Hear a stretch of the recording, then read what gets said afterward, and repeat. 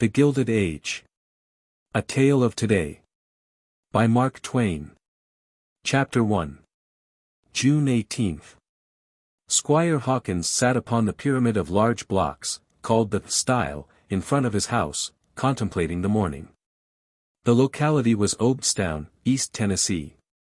You would not know that Obstown stood on the top of a mountain, for there was nothing about the landscape to indicate it, but it did, a mountain that stretched abroad over whole counties, and rose very gradually. The district was called the Knobs of East Tennessee, and had a reputation like Nazareth, as far as turning out any good thing was concerned. The squire's house was a double log cabin, in a state of decay. 2 or 3 gaunt hounds lay asleep about the threshold, and lifted their heads sadly whenever Mrs. Hawkins or the children stepped in and out over their bodies.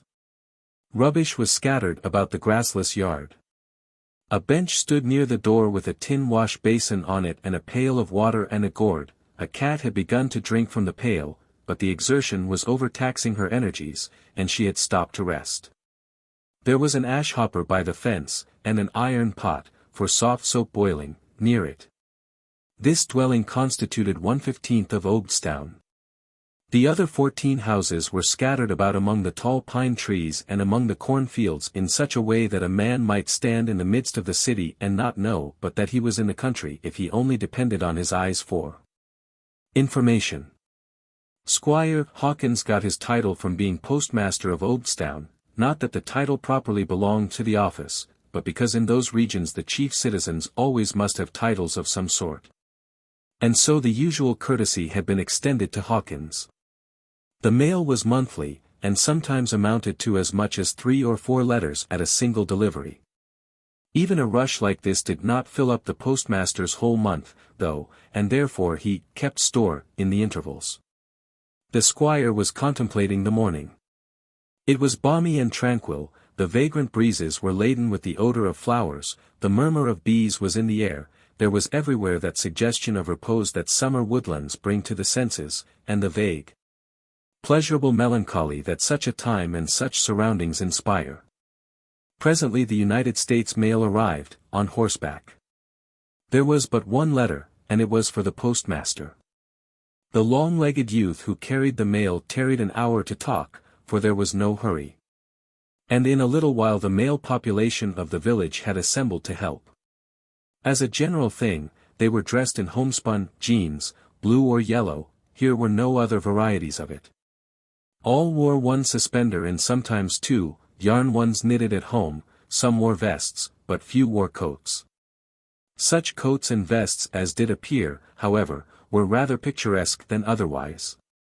For they were made of tolerably fanciful patterns of calico, a fashion which prevails there to this day among those of the community who have tastes above the common level and are able to afford style. Every individual arrived with his hands in his pockets. A hand came out occasionally for a purpose, but it always went back again after service. And if it was the head that was served, just the cant that the dilapidated straw hat got by being uplifted and rooted under, was retained until the next call altered the inclination. Many hats were present, but none were erect and no 2 were canted just alike. We are speaking impartially of men, youths, and boys. And we are also speaking of these 3 estates when we say that every individual was either chewing natural leaf tobacco prepared on his own premises, or smoking the same in a corn-cob pipe. Few of the men wore whiskers, none wore mustaches. Some had a thick jungle of hair under the chin and hiding the throat, the only pattern recognized there as being the correct thing in whiskers, but no part of any individual's face had seen a razor for a week. These neighbors stood a few moments looking at the mail carrier reflectively while he talked. But fatigue soon began to show itself, and one after another they climbed up and occupied the top rail of the fence, hump-shouldered and grave, like a company of buzzards assembled for supper and listening for the death rattle. Old Damrell said, "There hain't no news 'bout the jedge, hit ain't likely. Can't tell for sartin, some thinks he's gwine to be long torically, and some thinks he hain't. Russ Mosley he told ol' Hanks he mought get to Obed's tomorrow or next day he reckoned. Well, I wished I knowed. I got a prime sow and pigs in the coat house, and I hain't got no place for to put 'em. If the jedge is a gwine to hold coat, I got to roust 'em out, I reckon. But tomorrow'll do, I 'spect. The speaker bunched his thick lips together like the stem end of a tomato and shot a bumblebee dead that had lit on a weed 7 feet away. One after another the several chewers expressed a charge of tobacco juice and delivered it at the deceased with steady aim and faultless accuracy. "What's a stirrin' down 'bout the forks?" continued old Damrell. "Well, I dunno, Scaisley. Old Drake Higgins he's been down to Shelby last week. Tuck his crap down, couldn't get shet the most hit wasn't no time for to sell, he say, so he'd fotch it back agin, loan to wait till fall. Talks 'bout goin' to Missouri, lots ems talkin' that, away down thar, ol' Higgins say. Can't make a livin' here no mo, sich times as these. See Higgins he's been over to Kaintuck and married a high-toned gal thar, out'n the fust families, and he's come back to the Forks with just a hell's mint whoop jamboree notions, folks says. He's tuckin' fixed up the ol' house like they does in Kaintuck, he say, and there's been folks come clear from Turpentine for to see it. He's tuckin' gawned it all over on the inside with plasterin'. What's plasterin'? I dunno. Hit's what he calls it. Ol' Mam Higgins, she tole me. She say she wasn't gwine to hang out in no sich a dern hole like a hog. Says it's mud, or some sich kind nastiness that sticks on and covers up everything. Plasterin', she calls it. This marvel was discussed at considerable length, and almost with animation. But presently there was a dog fight over in the neighborhood of the blacksmith shop, and the visitors slid off their perch like so many turtles and strode to the battlefield with an interest bordering on eagerness. The squire remained, and read his letter. Then he sighed, and sat long in meditation. At intervals he said, "Missouri. Missouri. Well, well, well, everything is so uncertain." At last he said, "I believe I'll do it. A man will just rot, here.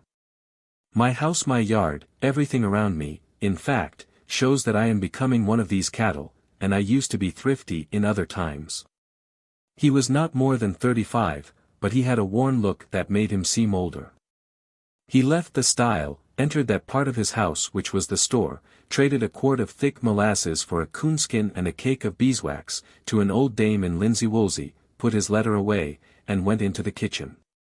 His wife was there, constructing some dried apple pies. A slovenly urchin of 10 was dreaming over a rude weather vane of his own contriving. His small sister, close upon 4 years of age, was sopping cornbread in some gravy left in the bottom of a frying pan, trying hard not to sop over a finger mark that divided the pan through the middle, for the other side belonged to the brother, whose musings made him forget his stomach for the moment. A Negro woman was busy cooking, at a vast fireplace. Shiftlessness and poverty reigned in the place. "Nancy, I've made up my mind. The world is done with me, and perhaps I ought to be done with it. But no matter, I can wait. I am going to Missouri. I won't stay in this dead country and decay with it. I've had it on my mind some time. I'm going to sell out here for whatever I can get, and buy a wagon and team and put you and the children in it and start. Anywhere that suits you, suits me, see. And the children can't be any worse off in Missouri than they are here, I reckon." Motioning his wife to a private conference in their own room, Hawkins said, "No, they'll be better off. I've looked out for them, Nancy," and his face lighted. "Do you see these papers? Well, they are evidence that I have taken up 75,000 acres of land in this county. Think what an enormous fortune it will be some day." "Why, Nancy, enormous don't express it, the word's too tame. I tell your Nancy. For goodness sake, see. Wait, Nancy, wait, let me finish. I've been secretly bailing and fuming with this grand inspiration for weeks, and I must talk or I'll burst. I haven't whispered to a soul, not a word, have had my countenance under lock and key, for fear it might drop something that would tell even these animals here how to discern the gold mine that's glaring under their noses. Now all that is necessary to hold this land and keep it in the family is to pay the trifling taxes on it yearly, $5 or $10, the whole tract would not sell for over 1/3 of a cent an acre now. But some day people will be glad to get it for $20, $50, $100 an acre. What should you say to, here he dropped his voice to a whisper and looked anxiously around to see that there were no eavesdroppers, $1,000 an acre. Well, you may open your eyes and stare.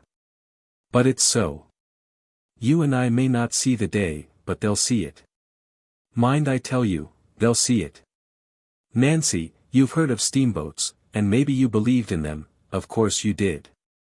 You've heard these cattle here scoff at them and call them lies and humbugs, but they're not lies and humbugs, they're a reality, and they're going to be a more wonderful thing some day than they are now.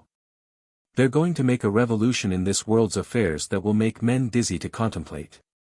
I've been watching while some people slept, and I know what's coming. Even you and I will see the day that steamboats will come up that little Turkey River to within 20 miles of this land of ours, and in high water they'll come right to it. And this is not all, Nancy, it isn't even half. There's a bigger wonder, the railroad. These worms here have never even heard of it, and when they do they'll not believe in it. But it's another fact. Coaches that fly over the ground 20 miles an hour, heavens and earth, think of that, Nancy. 20 miles an hour. It makes a man's brain whirl. Some day, when you and I are in our graves, there'll be a railroad stretching hundreds of miles, all the way down from the cities of the northern states to New Orleans, and it's got to run within 30 miles of this land, maybe even touch a corner of it. Well, do you know, they've quit burning wood in some places in the eastern states? And what do you suppose they burn? Coal. He bent over and whispered again, there's worlds of it on this land. You know that black stuff that crops out of the bank of the branch, well, that's it. You've taken it for rocks, so has everybody here, and they've built little dams and such things with it. One man was going to build a chimney out of it. Nancy, I expect I turned as white as a sheet. Why, it might have caught fire and told everything. I showed him it was too crumbly. Then he was going to build it of copper ore, splendid yellow 40% ore. There's fortunes upon fortunes of copper ore on our land. It scared me to death, the idea of this fool starting a smelting furnace in his house without knowing it, and getting his dull eyes opened. And then he was going to build it of iron ore. There's mountains of iron ore here, Nancy, whole mountains of it. I wouldn't take any chances. I just stuck by him, I haunted him, I never let him alone till he built it of mud and sticks like all the rest of the chimneys in this dismal country. Pine forests, wheat land, corn land, iron, copper, coal, wait till the railroads come, and the steamboats. We'll never see the day, Nancy, never in the world, never, never, never, child. We've got to drag along, and eat crusts in toil and poverty, all hopeless and forlorn, but they'll ride in coaches, Nancy. They'll live like the princes of the earth, they'll be courted and worshipped. Their names will be known from ocean to ocean. Ah, well a day. Will they ever come back here, on the railroad and the steamboat, and say, this one little spot shall not be touched, this hovel shall be sacred, for here our father and our mother suffered for us, thought for us, laid the foundations of our future as solid as the hills. You are a great, good, noble soul, C. Hawkins, and I am an honored woman to be the wife of such a man, and the tears stood in her eyes when she said it. We will go to Missouri. You are out of your place, here, among these groping dumb creatures.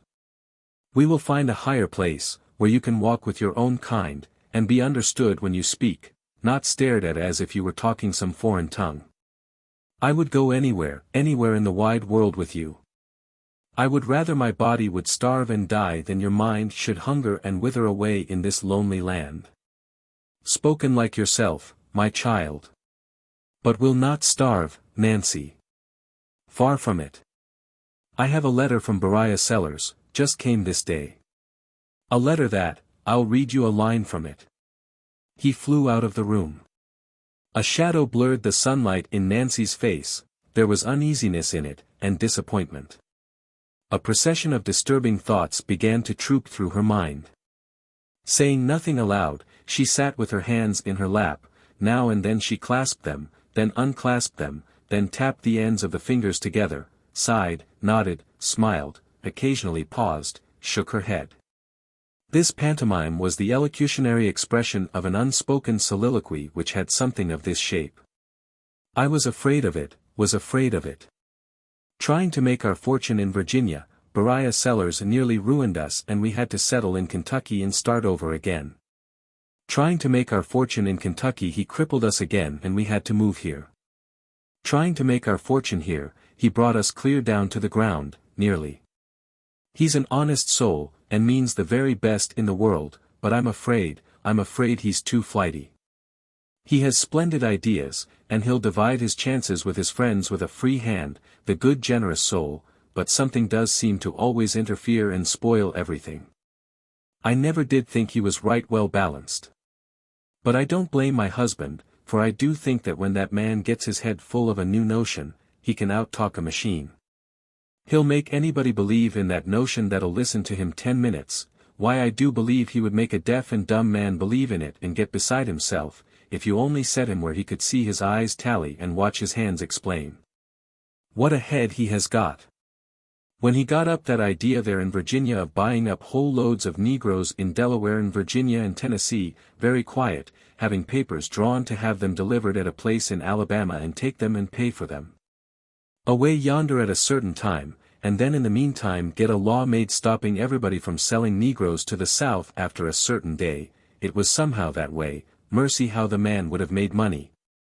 Negroes would have gone up to 4 prices. But after he'd spent money and worked hard, and traveled hard, and had heaps of Negroes all contracted for, and everything going along just right, he couldn't get the laws passed and down the whole thing tumbled. And there in Kentucky, when he raked up that old numbskull that had been inventing away at a perpetual motion machine for 22 years, and Beriah Sellers saw at a glance where just one more little cogwheel would settle the business.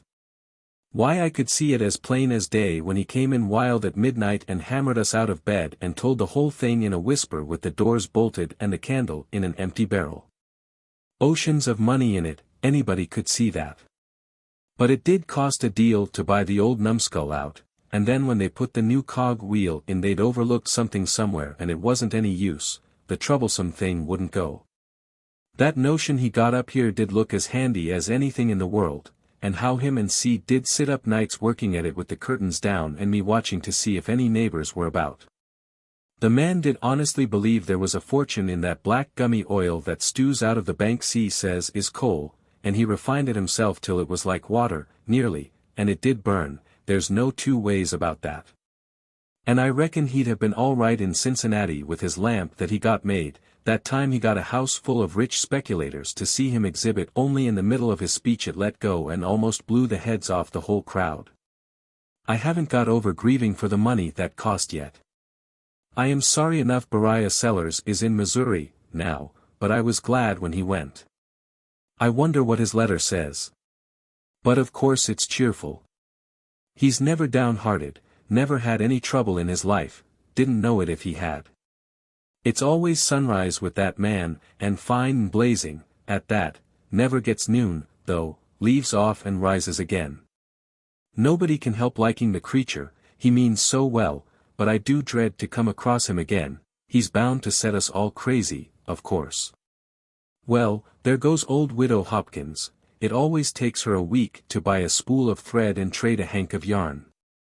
Maybe C can come with the letter, now. And he did. Widow Hawkins kept me, I haven't any patience with such tedious people. Now listen, Nancy, just listen at this. Come right along to Missouri. Don't wait and worry about a good price but sell out for whatever you can get, and come along, or you might be too late. Throw away your traps, if necessary, and come empty-handed. You'll never regret it. It's the grandest country, the loveliest land, the purest atmosphere, I can't describe it, no pen can do it justice. And it's filling up, every day, people coming from everywhere. I've got the biggest scheme on earth, and I'll take you in, I'll take in every friend I've got that's ever stood by me, for there's enough for all, and to spare. Mum's the word, don't whisper, keep yourself to yourself. You'll see. Come. Rush, hurry, don't wait for anything. It's the same old boy, Nancy, just the same old boy, ain't he? Yes, I think there's a little of the old sound about his voice yet. I suppose you'll still go, see? Go. Well, I should think so, Nancy. It's all a chance, of course, and chances haven't been kind to us, I'll admit, but whatever comes, old wife, they're provided for. Thank God for that. Amen, came low and earnestly. And with an activity and a suddenness that bewildered Oldstown and almost took its breath away. The Hawkinses hurried through with their arrangements in 4 short months and flitted out into the great mysterious blank that lay beyond the knobs of Tennessee. Chapter 2. Toward the close of the 3rd day's journey the wayfarers were just beginning to think of camping, when they came upon a log cabin in the woods. Hawkins drew rein and entered the yard. A boy about 10 years old was sitting in the cabin door with his face bowed in his hands. Hawkins approached, expecting his footfall to attract attention, but it did not. He halted a moment, and then said, "Come, come, little chap, you mustn't be going to sleep before sundown." With a tired expression the small face came up out of the hands, a face down which tears were flowing. "Ah, I'm sorry I spoke so, my boy. Tell me, is anything the matter?" The boy signified with a scarcely perceptible gesture that the trouble was in the house, and made room for Hawkins to pass. Then he put his face in his hands again and rocked himself about as one suffering a grief that is too deep to find help in moan or groan or outcry. Hawkins stepped within. It was a poverty-stricken place. 6 or 8 middle-aged country people of both sexes were grouped about an object in the middle of the room.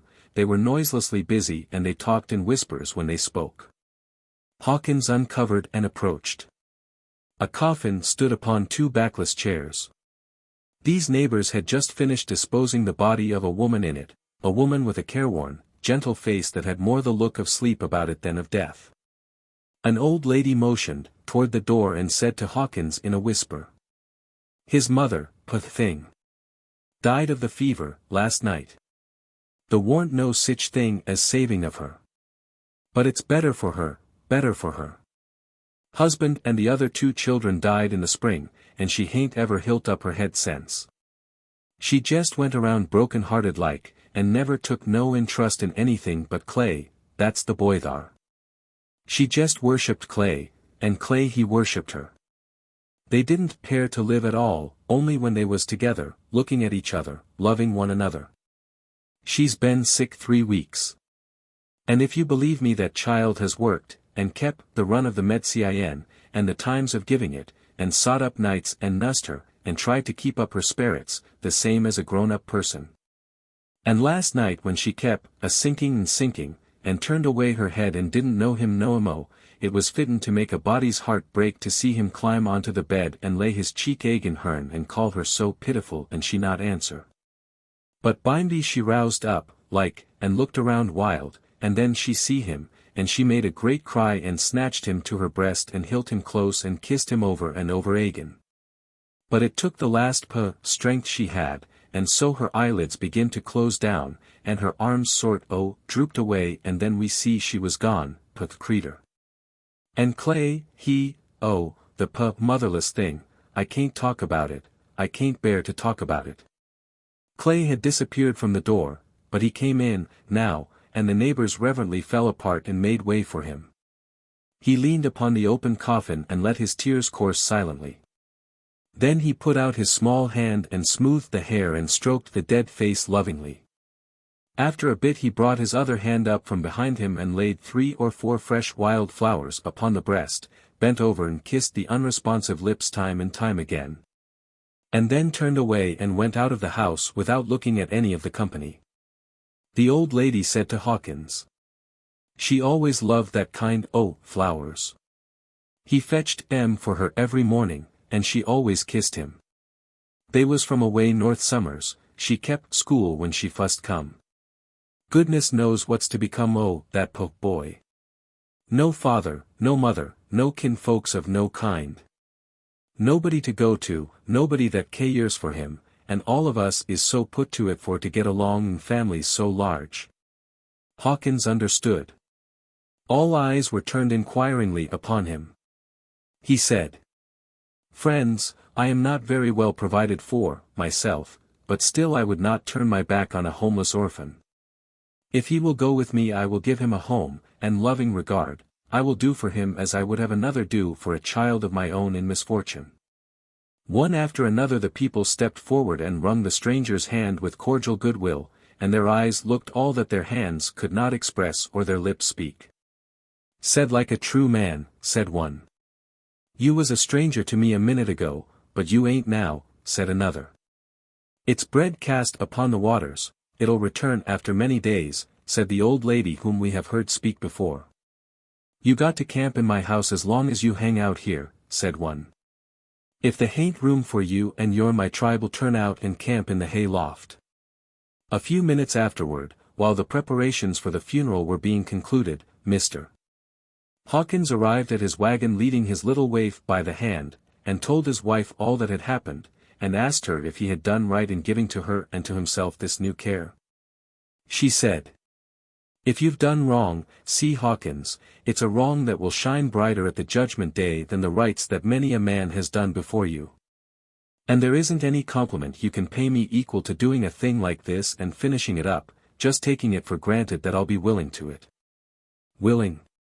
Come to me, you poor motherless boy, and let me take your grief and help you carry it."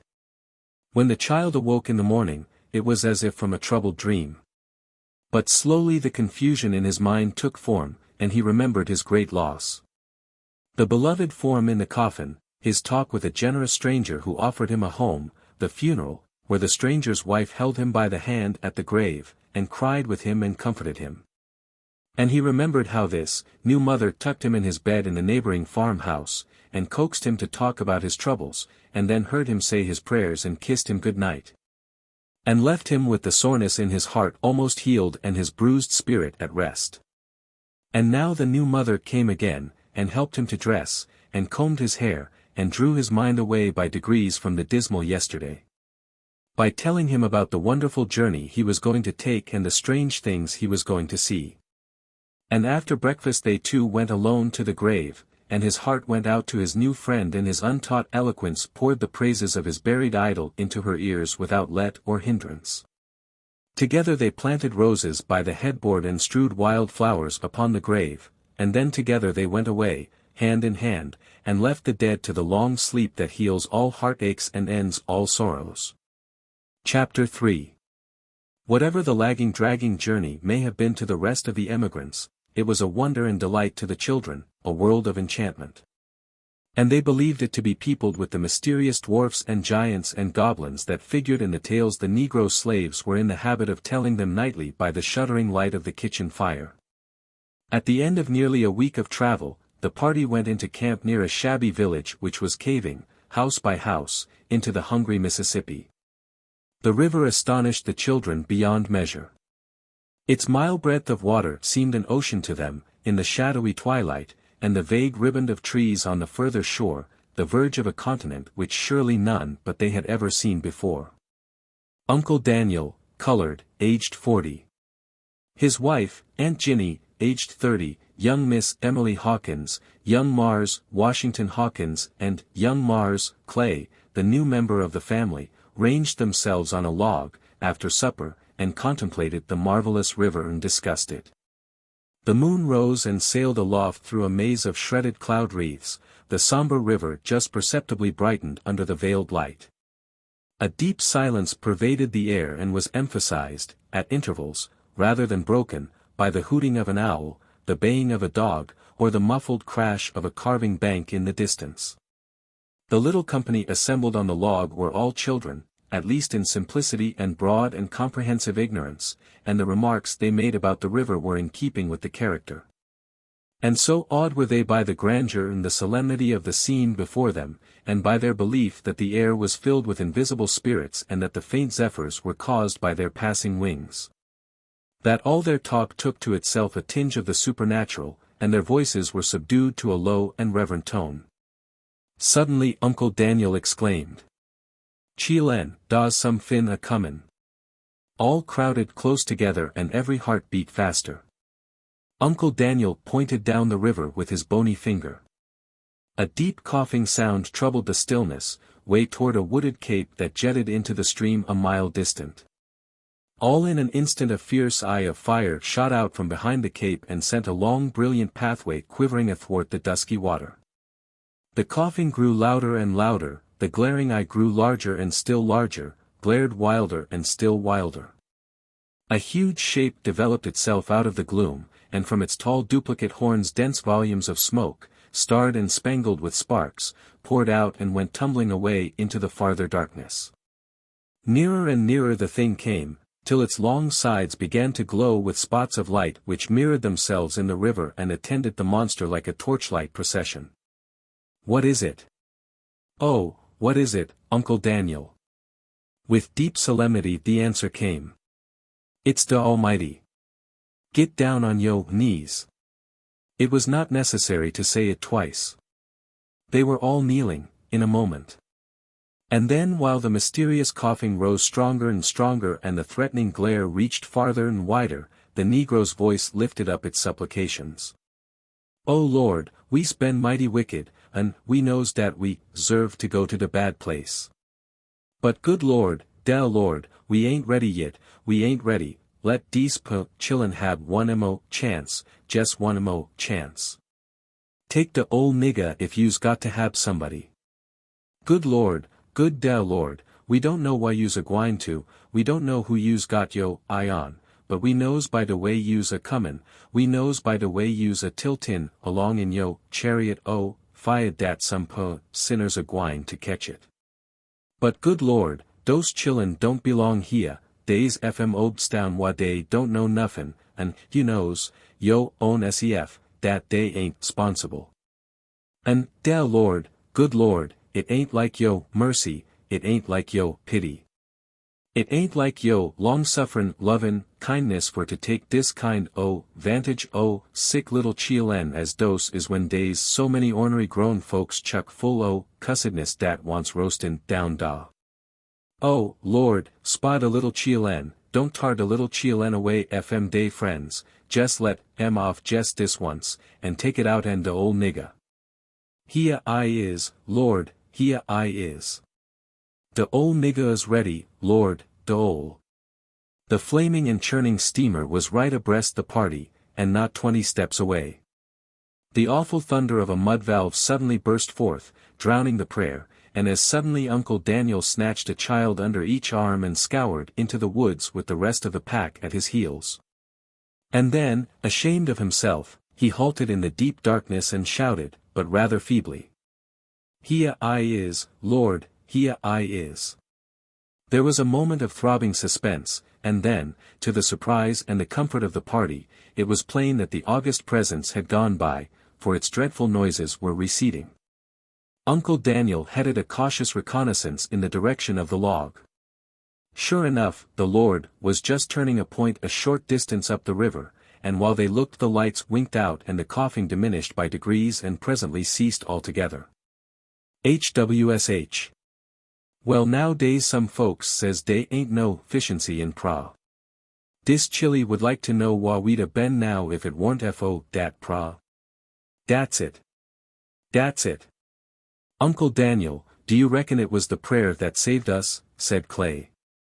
Does I reckon? Don't I know it? Wha was yo' eyes? Warn't the Lord jes a cumin chow? Chow. Chow. An' a-goin' on turble, an' do the Lord carry on dat way, doubt dey's somefin don't suit him? An' warn't he a-lookin' right at dis gang here, an' warn't he jes a-reachin' for him?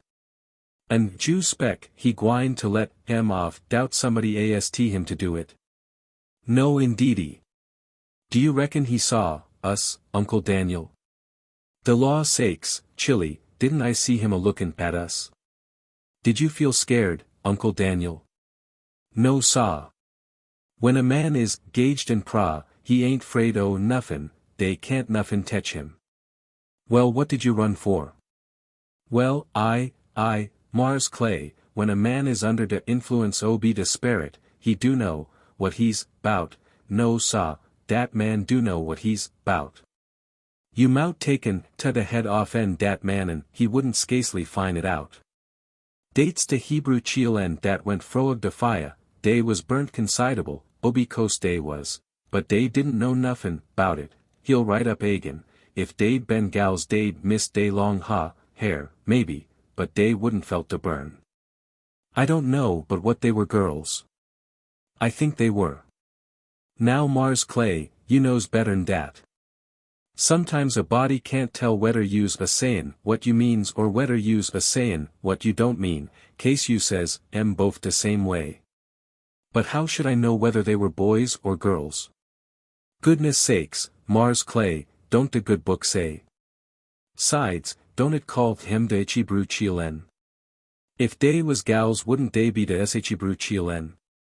Some people dat kin read don't pair to take no notice when dey do read. Well, Uncle Daniel, I think that, my. Here comes another one up the river. There can't be two. We gone dis time, we done gone dis time, show. Dey ain't two, Mars Clay, dey's de same one. The Lord kin pair Eberywa in a second. Goodness, how do fire and de smoke do belch up? Dat mean business, honey. He comin' now like he fo got some fin. Come long, chielen, time you's gwine to roos. Go long wid you, ol' Uncle Daniel gwine out in de woods to wrastle in pra, de ol' nigger gwine to do what he kin to sabe you agin. He did go to the woods and pray, but he went so far that he doubted, himself, if the Lord heard him when he went by. Chapter 4. Seventhly, before his voyage, he should make his peace with God, satisfy his creditors if he be in debt. Pray earnestly to God to prosper him in his voyage, and to keep him from danger, and, if he be sui juris he should make his last will, and wisely order all his affairs, since many that go far abroad, return not home. This good and Christian counsel is given by Martinus Sciolarus in his Academical Canons before his itinerary of Spain and Portugal. Early in the morning Squire Hawkins took passage in a small steamboat, with his family and his 2 slaves, and presently the bell rang, the stage plank was hauled in, and the vessel proceeded up the river. The children and the slaves were not much more at ease after finding out that this monster was a creature of human contrivance than they were the night before when they thought it the Lord of heaven and earth. They started, in fright, every time the gauge-cock sent out an angry hiss, and they quaked from head to foot when the mud-valves thundered. The shivering of the boat under the beating of the wheels was sheer misery to them. But of course familiarity with these things soon took away their terrors, and then the voyage at once became a glorious adventure, a royal progress through the very heart and home of romance, a realization of their rosiest wonder dreams. They sat by the hour in the shade of the pilot house on the hurricane deck and looked out over the curving expanses of the river sparkling in the sunlight. Sometimes the boat fought the midstream current, with a verdant world on either hand, and remote from both. Sometimes she closed in under a point, where the dead water and the helping eddies were, and shaved the banks so closely that the decks were swept by the jungle of overhanging willows and littered with a spoil of leaves. Departing from these points she regularly crossed the river every 5 miles, avoiding the bite of the great bines and thus escaping the strong current. Sometimes she went out and skirted a high, bluff, sandbar in the middle of the stream, and occasionally followed it up a little too far and touched upon the shoal water at its head, and then the intelligent craft refused to run herself aground. But smelt the bar, and straightway the foamy streak that streamed away from her bows vanished, a great foamless wave rolled forward and passed her under way, and in this instant she leaned far over on her side. Shied from the bar and fled square away from the danger like a frightened thing, and the pilot was lucky if he managed to straighten her up before she drove her nose into the opposite bank.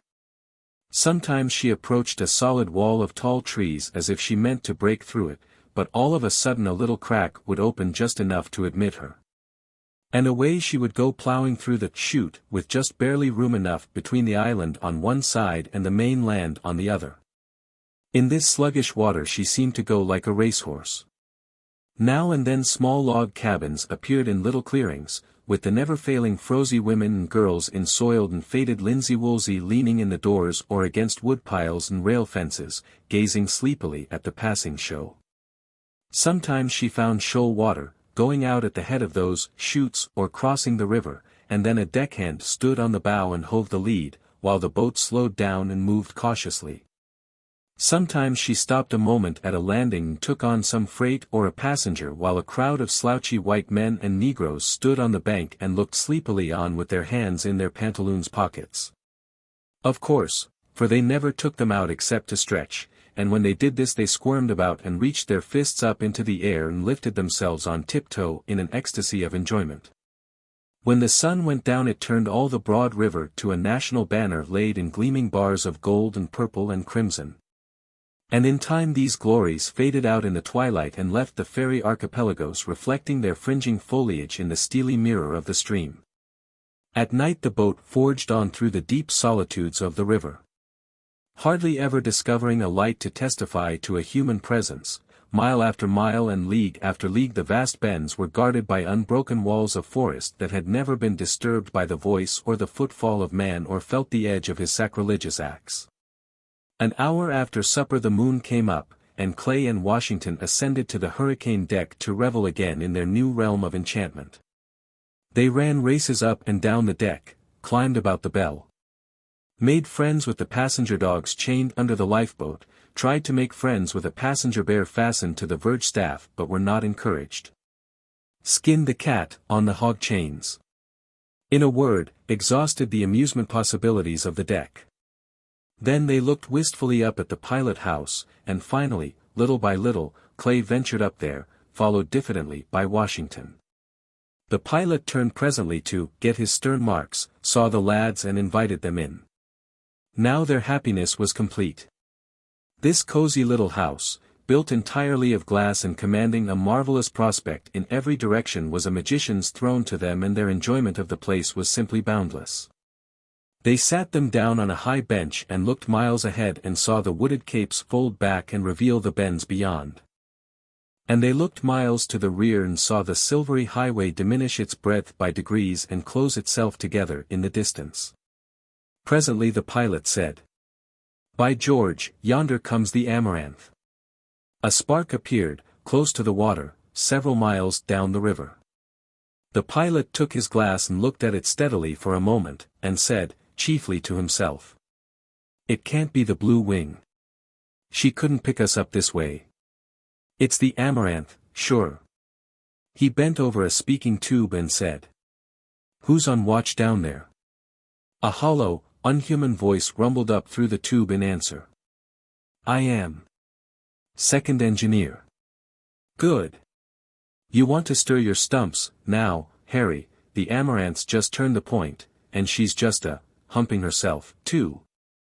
The pilot took hold of a rope that stretched out forward, jerked it twice, and two mellow strokes of the big bell responded. A voice out on the deck shouted, "Stand by, down there, with that labboard lead." "No, I don't want the lead," said the pilot, "I want you." Roused out the old man, "Tell him the Amaranth's coming. And go and call Jim, tell him." "Aye, sir."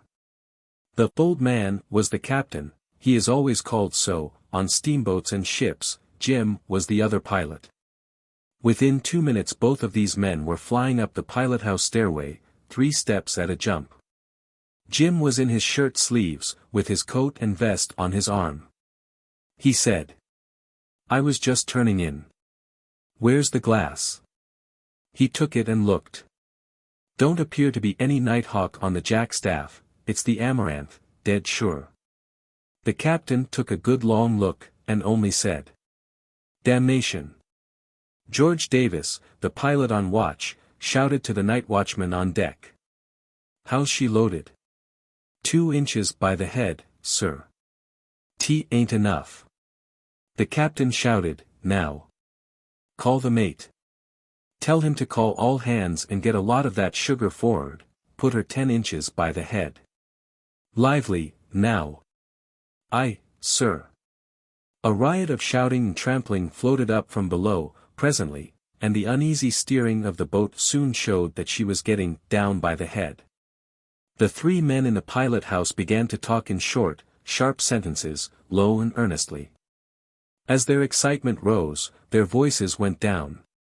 As fast as one of them put down the spyglass another took it up, but always with a studied air of calmness. Each time the verdict was, "She's a-gaining." The captain spoke through the tube. "What steam are you carrying?" 142, sir. "But she's getting hotter and hotter all the time." The boat was straining and groaning and quivering like a monster in pain. Both pilots were at work now, one on each side of the wheel, with their coats and vests off, their bosoms and collars wide open and the perspiration flowing down their faces. They were holding the boat so close to the shore that the willows swept the guards almost from stem to stern. "Stand by," whispered George. "All ready," said Jim, under his breath. "Let her come." The boat sprang away from the bank like a deer, and darted in a long diagonal toward the other shore. She closed in again and thrashed her fierce way along the willows as before. The captain put down the glass. "Lord, how she walks up on us. I do hate to be beat." "Jim," said George, looking straight ahead, watching the slightest yawing of the boat and promptly meeting it with the wheel, "how'll it do to try murderer's shoot?" "Well, it's taking chances. How was the cottonwood stump on the false point below Boardman's Island this morning? Water just touching the roots. Well, it's pretty close work. That gives 6 feet scant in the head of murderer's shoot. We can just barely rub through if we hit it exactly right. But it's worth trying. She don't dare tackle it." Meaning the Amaranth. In another instant the Boreas plunged into what seemed a crooked creek, and the Amaranth's approaching lights were shut out in a moment. Not a whisper was uttered, now, but the 3 men stared ahead into the shadows and 2 of them spun the wheel back and forth with anxious watchfulness while the steamer tore along. The chute seemed to come to an end every 50 yards, but always opened out in time. Now the head of it was at hand. George tapped the big bell 3 times, 2 leadsmen sprang to their posts, and in a moment their weird cries rose on the night air and were caught up and repeated by 2 men on the upper deck. "No bottom. DEP 4. Half 3. Quarter 3. Mark under water 3. Half Twain. Quarter Twain. Dash." Davis pulled a couple of ropes, there was a jingling of small bells far below, the boat's speed slackened, and the pent steam began to whistle and the gauge-cocks to scream. "By the Mark Twain. Quar, her, less Twain. 8.5. 8 feet. 7.5. Another jingling of little bells and the wheels ceased turning altogether. The whistling of the steam was something frightful now, it almost drowned all other noises. "Stand by to meet her." George had the wheel hard down and was standing on a spoke. "All ready." The boat hesitated, seemed to hold her breath, as did the captain and pilots, and then she began to fall away to starboard and every eye lighted. "Now then, meet her. Meet her. Snatch her." The wheel flew to port so fast that the spokes blended into a spider web, the swing of the boat subsided, she steadied herself. 7 feet. 6.5. 6 feet. 6 F. Bang! She hit the bottom. George shouted through the tube. "Spread her wide open. Whale it at her. Pow wow chow." The escape pipes belched snowy pillars of steam aloft, the boat ground and surged and trembled, and slid over into Mark Twain. "Quarter her." Tap. Tap. Tap. To signify, lay in the leads. And away she went, flying up the willow shore, with the whole silver sea of the Mississippi stretching abroad on every hand. No amaranth in sight. "Ha, boys, we took a couple of tricks that time," said the captain. And just at that moment a red glare appeared in the head of the chute and the amaranth came springing after them. "Well, I swear. Jim, what is the meaning of that?" "I'll tell you what's the meaning of it. That hail we had at Napoleon was Wash Hastings, wanting to come to Cairo, and we didn't stop. He's in that pilot house, now, showing those mud turtles how to hunt for easy water. That's it. I thought it wasn't any slouch that was running that middle bar in Hog-Eye Bend. If it's Wash Hastings, well, what he don't know about the river ain't worth knowing. A regular gold leaf, kid glove, diamond breastpin pilot Wash Hastings is. We won't take any tricks off of him, old man. I wish I'd a stopped for him, that's all." The Amaranth was within 300 yards of the Boreas, and still gaining.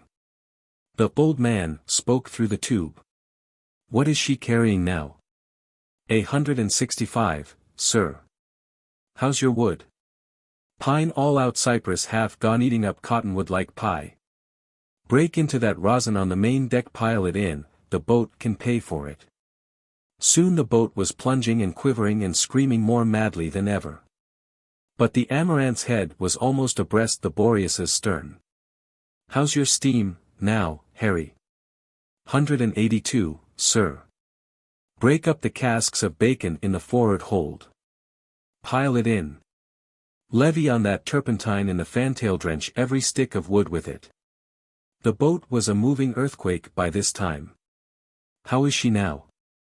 196 and still a swelling, water, below the middle gauge cocks, carrying every pound she can stand, nigger roosting on the safety valve." "Good.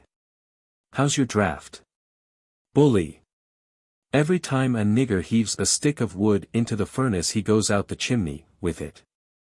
The Amaranth drew steadily up till her jackstaff breasted the Boreas's wheelhouse, climbed along inch by inch till her chimneys breasted it, crept along, further and further, till the boats were wheel to wheel, and then they closed up with a heavy jolt and locked together tight and fast in the middle of the big river under the flooding moonlight. A roar and a hurrah went up from the crowded decks of both steamers, all hands rushed to the guards to look and shout and gesticulate, the weight careened the vessels over toward each other, officers flew hither and thither cursing and storming, trying to drive the people amidships. Both captains were leaning over their railings, shaking their fists, swearing and threatening. Black volumes of smoke rolled up and canopied the scene. Delivering a rain of sparks upon the vessels, 2 pistol shots rang out.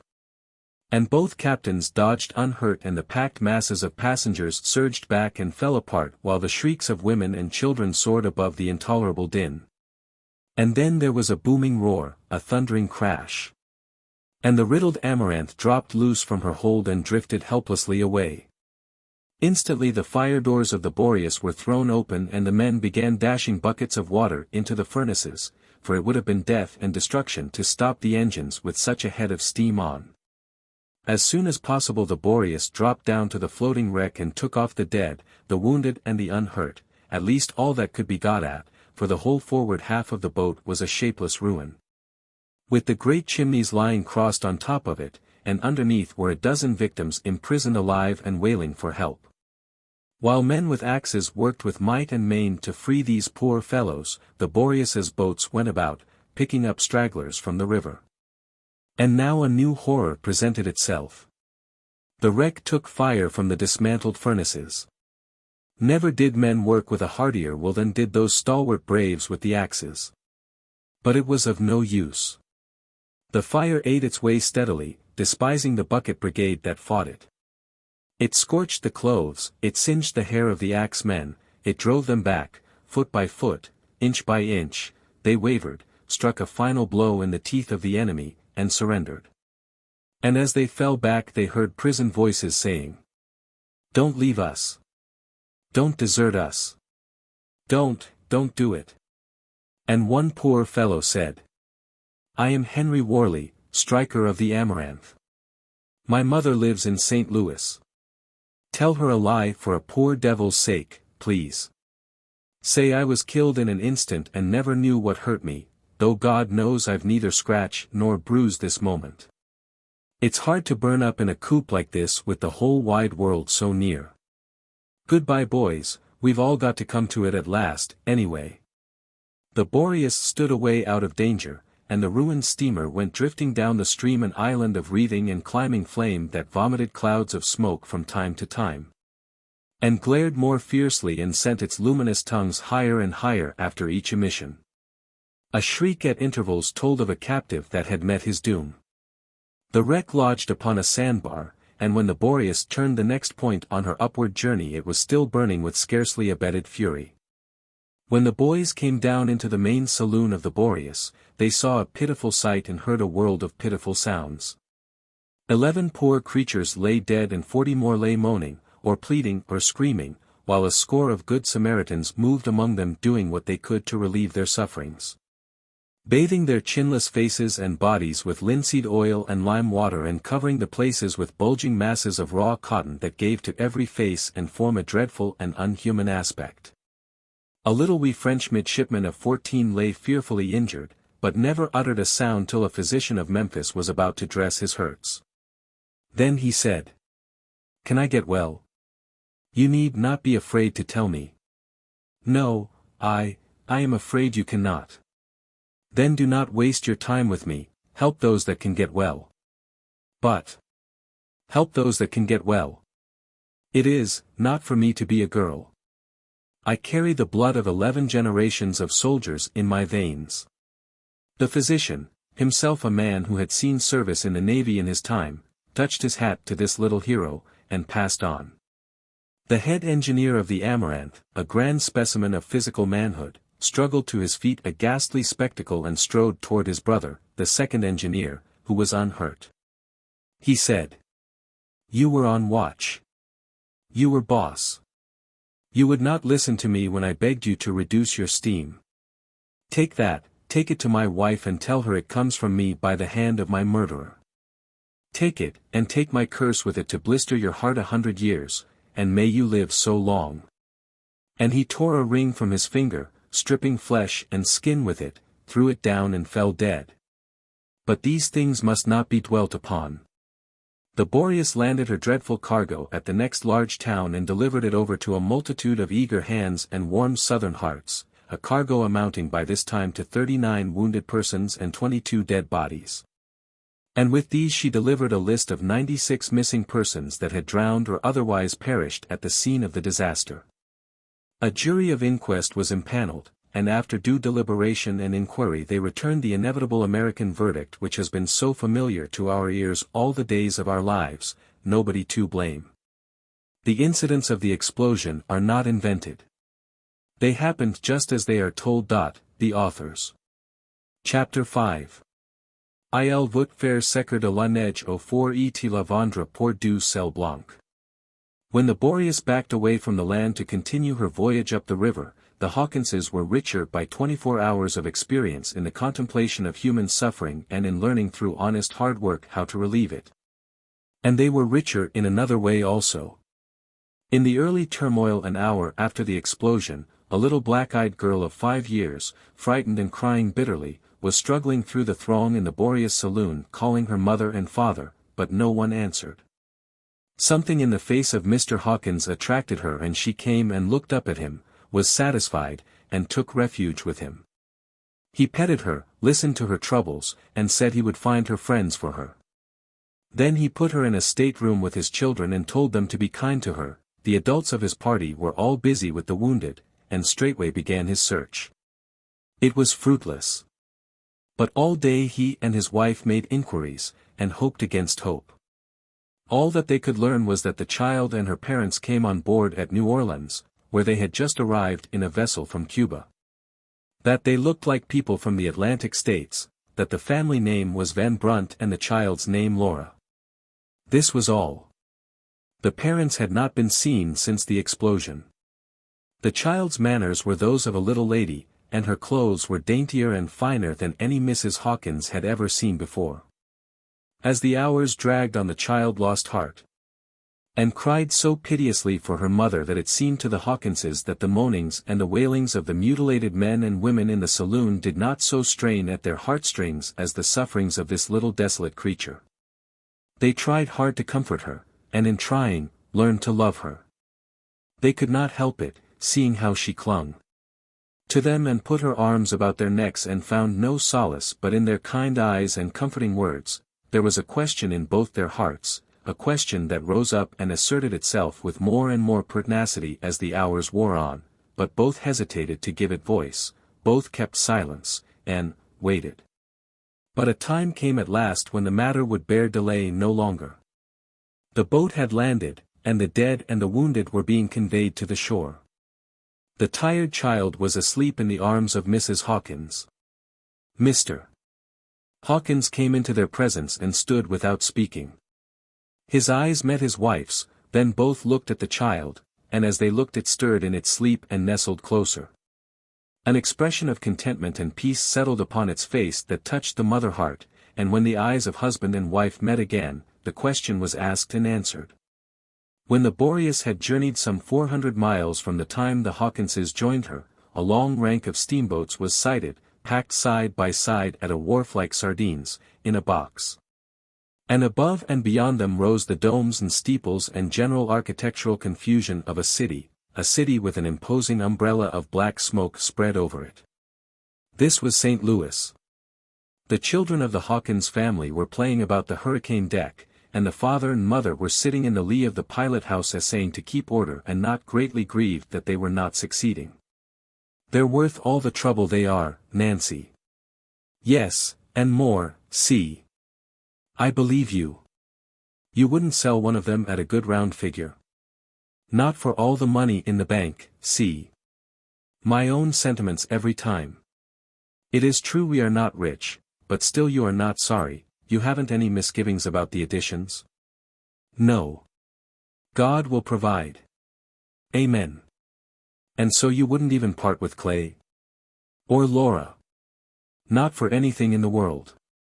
I love them just the same as I love my own. They pet me and spoil me even more than the others do, I think. I reckon we'll get along, see. Oh yes, it will all come out right, old mother. I wouldn't be afraid to adopt 1,000 children if I wanted to, for there's that Tennessee land, you know, enough to make an army of them rich." "A whole army, Nancy. You and I will never see the day, but these little chaps will." "Indeed they will. One of these days it will be the rich Miss Emily Hawkins, and the wealthy Miss Laura Van Brunt Hawkins, and the Honorable George Washington Hawkins, millionaire, and Governor Henry Clay Hawkins, millionaire. That is the way the world will word it. Don't let's ever fret about the children, Nancy, never in the world. They're all right.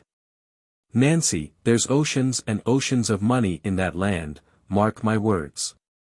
The children had stopped playing, for the moment, and drawn near to listen. Hawkins said, "Washington, my boy, what will you do when you get to be one of the richest men in the world?" "I don't know, father.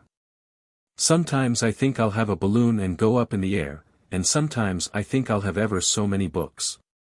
And sometimes I think I'll have ever so many weathercocks and water wheels, or have a machine like that one you and Colonel Sellers bought, and sometimes I think I'll have, well, somehow I don't know, somehow I ain't certain.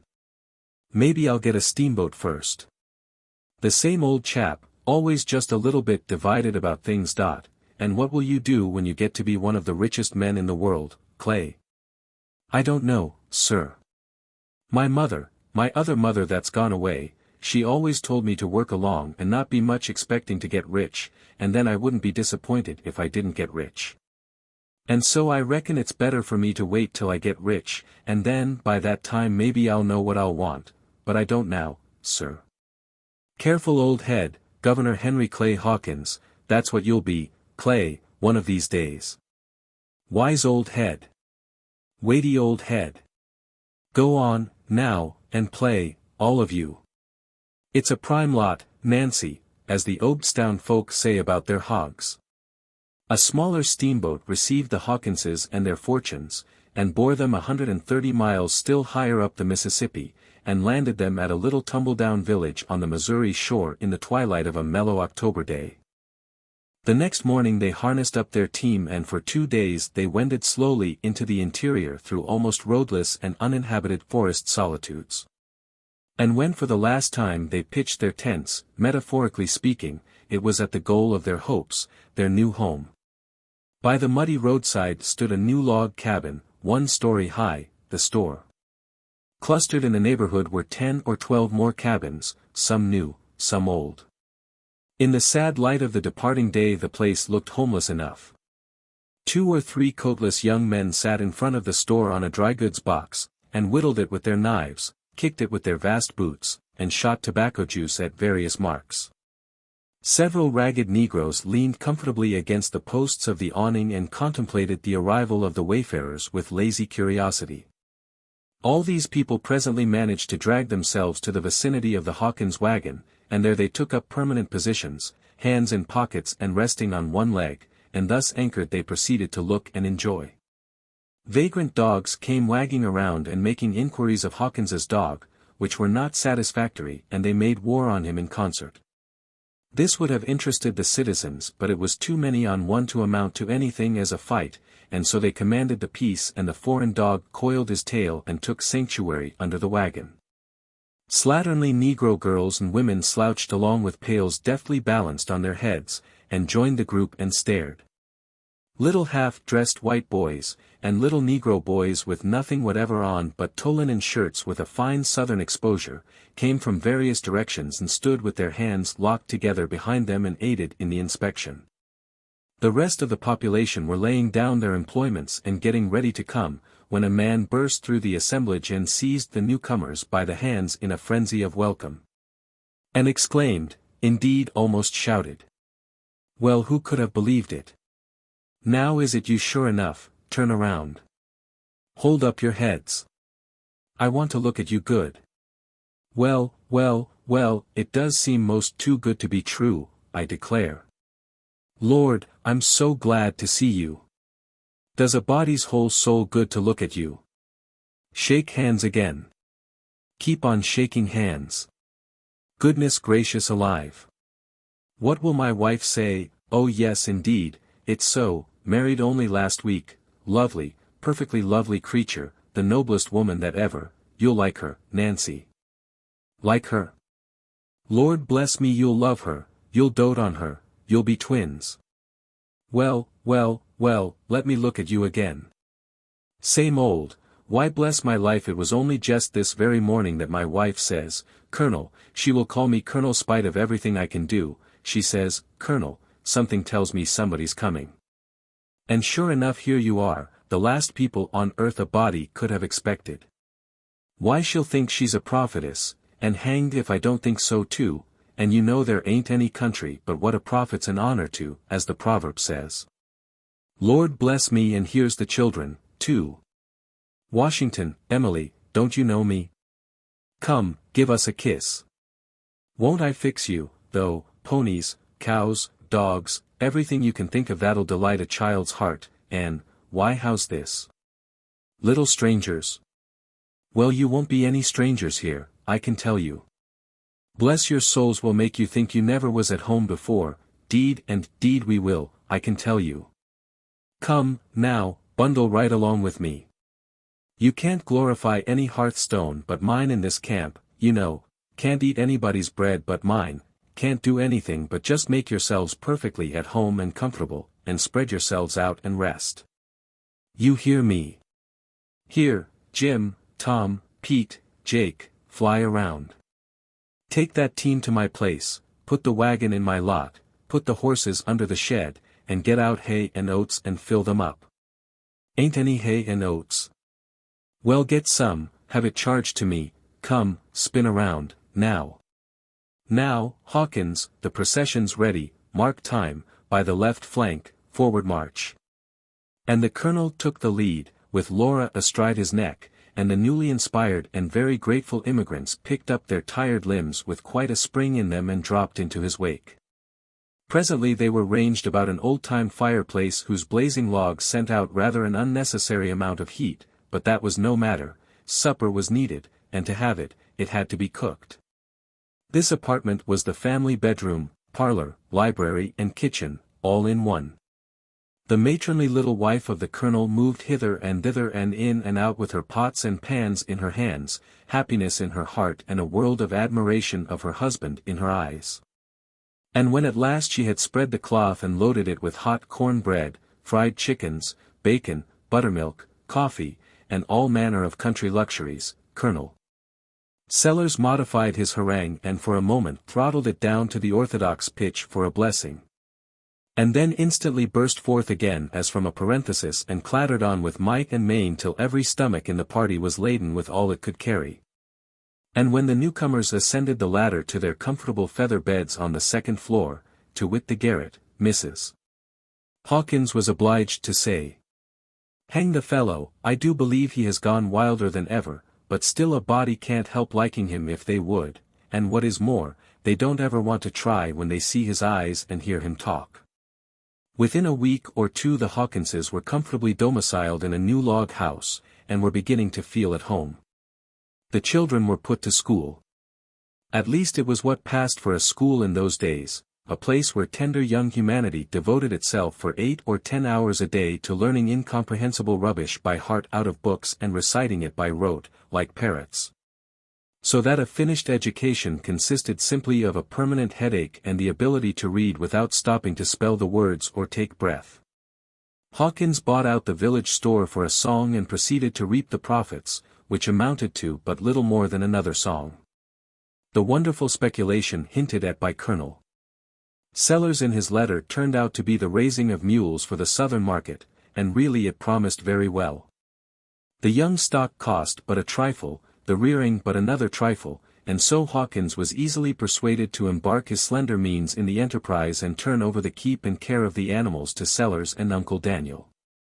All went well, business prospered little by little. Hawkins even built a new house, made it 2 full stories high and put a lightning rod on it. People came 2 or 3 miles to look at it. But they knew that the rod attracted the lightning, and so they gave the place a wide berth in a storm. For they were familiar with marksmanship and doubted if the lightning could hit that small stick at a distance of 1.5 miles oftener than once in 150 times. Hawkins fitted out his house with store furniture from St. Louis, and the fame of its magnificence went abroad in the land.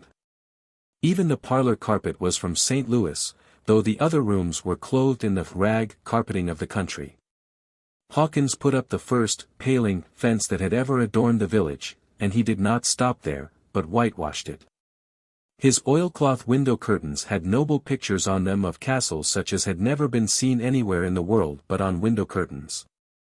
Hawkins enjoyed the admiration these prodigies compelled, but he always smiled to think how poor and cheap they were, compared to what the Hawkins mansion would display in a future day after the Tennessee land should have borne its minted fruit. Even Washington observed, once, that when the Tennessee land was sold he would have a store carpet in his and Clay's room like the one in the parlor. This pleased Hawkins, but it troubled his wife. It did not seem wise, to her, to put one's entire earthly trust in the Tennessee land and never think of doing any work. Hawkins took a weekly Philadelphia newspaper and a semi-weekly St. Louis journal, almost the only papers that came to the village, though Godey's Lady's Book found a good market there and was regarded as the perfection of polite literature by some of the ablest critics in the place. Perhaps it is only fair to explain that we are writing of a bygone age, some 20 or 30 years ago. In the 2 newspapers referred to lay the secret of Hawkins's growing prosperity. They kept him informed of the condition of the crops south and east, and thus he knew which articles were likely to be in demand and which articles were likely to be unsaleable, weeks and even months in advance of the simple folk about him. As the months went by he came to be regarded as a wonderfully lucky man. It did not occur to the citizens that brains were at the bottom of his luck. His title of squire came into vogue again, but only for a season. For, as his wealth and popularity augmented, that title, by imperceptible stages, grew up into judge, indeed it bade fair to swell into general, by and by. All strangers of consequence who visited the village gravitated to the Hawkins mansion and became guests of the judge. Hawkins had learned to like the people of his section very much. They were uncouth and not cultivated, and not particularly industrious, but they were honest and straightforward, and their virtuous ways commanded respect. Their patriotism was strong, their pride in the flag was of the old-fashioned pattern, their love of country amounted to idolatry. Whoever dragged the national honor in the dirt won their deathless hatred. They still cursed Benedict Arnold as if he were a personal friend who had broken faith, but a week gone by. Chapter 6. We skip 10 years and this history finds certain changes to record. Judge Hawkins and Colonel Sellers have made and lost 2 or 3 moderate fortunes in the meantime and are now pinched by poverty. Sellers has 2 pairs of twins and 4 extras. In Hawkins's family are 6 children of his own and 2 adopted ones. From time to time, as fortune smiled, the elder children got the benefit of it, spending the lucky seasons at excellent schools in St. Louis and the unlucky ones at home in the chafing discomfort of straitened circumstances. Neither the Hawkins children nor the world that knew them ever supposed that one of the girls was of alien blood and parentage. Such difference as existed between Laura and Emily is not uncommon in a family. The girls had grown up as sisters, and they were both too young at the time of the fearful accident on the Mississippi to know that it was that which had thrown their lives together. And yet anyone who had known the secret of Laura's birth and had seen her during these passing years, say at the happy age of 12 or 13, would have fancied that he knew the reason why she was more winsome than her school companion. Philosophers dispute whether it is the promise of what she will be in the careless schoolgirl, that makes her attractive, the undeveloped maidenhood, or the mere natural, careless sweetness of childhood. If Laura at 12 was beginning to be a beauty, the thought of it had never entered her head. No, indeed. Her mind was filled with more important thoughts. To her simple schoolgirl dress she was beginning to add those mysterious little adornments of ribbon knots and earrings, which were the subject of earnest consultations with her grown friends.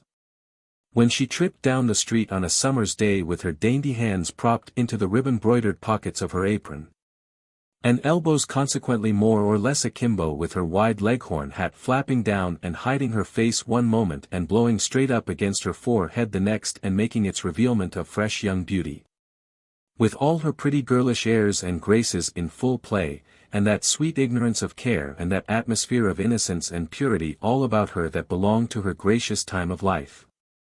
Indeed she was a vision to warm the coldest heart and bless and cheer the saddest. Willful, generous, forgiving, imperious, affectionate, improvident, bewitching, in short, was Laura at this period. Could she have remained there, this history would not need to be written. But Laura had grown to be almost a woman in these few years, to the end of which we have now come, years which had seen Judge Hawkins pass through so many trials. When the judge's first bankruptcy came upon him, a homely human angel intruded upon him with an offer of $1,500 for the Tennessee land. Mrs. Hawkins said take it. It was a grievous temptation, but the judge withstood it.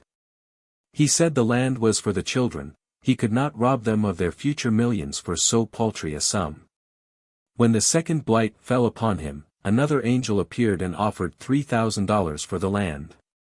He was in such deep distress that he allowed his wife to persuade him to let the papers be drawn, but when his children came into his presence in their poor apparel, he felt like a traitor and refused to sign. But now he was down again, and deeper in the mire than ever. He paced the floor all day, he scarcely slept at night. He blushed even to acknowledge it to himself, but treason was in his mind, he was meditating, at last, the sale of the land. Mrs. Hawkins stepped into the room. He had not spoken a word, but he felt as guilty as if she had caught him in some shameful act. She said, "See, I do not know what we are going to do. The children are not fit to be seen, their clothes are in such a state. But there's something more serious still. There is scarcely a bite in the house to eat. Why, Nancy, go to Johnson. Johnson indeed.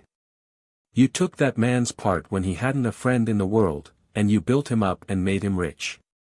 And here's the result of it, he lives in our fine house, and we live in his miserable log cabin. He has hinted to our children that he would rather they wouldn't come about his yard to play with his children, which I can bear, and bear easy enough. For they're not a sort we want to associate with much, but what I can't bear with any quietness at all, is his telling Frankie our bill was running pretty high this morning when I sent him for some meal, and that was all he said. 2. Didn't give him the meal, turned off and went to talking with the Hargrave girls about some stuff they wanted to cheapen. Nancy, this is astounding. And so it is, I warrant you. I've kept still, see, as long as ever I could. Things have been getting worse and worse, and worse and worse, every single day. I don't go out of the house, I feel so down. But you had trouble enough, and I wouldn't say a word, and I wouldn't say a word now, only things have got so bad that I don't know what to do, nor where to turn.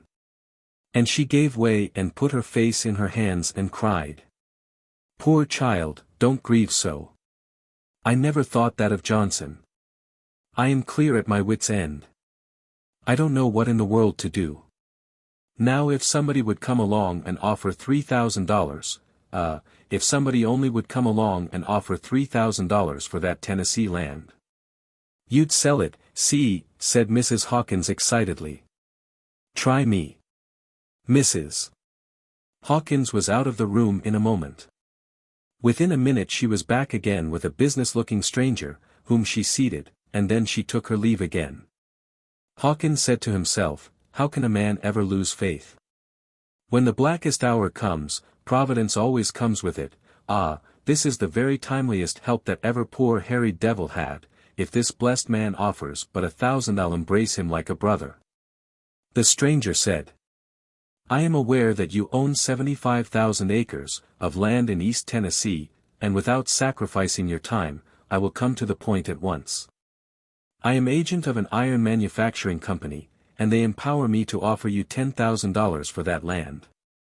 Hawkins's heart bounded within him. His whole frame was racked and wrenched with fettered hurrahs. His first impulse was to shout, done. And God blessed the iron company, too. But a something flitted through his mind, and his opened lips uttered nothing. The enthusiasm faded away from his eyes, and the look of a man who is thinking took its place.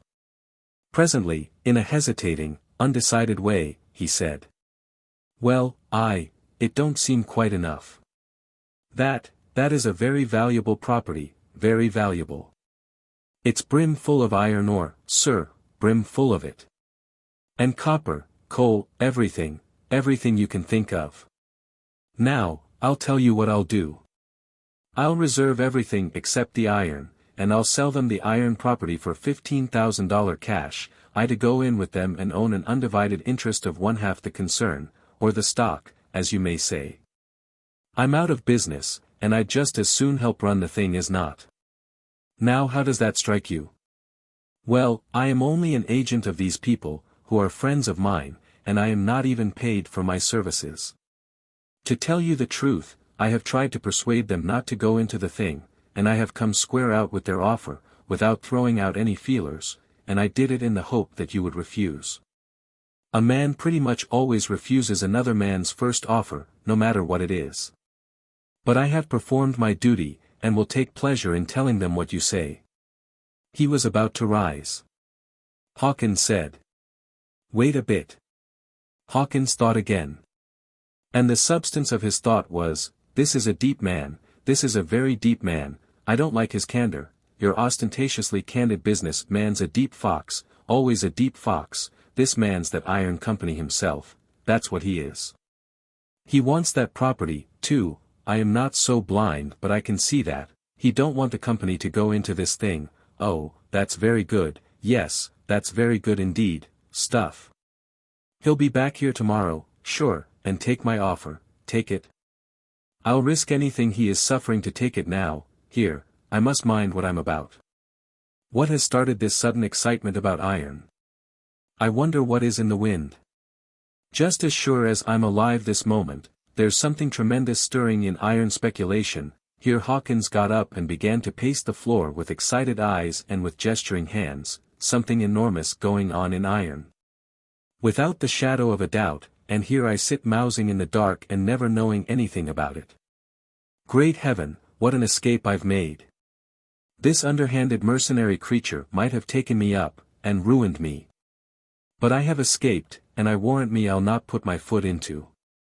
He stopped and turned toward the stranger, saying, I have made you a proposition, you have not accepted it, and I desire that you will consider that I have made none.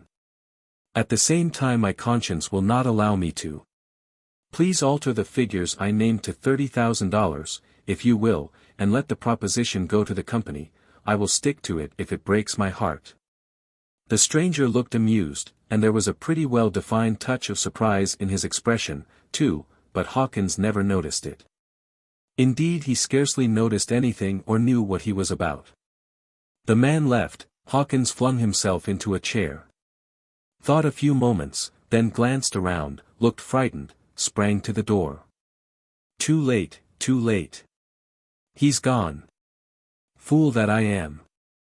Always a fool. 30,000, ass that I am. Oh, why didn't I say 50,000? He plunged his hands into his hair and leaned his elbows on his knees, and fell to rocking himself back and forth in anguish. Mrs. Hawkins sprang in, beaming. Well, see? Oh, confound the confounded, Nancy. I've gone and done it, now. Done what, see, for mercy's sake? Done everything. Ruined everything. Tell me. Don't keep a body in such suspense. Didn't he buy, after all? Didn't he make an offer? Offer? He offered $10,000 for our land, and thank the good Providence from the very bottom of my heart of hearts. What sort of ruin do you call that, see? Nancy, do you suppose I listened to such a preposterous proposition? No. Thank fortune I'm not a simpleton. I saw through the pretty scheme in a second. It's a vast iron speculation, millions upon millions in it. But fool as I am, I told him he could have half the iron property for 30,000, and if I only had him back here he couldn't touch it for a cent less than $250,000. Mrs. Hawkins looked up white and despairing. You threw away this chance, you let this man go, and we in this awful trouble. You don't mean it, you can't mean it. Throw it away. Catch me at it. Why, woman, do you suppose that man don't know what he is about? Bless you, he'll be back fast enough tomorrow. Never. He never will come back. I don't know what is to become of us. I don't know what in the world is to become of us. A shade of uneasiness came into Hawkins's face. He said, Why, Nancy, you can't believe what you are saying. Believe it, indeed? I know it, see. And I know that we haven't a cent in the world, and we've sent $10,000 a-begging. Nancy, you frighten me. Now could that man, is it possible that I, hanged if I don't believe I have missed a chance. Don't grieve, Nancy, don't grieve. I'll go right after him. I'll take, what a fool I am, I'll take anything he'll give. The next instant he left the house on a run. But the man was no longer in the town. Nobody knew where he belonged or whither he had gone. Hawkins came slowly back, watching wistfully but hopelessly for the stranger, and lowering his price steadily with his sinking heart. And when his foot finally pressed his own threshold, the value he held the entire Tennessee property at was $500, $200 down and the rest in 3 equal annual payments, without interest. There was a sad gathering at the Hawkins fireside the next night. All the children were present but Clay. Mr. Hawkins said, Washington, we seem to be hopelessly fallen, hopelessly involved. I am ready to give up. I do not know where to turn, I never have been down so low before, I never have seen things so dismal. There are many mouths to feed, Clay is at work, we must lose you, also, for a little while, my boy. But it will not be long, the Tennessee land. He stopped, and was conscious of a blush. There was silence for a moment, and then Washington, now a lank, dreamy-eyed stripling between 22 and 23 years of age, said, If Colonel Sellers would come for me, I would go and stay with him a while, till the Tennessee land is sold. He has often wanted me to come, ever since he moved to Hawkeye.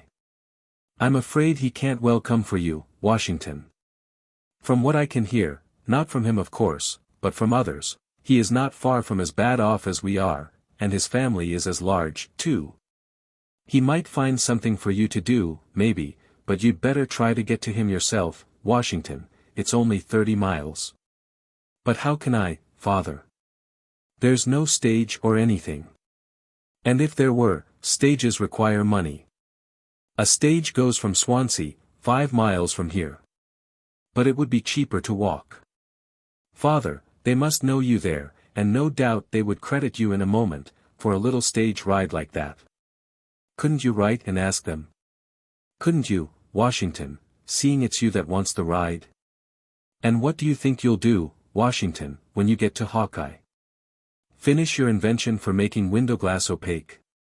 No, sir, I have given that up. I almost knew I could do it, but it was so tedious and troublesome I quit it. I was afraid of it, my boy. Then I suppose you'll finish your plan of coloring hen's eggs by feeding a peculiar diet to the hen? No, sir. I believe I have found out the stuff that will do it, but it kills the hen, so I have dropped that for the present, though I can take it up again some day when I learn how to manage the mixture better. Well, what have you got on hand, anything? Yes, sir, 3 or 4 things. I think they are all good and can all be done, but they are tiresome, and besides they require money. But as soon as the land is sold. Emily, were you about to say something? Said Hawkins. Yes, sir. If you are willing, I will go to St. Louis. That will make another mouth less to feed. Mrs. Buckner has always wanted me to come. But the money, child. Why, I think she would send it, if you would write her, and I know she would wait for her pay till. Come, Laura, let's hear from you, my girl. Emily and Laura were about the same age, between 17 and 18. Emily was fair and pretty, girlish and diffident, blue eyes and light hair. Laura had a proud bearing, and a somewhat mature look. She had fine, clean-cut features, her complexion was pure white and contrasted vividly with her black hair and eyes. She was not what one calls pretty, she was beautiful. She said, I will go to St. Louis, too, sir. I will find a way to get there. I will make a way. And I will find a way to help myself along, and do what I can to help the rest, too. She spoke it like a princess. Mrs. Hawkins smiled proudly and kissed her, saying in a tone of fond reproof. So one of my girls is going to turn out and work for her living. It's like your pluck and spirit, child, but we will hope that we haven't got quite down to that, yet. The girl's eyes beamed affection under her mother's caress.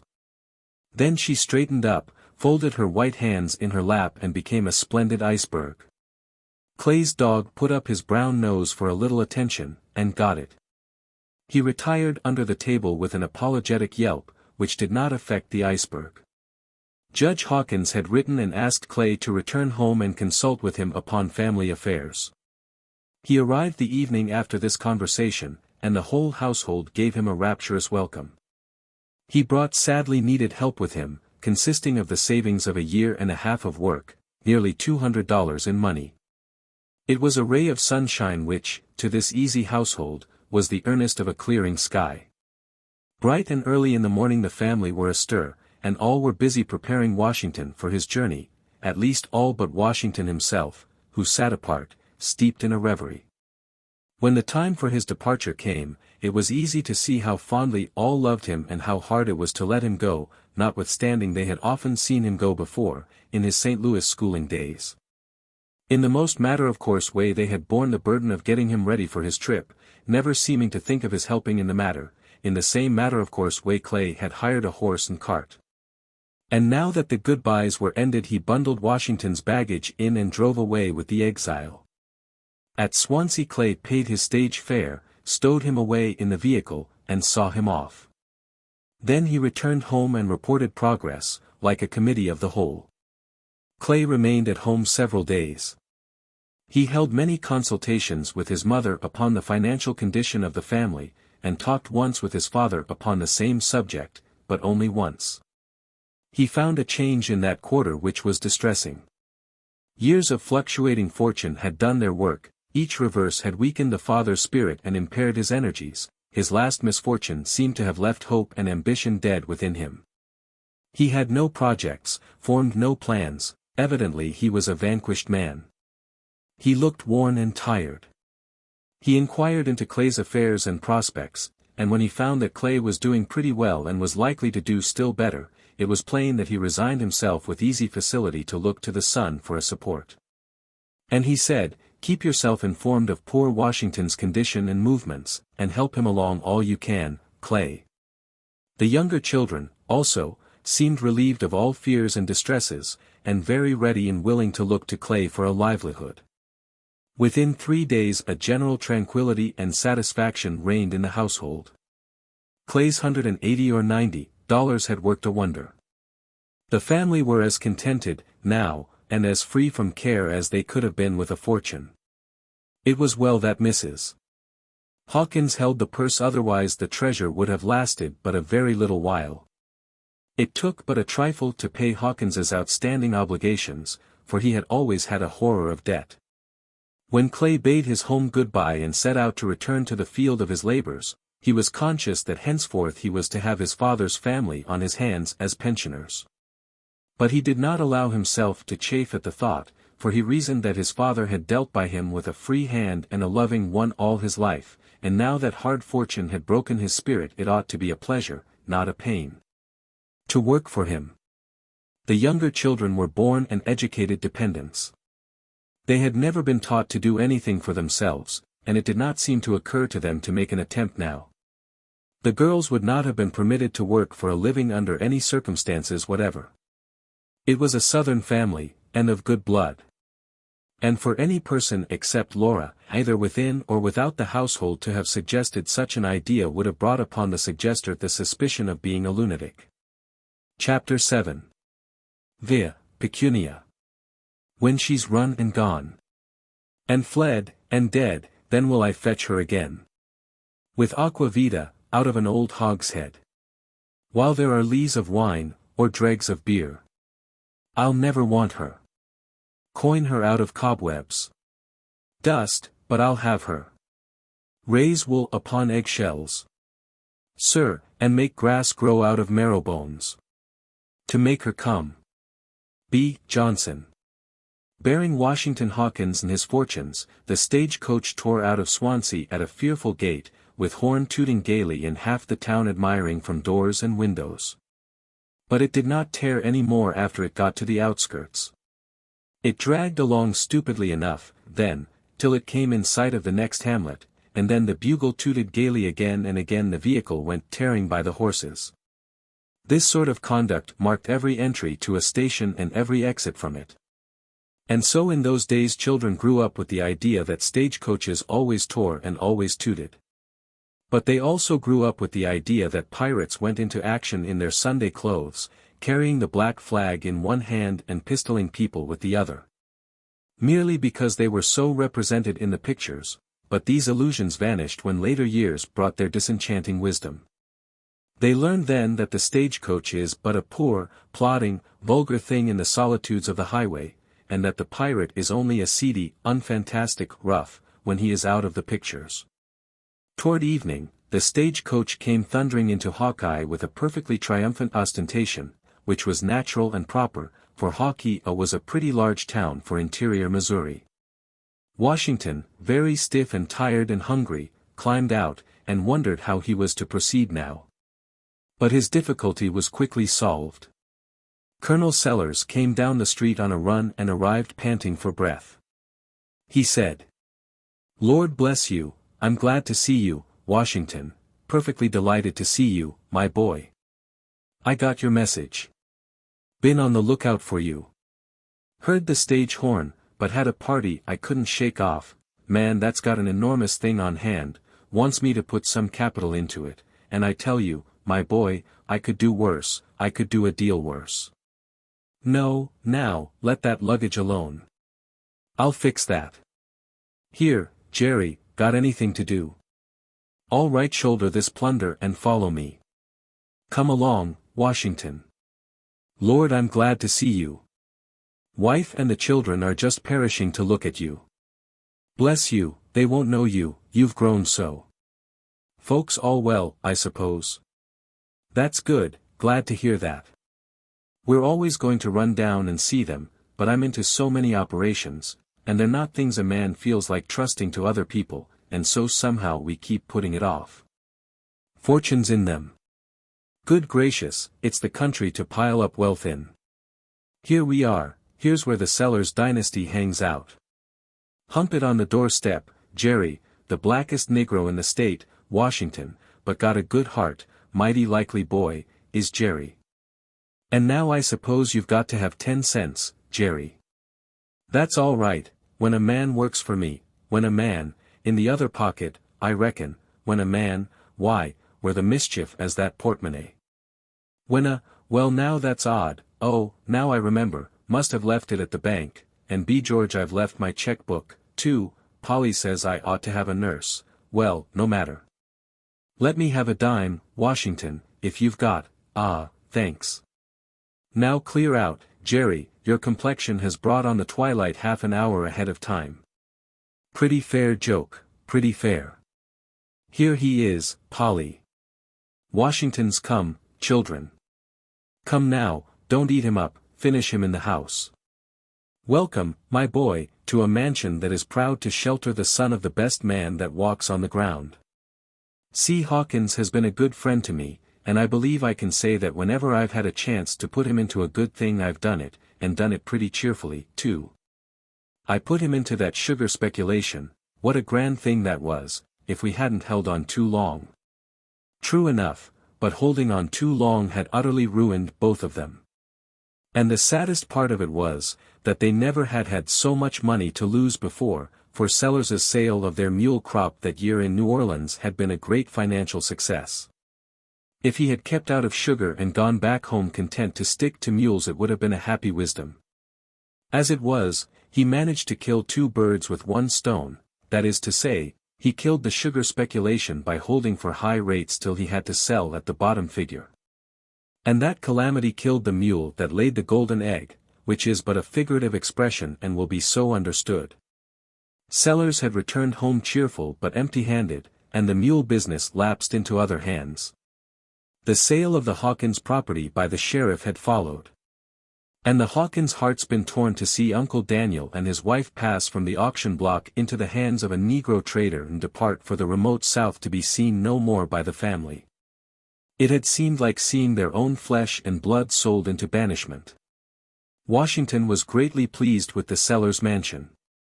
It was a 2-story-and-a-half brick, and much more stylish than any of its neighbors.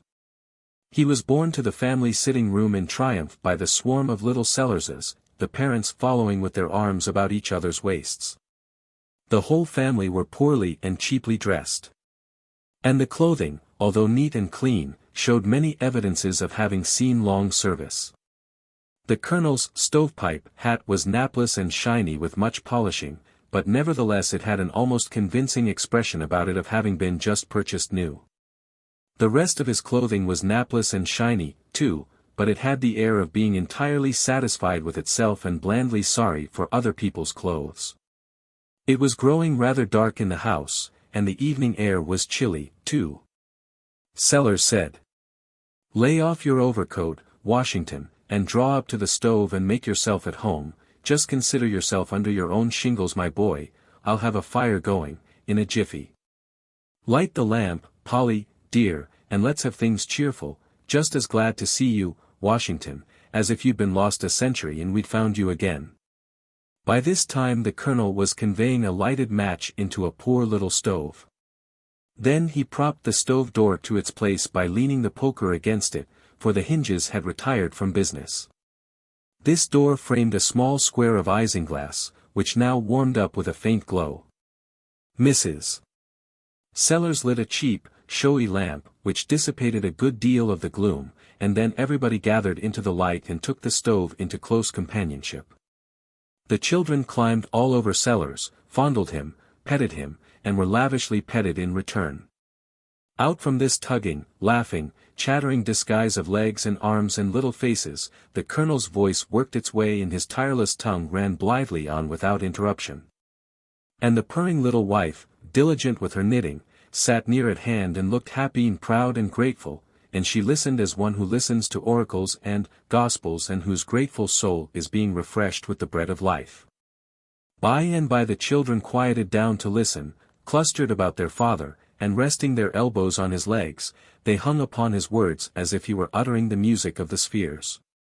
A dreary old haircloth sofa against the wall. A few damaged chairs, the small table the lamp stood on, the crippled stove, these things constituted the furniture of the room. There was no carpet on the floor. On the wall were occasional square-shaped interruptions of the general tint of the plaster which betrayed that there used to be pictures in the house, but there were none now. There were no mantel ornaments, unless one might bring himself to regard as an ornament a clock which never came within 15 strokes of striking the right time, and whose hands always hitched together at 22 minutes past anything and travelled in company the rest of the way home. "Remarkable clock," said Sellers, and got up and wound it. "I've been offered, well, I wouldn't expect you to believe what I've been offered for that clock. Old Gov. Hager never sees me but he says, 'Come, now, Colonel, name your price, I must have that clock.' But my goodness, I'd as soon think of selling my wife. As I was saying to, silence in the court, now, she's begun to strike. You can't talk against her, you have to just be patient and hold up till she's said her say. Ah well, as I was saying, when, she's beginning again. 19, 20, 21, 22, 20, that's all. Yes, as I was saying to old Judge, go it, old girl, don't mind me. Now how is that, isn't that a good, spirited tone? She can wake the dead. Sleep? Why, you might as well try to sleep in a thunder factory. Now just listen at that. She'll strike 150, now, without stopping, you'll see. There ain't another clock like that in Christendom." Washington hoped that this might be true, for the din was distracting, though the family, one and all, seemed filled with joy. And the more the clock buckled down to her work, as the colonel expressed it, and the more insupportable the clatter became, the more enchanted they all appeared to be. When there was silence, Mrs. Sellers lifted upon Washington a face that beamed with a childlike pride, and said, "It belonged to his grandmother." The look and the tone were a plain call for admiring surprise, and therefore Washington said, it was the only thing that offered itself at the moment. "Indeed?" "Yes, it did, didn't it, father?" exclaimed one of the twins. "She was my great-grandmother, and George's too, wasn't she, father? You never saw her, but Sis has seen her, when Sis was a baby, didn't you, Sis? Sis has seen her most 100 times. She was awful deef, she's dead now. Ain't she, father?" All the children chimed in, now. With one general babble of information about deceased, nobody offering to read the riot act or seeming to discountenance the insurrection or disapprove of it in any way, but the head twin drowned all the turmoil and held his own against the field. "It's our clock. Now, and it's got wheels inside of it, and a thing that flutters every time she strikes, don't it, father? Great-grandmother died before hardly any of us was born. She was an old-school Baptist and had warts all over her, you ask father if she didn't. She had an uncle once that was bald-headed and used to have fits. He wasn't our uncle, I don't know what he was to us, some kin or another I reckon, father's seen him 1,000 times, hain't you, father? We used to have a calf that eat apples and just chawed up dish rags like nothing, and if you stay here you'll see lots of funerals, won't he, sis? Did you ever see a house afire? I have. Once, me and Jim Terry." But Sellers began to speak now, and the storm ceased. He began to tell about an enormous speculation he was thinking of embarking some capital in, a speculation which some London bankers had been over to consult with him about, and soon he was building glittering pyramids of coin. And Washington was presently growing opulent under the magic of his eloquence. But at the same time Washington was not able to ignore the cold entirely. He was nearly as close to the stove as he could get, and yet he could not persuade himself that he felt the slightest heat, notwithstanding the isinglass door was still gently and serenely glowing. He tried to get a trifle closer to the stove, and the consequence was, he tripped the supporting poker and the stove door tumbled to the floor. And then there was a revelation, there was nothing in the stove but a lighted tallow candle. The poor youth blushed and felt as if he must die with shame. But the colonel was only disconcerted for a moment, he straightway found his voice again. A little idea of my own, Washington, one of the greatest things in the world. You must write and tell your father about it, don't forget that, now. I have been reading up some European scientific reports, friend of mine, Count Fougier, sent them to me, sends me all sorts of things from Paris, he thinks the world of me, Fougier does. Well, I saw that the Academy of France had been testing the properties of heat, and they came to the conclusion that it was a non-conductor or something like that. And of course its influence must necessarily be deadly in nervous organizations with excitable temperaments, especially where there is any tendency toward rheumatic affections. Bless you, I saw in a moment what was the matter with us, and says I, out goes your fires, no more slow torture and certain death for me, sir. What you want is the appearance of heat, not the heat itself, that's the idea. Well, how to do it was the next thing. I just put my head to work, pegged away a couple of days, and here you are. Rheumatism? Why, a man can't any more start a case of rheumatism in this house than he can shake an opinion out of a mummy. Stove with a candle in it and a transparent door, that's it, it has been the salvation of this family. Don't you fail to write your father about it, Washington. And tell him the idea is mine, I'm no more conceited than most people, I reckon, but you know it is human nature for a man to want credit for a thing like that. Washington said with his blue lips that he would, but he said in his secret heart that he would promote no such iniquity. He tried to believe in the healthfulness of the invention, and succeeded tolerably well.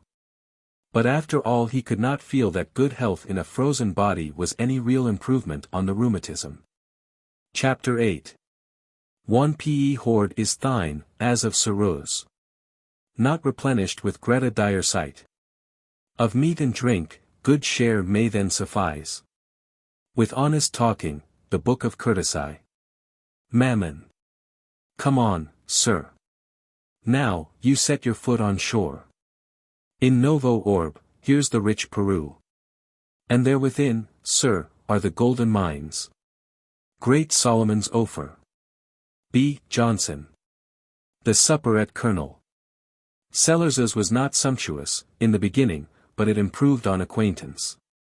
That is to say, that what Washington regarded at first sight as mere lowly potatoes, presently became awe-inspiring agricultural productions that had been reared in some ducal garden beyond the sea, under the sacred eye of the Duke himself. Who had sent them to Sellers? The bread was from corn which could be grown in only one favored locality in the earth and only a favored few could get it. The Rio coffee, which at first seemed execrable to the taste, took to itself an improved flavor when Washington was told to drink it slowly and not hurry what should be a lingering luxury in order to be fully appreciated. It was from the private stores of a Brazilian nobleman with an unrememberable name. The colonel's tongue was a magician's wand that turned dried apples into figs and water into wine as easily as it could change a hovel into a palace and present poverty into imminent future riches. Washington slept in a cold bed in a carpetless room and woke up in a palace in the morning. At least the palace lingered during the moment that he was rubbing his eyes and getting his bearings, and then it disappeared and he recognized that the colonel's inspiring talk had been influencing his dreams. Fatigue had made him sleep late. When he entered the sitting room he noticed that the old haircloth sofa was absent. When he sat down to breakfast the colonel tossed $6 or $7 in bills on the table, counted them over, said he was a little short and must call upon his banker. Then returned the bills to his wallet with the indifferent air of a man who is used to money. The breakfast was not an improvement upon the supper, but the colonel talked it up and transformed it into an oriental feast. By and by, he said. I intend to look out for you, Washington, my boy. I hunted up a place for you yesterday, but I am not referring to that, now, that is a mere livelihood, mere bread and butter. But when I say I mean to look out for you, I mean something very different. I mean to put things in your way that will make a mere livelihood a trifling thing. I'll put you in a way to make more money that you'll ever know what to do with. You'll be right here where I can put my hand on you when anything turns up. I've got some prodigious operations on foot, but I'm keeping quiet, mum's the word. Your old hand don't go around powwowing and letting everybody see his K-yards and find out his little game. But all in good time, Washington, all in good time. You'll see. Now there's an operation in corn that looks well. Some New York men are trying to get me to go into it, buy up all the growing crops and just boss the market when they mature. I tell you it's a great thing. And it only costs a trifle, 2 millions or 2.5 will do it. I haven't exactly promised yet, there's no hurry, the more indifferent I seem, you know, the more anxious those fellows will get. And then there is the hog speculation, that's bigger still. We've got quiet men at work, he was very impressive here, mousing around, to get propositions out of all the farmers in the whole West and Northwest for the hog crop. And other agents quietly getting propositions and terms out of all the manufactories, and don't you see, if we can get all the hogs and all the slaughterhouses into our hands on the dead quiet, phew. It would take 3 ships to carry the money.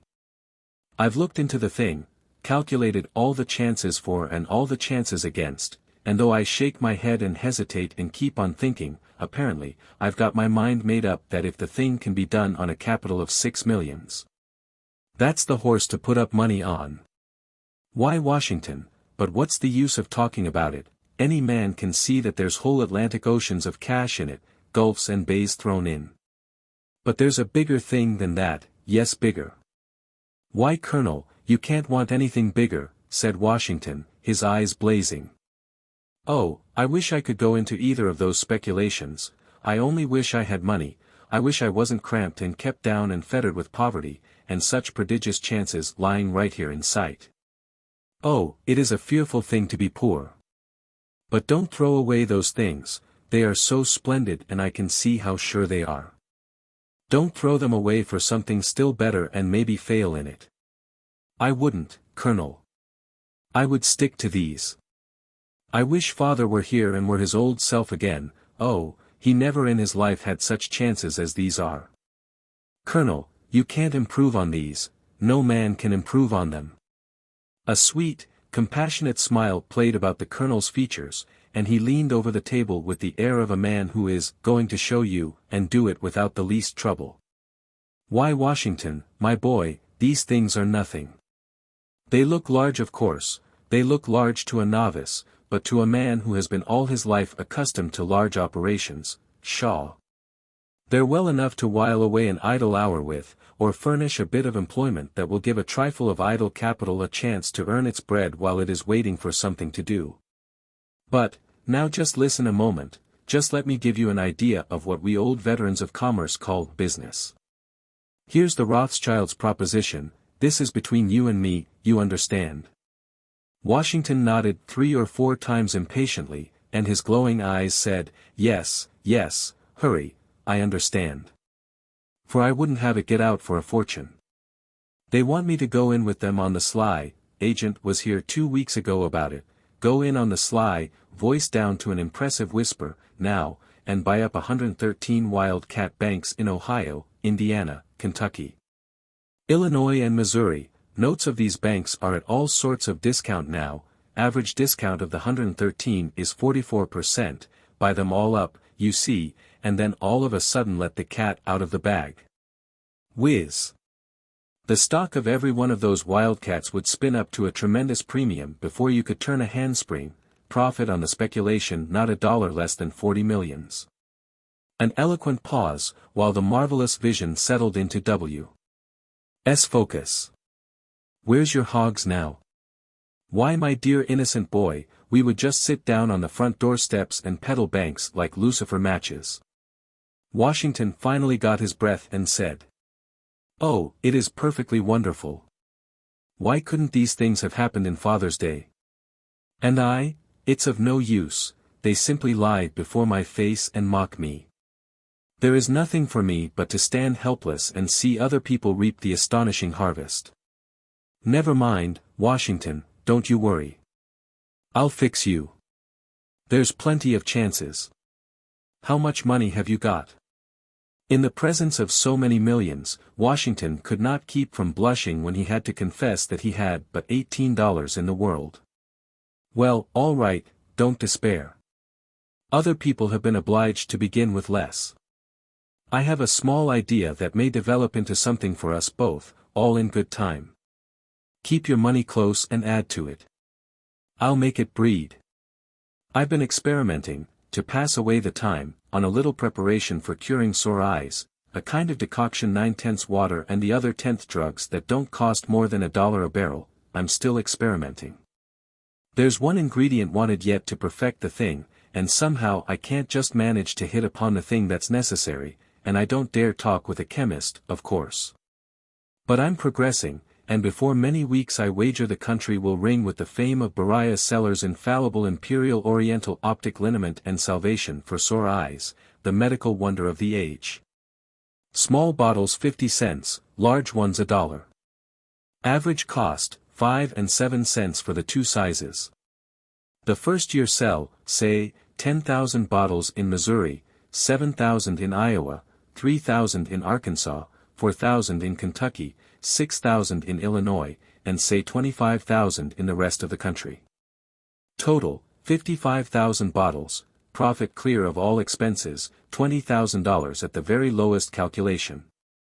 All the capital needed is to manufacture the first 2,000 bottles, say $150, then the money would begin to flow in. The second year, sales would reach 200,000 bottles, clear profit, say, $75,000, and in the meantime the great factory would be building in St. Louis, to cost, say, $100,000. The third year we could easily sell 1 million bottles in the United States in. Oh, splendid, said Washington. Let's commence right away, let's. 1 million bottles in the United States, profit at least $350,000, and then it would begin to be time to turn our attention toward the real idea of the business. The real idea of it. Ain't $350,000 a year a pretty real stuff? Why, what an infant you are, Washington, what a guileless, short-sighted, easily contented innocent you are, my poor little country-bred know-nothing. Would I go to all that trouble and bother for the poor crumbs a body might pick up in this country? Now do I look like a man who, does my history suggest that I am a man who deals in trifles, contents himself with the narrow horizon that hems in the common herd, sees no further than the end of his nose? Now you know that that is not me, couldn't be me. You ought to know that if I throw my time and abilities into a patent medicine, it's a patent medicine whose field of operations is the solid earth. Its clients the swarming nations that inhabit it. Why, what is the Republic of America for an eye-water country? Lord bless you, it is nothing but a barren highway that you've got to cross to get to the true eye-water market.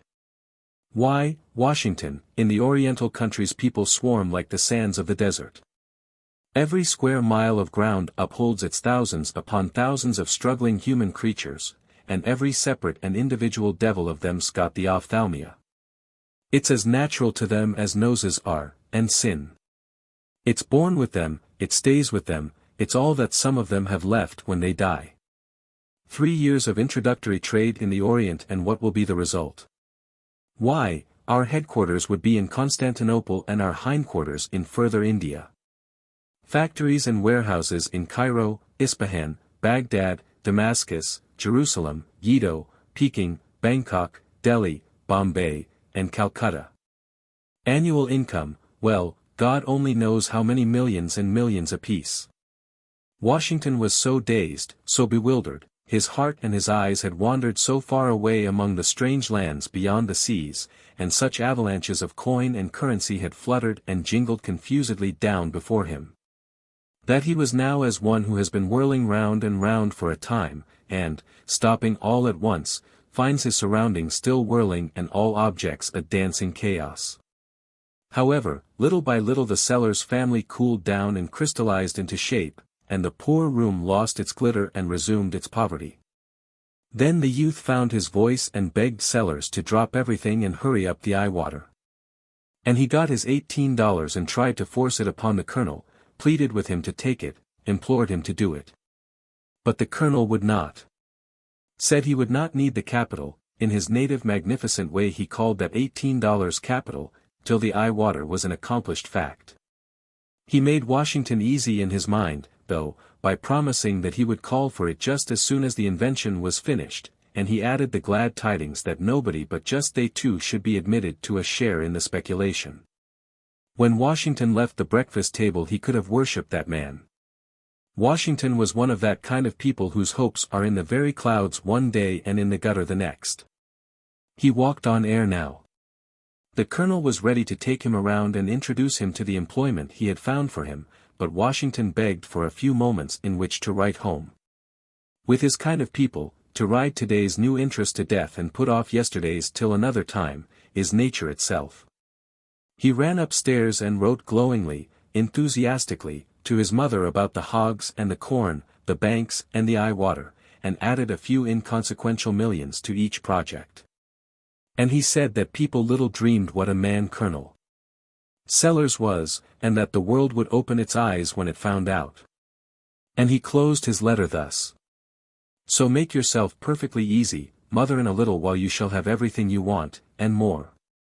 I am not likely to stint you in anything, I fancy. This money will not be for me, alone, but for all of us. I want all to share alike, and there is going to be far more for each than one person can spend. Break it to father cautiously, you understand the need of that, break it to him cautiously, for he has had such cruel hard fortune, and is so stricken by it that great good news might prostrate him more surely than even bad. For he is used to the bad but is grown sadly unaccustomed to the other. Tell Laura, tell all the children. And write to Clay about it if he is not with you yet.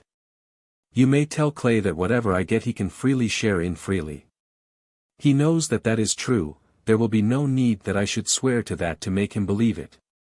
Goodbye, and mind what I say, rest perfectly easy, one and all of you, for our troubles are nearly at an end.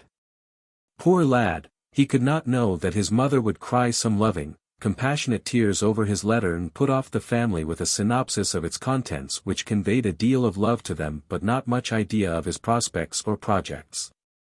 And he never dreamed that such a joyful letter could sadden her and fill her night with sighs, and troubled thoughts, and bodings of the future, instead of filling it with peace and blessing it with restful sleep. When the letter was done, Washington and the Colonel sallied forth, and as they walked along Washington learned what he was to be. He was to be a clerk in a real estate office. Instantly the fickle youth's dreams forsook the magic eye water and flew back to the Tennessee land. And the gorgeous possibilities of that great domain straightway began to occupy his imagination to such a degree that he could scarcely manage to keep even enough of his attention upon the Colonel's talk to retain the general run of what he was saying. He was glad it was a real estate office, he was a made man now, sure. The Colonel said that General Boswell was a rich man and had a good and growing business. And that Washington's work would be light and he would get $40 a month and be boarded and lodged in the General's family, which was as good as $10 more. And even better, for he could not live as well even at the City Hotel as he would there, and yet the hotel charged $15 a month where a man had a good room. General Boswell was in his office. A comfortable-looking place, with plenty of outline maps hanging about the walls and in the windows, and a spectacled man was marking out another one on a long table. The office was in the principal street. The general received Washington with a kindly but reserved politeness. Washington rather liked his looks. He was about 50 years old, dignified, well-preserved and well-dressed. After the colonel took his leave, the general talked a while with Washington, his talk consisting chiefly of instructions about the clerical duties of the place. He seemed satisfied as to Washington's ability to take care of the books, he was evidently a pretty fair theoretical bookkeeper, and experience would soon harden theory into practice. By and by dinner time came, and the two walked to the general's house. And now Washington noticed an instinct in himself that moved him to keep not in the general's rear, exactly, but yet not at his side. Somehow the old gentleman's dignity and reserve did not inspire familiarity. Chapter 9. Washington dreamed his way along the street, his fancy flitting from grain to hogs, from hogs to banks, from banks to Iwater, from Iwater to Tennessee land, and lingering but a feverish moment upon each of these fascinations. He was conscious of but one outward thing, to wit, the general, and he was really not vividly conscious of him. Arrived at the finest dwelling in the town, they entered it and were at home. Washington was introduced to Mrs. Boswell, and his imagination was on the point of flitting into the vapory realms of speculation again, when a lovely girl of 16 or 17 came in.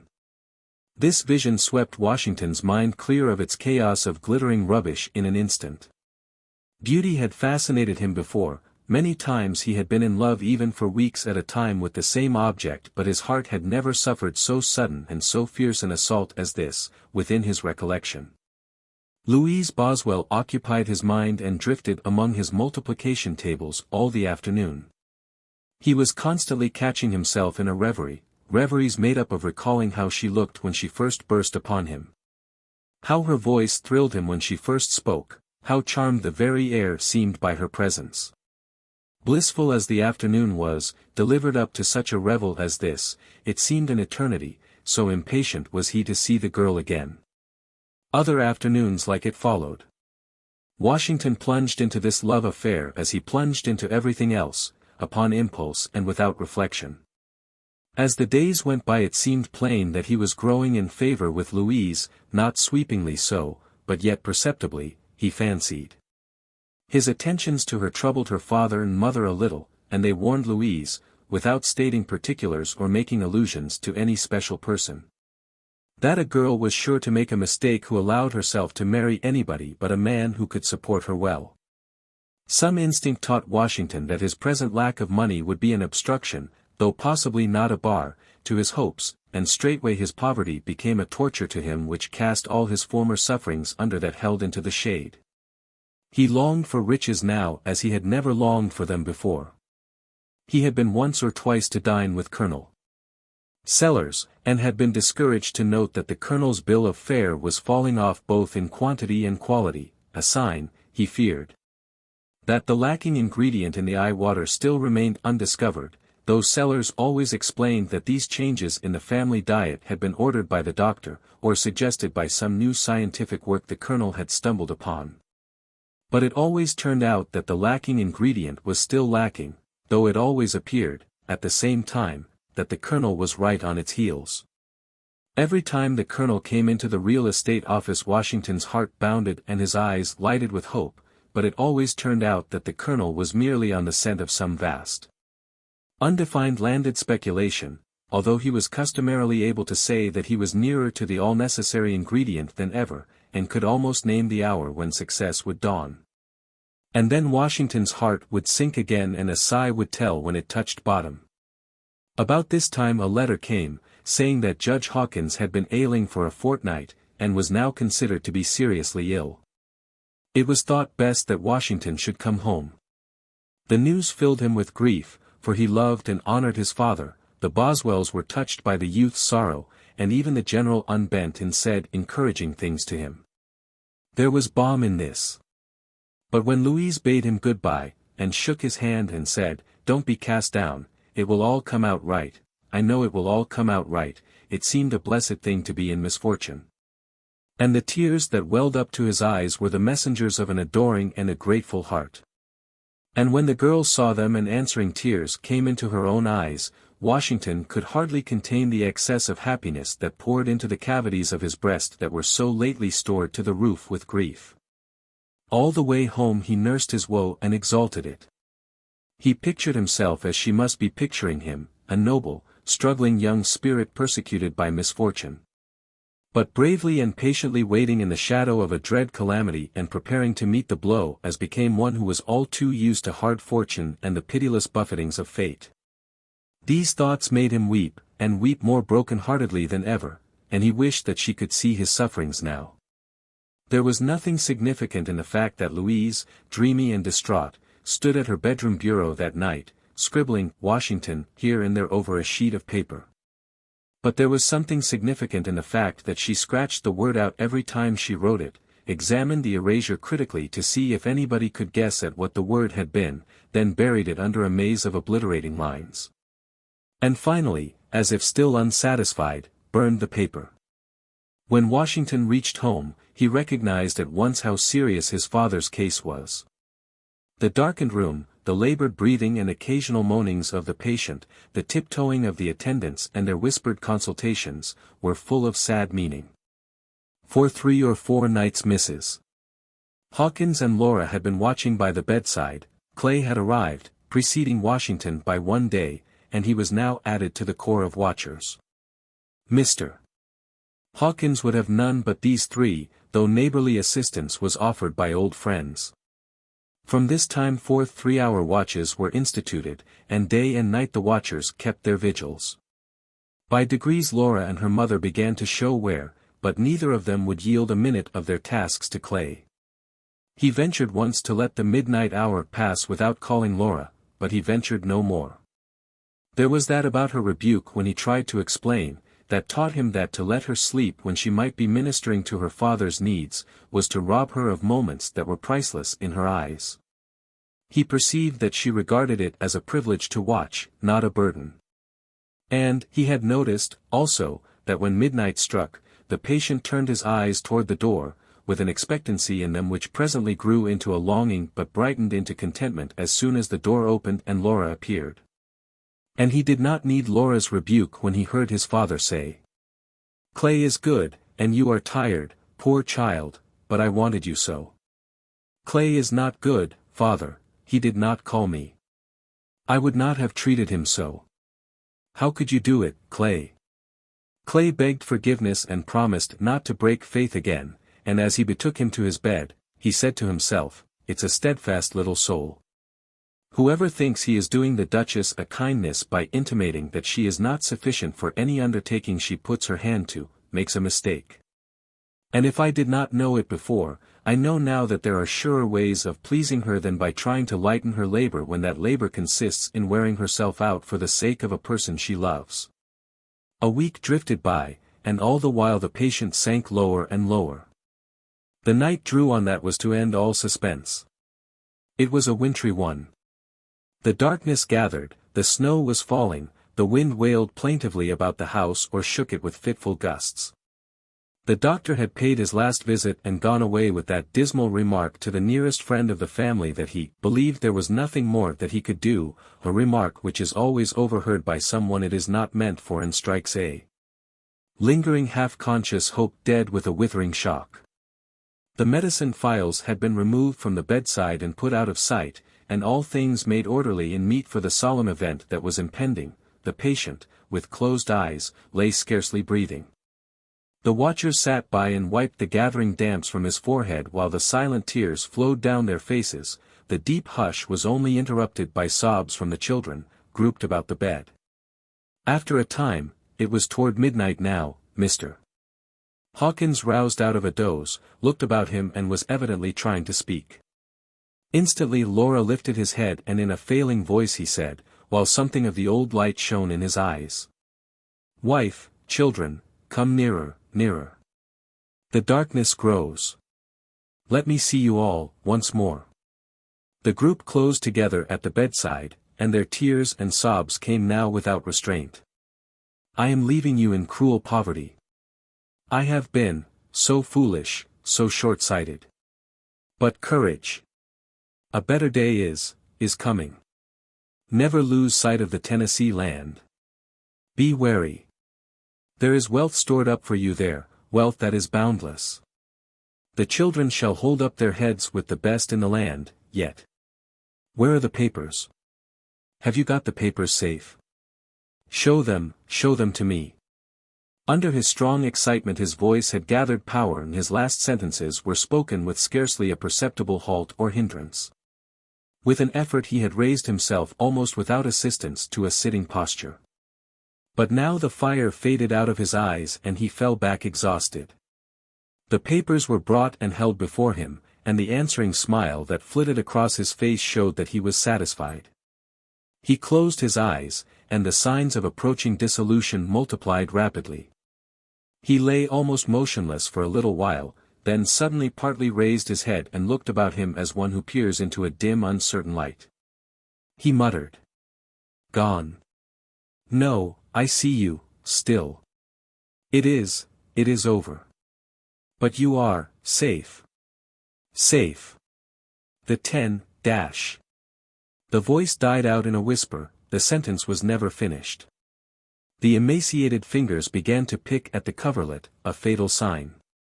After a time there were no sounds but the cries of the mourners within and the gusty turmoil of the wind without. Laura had bent down and kissed her father's lips as the spirit left the body, but she did not sob, or utter any ejaculation. Her tears flowed silently. Then she closed the dead eyes, and crossed the hands upon the breast. After a season, she kissed the forehead reverently, drew the sheet up over the face, and then walked apart and sat down with the look of one who is done with life and has no further interest in its joys and sorrows, its hopes or its ambitions. Clay buried his face in the coverlet of the bed. When the other children and the mother realized that death was indeed come at last, they threw themselves into each other's arms and gave way to a frenzy of grief. Chapter 10. Only 2 or 3 days had elapsed since the funeral, when something happened which was to change the drift of Laura's life somewhat, and influence in a greater or lesser degree the formation of her character. Major Lackland had once been a man of note in the state, a man of extraordinary natural ability and as extraordinary learning. He had been universally trusted and honored in his day, but had finally fallen into misfortune. While serving his 3rd term in Congress, and while upon the point of being elevated to the Senate, which was considered the summit of earthly aggrandizement in those days, he had yielded to temptation. When in distress for money wherewith to save his estate, and sold his vote. His crime was discovered, and his fall followed instantly. Nothing could reinstate him in the confidence of the people, his ruin was irretrievable, his disgrace complete. All doors were closed against him, all men avoided him. After years of skulking retirement and dissipation, death had relieved him of his troubles at last, and his funeral followed close upon that of Mr. Hawkins. He died as he had latterly lived, wholly alone and friendless. He had no relatives, or if he had they did not acknowledge him.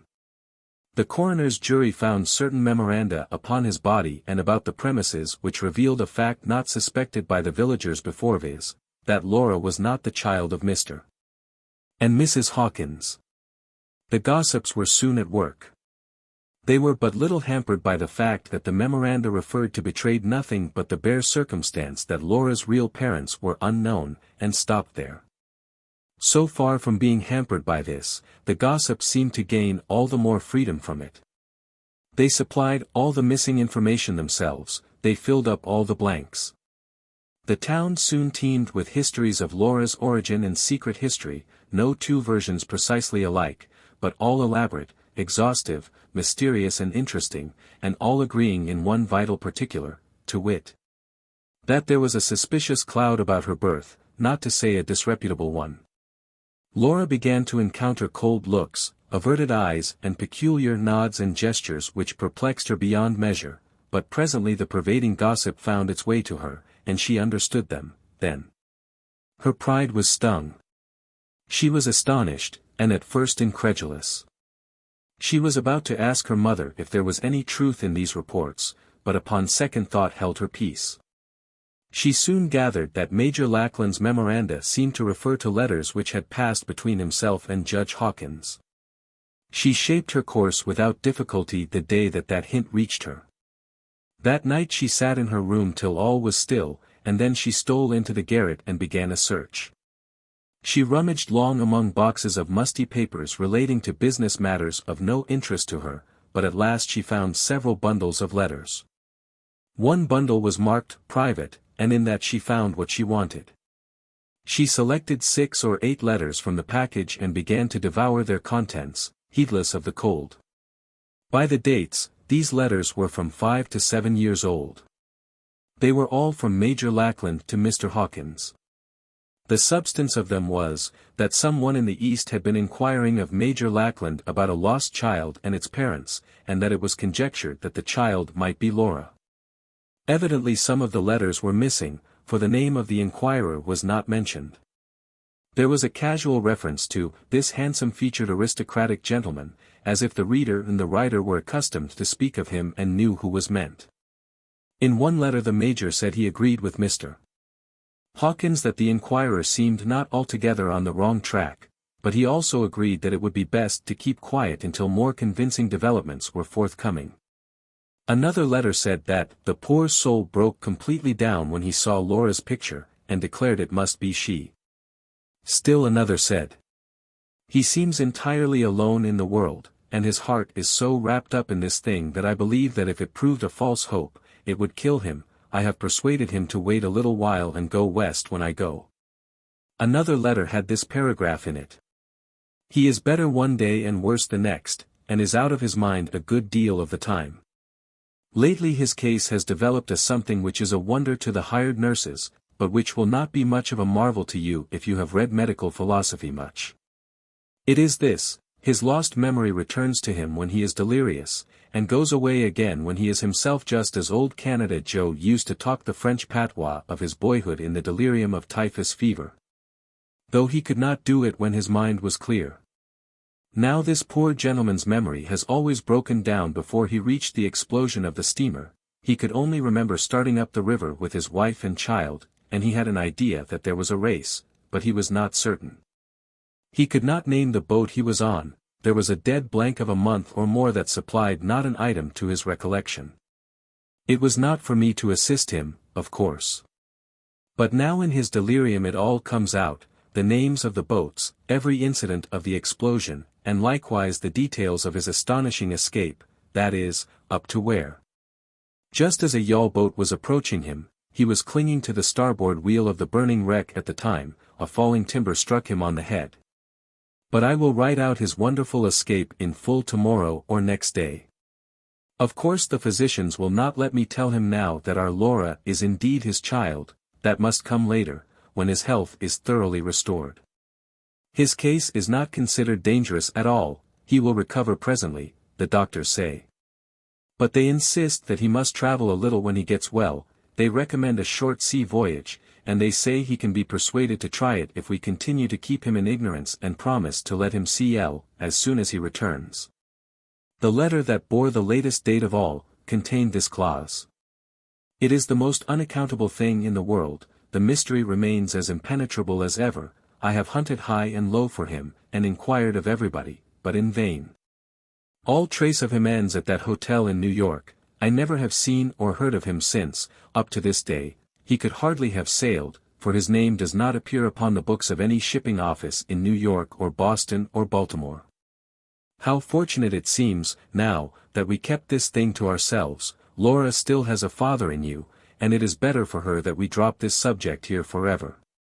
That was all. Random remarks here and there, being pieced together, gave Laura a vague impression of a man of fine presence, about 43 or 45 years of age, with dark hair and eyes. And a slight limp in his walk. It was not stated which leg was defective. And this indistinct shadow represented her father. She made an exhaustive search for the missing letters, but found none.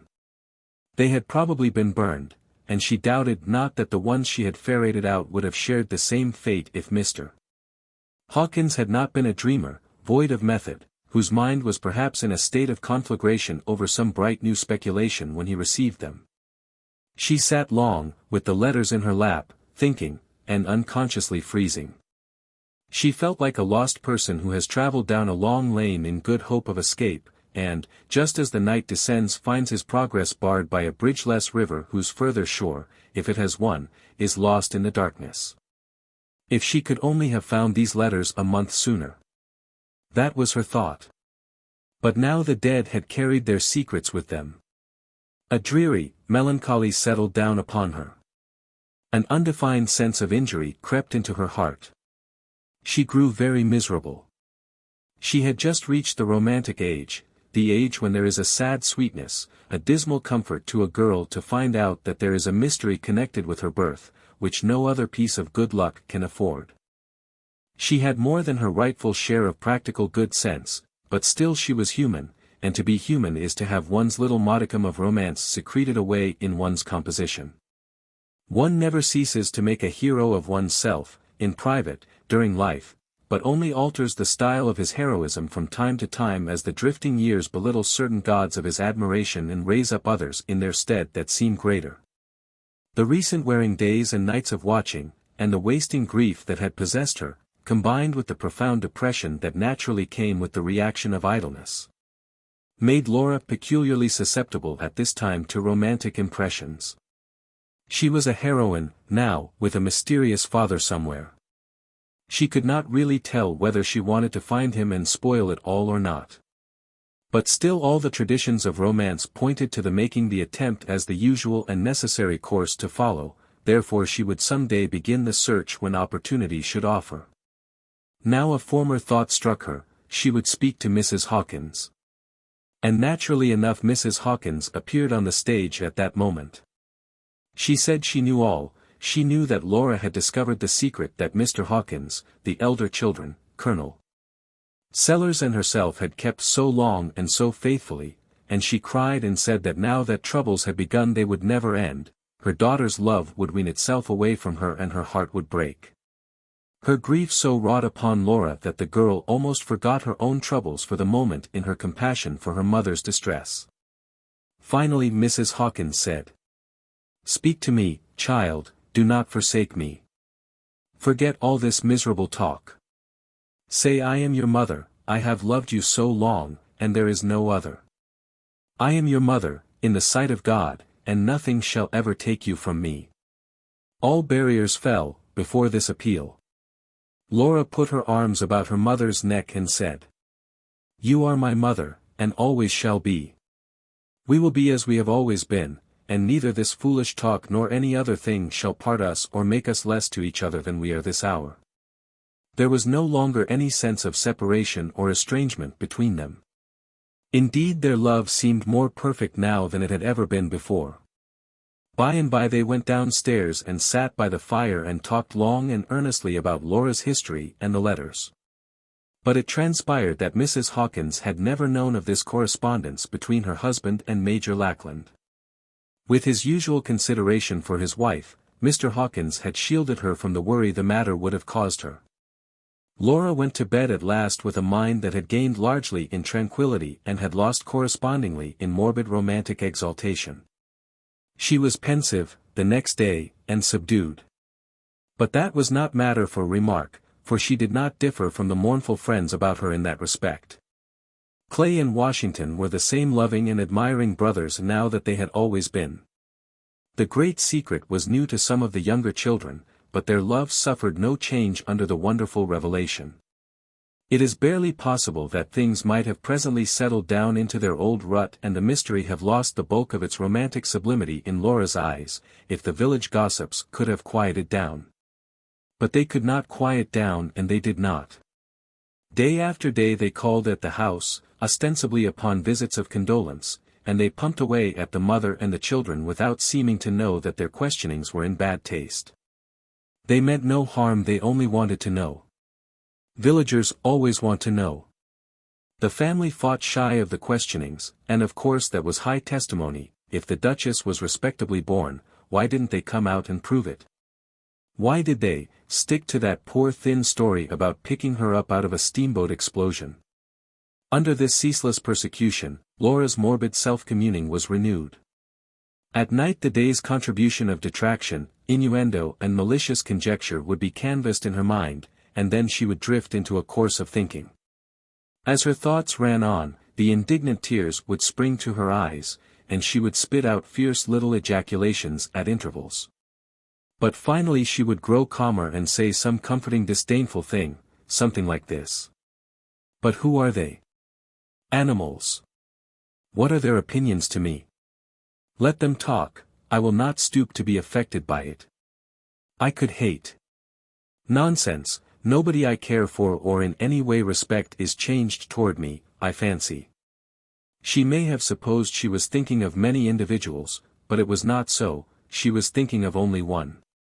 And her heart warmed somewhat, too, the while. One day a friend overheard a conversation like this, and naturally came and told her all about it. "Ned, they say you don't go there any more."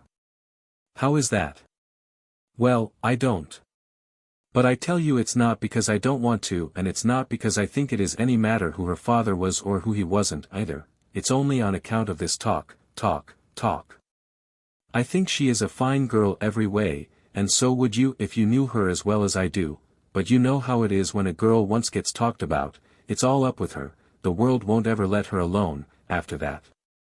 The only comment Laura made upon this revelation, was, "Then it appears that if this trouble had not occurred I could have had the happiness of Mr. Ned Thurston's serious attentions. He is well favored in person, and well liked, too, I believe, and comes of one of the first families of the village. He is prosperous, too, I hear, has been a doctor a year, now, and has had 2 patients, no, 3, I think, yes, it was 3. I attended their funerals. Well, other people have hoped and been disappointed, I am not alone in that. I wish you could stay to dinner, Maria, we are going to have sausages.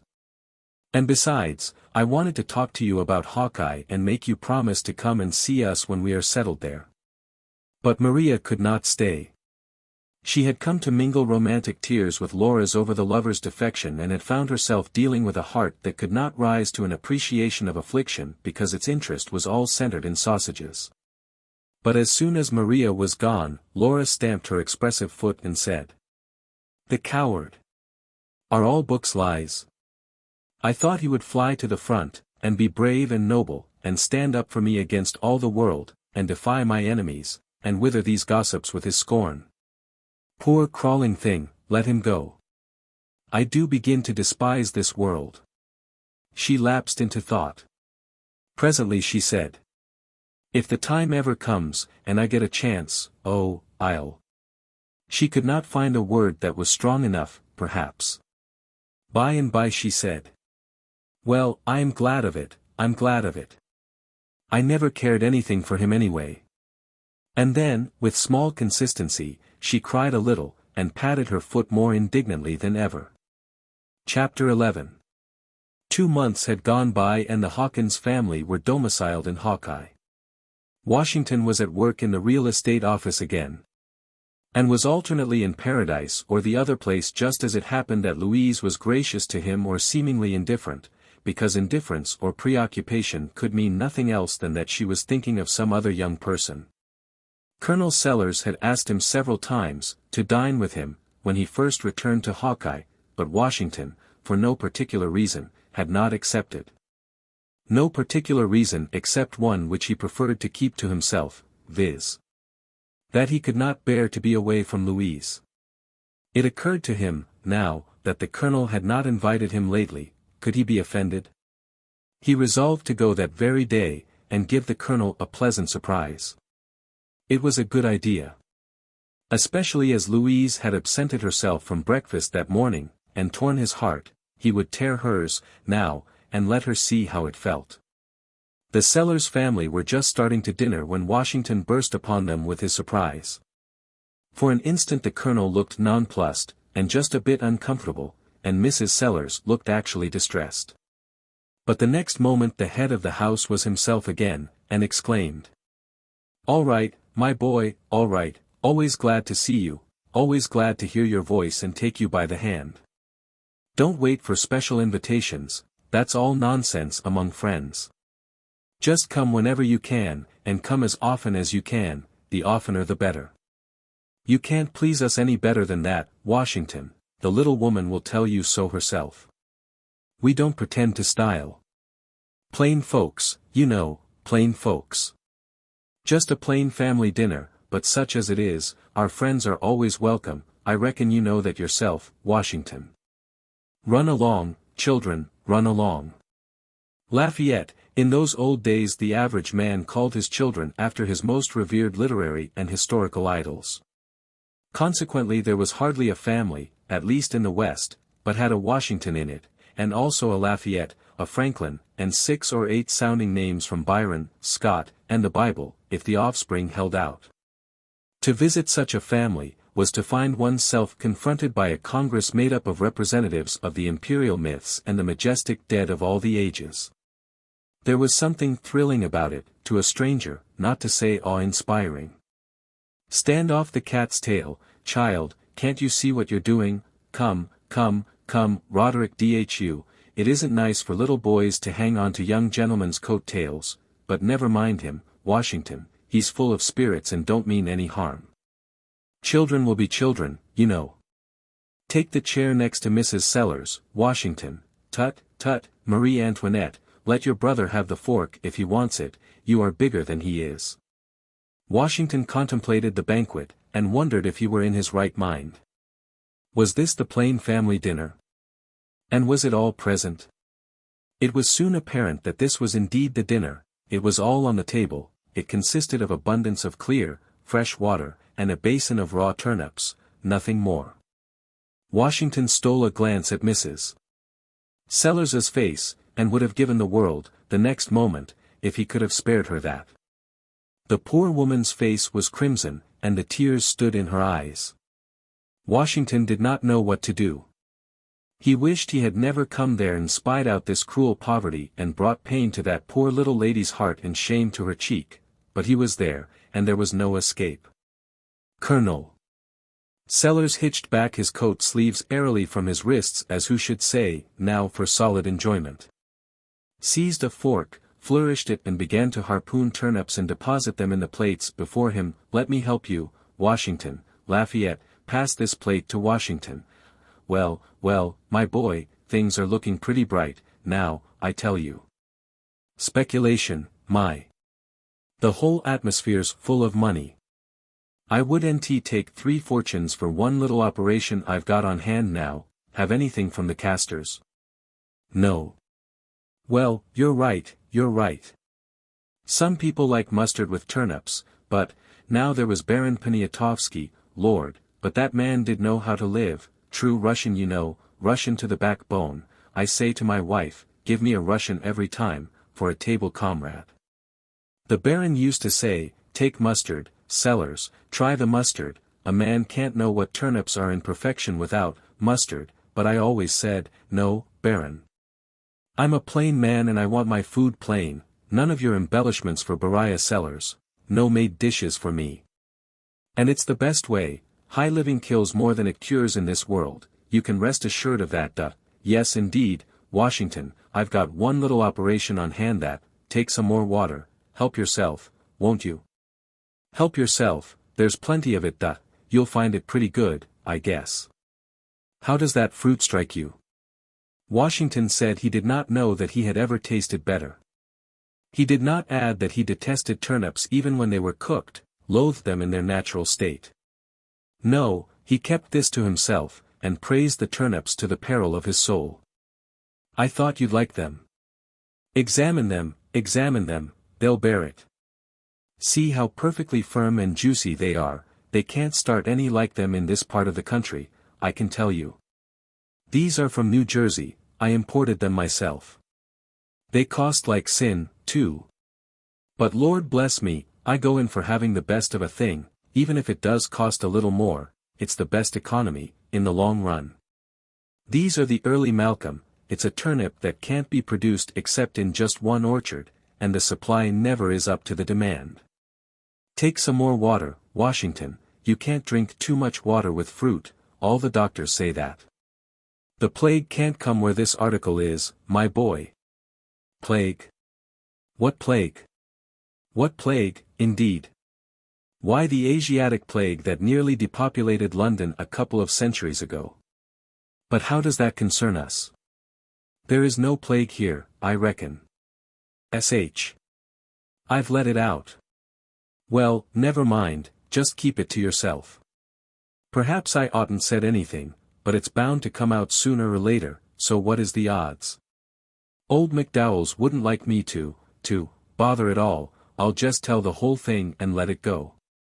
You see, I've been down to St. Louis, and I happened to run across old Dr. McDowell's, thinks the world of me, does the doctor.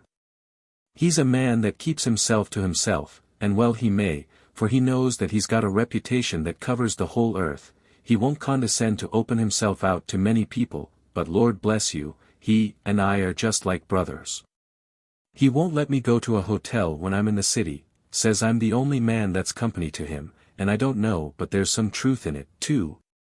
Because although I never like to glorify myself and make a great to-do over what I am or what I can do or what I know, I don't mind saying here among friends that I am better read up in most sciences, maybe, than the general run of professional men in these days.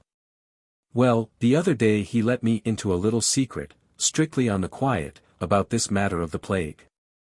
You see it's booming right along in our direction, follows the Gulf Stream, you know, just as all those epidemics do, and within 3 months it will be just waltzing through this land like a whirlwind. And whoever it touches can make his will and contract for the funeral. Well, you can't cure it, you know, but you can prevent it. How? Turnips. That's it. Turnips and water. Nothing like it in the world, old McDowell says, just fill yourself up 2 or 3 times a day, and you can snap your fingers at the plague. Keep mum, but just you confine yourself to that diet and you're all right. I wouldn't have old McDowell's know that I told about it for anything, he never would speak to me again. Take some more water, Washington, the more water you drink, the better. Here, let me give you some more of the turnips. No, now, I insist. There, now. Absorb those. They're mighty sustaining, brim full of nutriment, all the medical books say so. Just eat from 4 to 7 good-sized turnips at a meal, and drink from 1.5 pints to 1 quart of water, and then just sit around a couple of hours and let them ferment. You'll feel like a fighting cock next day. 15 or 20 minutes later the colonel's tongue was still chattering away. He had piled up several future fortunes out of several incipient operations, which he had blundered into within the past week, and was now soaring along through some brilliant expectations born of late promising experiments upon the lacking ingredient of the eye water. And at such a time Washington ought to have been a rapt and enthusiastic listener, but he was not, for 2 matters disturbed his mind and distracted his attention. One was, that he discovered, to his confusion and shame, that in allowing himself to be helped a second time to the turnips, he had robbed those hungry children. He had not needed the dreadful fruit, and had not wanted it. And when he saw the pathetic sorrow in their faces when they asked for more and there was no more to give them, he hated himself for his stupidity and pitied the famishing young things with all his heart. The other matter that disturbed him was the dire inflation that had begun in his stomach. It grew and grew, it became more and more insupportable. Evidently the turnips were fermenting. He forced himself to sit still as long as he could, but his anguish conquered him at last. He rose in the midst of the colonel's talk and excused himself on the plea of a previous engagement. The colonel followed him to the door, promising over and over again that he would use his influence to get some of the early Malcolms for him, and insisting that he should not be such a stranger but come and take potluck with him every chance he got. Washington was glad enough to get away and feel free again. He immediately bent his steps toward home. In bed he passed an hour that threatened to turn his hair gray, and then a blessed calm settled down upon him that filled his heart with gratitude. Weak and languid, he made shift to turn himself about and seek rest and sleep. And as his soul hovered upon the brink of unconsciousness, he heaved a long, deep sigh, and said to himself that in his heart he had cursed the colonel's preventive of rheumatism, before. And now let the plague come if it must, he was done with preventives. If ever any man beguiled him with turnips and water again, let him die the death. If he dreamed at all that night, no gossiping spirit disturbed his visions to whisper in his ear of certain matters just then in bud in the East, more than 1,000 miles away, that after the lapse of a few years would develop influences which would profoundly affect the fate and fortunes of the Hawkins family. Chapter 12. "Oh, it's easy enough to make a fortune," Henry said. "It seems to be easier than it is, I begin to think," replied Philip. Well, why don't you go into something? You'll never dig it out of the Astor Library. If there be any place and time in the world where and when it seems easy to go into something, it is in Broadway on a spring morning, when one is walking cityward, and has before him the long lines of palace shops with an occasional spire seen through the soft haze that lies over the lower town, and hears the roar and hum of its multitudinous traffic. To the young American, here or elsewhere, the paths to fortune are innumerable and all open, there is invitation in the air and success in all his wide horizon.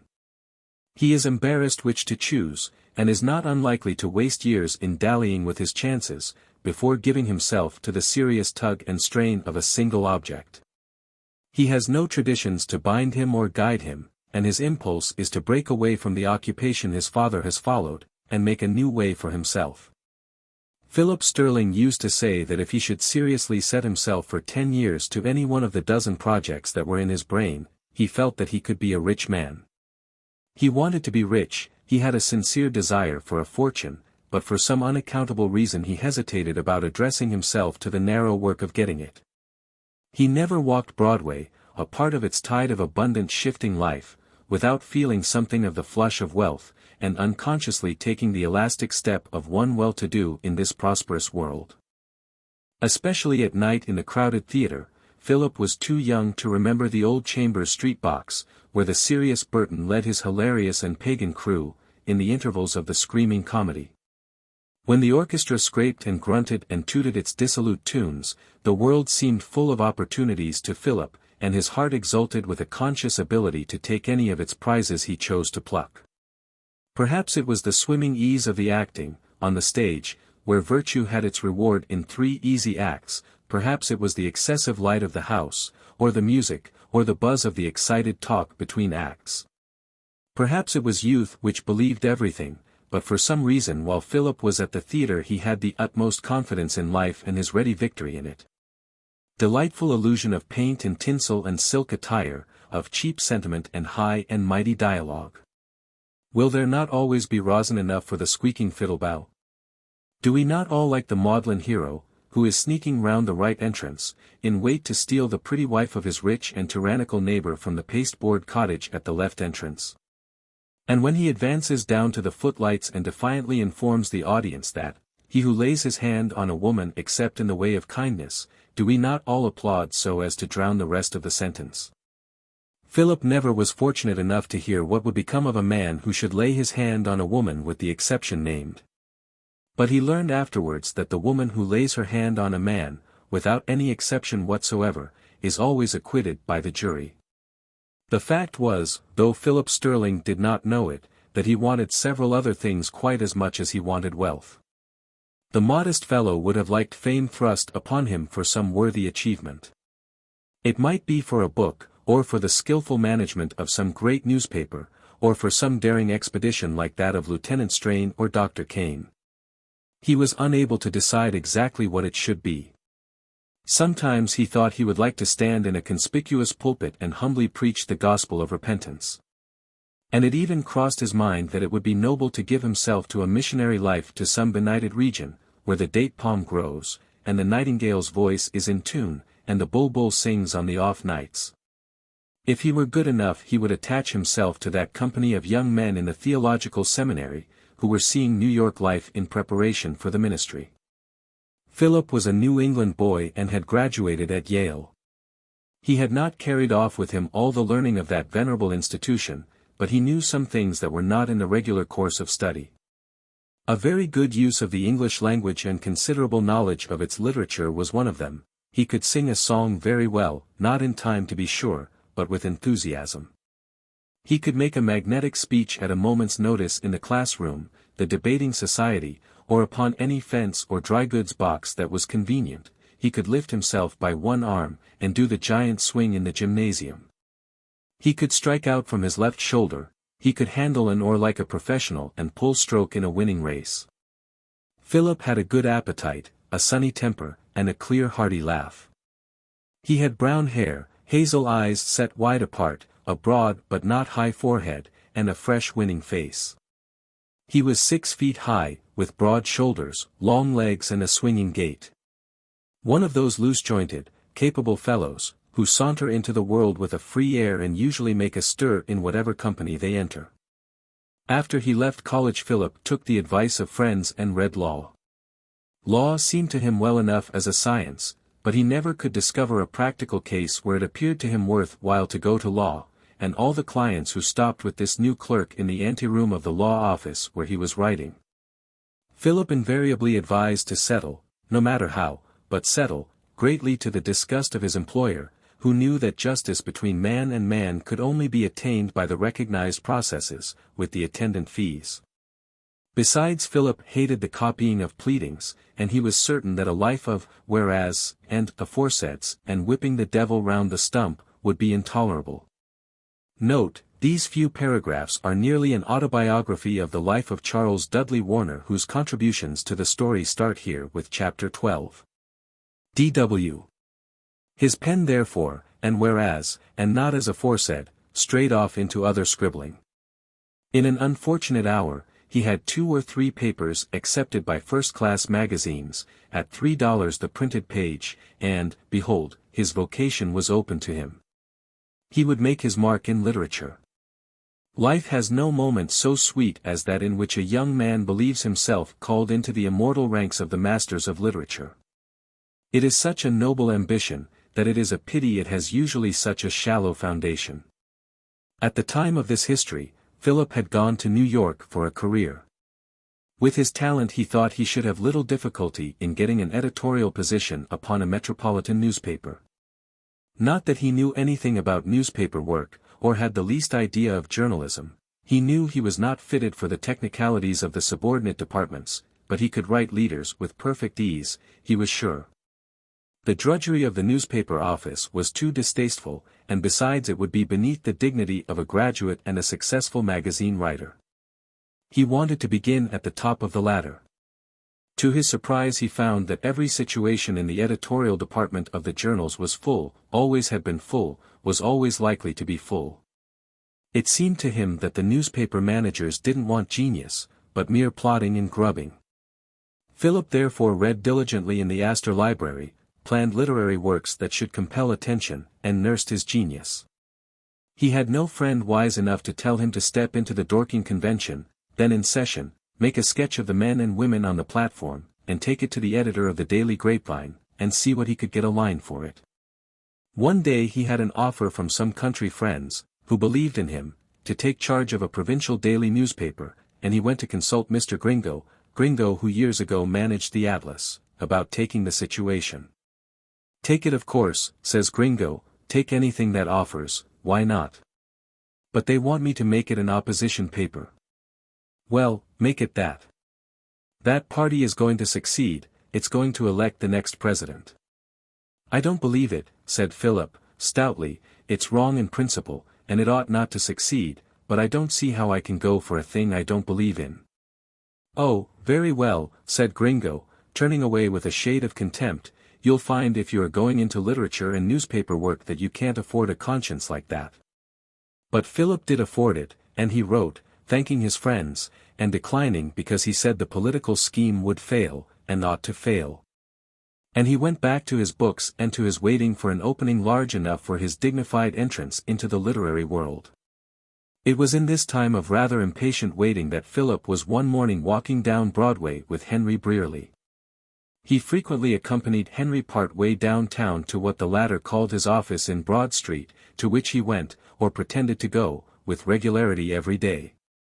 It was evident to the most casual acquaintance that he was a man of affairs, and that his time was engrossed in the largest sort of operations, about which there was a mysterious air.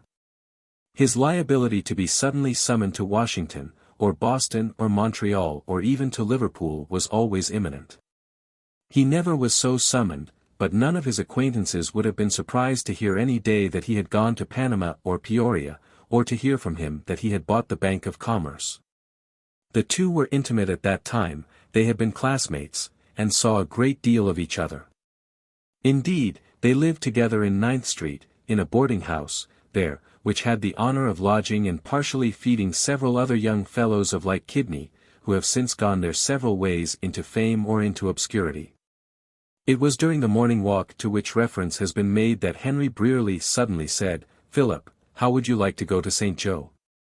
"I think I should like it of all things," replied Philip, with some hesitation, "but what for?" "Oh, it's a big operation. We are going, a lot of us, railroad men, engineers, contractors. You know my uncle is a great railroad man.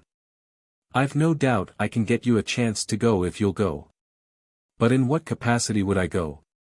"Well, I'm going as an engineer." "You can go as one." "I don't know an engine from a coal cart." "Field engineer, civil engineer. You can begin by carrying a rod, and putting down the figures. It's easy enough. I'll show you about that. We'll get Twain and some of those books." "Yes, but what is it for, what is it all about?" "Why don't you see? We lay out a line, spot the good land, enter it up, know where the stations are to be, spot them, buy lots. There's heaps of money in it. We wouldn't engineer long." "When do you go?" was Philip's next question, after some moments of silence. "Tomorrow." "Is that too soon?" "No, it's not too soon. I've been ready to go anywhere for 6 months. The fact is, Henry, that I'm about tired of trying to force myself into things, and am quite willing to try floating with the stream for a while, and see where I will land. This seems like a providential call, it's sudden enough." The two young men who were by this time full of the adventure, went down to the Wall Street office of Henry's uncle and had a talk with that wily operator. The uncle knew Philip very well, and was pleased with his frank enthusiasm, and willing enough to give him a trial in the Western venture. It was settled therefore, in the prompt way in which things are settled in New York, that they would start with the rest of the company next morning for the West. On the way uptown these adventurers bought books on engineering, and suits of India rubber, which they supposed they would need in a new and probably damp country, and many other things which nobody ever needed anywhere. The night was spent in packing up and writing letters, for Philip would not take such an important step without informing his friends. "If they disapprove," thought he, "I've done my duty by letting them know." Happy youth, that is ready to pack its valise, and start for Cathay on an hour's notice. "By the way," calls out Philip from his bedroom, to Henry, "where is St. Joe?" "Why, it's in Missouri somewhere, on the frontier I think." "We'll get a map." "Never mind the map. We will find the place itself. I was afraid it was nearer home." Philip wrote a long letter, first of all, to his mother, full of love and glowing anticipations of his new opening. He wouldn't bother her with business details, but he hoped that the day was not far off when she would see him return, with a moderate fortune, and something to add to the comfort of her advancing years. To his uncle he said that he had made an arrangement with some New York capitalists to go to Missouri, in a land and railroad operation, which would at least give him a knowledge of the world and not unlikely offer him a business opening. He knew his uncle would be glad to hear that he had at last turned his thoughts to a practical matter. It was to Ruth Bolton that Philip wrote last. He might never see her again, he went to seek his fortune. He well knew the perils of the frontier, the savage state of society, the lurking Indians and the dangers of fever. But there was no real danger to a person who took care of himself. Might he write to her often and tell her of his life? If he returned with a fortune, perhaps and perhaps. If he was unsuccessful, or if he never returned, perhaps it would be as well. No time or distance, however, would ever lessen his interest in her. He would say good night, but not goodbye. In the soft beginning of a spring morning, long before New York had breakfasted, while yet the air of expectation hung about the wharves of the metropolis, our young adventurers made their way to the Jersey City railway station of the Erie Road. To begin the long, swinging, crooked journey, over what a writer of a former day called a causeway of cracked rails and cows, to the west. Chapter 13. Whatever to say betoke in his entente. His language was so fair and pertinent. Whitey semeth unto many sereing not only the word, but verily the thing. Caxton's Book of Courtesy. In the party of which our travelers found themselves members, was Duff Brown, the great railroad contractor, and subsequently a well-known member of Congress. A bluff, jovial Boston man, thick-set, close-shaven, with a heavy jaw and a low forehead, a very pleasant man if you were not in his way. He had government contracts also, custom houses and dry docks, from Portland to New Orleans, and managed to get out of Congress, in appropriations, about weight for weight of gold for the stone furnished. Associated with him, and also of this party, was Rodney Shake, a sleek New York broker, a man as prominent in the church as in the stock exchange, dainty in his dress, smooth of speech. The necessary complement of Duff Brown in any enterprise that needed assurance and adroitness. It would be difficult to find a pleasanter traveling party, one that shook off more readily the artificial restraints of puritanic strictness, and took the world with good-natured allowance. Money was plenty for every attainable luxury, and there seemed to be no doubt that its supply would continue, and that fortunes were about to be made without a great deal of toil. Even Philip soon caught the prevailing spirit. Barry did not need any inoculation, he always talked in 6 figures. It was as natural for the dear boy to be rich as it is for most people to be poor. The elders of the party were not long in discovering the fact, which almost all travelers to the west soon find out, that the water was poor. It must have been by a lucky premonition of this that they all had brandy flasks with which to qualify the water of the country. And it was no doubt from an uneasy feeling of the danger of being poisoned that they kept experimenting, mixing a little of the dangerous and changing fluid, as they passed along, with the contents of the flasks. Thus saving their lives hour by hour. Philip learned afterwards that temperance and a strict observance of Sunday and a certain gravity of deportment are geographical habits, which people do not usually carry with them away from home. Our travelers stopped in Chicago long enough to see that they could make their fortunes there in 2 weeks' time, but it did not seem worthwhile. The West was more attractive, the further one went the wider the opportunities opened. They took railroad to Alton and the steamboat from there to St. Louis, for the change and to have a glimpse of the river. "Isn't this jolly?" cried Henry, dancing out of the barber's room, and coming down the deck with a 1, 2, 3 step, shaven, curled and perfumed after his usual exquisite fashion. "What's jolly?" asked Philip, looking out upon the dreary and monotonous waste through which the shaking steamboat was coughing its way. "Why, the whole thing, it's immense, I can tell you. I wouldn't give that to be guaranteed 100,000 cold cash in a year's time. Where's Mr. Brown?" "He is in the saloon, playing poker with Shake and that long-haired party with the striped trousers, who scrambled aboard when the stage plank was half hauled in, and the big delegate to Congress from out west.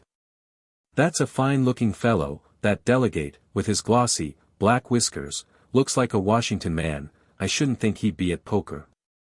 "Oh, it's only 5-cent ante, just to make it interesting," the delegate said. "But I shouldn't think a representative in Congress would play poker any way in a public steamboat." "Nonsense, you've got to pass the time." "I try to hand myself, but those old fellows are too many for me." The delegate knows all the points. "I'd bet $100 he will ante his way right into the United States Senate when his territory comes in. He's got the cheek for it. He has the grave and thoughtful manner of expectoration of a public man, for one thing," added Philip. "Harry," said Philip, after a pause, "what have you got on those big boots for? Do you expect to wade ashore?" "I'm breaking them in." The fact was Harry had got himself up in what he thought a proper costume for a new country, and was in appearance a sort of compromise between a dandy of Broadway and a backwoods man. Harry, with blue eyes, fresh complexion, silken whiskers and curly chestnut hair, was as handsome as a fashion plate. He wore this morning a soft hat, a short cutaway coat, an open vest displaying immaculate linen, a leathern belt round his waist and top boots of soft leather, well polished. That came above his knees and required a string attached to his belt to keep them up. The light-hearted fellow gloried in these shining encasements of his well-shaped legs, and told Philip that they were a perfect protection against prairie rattlesnakes, which never strike above the knee. The landscape still wore an almost wintry appearance when our travelers left Chicago. It was a genial spring day when they landed at St. Louis. The birds were singing, the blossoms of peach trees in city garden plots made the air sweet, and in the roar and tumult on the long river levee they found an excitement that accorded with their own hopeful anticipations. The party went to the Southern Hotel, where the great Duff Brown was very well known, and indeed was a man of so much importance that even the office clerk was respectful to him. He might have respected in him also a certain vulgar swagger and insolence of money, which the clerk greatly admired. The young fellows liked the house and liked the city. It seemed to them a mighty free and hospitable town. Coming from the east they were struck with many peculiarities. Everybody smoked in the streets, for one thing, they noticed. Everybody took a drink in an open manner whenever he wished to do so or was asked, as if the habit needed no concealment or apology. In the evening when they walked about they found people sitting on the doorsteps of their dwellings, in a manner not usual in a northern city.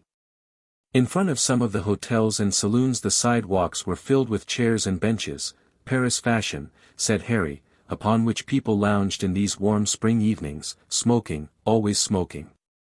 And the clink of glasses and of billiard balls was in the air. It was delightful. Harry at once found on landing that his backwoods custom would not be needed in St. Louis, and that, in fact, he had need of all the resources of his wardrobe to keep even with the young swells of the town. But this did not much matter, for Harry was always superior to his clothes. As they were likely to be detained some time in the city, Harry told Philip that he was going to improve his time. And he did. It was an encouragement to any industrious man to see this young fellow rise, carefully dress himself, eat his breakfast deliberately, smoke his cigar tranquilly, and then repair to his room, to what he called his work. With a grave and occupied manner, but with perfect cheerfulness. Harry would take off his coat, remove his cravat, roll up his shirt sleeves, give his curly hair the right touch before the glass, get out his book on engineering, his boxes of instruments, his drawing paper, his profile paper. Open the book of logarithms, mix his India ink, sharpen his pencils, light a cigar, and sit down at the table to lay out a line, with the most grave notion that he was mastering the details of engineering. He would spend half a day in these preparations without ever working out a problem or having the faintest conception of the use of lines or logarithms. And when he had finished, he had the most cheerful confidence that he had done a good day's work. It made no difference, however, whether Harry was in his room in a hotel or in a tent. Philip soon found, he was just the same. In camp he would get himself up in the most elaborate toilet at his command, polish his long boots to the top, lay out his work before him, and spend an hour or longer, if anybody was looking at him, humming airs, knitting his brows, and working at engineering. And if a crowd of gaping rustics were looking on all the while it was perfectly satisfactory to him. You see, he says to Philip one morning at the hotel when he was thus engaged, I want to get the theory of this thing, so that I can have a check on the engineers. I thought you were going to be an engineer yourself, queried Philip. Not many times, if the court knows herself. There's better game. Brown and Shake have, or will have, the control for the whole line of the Salt Lick Pacific extension, $40,000 a mile over the prairie, with extra for hardpan, and it'll be pretty much all hardpan I can tell you. Besides every alternate section of land on this line. There's millions in the job. I'm to have the subcontract for the first 50 miles, and you can bet it's a soft thing. I'll tell you what you do, Philip, continued Larry, in a burst of generosity, if I don't get you into my contract, you'll be with the engineers, and you just stick a stake at the first ground marked for a depot. Buy the land of the farmer before he knows where the depot will be, and we'll turn 100 or so on that. I'll advance the money for the payments, and you can sell the lots. Shake is going to let me have 10,000 just for a flyer in such operations. But that's a good deal of money. Wait till you are used to handling money. I didn't come out here for a bagatelle. My uncle wanted me to stay east and go in on the mobile custom house, work up the Washington end of it. He said there was a fortune in it for a smart young fellow, but I preferred to take the chances out here. Did I tell you I had an offer from Bobbitt and Fanshawe to go into their office as confidential clerk on a salary of 10,000? Why didn't you take it? Asked Philip, to whom a salary of 2,000 would have seemed wealth, before he started on this journey. Take it? I'd rather operate on my own hook, said Harry, in his most airy manner. A few evenings after their arrival at the Southern, Philip and Harry made the acquaintance of a very agreeable gentleman, whom they had frequently seen before about the hotel corridors, and passed a casual word with. He had the air of a man of business, and was evidently a person of importance. The precipitating of this casual intercourse into the more substantial form of an acquaintanceship was the work of the gentleman himself, and occurred in this wise. Meeting the two friends in the lobby one evening, he asked them to give him the time, and added, "Excuse me, gentlemen, strangers in St. Louis?" "Ah, yes, yes. From the East, perhaps?" "Ah, just so, just so. Eastern-born myself, Virginia. Sellers is my name, Beriah Sellers." "Ah. By the way, New York, did you say? That reminds me, just met some gentlemen from your state, a week or two ago, very prominent gentlemen, in public life they are, you must know them, without doubt. Let me see. Curious those names have escaped me. I know they were from your state, because I remember afterward my old friend Governor Shackleby said to me, 'Fine man, is the governor, one of the finest men our country has produced,' said he, 'Colonel, how did you like those New York gentlemen?' 'Not many such men in the world, Colonel Sellers,' said the governor. 'Yes, it was New York,' he said, 'I remember it distinctly. I can't recall those names, somehow. But no matter. Stopping here, gentlemen, stopping at the Southern?' In shaping their reply in their minds, the title, Mr., had a place in it, but when their turn had arrived to speak, the title, Colonel, came from their lips instead. They said yes, they were abiding at the Southern, and thought it a very good house. Yes, the Southern is fair. I myself go to the Planters, old, aristocratic house. We Southern gentlemen don't change our ways, you know. I always make it my home there when I run down from Hawkeye. My plantation is in Hawkeye, a little up in the country. You should know the Planters." Philip and Harry both said they should like to see a hotel that had been so famous in its day, a cheerful hostelry. Philip said it must have been where duels were fought there across the dining-room table. "You may believe it, sir, an uncommonly pleasant lodging. Shall we walk?" And the three strolled along the streets, the colonel talking all the way in the most liberal and friendly manner, and with a frank open-heartedness that inspired confidence. "Yes, born East myself, raised all along, know the West, a great country, gentlemen. The place for a young fellow of spirit to pick up a fortune, simply pick it up, it's lying round loose here. Not a day that I don't put aside an opportunity. Too busy to look into it. Management of my own property takes my time. First visit? Looking for an opening?"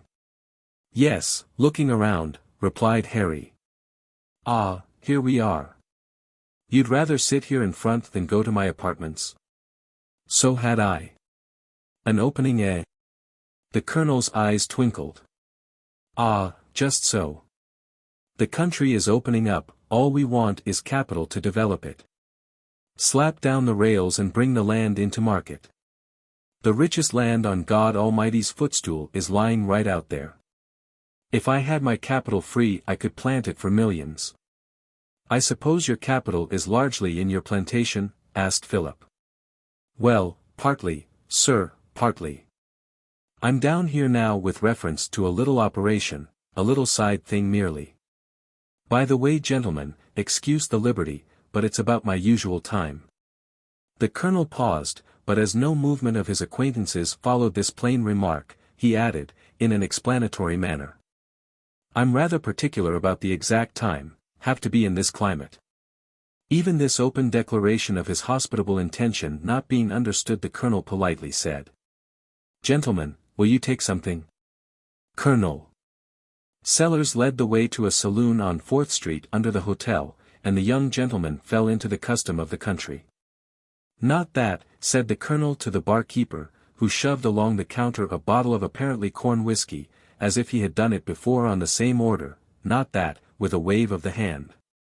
That odoured, if you please. Yes. Never take an inferior liquor, gentlemen, not in the evening, in this climate. There. That's the stuff. My respects. The hospitable gentleman, having disposed of his liquor, remarking that it was not quite the thing, when a man has his own cellar to go to, he is apt to get a little fastidious about his liquors, called for cigars. But the brand offered did not suit him, he motioned the box away, and asked for some particular Havanas, those in separate wrappers. I always smoke this sort, gentlemen. They are a little more expensive, but you'll learn, in this climate, that you'd better not economize on poor cigars. Having imparted this valuable piece of information, the colonel lighted the fragrant cigar with satisfaction, and then carelessly put his fingers into his right vest pocket. That movement being without result, with a shade of disappointment on his face, he felt in his left vest pocket. Not finding anything there, he looked up with a serious and annoyed air, anxiously slapped his right pantaloons pocket, and then his left, and exclaimed. By George, that's annoying. By George, that's mortifying. Never had anything of that kind happen to me before. I've left my pocketbook. Hold. Here's a bill, after all. No, thunder, it's a receipt. Allow me, said Philip, seeing how seriously the colonel was annoyed, and taking out his purse. The colonel protested he couldn't think of it, and muttered something to the barkeeper about hanging it up, but the vendor of exhilaration made no sign, and Philip had the privilege of paying the costly shot, Colonel Sellers profusely apologizing and claiming the right, next time. As soon as Beriah Sellers had bade his friends good night and seen them depart, he did not retire apartments in the Planters, but took his way to his lodgings with a friend in a distant part of the city. Chapter 14. The letter that Philip Sterling wrote to Ruth Bolton, on the evening of setting out to seek his fortune in the West, found that young lady in her own father's house in Philadelphia. It was one of the pleasantest of the many charming suburban houses in that hospitable city, which is territorially one of the largest cities in the world. And only prevented from becoming the convenient metropolis of the country by the intrusive strip of Camden and Amboy sand which shuts it off from the Atlantic Ocean. It is a city of steady thrift, the arms of which might well be the deliberate but delicious terrapin that imparts such a royal flavor to its feasts. It was a spring morning, and perhaps it was the influence of it that made Ruth a little restless, satisfied neither with the outdoors nor the indoors. Her sisters had gone to the city to show some country visitors Independence Hall, Girard College and Fairmount Water Works and Park, for objects which Americans cannot die peacefully, even in Naples, without having seen. But Ruth confessed that she was tired of them, and also of the mint. She was tired of other things. She tried this morning an air or two upon the piano, sang a simple song in a sweet but slightly metallic voice, and then seating herself by the open window, read Philip's letter. Was she thinking about Philip, as she gazed across the fresh lawn over the tree-tops to the Chelton Hills, or of that world which his entrance, into her tradition-bound life had been one of the means of opening to her? Whatever she thought, she was not idly musing, as one might see by the expression of her face. After a time she took up a book. It was a medical work, and to all appearance about as interesting to a girl of 18 as the statutes at large. But her face was soon aglow over its pages, and she was so absorbed in it that she did not notice the entrance of her mother at the open door. Ruth? Well, mother, said the young student, looking up, with a shade of impatience. I wanted to talk with thee a little about thy plans. Mother, thee knows I couldn't stand it at Westfield, the school stifled me, it's a place to turn young people into dried fruit. I know, said Margaret Bolton, with a half-anxious smile, thee chafes against all the ways of friends, but what will thee do? Why is thee so discontented? If I must say it, mother, I want to go away, and get out of this dead level. With a look half of pain and half of pity, her mother answered, I am sure thee is little interfered with, thee dresses as thee will, and goes where thee pleases, to any church thee likes, and thee has music. I had a visit yesterday from the Society's committee by way of discipline, because we have a piano in the house, which is against the rules. I hope thee told the elders that father and I are responsible for the piano, and that, much as thee loves music, thee is never in the room when it is played. Fortunately father is already out of meeting, so they can't discipline him. I heard father tell cousin Abner that he was whipped so often for whistling when he was a boy that he was determined to have what compensation he could get now. Thy ways greatly try me, Ruth, and all thy relations. I desire thy happiness first of all, but thee is starting out on a dangerous path. Is thy father willing thee should go away to a school of the world's people?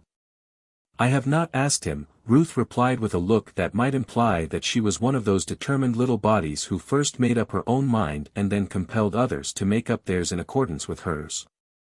And when thee has got the education thee wants, and lost all relish for the society of thy friends and the ways of thy ancestors, what then? Ruth turned square round to her mother, and with an impassive face and not the slightest change of tone, said, Mother, I'm going to study medicine. Margaret Bolton almost lost for a moment her habitual placidity. Thee, study medicine. A slight frail girl like thee, study medicine. Does thee think thee could stand it 6 months?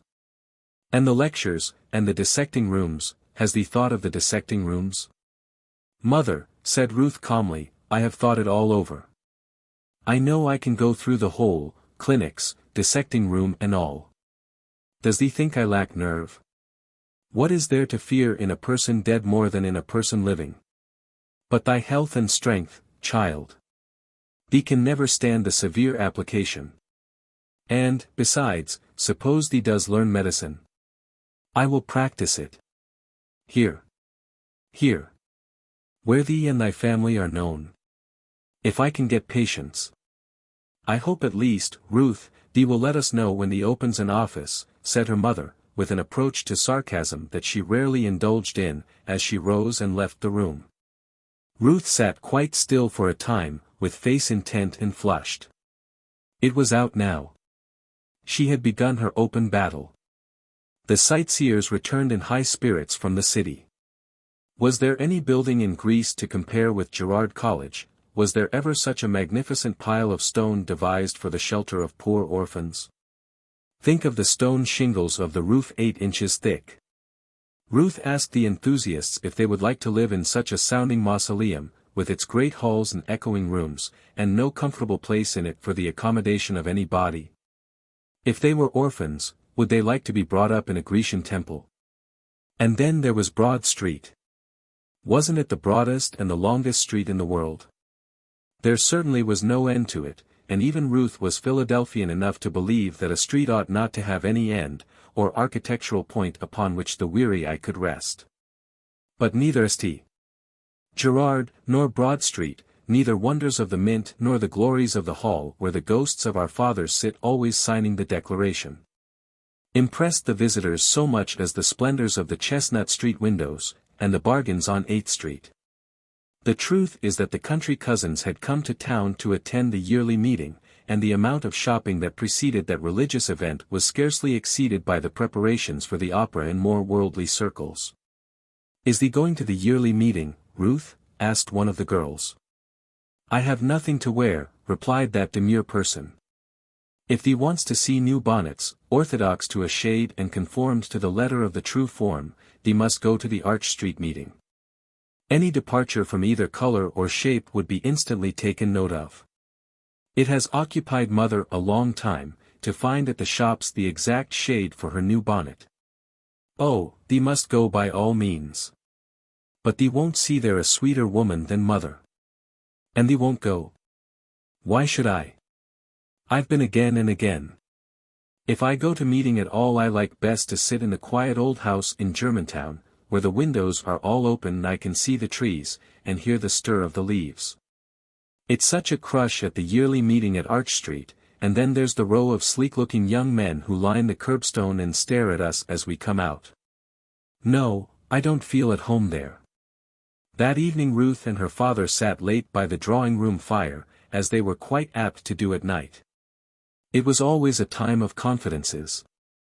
Thee has another letter from young Sterling, said Eli Bolton. Yes. Philip has gone to the far west. How far? He doesn't say, but it's on the frontier, and on the map everything beyond it is marked Indians, and desert, and looks as desolate as a Wednesday meeting. Humph. It was time for him to do something. Is he going to start a daily newspaper among the Kickapoos? Father, these unjust to Philip. He's going into business. What sort of business can a young man go into without capital? He doesn't say exactly what it is, said Ruth a little dubiously, but it's something about land and railroads, and he knows, father, that fortunes are made nobody knows exactly how, in a new country. I should think so, you innocent puss, and in an old one too. But Philip is honest, and he has talent enough, if he will stop scribbling, to make his way. But thee may as well take care of theeself, Ruth, and not go dawdling along with a young man in his adventures, until thy own mind is a little more settled what thee wants. This excellent advice did not seem to impress Ruth greatly, for she was looking away with that abstraction of vision which often came into her grey eyes, and at length she exclaimed, with a sort of impatience. I wish I could go west, or south. Or somewhere. What a box women are put into, measured for it, and put in young, if we go anywhere it's in a box, veiled and pinioned and shut in by disabilities. Father, I should like to break things and get loose. What a sweet-voiced little innocent, it was to be sure. Thee will no doubt break things enough when thy time comes, child, women always have, but what does thee want now that thee hasn't? I want to be something, to make myself something, to do something. Why should I rust, and be stupid, and sit in inaction because I am a girl? What would happen to me if thee should lose thy property and die? What one useful thing could I do for a living, for the support of mother and the children? And if I had a fortune, would thee want me to lead a useless life? Has thy mother led a useless life? Somewhat that depends upon whether her children amount to anything, retorted the sharp little disputant. What's the good, father, of a series of human beings who don't advance any? Friend Eli, who had long ago laid aside the Quaker dress, and was out of meeting, and who in fact after a youth of doubt could not yet define his belief, nevertheless looked with some wonder at this fierce young eagle of his. Hatched in a friend's dovecote. But he only said, Has thee consulted thy mother about a career? I suppose it is a career thee wants. Ruth did not reply directly, she complained that her mother didn't understand her. But that wise and placid woman understood the sweet rebel a great deal better than Ruth understood herself. She also had a history, possibly, and had sometime beaten her young wings against the cage of custom, and indulged in dreams of a new social order, and had passed through that fiery period when it seems possible for one mind, which has not yet tried its limits, to break up and rearrange the world. Ruth replied to Philip's letter in due time and in the most cordial and unsentimental manner. Philip liked the letter, as he did everything she did, but he had a dim notion that there was more about herself in the letter than about him. He took it with him from the Southern Hotel, when he went to walk, and read it over and again in an unfrequented street as he stumbled along. The rather commonplace and unformed handwriting seemed to him peculiar and characteristic, different from that of any other woman. Ruth was glad to hear that Philip had made a push into the world, and she was sure that his talent and courage would make a way for him. She should pray for his success at any rate, and especially that the Indians, in St. Louis, would not take his scalp. Philip looked rather dubious at this sentence, and wished that he had written nothing about Indians. Chapter 15. Eli Bolton and his wife talked over Ruth's case, as they had often done before, with no little anxiety. Alone of all their children she was impatient of the restraints and monotony of the Friends' Society, and wholly indisposed to accept the inner light as a guide into a life of acceptance and inaction. When Margaret told her husband of Ruth's newest project, he did not exhibit so much surprise as she hoped for. In fact, he said that he did not see why a woman should not enter the medical profession if she felt a call to it. But, said Margaret, consider her total inexperience of the world, and her frail health. Can such a slight little body endure the ordeal of the preparation for, or the strain of, the practice of the profession? Did thee ever think, Margaret, whether she can endure being thwarted in an object on which she has so set her heart, as she has on this? Thee has trained her thyself at home, in her enfeebled childhood, and thee knows how strong her will is, and what she has been able to accomplish in self-culture by the simple force of her determination. She never will be satisfied until she has tried her own strength. I wish, said Margaret, with an inconsequence that is not exclusively feminine, that she were in the way to fall in love and marry by and by. I think that would cure her of some of her notions. I am not sure, but if she went away, to some distant school, into an entirely new life, her thoughts would be diverted.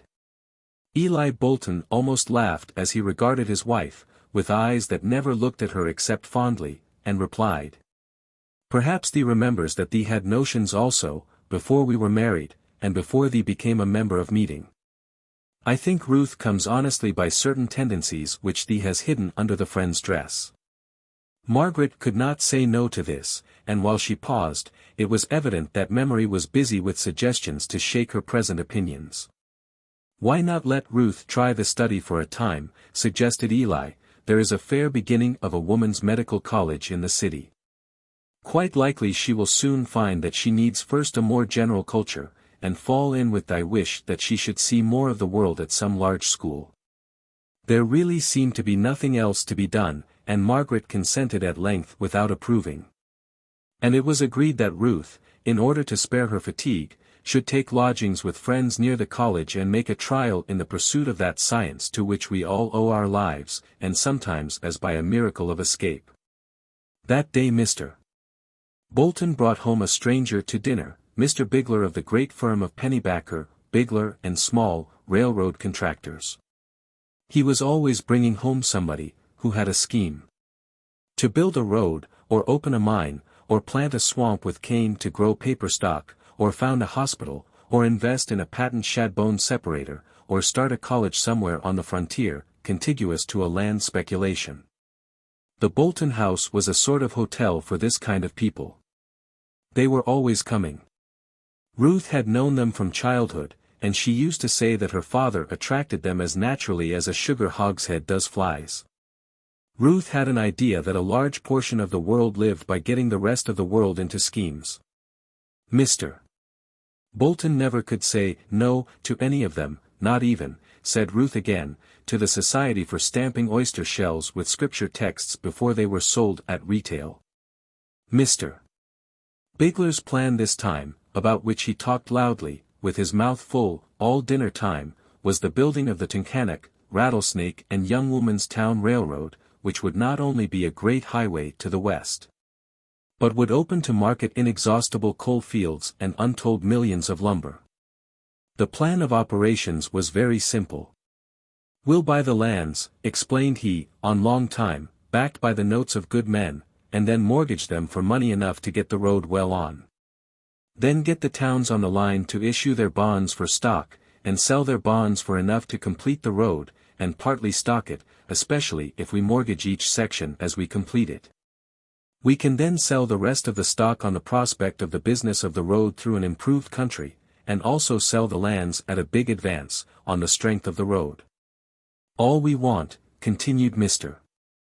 Bigler in his frank manner, is a few $1,000s to start the surveys, and arrange things in the legislature. There is some parties will have to be seen, who might make us trouble. It will take a good deal of money to start the enterprise, remarked Mr. Bolton, who knew very well what seeing a Pennsylvania legislature meant, but was too polite to tell Mr. Bigler what he thought of him, while he was his guest. What security would one have for it? Mr. Bigler smiled a hard kind of smile, and said, you'd be inside, Mr. Bolton, and you'd have the first chance in the deal. This was rather unintelligible to Ruth, who was nevertheless somewhat amused by the study of a type of character she had seen before. At length she interrupted the conversation by asking. You'd sell the stock, I suppose, Mr. Bigler, to anybody who was attracted by the prospectus? Oh, certainly, serve all alike, said Mr. Bigler, now noticing Ruth for the first time, and a little puzzled by the serene, intelligent face that was turned towards him. Well, what would become of the poor people who had been led to put their little money into the speculation, when you got out of it and left it halfway? It would be no more true to say of Mr. Bigler that he was or could be embarrassed, than to say that a brass counterfeit dollar piece would change color when refused. The question annoyed him a little, in Mr. Bolton's presence.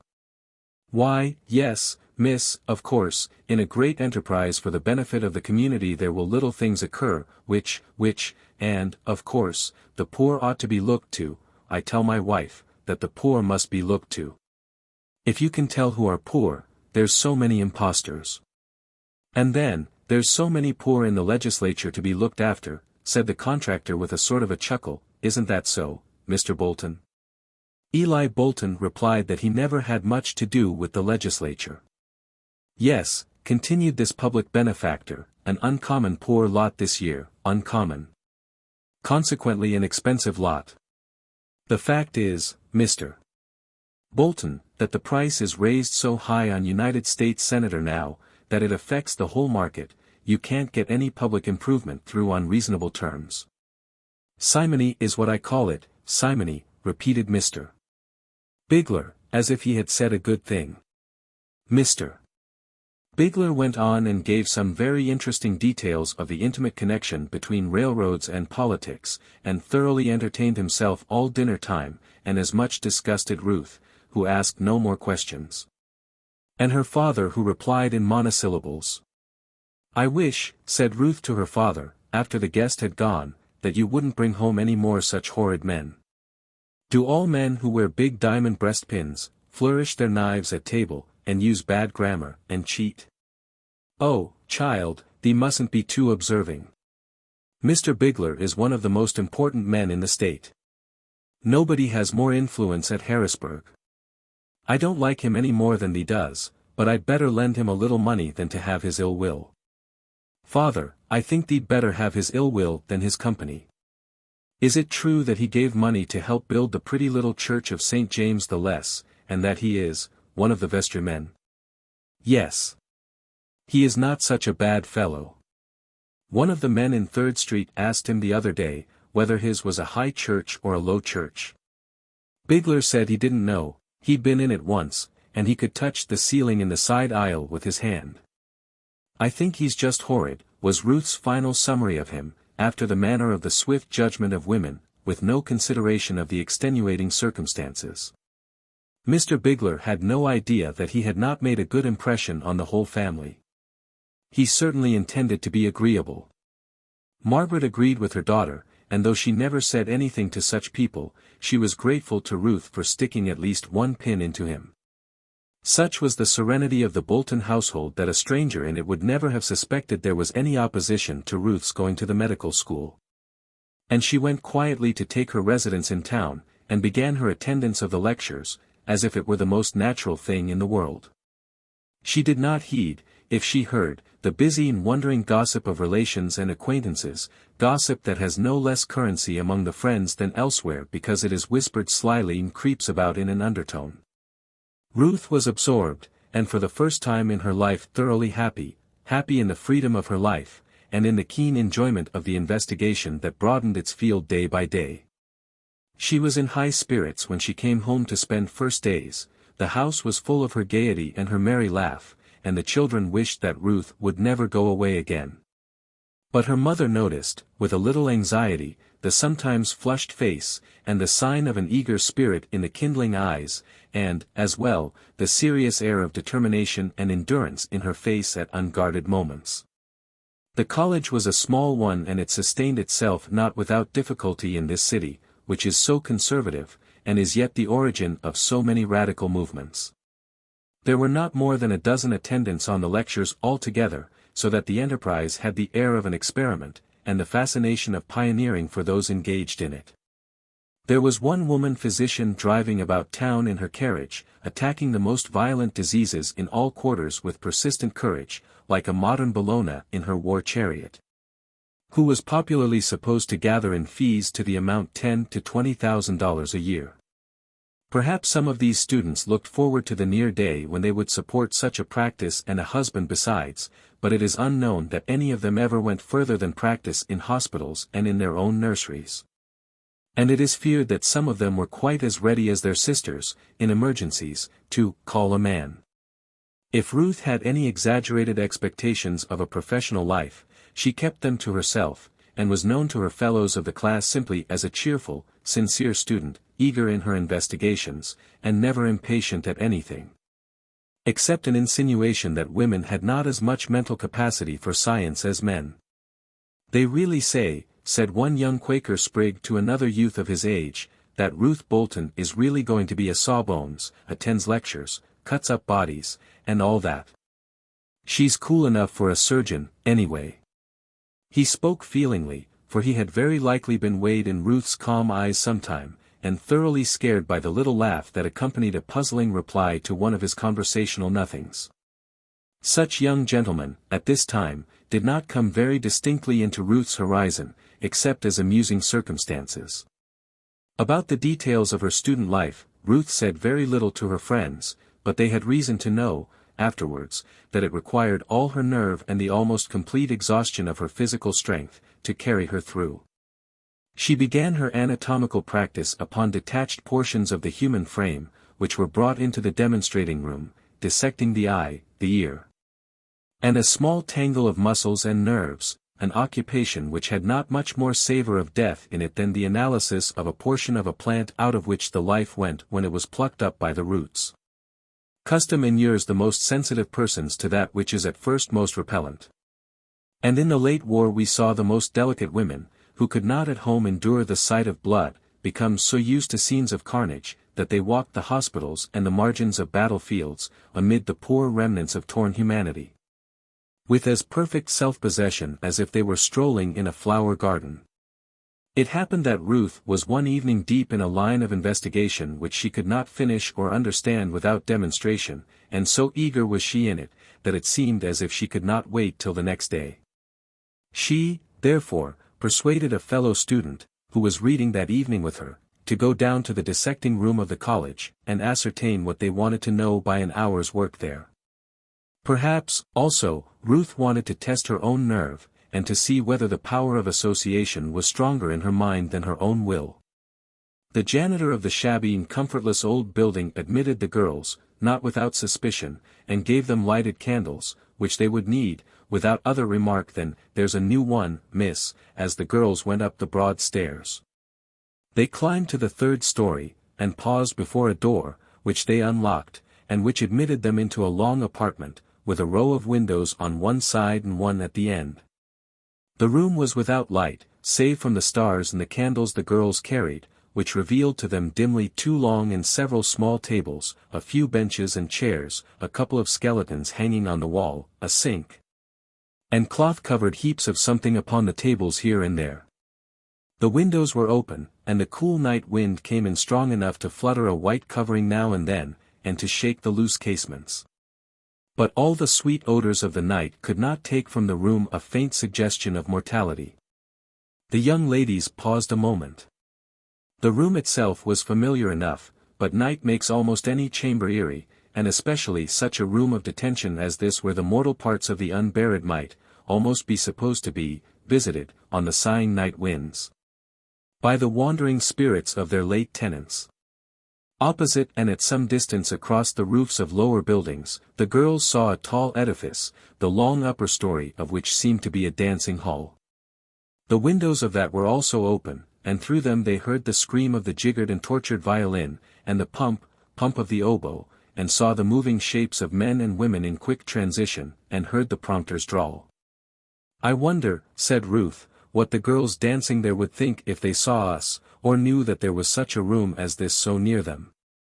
She did not speak very loud, and, perhaps unconsciously, the girls drew near to each other as they approached the long table in the center of the room.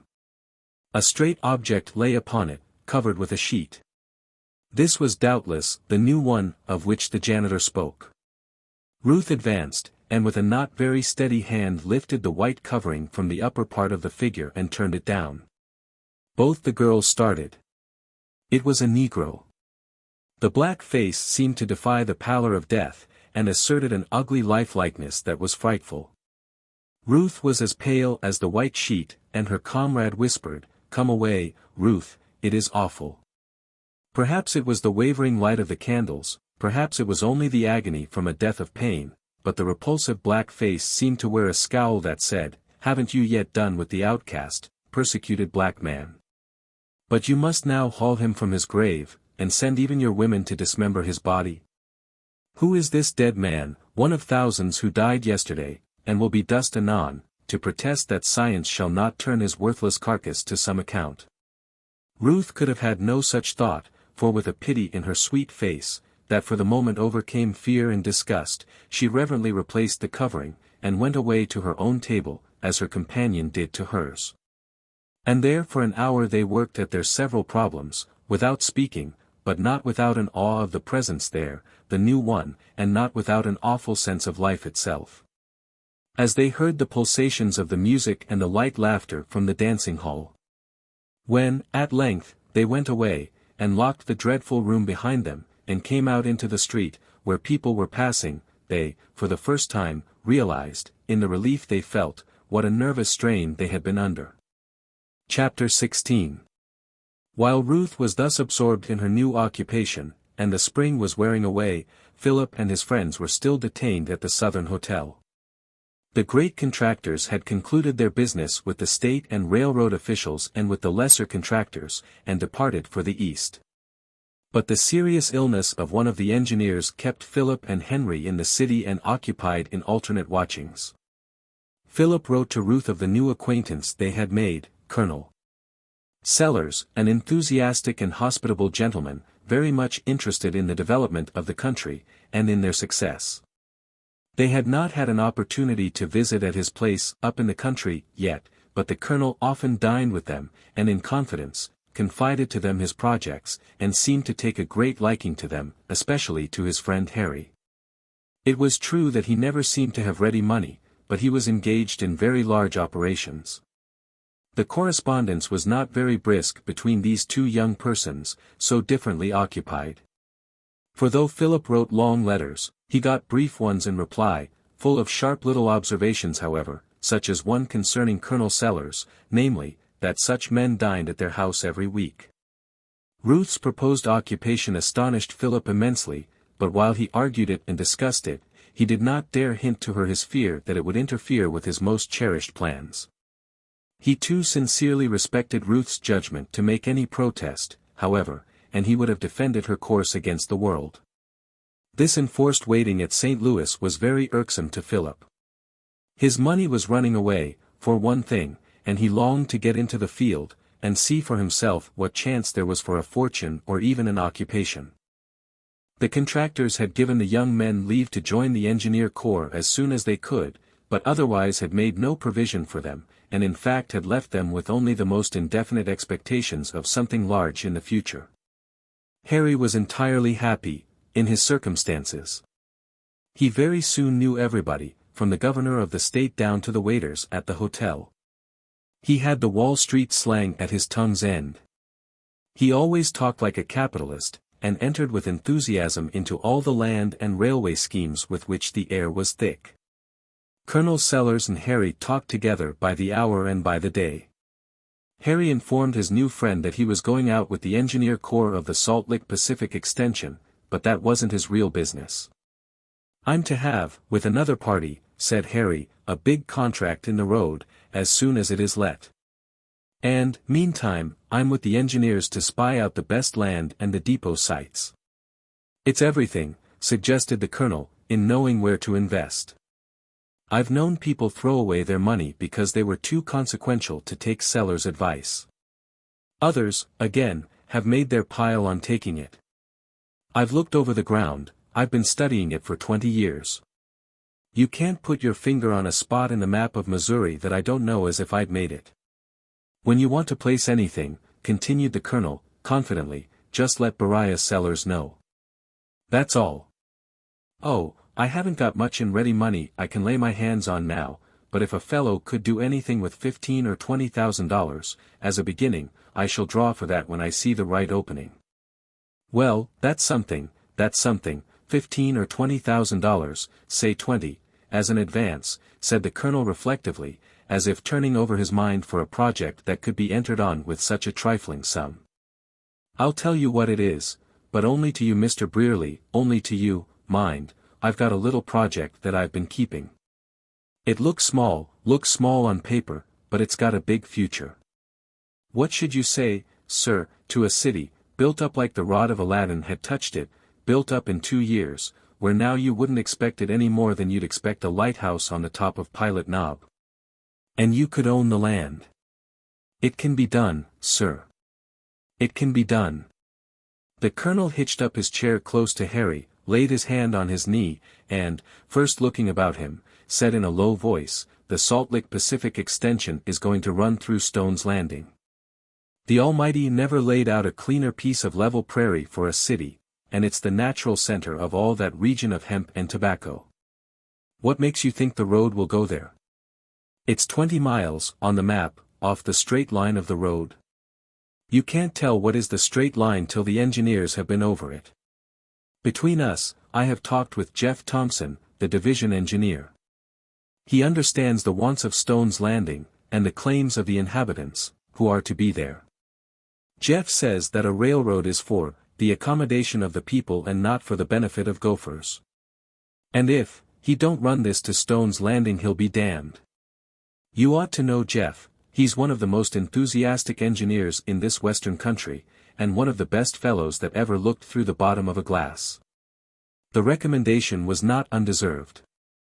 There was nothing that Jeff wouldn't do, to accommodate a friend, from sharing his last dollar with him, to winging him in a duel. When he understood from Colonel Sellers how the land lay at Stone's Landing, he cordially shook hands with that gentleman, asked him to drink, and fairly roared out, "Why, God bless my soul, Colonel, a word from one Virginia gentleman to another is 'nough said. There's Stone's Landing been waiting for a railroad more than 4,000 years, and damn if she shan't have it." Philip had not so much faith as Harry in Stone's Landing, when the latter opened the project to him, but Harry talked about it as if he already owned that incipient city. Harry thoroughly believed in all his projects and inventions, and lived day by day in their golden atmosphere. Everybody liked the young fellow, for how could they help liking one of such engaging manners and large fortune? The waiters at the hotel would do more for him than for any other guest, and he made a great many acquaintances among the people of St. Louis, who liked his sensible and liberal views about the development of the western country, and about St. Louis. He said it ought to be the national capital. Harry made partial arrangements with several of the merchants for furnishing supplies for his contract on the Salt Lick Pacific extension. Consulted the maps with the engineers, and went over the profiles with the contractors, figuring out estimates for bids. He was exceedingly busy with those things when he was not at the bedside of his sick acquaintance, or arranging the details of his speculation with Colonel Sellers. Meantime the days went along and the weeks, and the money in Harry's pocket got lower and lower. He was just as liberal with what he had as before, indeed it was his nature to be free with his money or with that of others, and he could lend or spend $1 with an air that made it seem like 10. At length, at the end of 1 week, when his hotel bill was presented, Harry found not a cent in his pocket to meet it.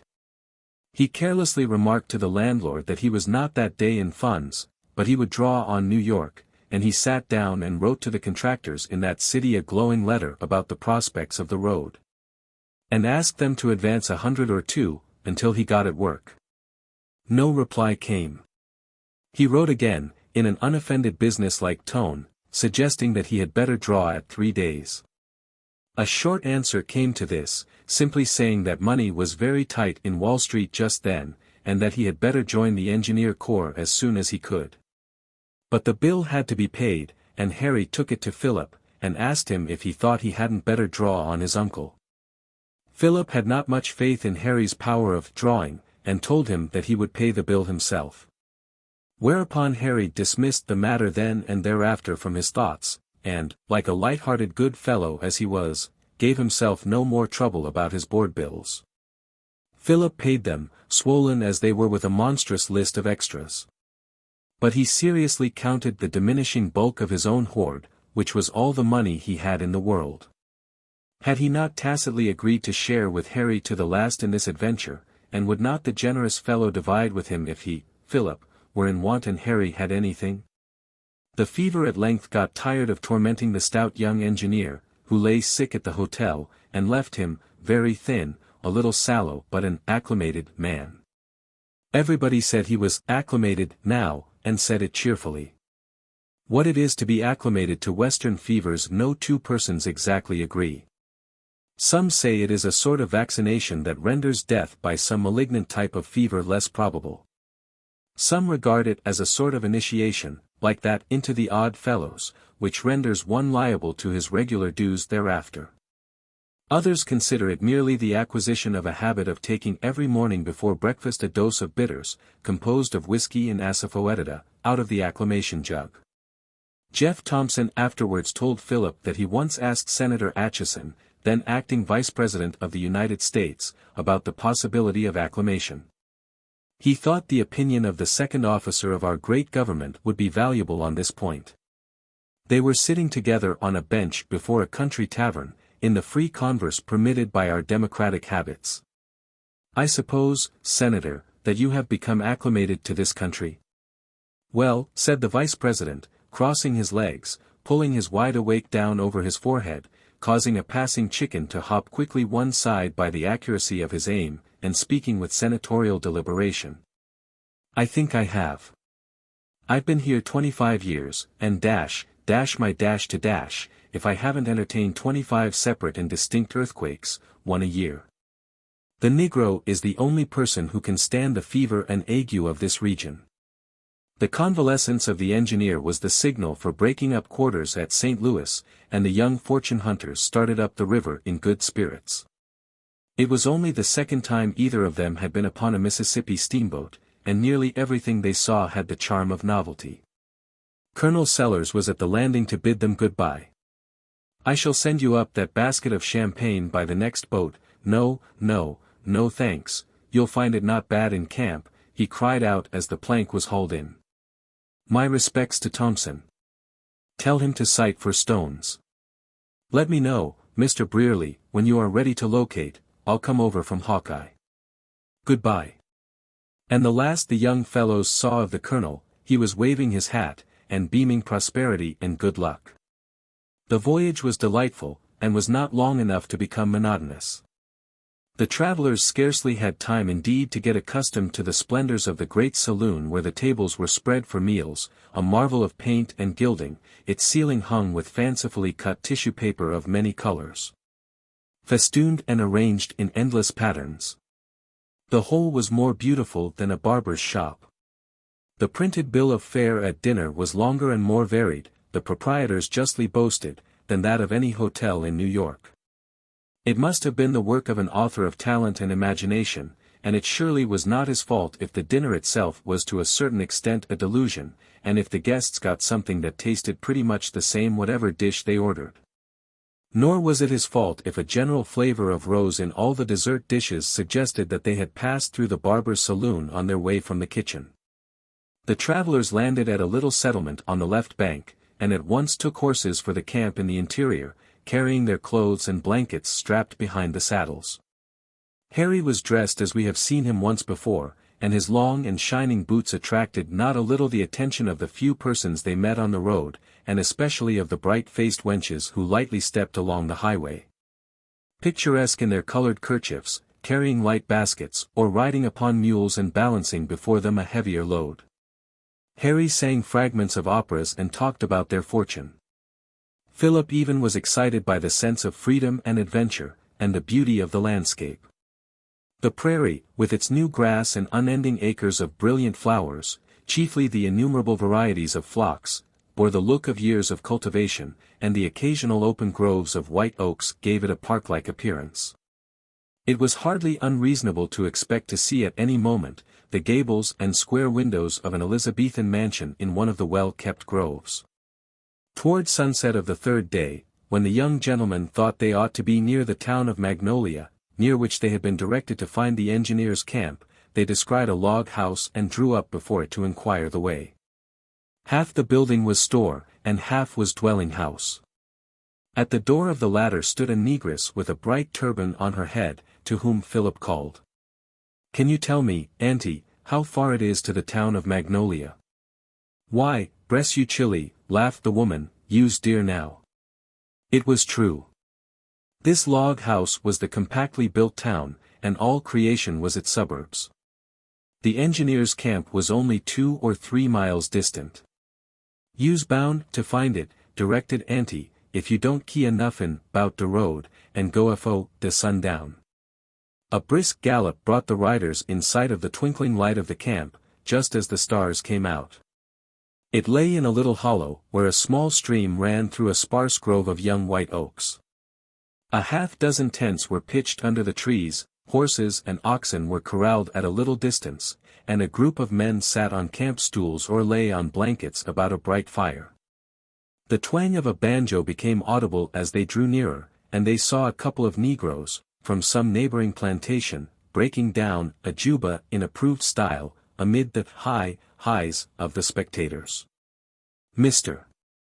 Jeff Thompson, for it was the camp of this redoubtable engineer, gave the travelers a hearty welcome, offered them ground room in his own tent, ordered supper, and set out a small jug. A drop from which he declared necessary on account of the chill of the evening. "I never saw an Eastern man," said Jeff, "who knew how to drink from a jug with one hand.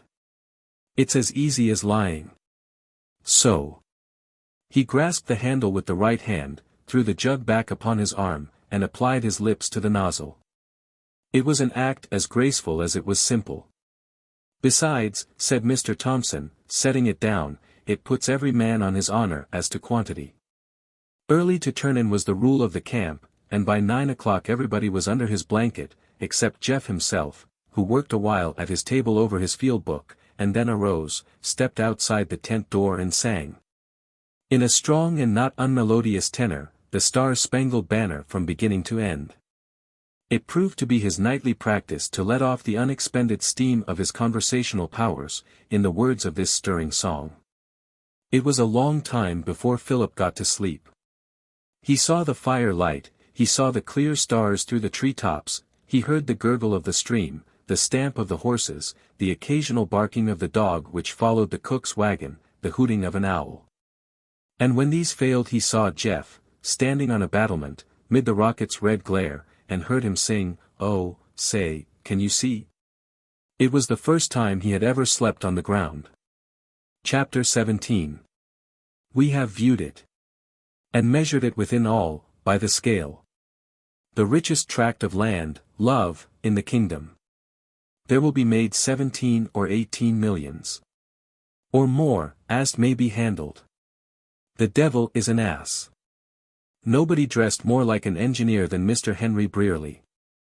The completeness of his appointments was the envy of the corps, and the gay fellow himself was the admiration of the camp servants, axemen, teamsters and cooks. "I reckon you didn't get them boots nowheres this side o' St. Louis?" queried the tall Missouri youth who acted as commissary's assistant. "No, New York." "Yas, I've hearn o' New York," continued the butternut lad, attentively studying each item of Harry's dress, and endeavoring to cover his design with interesting conversation. "And there's Massachusetts. It's not far off. I've hearn Massachusetts was of a place. Les, see, what state's Massachusetts in?" "Massachusetts," kindly replied Harry, "is in the state of Boston." "Abolish and want it? They must accost right smart," referring to the boots. Harry shouldered his rod and went to the field, tramped over the prairie by day, and figured up results at night, with the utmost cheerfulness and industry, and plotted the line on the profile paper, without, however, the least idea of engineering practical or theoretical. Perhaps there was not a great deal of scientific knowledge in the entire corps, nor was very much needed. They were making what is called a preliminary survey, and the chief object of a preliminary survey was to get up an excitement about the road, to interest every town in that part of the state in it. Under the belief that the road would run through it, and to get the aid of every planter upon the prospect that a station would be on his land. Mr. Jeff Thompson was the most popular engineer who could be found for this work. He did not bother himself much about details or practicabilities of location, but ran merrily along, sighting from the top of one divide to the top of another, and striking plumb every town site and big plantation within 20 or 30 miles of his route. In his own language he just went booming. This course gave Harry an opportunity, as he said, to learn the practical details of engineering, and it gave Philip a chance to see the country, and to judge for himself what prospect of a fortune it offered. Both he and Harry got the refusal of more than one plantation as they went along, and wrote urgent letters to their eastern correspondents. Upon the beauty of the land and the certainty that it would quadruple in value as soon as the road was finally located. It seemed strange to them that capitalists did not flock out there and secure this land. They had not been in the field over 2 weeks when Harry wrote to his friend Colonel Sellers that he'd better be on the move, for the line was certain to go to Stone's Landing. Anyone who looked at the line on the map, as it was laid down from day to day, would have been uncertain which way it was going. But Jeff had declared that in his judgment the only practicable route from the point they then stood on was to follow the divide to Stone's Landing, and it was generally understood that that town would be the next one hit. "We'll make it, boys," said the chief, "if we have to go in a balloon." And make it they did. In less than a week, this indomitable engineer had carried his moving caravan over sloughs and branches, across bottoms and along divides, and pitched his tents in the very heart of the city of Stone's Landing. "Well, I'll be dashed," was heard the cheery voice of Mr. Thompson, as he stepped outside the tent door at sunrise next morning. "If this don't get me. I say, Jan Grayson, get out your sighting iron and see if you can find old Sellers town. Blame me if we wouldn't have run plumb by it if twilight had held on a little longer. Oh! Sterling, Brearley, get up and see the city. There's a steamboat just coming round the bend." And Jeff roared with laughter. "The mayor'll be round here to breakfast." The fellows turned out of the tents, rubbing their eyes, and stared about them. They were camped on the second bench of the narrow bottom of a crooked, sluggish stream, that was some 5 rods wide in the present good stage of water. Before them were a dozen log cabins, with stick and mud chimneys, irregularly disposed on either side of a not very well defined road, which did not seem to know its own mind exactly, and, after straggling through the town, wandered off over the rolling prairie in an uncertain way, as if it had started for nowhere and was quite likely to reach its destination. Just as it left the town, however, it was cheered and assisted by a guide-board, upon which was the legend, 10 Mills to Hawkeye. The road had never been made except by the travel over it, and at this season, the rainy June, it was a way of ruts cut in the black soil, and of fathomless mud holes. In the principal street of the city, it had received more attention. For hogs, great and small, rooted about in it and wallowed in it, turning the street into a liquid quagmire which could only be crossed on pieces of plank thrown here and there. About the chief cabin, which was the store and grocery of this mart of trade, the mud was more liquid than elsewhere. And the rude platform in front of it and the dry goods boxes mounted thereon were places of refuge for all the loafers of the place. Down by the stream was a dilapidated building which served for a hemp warehouse, and a shaky wharf extended out from it, into the water. In fact, a flatboat was there moored by it, its setting poles lying across the gunwales. Above the town the stream was crossed by a crazy wooden bridge, the supports of which leaned all ways in the soggy soil.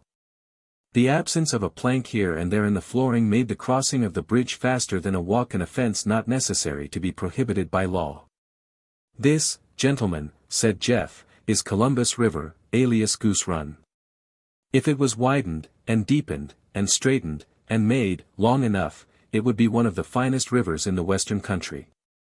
As the sun rose and sent his level beams along the stream, the thin stratum of mist, or malaria, rose also and dispersed, but the light was not able to enliven the dull water nor give any hint of its apparently fathomless depth.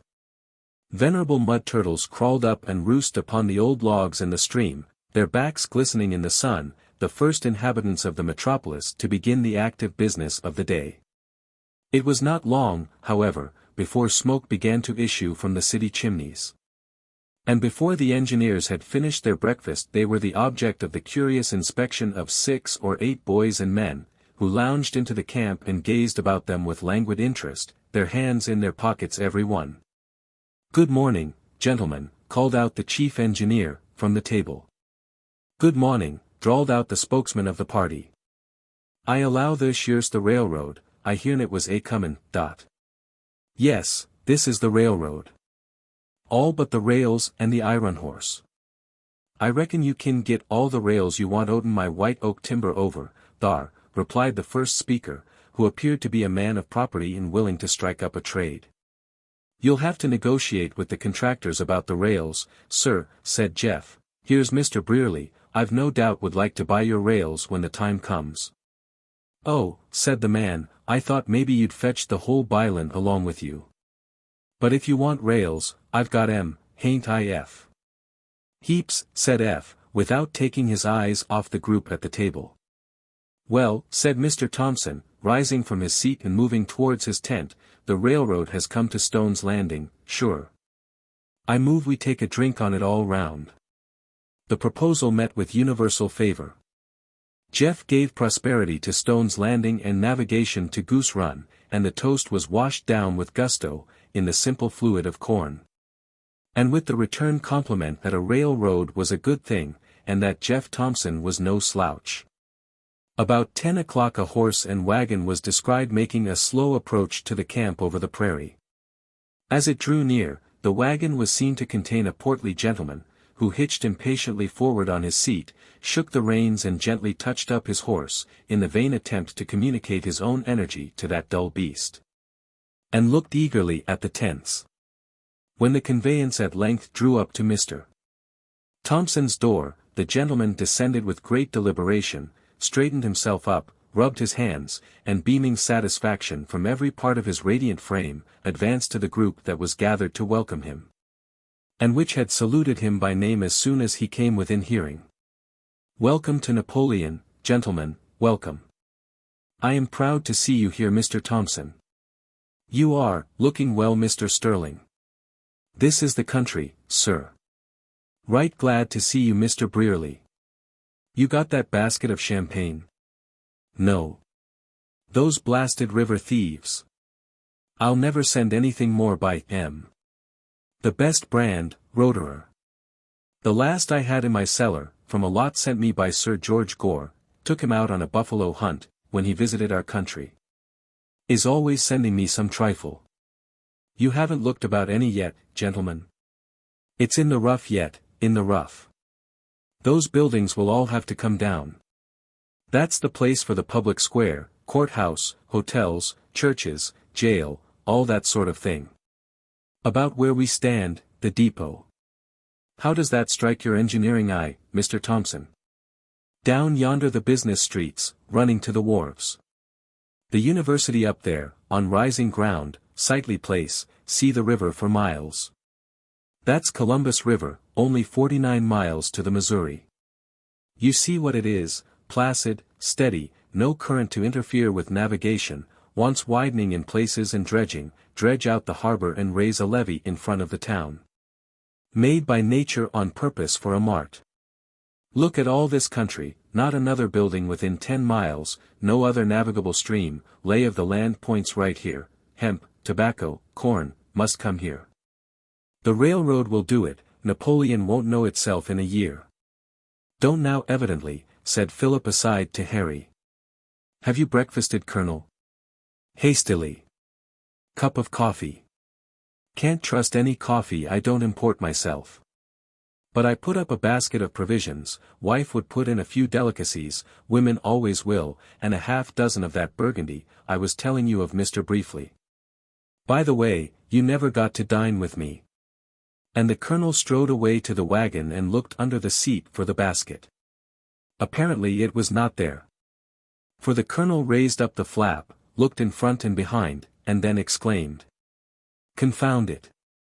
That comes of not doing a thing yourself. I trusted to the women folks to set that basket in the wagon, and it ain't there.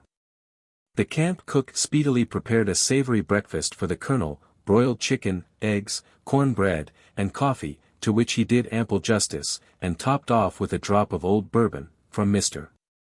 Thompson's private store, a brand which he said he knew well, he should think it came from his own sideboard. While the engineer corps went to the field, to run back a couple of miles and ascertain, approximately, if a road could ever get down to the landing, and to sight ahead across the run, and see if it could ever get out again, Colonel Sellers and Harry sat down and began to roughly map out the city of Napoleon on a large piece of drawing paper. "I've got the refusal of a mile square here," said the Colonel, "in our names, for a year, with a quarter interest reserved for the 4 owners." They laid out the town liberally, not lacking room, leaving space for the railroad to come in, and for the river as it was to be when improved. The engineers reported that the railroad could come in, by taking a little sweep and crossing the stream on a high bridge, but the grades would be steep. Colonel Sellers said he didn't care so much about the grades, if the road could only be made to reach the elevators on the river. The next day Mr. Thompson made a hasty survey of the stream for a mile or two, so that the Colonel and Harry were enabled to show on their map how nobly that would accommodate the city. Jeff took a little writing from the Colonel and Harry for a prospective share, but Philip declined to join in, saying that he had no money, and didn't want to make engagements he couldn't fulfill. The next morning the camp moved on, followed till it was out of sight by the listless eyes of the group in front of the store, one of whom remarked that, he'd be doggoned if he ever expected to see that railroad any mo. Harry went with the Colonel to Hawkeye to complete their arrangements, a part of which was the preparation of a petition to Congress for the improvement of the navigation of Columbus River. Chapter 18. 8 years have passed since the death of Mr. Hawkins. 8 years are not many in the life of a nation or the history of a state, but they may be years of destiny that shall fix the current of the century following. Such years were those that followed the little scrimmage on Lexington Common. Such years were those that followed the double-shot demand for the surrender of Fort Sumter. History is never done with inquiring of these years, and summoning witnesses about them, and trying to understand their significance. The 8 years in America from 1860 to 1868 uprooted institutions that were centuries old, changed the politics of a people, transformed the social life of half the country, and wrought so profoundly upon the entire national character that the influence cannot be measured short of 2 or 3 generations. As we are accustomed to interpret the economy of Providence, the life of the individual is as nothing to that of the nation or the race. But who can say, in the broader view and the more intelligent weight of values, that the life of one man is not more than that of a nationality? And that there is not a tribunal where the tragedy of one human soul shall not seem more significant than the overturning of any human institution whatever? When one thinks of the tremendous forces of the upper and the nether world which play for the mastery of the soul of a woman during the few years in which she passes from plastic girlhood to the ripe maturity of womanhood, he may well stand in awe before the momentous drama. What capacities she has of purity, tenderness, goodness, what capacities of vileness, bitterness and evil. Nature must needs be lavish with the mother and creator of men, and center in her all the possibilities of life. And a few critical years can decide whether her life is to be full of sweetness and light, whether she is to be the vestal of a holy temple, or whether she will be the fallen priestess of a desecrated shrine. There are women, it is true, who seem to be capable neither of rising much nor of falling much, and whom a conventional life saves from any special development of character. But Laura was not one of them. She had the fatal gift of beauty, and that more fatal gift which does not always accompany mere beauty, the power of fascination, a power that may, indeed, exist without beauty. She had will, and pride and courage and ambition, and she was left to be very much her own guide at the age when romance comes to the aid of passion. And when the awakening powers of her vigorous mind had little object on which to discipline themselves. The tremendous conflict that was fought in this girl's soul none of those about her knew, and very few knew that her life had in it anything unusual or romantic or strange. Those were troublous days in Hawkeye as well as in most other Missouri towns, days of confusion, when between Unionist and Confederate occupations, sudden maraudings and bushwhackings and raids. Individuals escaped observation or comment in actions that would have filled the town with scandal in quiet times. Fortunately, we only need to deal with Laura's life at this period historically, and look back upon such portions of it as will serve to reveal the woman as she was at the time of the arrival of Mr. Harry Brierly in Hawkeye. The Hawkins family were settled there, and had a hard enough struggle with poverty and the necessity of keeping up appearances in accord with their own family pride and the large expectations they secretly cherished of a fortune in the knobs of East Tennessee. How pinched they were perhaps no one knew but Clay, to whom they looked for almost their whole support. Washington had been in Hawkeye off and on, attracted away occasionally by some tremendous speculation, from which he invariably returned to Gen. Boswell's office as poor as he went. He was the inventor of no one knew how many useless contrivances, which were not worth patenting, and his years had been passed in dreaming and planning to no purpose. Until he was now a man of about 30, without a profession or a permanent occupation, a tall, brown-haired, dreamy person of the best intentions and the friendliest resolution. Probably, however, the 8 years had been happier to him than to any others in his circle, for the time had been mostly spent in a blissful dream of the coming of enormous wealth. He went out with a company from Hawkeye to the war, and was not wanting in courage, but he would have been a better soldier if he had been less engaged in contrivances for circumventing the enemy by strategy unknown to the books. It happened to him to be captured in one of his self-appointed expeditions, but the Federal colonel released him, after a short examination. Satisfied that he could most injure the Confederate forces opposed to the Unionists by returning him to his regiment. Colonel Sellers was of course a prominent man during the war. He was captain of the Home Guards in Hawkeye, and he never left home except upon one occasion, when on the strength of a rumor, he executed a flank movement and fortified Stone's Landing. A place which no one unacquainted with the country would be likely to find.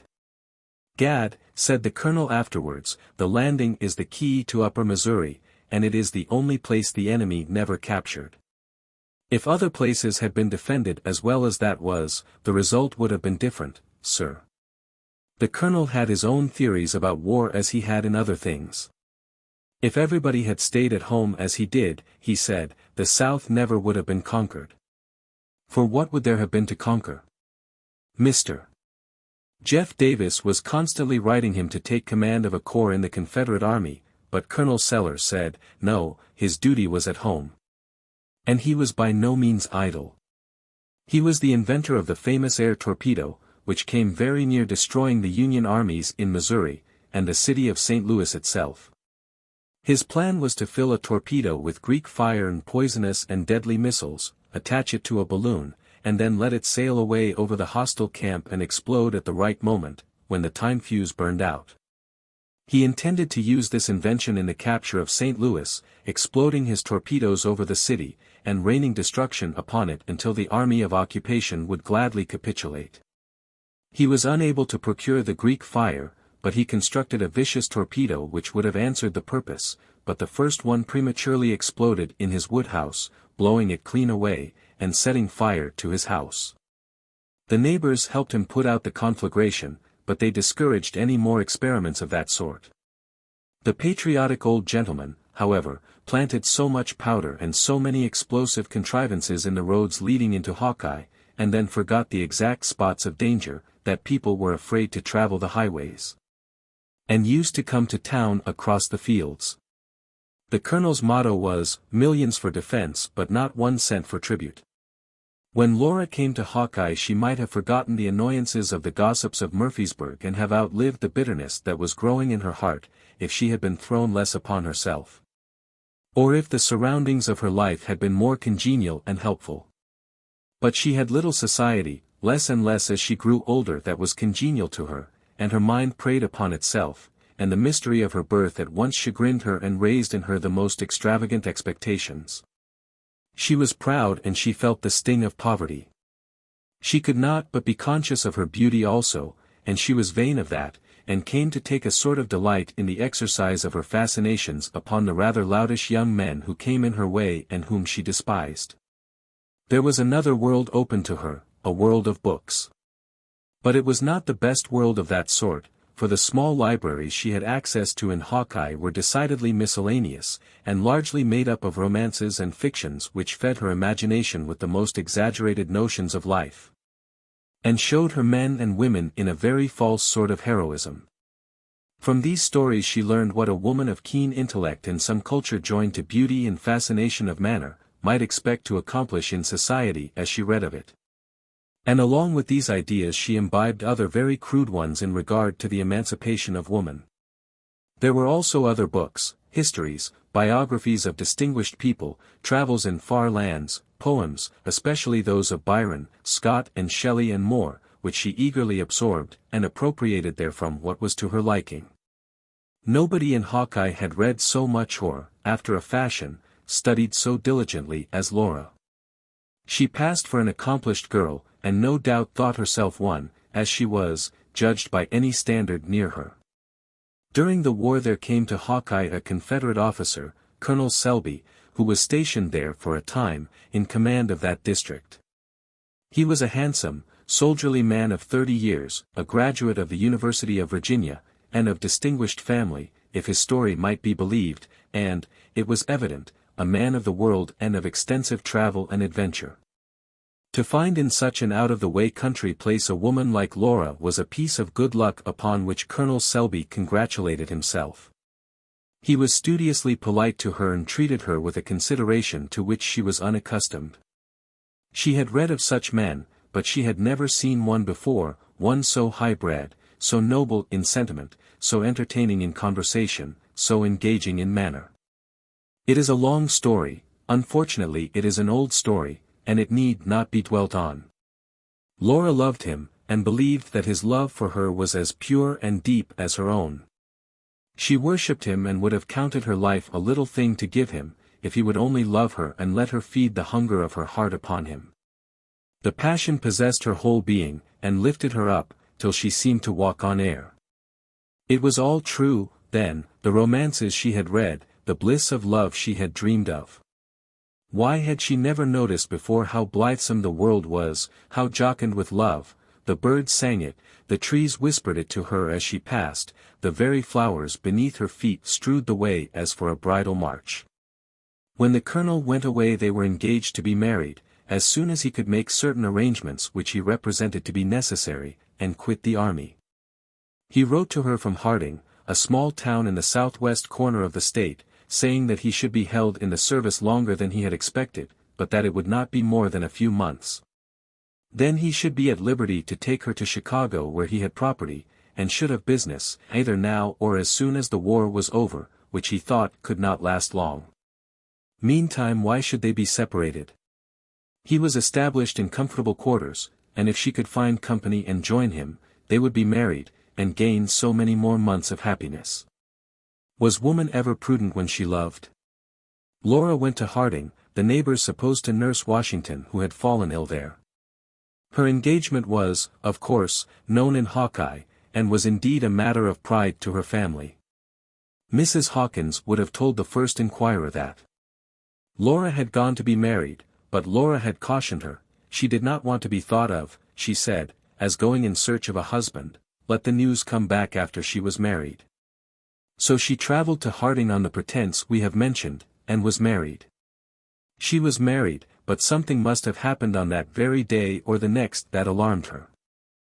Washington did not know then or after what it was, but Laura bound him not to send news of her marriage to Hawkeye yet, and to enjoin her mother not to speak of it. Whatever cruel suspicion or nameless dread this was, Laura tried bravely to put it away, and not let it cloud her happiness.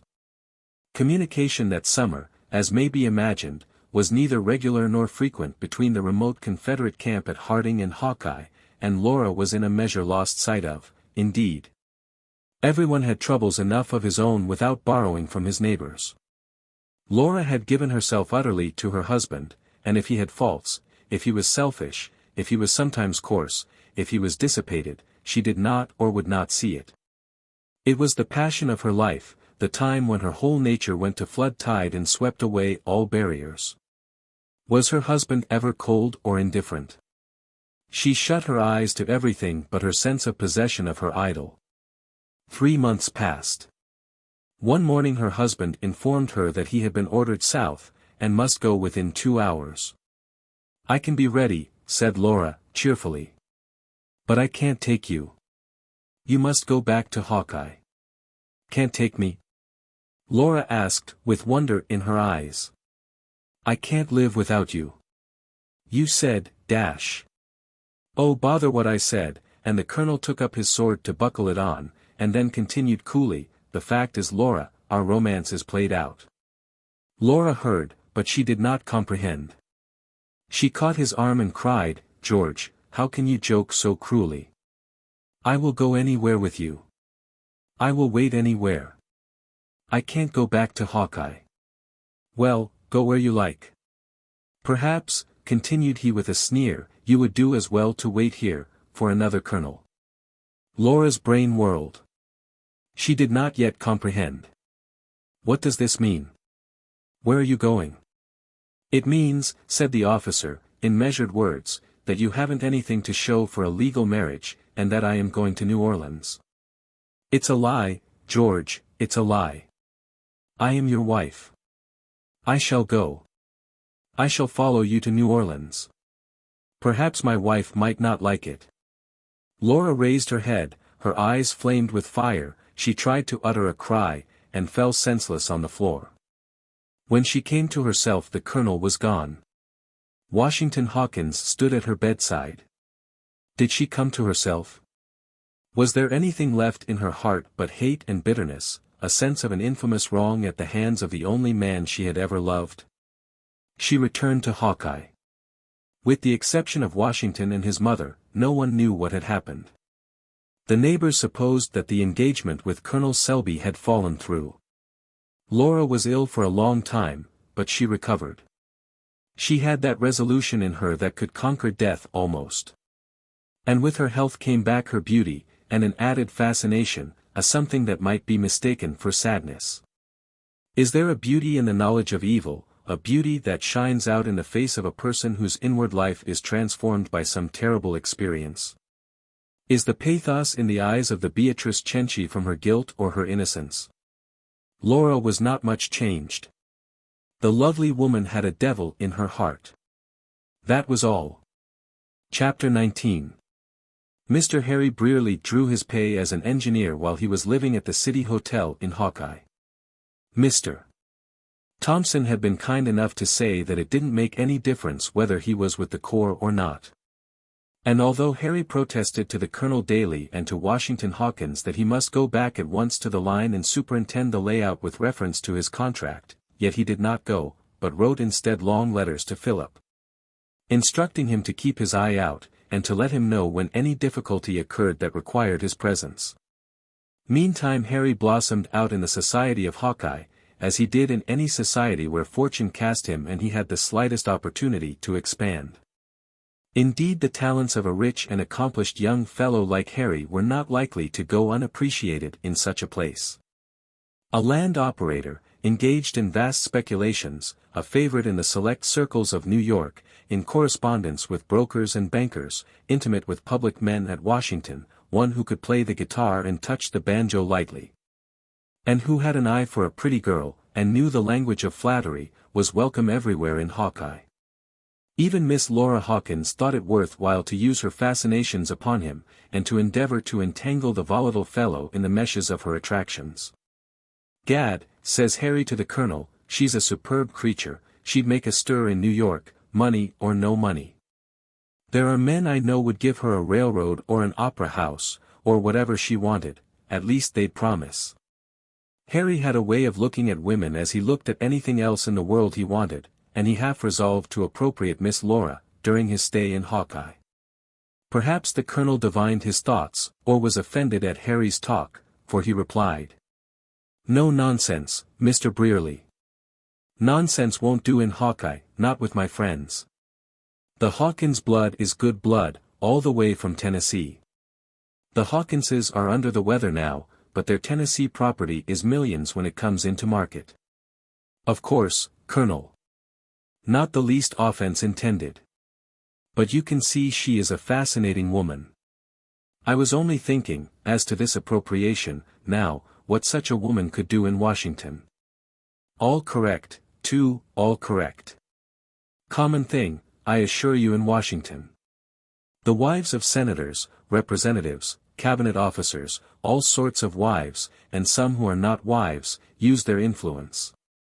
You want an appointment? Do you go to Senator X? Not much.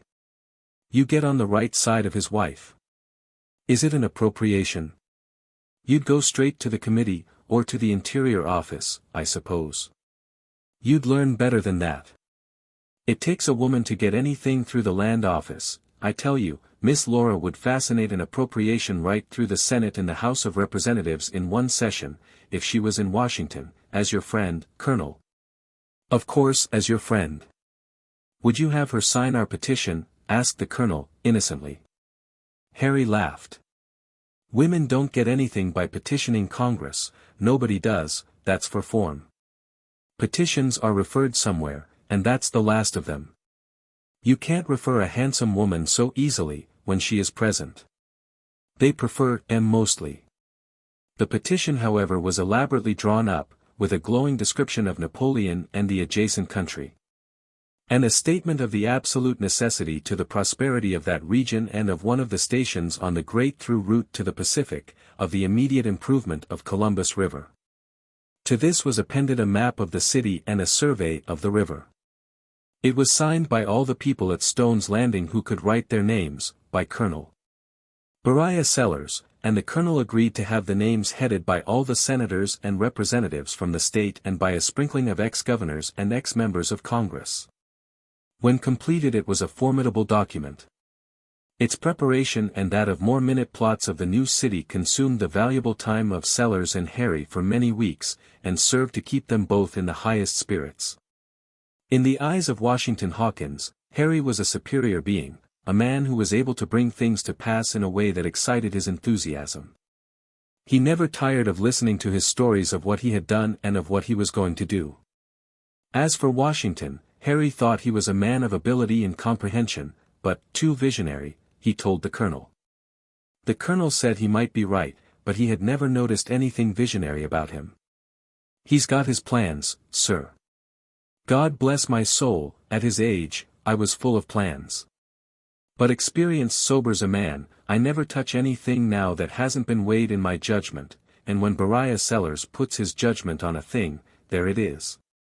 Whatever might have been Harry's intentions with regard to Laura, he saw more and more of her every day, until he got to be restless and nervous when he was not with her. That consummate artist in passion allowed him to believe that the fascination was mainly on his side, and so worked upon his vanity, while inflaming his ardor, that he scarcely knew what he was about. Her coolness and coyness were even made to appear the simple precautions of a modest timidity, and attracted him even more than the little tendernesses into which she was occasionally surprised. He could never be away from her long, day or evening. And in a short time their intimacy was the town talk. She played with him so adroitly that Harry thought she was absorbed in love for him, and yet he was amazed that he did not get on faster in his conquest. And when he thought of it, he was piqued as well.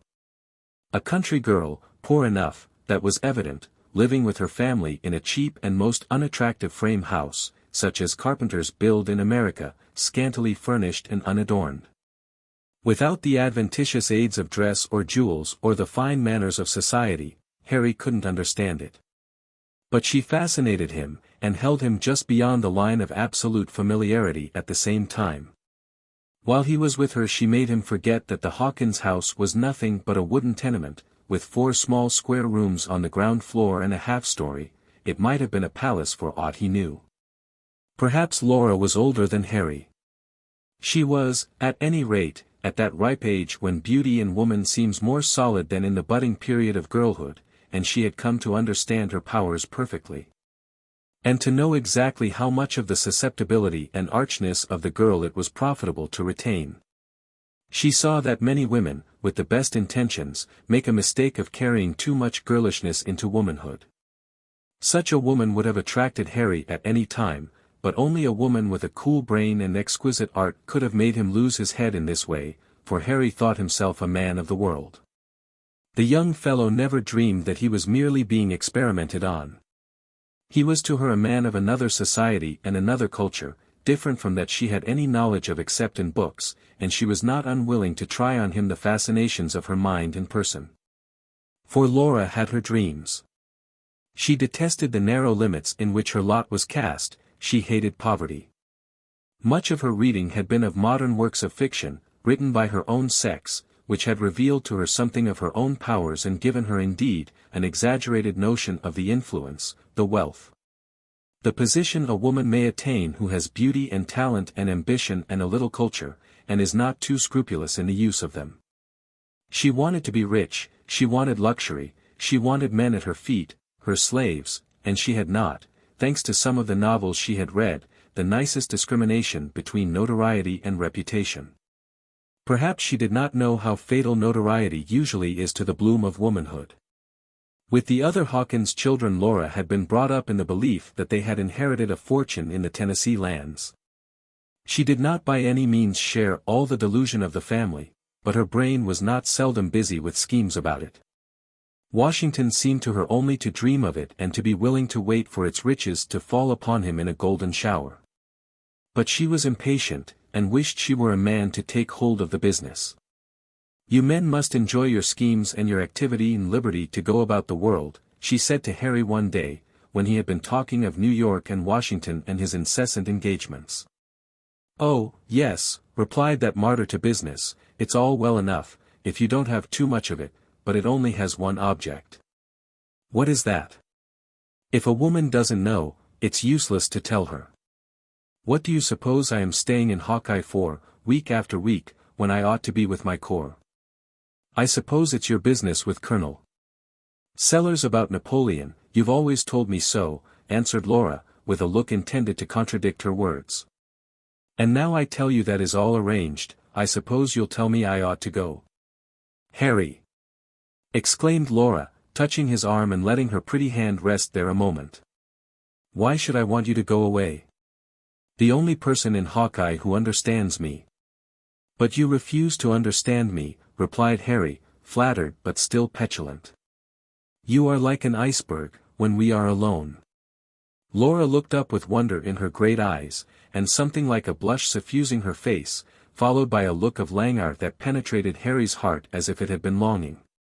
Did I ever show any want of confidence in you, Harry? And she gave him her hand, which Harry pressed with effusion. Something in her manner told him that he must be content with that favor. It was always so.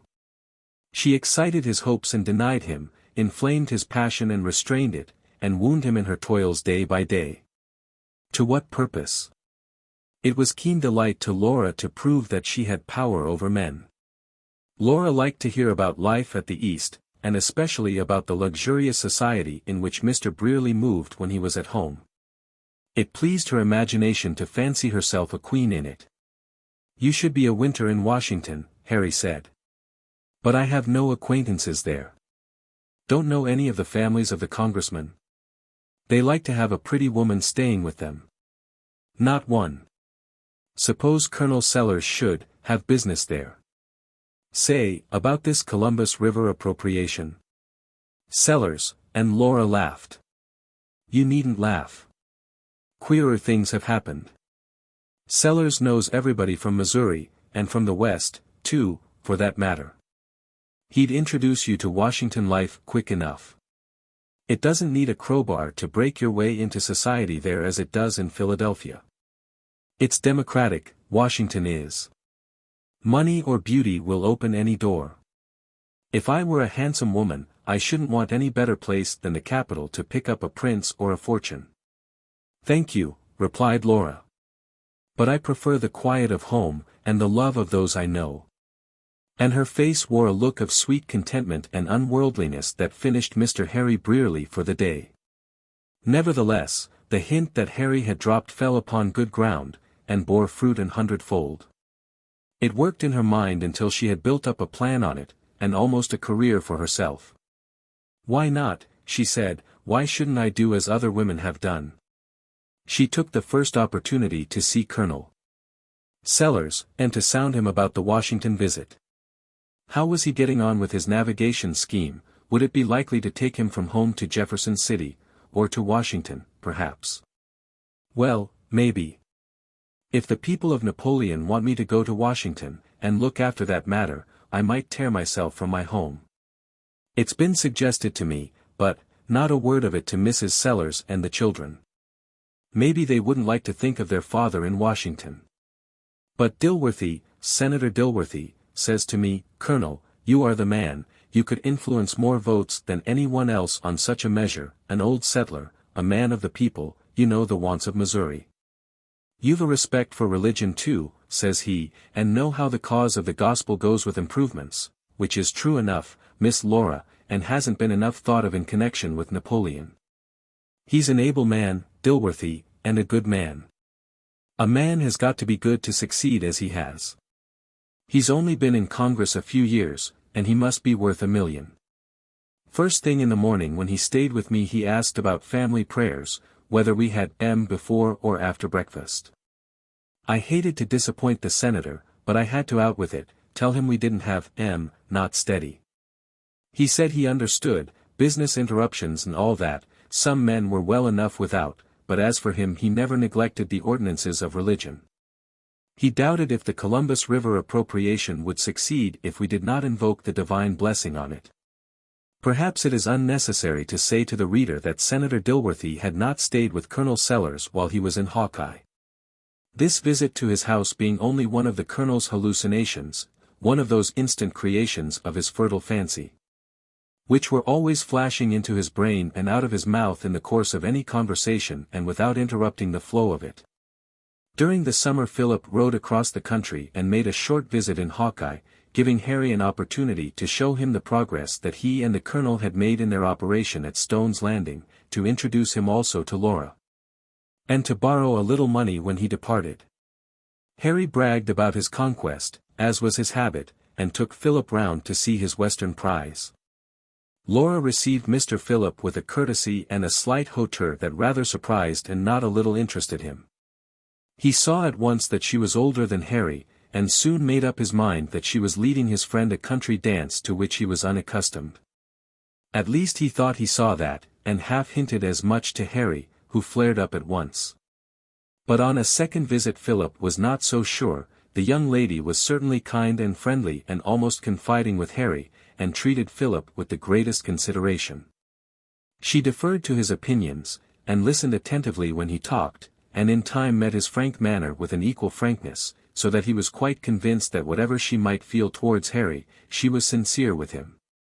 Perhaps his manly way did win her liking. Perhaps in her mind, she compared him with Harry, and recognized in him a man to whom a woman might give her whole soul, recklessly and with little care if she lost it. Philip was not invincible to her beauty nor to the intellectual charm of her presence. The week seemed very short that he passed in Hawkeye, and when he bade Laura good-bye, he seemed to have known her a year. "We shall see you again, Mr. Sterling," she said as she gave him her hand, with just a shade of sadness in her handsome eyes. And when he turned away she followed him with a look that might have disturbed his serenity, if he had not at the moment had a little square letter in his breast pocket, dated at Philadelphia, and signed Ruth. Chapter 20. The visit of Senator Abner Dilworthy was an event in Hawkeye. When a senator, whose place is in Washington moving among the great and guiding the destinies of the nation, condescends to mingle among the people and accept the hospitalities of such a place as Hawkeye, the honor is not considered a light one. All parties are flattered by it and politics are forgotten in the presence of one so distinguished among his fellows.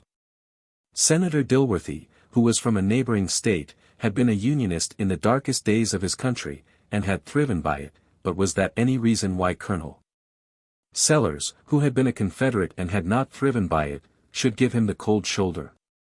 The senator was the guest of his old friend General Boswell, but it almost appeared that he was indebted to Colonel Sellers for the unreserved hospitalities of the town. It was the large-hearted colonel who, in a manner, gave him the freedom of the city. "You are known here, sir," said the colonel, "and Hawkeye is proud of you. You will find every door open, and a welcome at every hearthstone. I should insist upon your going to my house, if you were not claimed by your older friend General Boswell. But you will mingle with our people, and you will see here developments that will surprise you. The colonel was so profuse in his hospitality that he must have made the impression upon himself that he had entertained the senator at his own mansion during his stay. At any rate, he afterwards always spoke of him as his guest, and not seldom referred to the senator's relish of certain viands on his table. He did, in fact, press him to dine upon the morning of the day the senator was going away. Senator Dilworthy was large and portly, though not tall, a pleasant-spoken man, a popular man with the people. He took a lively interest in the town and all the surrounding country, and made many inquiries as to the progress of agriculture, of education, and of religion, and especially as to the condition of the emancipated race. Providence, he said, has placed them in our hands, and although you and I, General, might have chosen a different destiny for them, under the Constitution, yet Providence knows best. You can't do much with them, interrupted Colonel Sellers. They are a speculating race, sir, disinclined to work for white folks without security, planning how to live by only working for themselves. Idle, sir, there's my garden just a ruin of weeds. Nothing practical in them. There is some truth in your observation, Colonel, but you must educate them.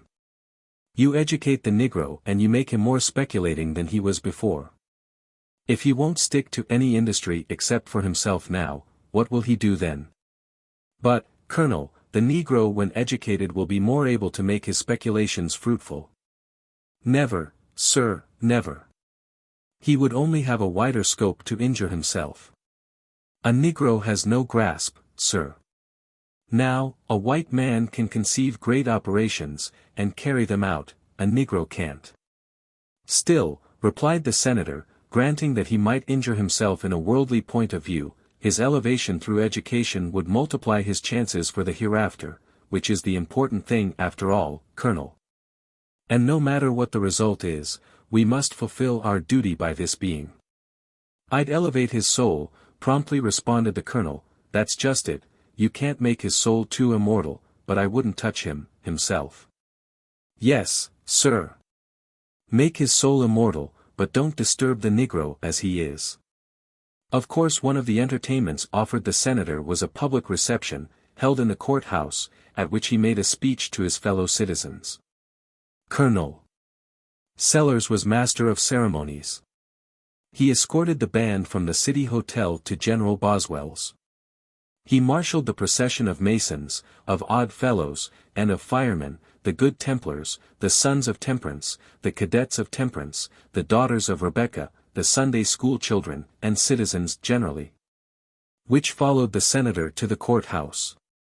He bustled about the room long after every one else was seated, and loudly cried, "Order," in the dead silence which preceded the introduction of the senator by General Boswell. The occasion was one to call out his finest powers of personal appearance, and one he long dwelt on with pleasure. This not being an edition of the Congressional Globe, it is impossible to give Senator Dilworthy's speech in full. He began somewhat as follows. Fellow citizens, it gives me great pleasure to thus meet and mingle with you, to lay aside for a moment the heavy duties of an official and burdensome station, and confer in familiar converse with my friends in your great state. The good opinion of my fellow citizens of all sections is the sweetest solace in all my anxieties. I look forward with longing to the time when I can lay aside the cares of office. Damn sight, shouted a tipsy fellow near the door. Cries of, "Put him out. My friends, do not remove him. Let the misguided man stay. I see that he is a victim of that evil which is swallowing up public virtue and sapping the foundation of society. As I was saying, when I can lay down the cares of office and retire to the sweets of private life in some such sweet, peaceful, intelligent, wide-awake and patriotic place as Hawkeye, applause. I have traveled much, I have seen all parts of our glorious Union, but I have never seen a lovelier village than yours, or one that has more signs of commercial and industrial and religious prosperity, more applause. The senator then launched into a sketch of our great country, and dwelt for an hour or more upon its prosperity and the dangers which threatened it. He then touched reverently upon the institutions of religion, and upon the necessity of private purity, if we were to have any public morality. I trust, he said, that there are children within the sound of my voice, and after some remarks to them, the senator closed with an apostrophe to the genius of American liberty. Walking with the Sunday school in one hand and temperance in the other up the glorified steps of the national Capitol. Colonel Sellers did not of course lose the opportunity to impress upon so influential a person as the senator the desirability of improving the navigation of Columbus River. He and Mr. Brierly took the senator over to Napoleon and opened to him their plan. It was a plan that the senator could understand without a great deal of explanation, for he seemed to be familiar with the like improvements elsewhere. When, however, they reached Stone's Landing, the senator looked about him and inquired, "Is this Napoleon?" "This is the nucleus," said the colonel, unrolling his map. "Here is the depot, the church, the city hall and so on." "Ah, I see. How far from here is Columbus River? Does that stream empty?" Why, that's Goose Run." "Thar ain't no Columbus, thout, and it's over to Hawkeye," interrupted one of the citizens, who had come out to stare at the strangers. "A railroad come here last summer, but it hain't been here no mo.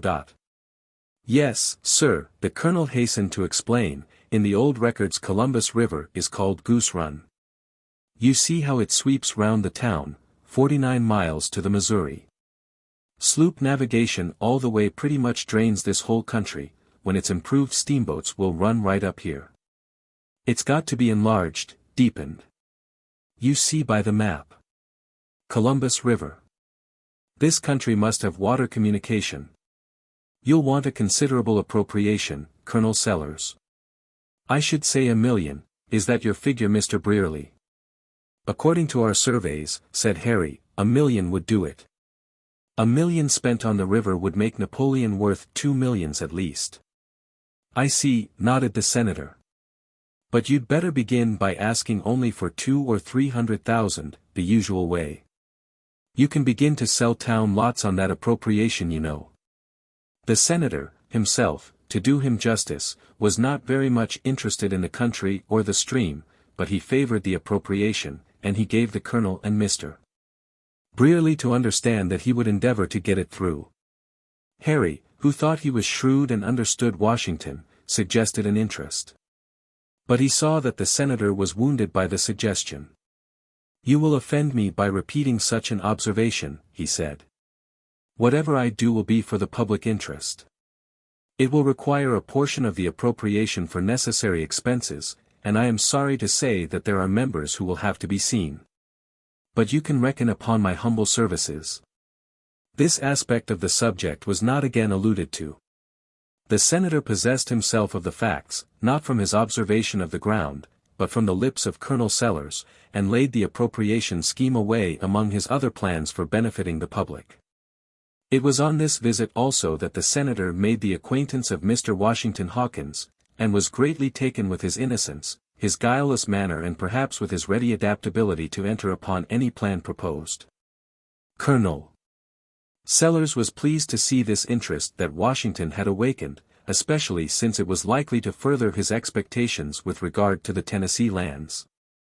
The senator having remarked to the colonel, that he delighted to help any deserving young man, when the promotion of a private advantage could at the same time be made to contribute to the general good. And he did not doubt that this was an opportunity of that kind.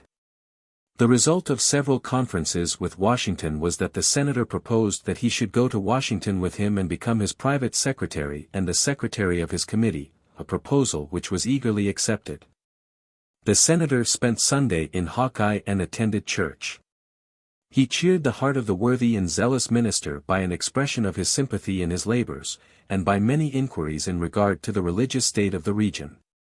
It was not a very promising state, and the good man felt how much lighter his task would be, if he had the aid of such a man as Senator Dilworthy. "I am glad to see, my dear sir," said the senator, "that you give them the doctrines. It is owing to a neglect of the doctrines, that there is such a fearful falling away in the country. I wish that we might have you in Washington, as chaplain, now, in the Senate. The good man could not but be a little flattered, and if sometimes, thereafter, in his discouraging work, he allowed the thought that he might perhaps be called to Washington as chaplain of the Senate, to cheer him, who can wonder? The senator's commendation at least did one service for him, it elevated him in the opinion of Hawkeye. Laura was at church alone that day, and Mr. Brierly walked home with her. A part of their way lay with that of General Boswell and Senator Dilworthy, and introductions were made. Laura had her own reasons for wishing to know the senator, and the senator was not a man who could be called indifferent to charms such as hers. That meek young lady so commended herself to him in the short walk, that he announced his intentions of paying his respects to her the next day, an intention which Harry received glumly. And when the senator was out of hearing he called him an old fool. "Fie," said Laura, "I do believe you are jealous, Harry. He is a very pleasant man. He said you were a young man of great promise." The senator did call next day, and the result of his visit was that he was confirmed in his impression that there was something about him very attractive to ladies. He saw Laura again and again during his stay, and felt more and more the subtle influence of her feminine beauty, which every man felt who came near her. Harry was beside himself with rage while the senator remained in town. He declared that women were always ready to drop any man for higher game, and he attributed his own ill luck to the senator's appearance. The fellow was in fact crazy about her beauty and ready to beat his brains out in chagrin. Perhaps Laura enjoyed his torment, but she soothed him with blandishments that increased his ardor, and she smiled to herself to think that he had, with all his protestations of love, never spoken of marriage. Probably the vivacious fellow never had thought of it. At any rate, when he at length went away from Hawkeye he was no nearer it. But there was no telling to what desperate lengths his passion might not carry him. Laura bade him good-bye with tender regret, which, however, did not disturb her peace or interfere with her plans. The visit of Senator Dilworthy had become of more importance to her, and it by and by bore the fruit she longed for, in an invitation to visit his family in the national capital during the winter session of Congress. Chapter 21. Oh, lift your natures up. Embrace our aims, work out your freedom. Girls. Knowledge is now no more a fountain sealed. Drink deep until the habits of the slave. The sins of emptiness, gossip and spite. And slander, die. The Princess. Whether medicine is a science, or only an empirical method of getting a living out of the ignorance of the human race. Ruth found before her first term was over at the medical school that there were other things she needed to know quite as much as that which is taught in medical books, and that she could never satisfy her aspirations without more general culture. "Does your doctor know anything, I don't mean about medicine, but about things in general, is he a man of information and good sense?" once asked an old practitioner. "If he doesn't know anything but medicine, the chance is he doesn't know that." The close application to her special study was beginning to tell upon Ruth's delicate health also, and the summer brought with it only weariness and indisposition for any mental effort. In this condition of mind and body the quiet of her home and the unexciting companionship of those about her were more than ever tiresome. She followed with more interest Philip's sparkling account of his life in the West, and longed for his experiences, and to know some of those people of a world so different from here, who alternately amused and displeased him. He at least was learning the world, the good and the bad of it, as must happen to every one who accomplishes anything in it. But what, Ruth wrote, could a woman do, tied up by custom, and cast into particular circumstances out of which it was almost impossible to extricate herself?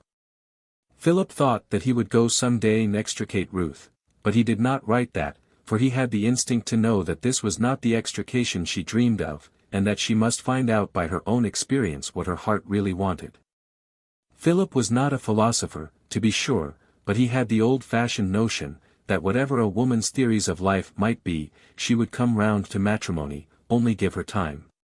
He could indeed recall to mind one woman, and he never knew a nobler, whose whole soul was devoted and who believed that her life was consecrated to a certain benevolent project in singleness of life, who yielded to the touch of matrimony as an icicle yields to a sunbeam. Neither at home nor elsewhere did Ruth utter any complaint, or admit any weariness or doubt of her ability to pursue the path she had marked out for herself. But her mother saw clearly enough her struggle with infirmity, and was not deceived by either her gaiety or by the cheerful composure which she carried into all the ordinary duties that fell to her. She saw plainly enough that Ruth needed an entire change of scene and of occupation, and perhaps she believed that such a change, with the knowledge of the world it would bring, would divert Ruth from a course for which she felt she was physically entirely unfitted. It therefore suited the wishes of all concerned, when autumn came, that Ruth should go away to school. She selected a large New England seminary, of which she had often heard Philip speak, which was attended by both sexes and offered almost collegiate advantages of education. Thither she went in September, and began for the second time in the year a life new to her. The seminary was the chief feature of Fallkill, a village of 2,000 to 3,000 inhabitants. It was a prosperous school, with 300 students, a large corps of teachers, men and women, and with a venerable rusty row of academic buildings on the shaded square of the town.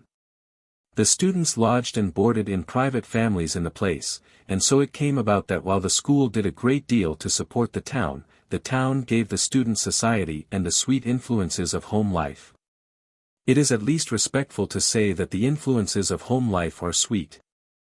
Ruth's home, by the intervention of Philip, was in a family, one of the rare exceptions in life or in fiction, that had never known better days. The Montagues, it is perhaps well to say, had intended to come over in the Mayflower, but were detained at Delft Haven by the illness of a child. They came over to Massachusetts Bay in another vessel, and thus escaped the onus of that brevet nobility under which the successors of the Mayflower Pilgrims have descended. Having no factitious weight of dignity to carry, the Montagues steadily improved their condition from the day they landed, and they were never more vigorous or prosperous than at the date of this narrative. With character compacted by the rigid Puritan discipline of more than 2 centuries, they had retained its strength and purity and thrown off its narrowness, and were now blossoming under the generous modern influences. Squire Oliver Montague, a lawyer who had retired from the practice of his profession except in rare cases, dwelt in a square old-fashioned New England mansion a quarter of a mile away from the green. It was called a mansion because it stood alone with ample fields about it, and had an avenue of trees leading to it from the road. And on the west commanded a view of a pretty little lake with gentle slopes and nodding were now blossoming under the generous modern influences. But it was just a plain, roomy house, capable of extending to many guests an unpretending hospitality. The family consisted of the squire and his wife, a son and a daughter married and not at home, a son in college at Cambridge, another son at the seminary, and a daughter Alice, who was a year or more older than Ruth. Having only riches enough to be able to gratify reasonable desires, and yet make their gratifications always a novelty and a pleasure, the family occupied that just mean in life which is so rarely attained, and still more rarely enjoyed without discontent. If Ruth did not find so much luxury in the house as in her own home, there were evidences of culture, of intellectual activity and of a zest in the affairs of all the world, which greatly impressed her. Every room had its bookcases or bookshelves, and was more or less a library. Upon every table was liable to be a litter of new books, fresh periodicals and daily newspapers. There were plants in the sunny windows and some choice engravings on the walls, with bits of color in oil or watercolors. The piano was sure to be open and strewn with music. And there were photographs and little souvenirs here and there of foreign travel. An absence of any wat pots in the corners with rows of cheerful shells, and Hindu gods, and Chinese idols, and nests of useless boxes of lacquered wood, might be taken as denoting a languidness in the family concerning foreign missions. But perhaps unjustly. At any rate the life of the world flowed freely into this hospitable house, and there was always so much talk there of the news of the day, of the new books and of authors, of Boston radicalism and New York civilization, and the virtue of Congress.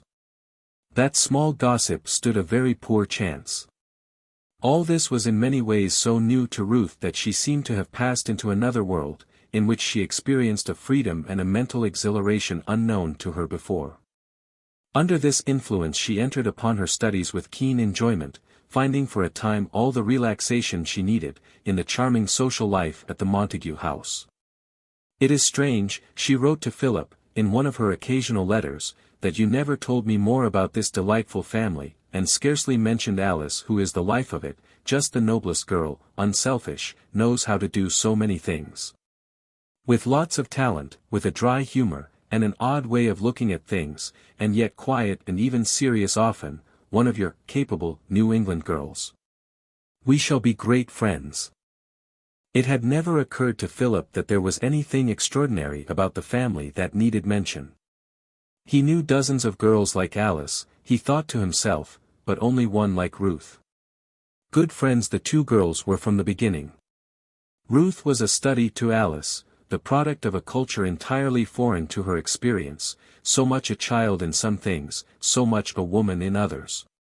And Ruth in turn, it must be confessed, probing Alice sometimes with her serious grey eyes, wondered what her object in life was, and whether she had any purpose beyond living as she now saw her. For she could scarcely conceive of a life that should not be devoted to the accomplishment of some definite work, and she had no doubt that in her own case everything else would yield to the professional career she had marked out. "So you know Philip Sterling," said Ruth one day as the girls sat at their sewing. Ruth never embroidered, and never sewed when she could avoid it. Bless her. "Oh yes, we are old friends. Philip used to come to Fallkill often while he was in college. He was once rusticated here for a term." Rusticated? Suspended for some college scrape. "He was a great favorite here. Father and he were famous friends.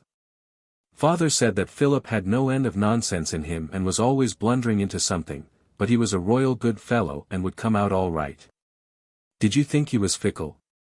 "Why, I never thought whether he was or not," replied Alice looking up. "I suppose he was always in love with some girl or another, as college boys are. He used to make me his confidant now and then, and be terribly in the dumps."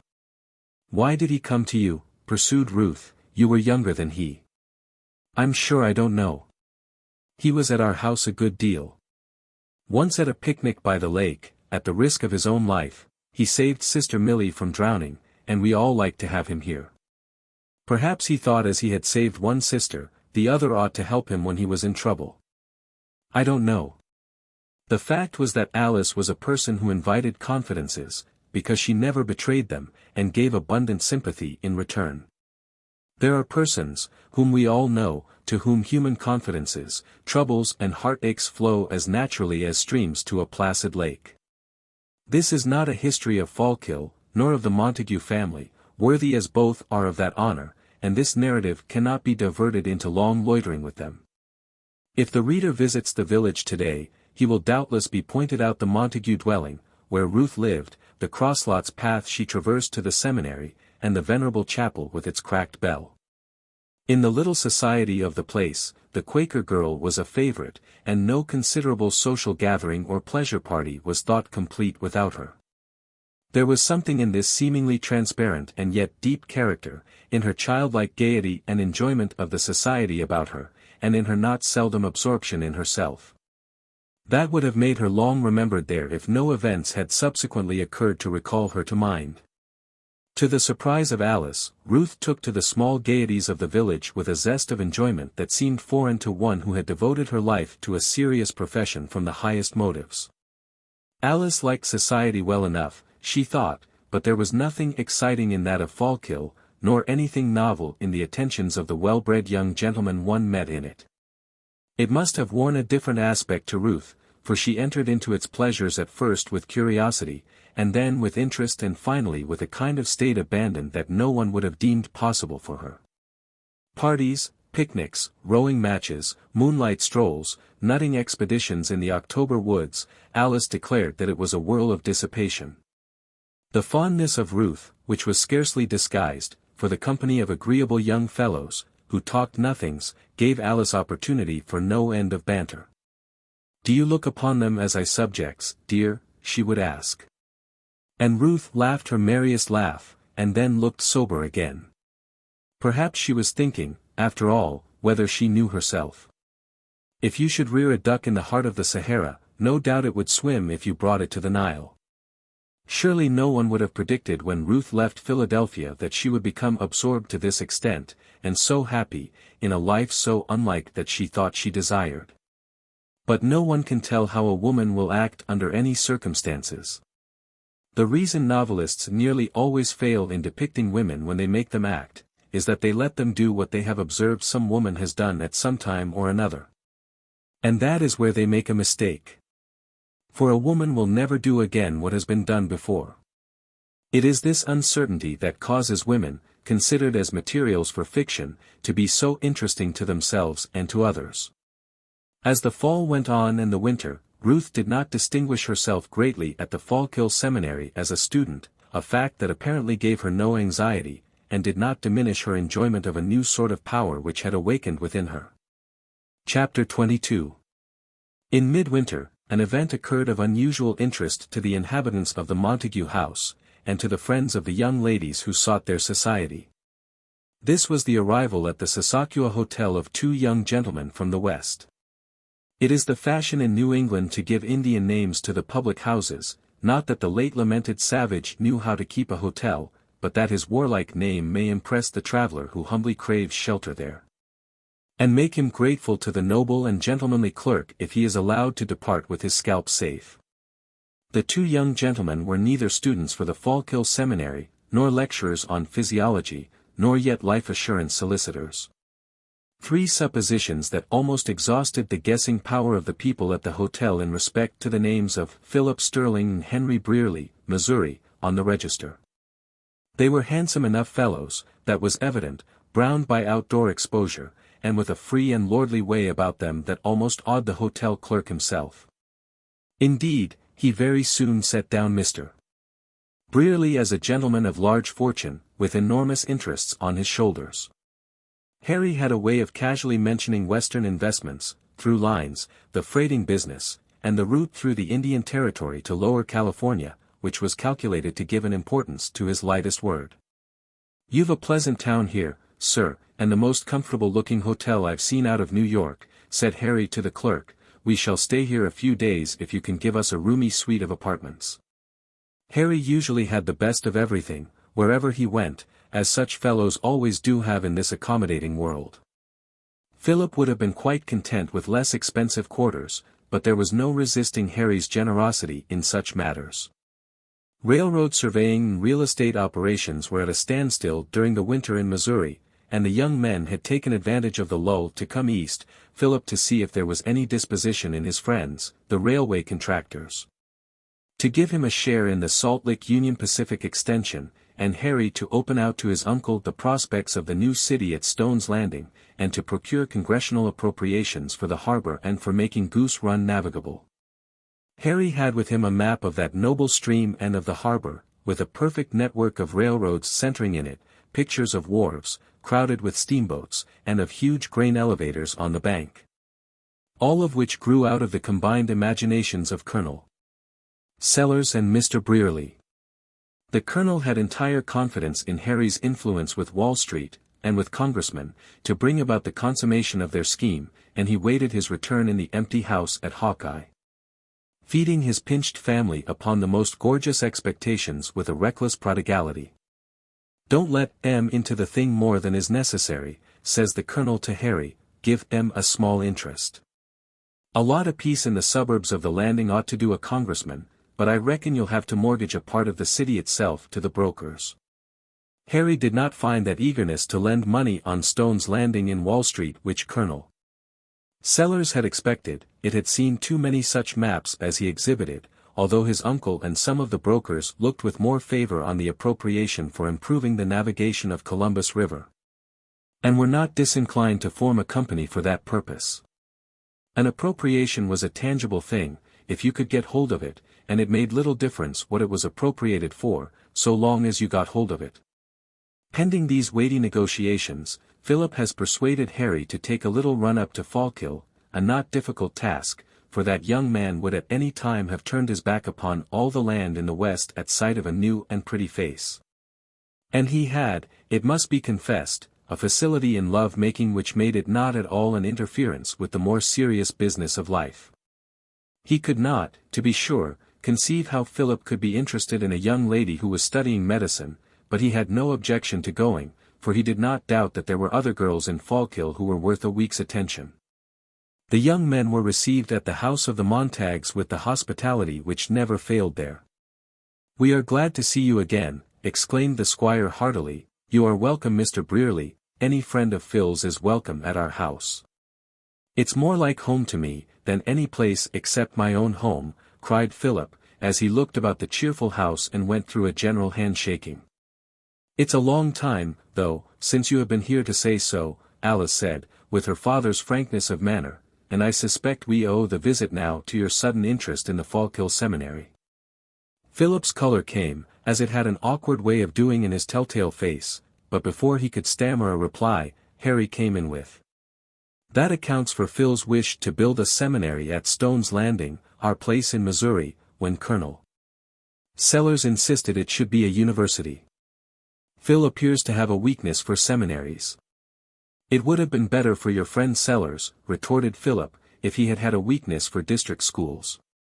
Colonel Sellers, Miss Alice, is a great friend of Harry's, who is always trying to build a house by beginning at the top. I suppose it's as easy to build a university on paper as a seminary, and it looks better," was Harry's reflection. At which the squire laughed, and said he quite agreed with him. The old gentleman understood Stone's Landing a good deal better than he would have done after an hour's talk with either of its expectant proprietors. At this moment, and while Philip was trying to frame a question that he found it exceedingly difficult to put into words, the door opened quietly, and Ruth entered. Taking in the group with a quick glance, her eye lighted up, and with a merry smile she advanced and shook hands with Philip. She was so unconstrained and sincerely cordial, that it made that hero of the West feel somehow young, and very ill at ease.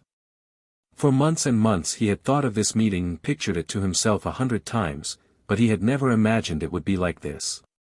He should meet Ruth unexpectedly, as she was walking alone from the school, perhaps, or entering the room where he was waiting for her, and she would cry, "Oh, Phil," and then check herself, and perhaps blush, and Philip, calm but eager and enthusiastic, would reassure her by his warm manner, and he would take her hand impressively, and she would look up timidly, and, after his long absence, perhaps he would be permitted to. Good heavens, how many times he had come to this point, and wondered if it could happen so. Well, he had never supposed that he should be the one embarrassed, and above all by a sincere and cordial welcome. "We heard you were at the Sasaka's house," were Ruth's first words, "and this I suppose is your friend?" "I beg your pardon," Philip at length blundered out, "this is Mr. Brierly of whom I have written you." And Ruth welcomed Harry with a friendliness that Philip thought was due to his friend, to be sure, but which seemed to him too level with her reception of himself, but which Harry received as his due from the other sex. Questions were asked about the journey and about the West, and the conversation became a general one. Until Philip at length found himself talking with the squire in relation to land and railroads and things he couldn't keep his mind on, especially as he heard Ruth and Harry in an animated discourse, and caught the words, New York, and opera, and reception, and knew that Harry was giving his imagination full range in the world of fashion. Harry knew all about the opera, green room and all, at least he said so, and knew a good many of the operas and could make very entertaining stories of their plots, telling how the soprano came in here, and the basso here, humming the beginning of their airs, tum-ti, suggesting the profound dissatisfaction of the basso recitative, down among the dead men, and touching off the whole with an airy grace quite captivating. Though he couldn't have sung a single air through to save himself, and he hadn't an ear to know whether it was sung correctly. All the same he doted on the opera, and kept a box there, into which he lounged occasionally to hear a favorite scene and meet his society friends. If Ruth was ever in the city he should be happy to place his box at the disposal of Ruth and her friends. Needless to say that she was delighted with the offer. When she told Philip of it, that discreet young fellow only smiled, and said that he hoped she would be fortunate enough to be in New York some evening when Harry had not already given the use of his private box to some other friend. The squire pressed the visitors to let him send for their trunks and urged them to stay at his house, and Alice joined in the invitation, but Philip had reasons for declining. They stayed to supper however, and in the evening Philip had a long talk apart with Ruth, a delightful hour to him, in which she spoke freely of herself as of old, of her studies at Philadelphia and of her plans. And she entered into his adventures and prospects in the West with a genuine and almost sisterly interest. An interest, however, which did not exactly satisfy Philip. It was too general and not personal enough to suit him. And with all her freedom in speaking of her own hopes, Philip could not detect any reference to himself in them. Whereas he never undertook anything that he did not think of Ruth in connection with it, he never made a plan that had not reference to her, and he never thought of anything as complete if she could not share it. Fortune, reputation, these had no value to him except in Ruth's eyes, and there were times when it seemed to him that if Ruth was not on this earth, he should plunge off into some remote wilderness and live in a purposeless seclusion. "I hoped," said Philip, "to get a little start in connection with this new railroad, and make a little money, so that I could come east and engage in something more suited to my tastes. I shouldn't like to live in the West." "Would you?" "It never occurred to me whether I would or not," was the unembarrassed reply. "One of our graduates went to Chicago, and has a nice practice there. I don't know where I shall go. It would mortify Mother dreadfully to have me driving about Philadelphia in a doctor's gig." Philip laughed at the idea of it. "And does it seem as necessary to you to do it as it did before you came to Fallkill?" It was a home question, and went deeper than Philip knew, for Ruth at once thought of practicing her profession among the young gentlemen and ladies of her acquaintance in the village. But she was reluctant to admit to herself that her notions of a career had undergone any change. "Oh, I don't think I should come to Fallkill to practice, but I must do something when I am through school, and why not medicine?" Philip would like to have explained why not, but the explanation would be of no use if it were not already obvious to Ruth. Harry was equally in his element whether instructing Squire Montague about the investment of capital in Missouri, the improvement of Columbus River, the project he and some gentlemen in New York had for making a shorter Pacific connection with the Mississippi than the present one, or diverting Mrs. Montague with his experience in cooking in camp, or drawing for Miss Alice an amusing picture of the social contrasts of New England and the border where he had been. Harry was a very entertaining fellow, having his imagination to help his memory, and telling his stories as if he believed them, as perhaps he did.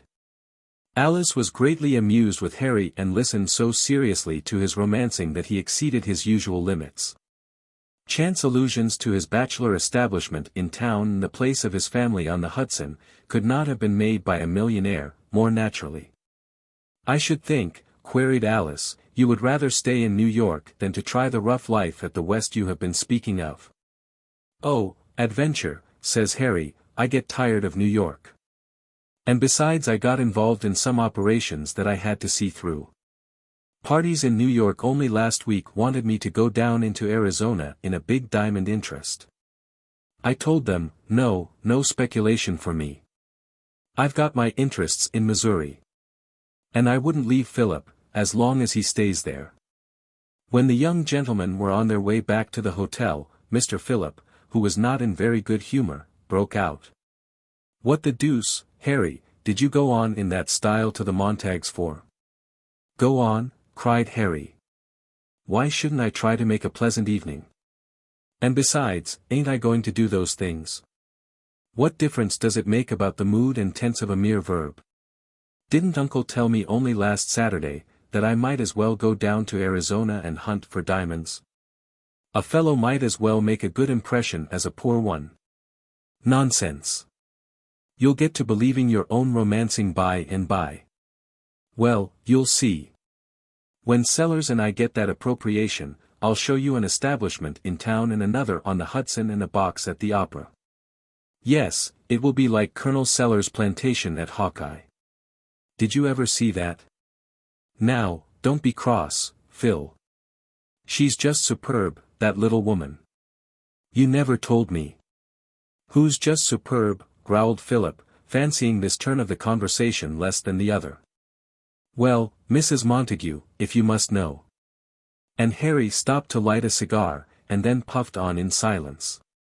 The little quarrel didn't last overnight, for Harry never appeared to cherish any ill will half a second, and Philip was too sensible to continue a row about nothing. And he had invited Harry to come with him. The young gentlemen stayed in Fallkill a week, and were every day at the Montagues, and took part in the winter gaieties of the village. There were parties here and there to which the friends of Ruth and the Montagues were of course invited, and Harry, in the generosity of his nature, gave in return a little supper at the hotel, very simple indeed, with dancing in the hall. And some refreshments passed round. And Philip found the whole thing in the bill when he came to pay it. Before the week was over Philip thought he had a new light on the character of Ruth. Her absorption in the small gaieties of the society there surprised him. He had few opportunities for serious conversation with her. There was always some butterfly or another flitting about, and when Philip showed by his manner that he was not pleased, Ruth laughed merrily enough and rallied him on his soberness. She declared he was getting to be grim and unsocial. He talked indeed more with Alice than with Ruth, and scarcely concealed from her the trouble that was in his mind. It needed, in fact, no word from him, for she saw clearly enough what was going forward, and knew her sex well enough to know there was no remedy for it but time. Ruth is a dear girl, Philip, and has as much firmness of purpose as ever, but don't you see she has just discovered that she is fond of society? Don't you let her see you are selfish about it, is my advice.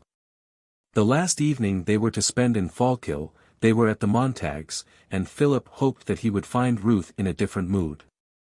But she was never more gay, and there was a spice of mischief in her eye and in her laugh. Confound it, said Philip to himself, she's in a perfect twitter. He would have liked to quarrel with her, and fling himself out of the house in tragedy style, going perhaps so far as to blindly wander off miles into the country and bathe his throbbing brow in the chilling rain of the stars. As people do in novels. But he had no opportunity. For Ruth was as serenely unconscious of mischief as women can be at times, and fascinated him more than ever with her little demurenesses and half-confidences. She even said "thee" to him once in reproach for a cutting speech he began. And the sweet little word made his heart beat like a trip hammer, for never in all her life had she said "thee" to him before. Was she fascinated with Harry's careless bonhomie and gay assurance? Both chatted away in high spirits, and made the evening whirl along in the most mirthful manner. Ruth sang for Harry, and that young gentleman turned the leaves for her at the piano, and put in a bass note now and then where he thought it would tell. Yes, it was a merry evening, and Philip was heartily glad when it was over, and the long leave-taking with the family was through with. Farewell, Philip. Good night, Mr. Brierly, Ruth's clear voice sounded after them as they went down the walk. And she spoke Harry's name last, thought Philip. Chapter 23. Oh, see ye not yon narrow road? So thick beset thorns and briars. That is the path of righteousness. Though after it but few inquires. And see ye not yon braid road? That lies across the lily laven. That is the path of wickedness. Though some call it the road to heaven. Thomas the Rhymer. Philip and Harry reached New York in very different states of mind. Harry was buoyant. He found a letter from Colonel Sellers urging him to go to Washington and confer with Senator Dilworthy. The petition was in his hands. It had been signed by everybody of any importance in Missouri, and would be presented immediately. I should go on myself, wrote the colonel, but I am engaged in the invention of a process for lighting such a city as St. Louis by means of water. Just attach my machine to the water pipes anywhere and the decomposition of the fluid begins, and you will have floods of light for the mere cost of the machine. I've nearly got the lighting part, but I want to attach to it a heating, cooking, washing and ironing apparatus. It's going to be the great thing, but we'd better keep this appropriation going while I am perfecting it. Harry took letters to several congressmen from his uncle and from Mr. Duff Brown, each of whom had an extensive acquaintance in both houses where they were well known as men engaged in large private operations for the public good and men, besides, who, in the slang of the day, understood the virtues of addition, division and silence.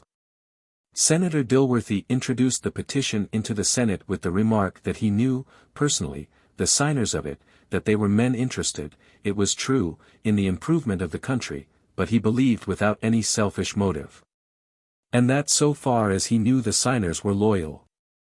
It pleased him to see upon the roll the names of many colored citizens, and it must rejoice every friend of humanity to know that this lately emancipated race were intelligently taking part in the development of the resources of their native land.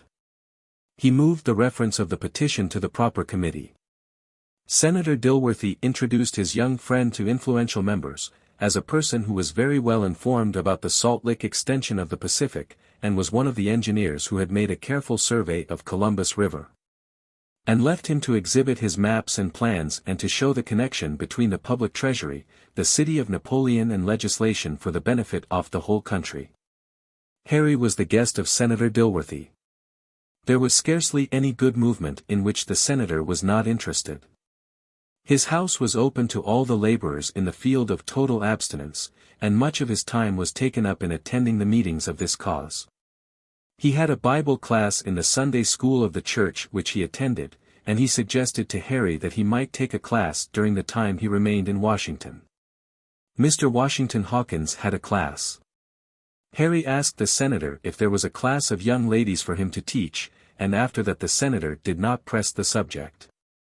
Philip, if the truth must be told, was not well satisfied with his Western prospects, nor altogether with the people he had fallen in with. The railroad contractors held out large but rather indefinite promises. Opportunities for a fortune he did not doubt existed in Missouri, but for himself he saw no better means for livelihood than the mastery of the profession he had rather thoughtlessly entered upon. During the summer he had made considerable practical advance in the science of engineering, he had been diligent, and made himself to a certain extent necessary to the work he was engaged on. The contractors called him into their consultations frequently, as to the character of the country he had been over, and the cost of constructing the road, the nature of the work, etc. Still Philip felt that if he was going to make either reputation or money as an engineer, he had a great deal of hard study before him, and it is to his credit that he did not shrink from it. While Harry was in Washington dancing attendance upon the national legislature and making the acquaintance of the vast lobby that encircled it, Philip devoted himself day and night, with an energy and a concentration he was capable of, to the learning and theory of his profession, and to the science of railroad building. He wrote some papers at this time for the plow, the loom and the anvil, upon the strength of materials, and especially upon bridge building, which attracted considerable attention, and were copied into the English Practical magazine. They served at any rate to raise Philip in the opinion of his friends the contractors, for practical men have a certain superstitious estimation of ability with the pen, and though they may a little despise the talent, they are quite ready to make use of it. Philip sent copies of his performances to Ruth's father and to other gentlemen whose good opinion he coveted, but he did not rest upon his laurels. Indeed, so diligently had he applied himself, that when it came time for him to return to the West, he felt himself, at least in theory, competent to take charge of a division in the field. Chapter 24.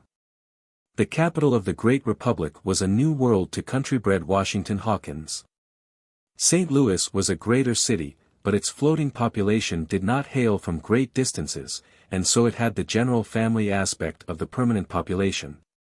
But Washington gathered its people from the four winds of heaven, and so the manners, the faces, and the fashions there, presented a variety that was infinite. Washington had never been in society in St. Louis, and he knew nothing of the ways of its wealthier citizens and had never inspected one of their dwellings. Consequently, everything in the nature of modern fashion and grandeur was a new and wonderful revelation to him. Washington is an interesting city to any of us. It seems to become more and more interesting the oftener we visit it. Perhaps the reader has never been there. Very well. You arrive either at night, rather too late to do anything or see anything until morning, or you arrive so early in the morning that you consider it best to go to your hotel and sleep an hour or two while the sun bothers along over the Atlantic. You cannot well arrive at a pleasant intermediate hour, because the railway corporation that keeps the keys of the only door that leads into the town or out of it take care of that. You arrive in tolerably good spirits, because it is only 38 miles from Baltimore to the capital. And so you have only been insulted 3 times, provided you are not in a sleeping car. The average is higher there once when you renewed your ticket after stopping over in Baltimore. Once when you were about to enter the ladies' car, without knowing it was a ladies' car, and once when you asked the conductor at what hour you would reach Washington. You are assailed by a long rank of hackmen who shake their whips in your face as you step out upon the sidewalk.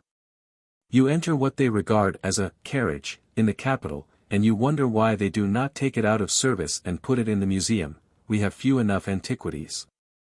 And it is little to our credit that we make scarcely any effort to preserve the few we have.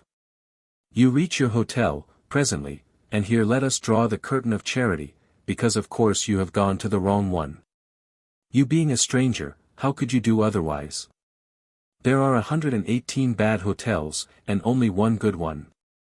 The most renowned and popular hotel of them all is perhaps the worst one known to history. It is winter, and night. When you arrived, it was snowing. When you reached the hotel, it was sleeting. When you went to bed, it was raining. During the night it froze hard, and the wind blew some chimneys down. When you got up in the morning, it was foggy.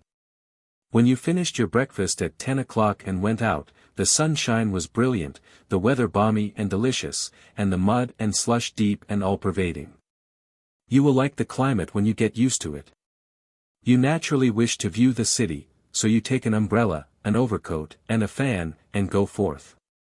The prominent features you soon locate and get familiar with.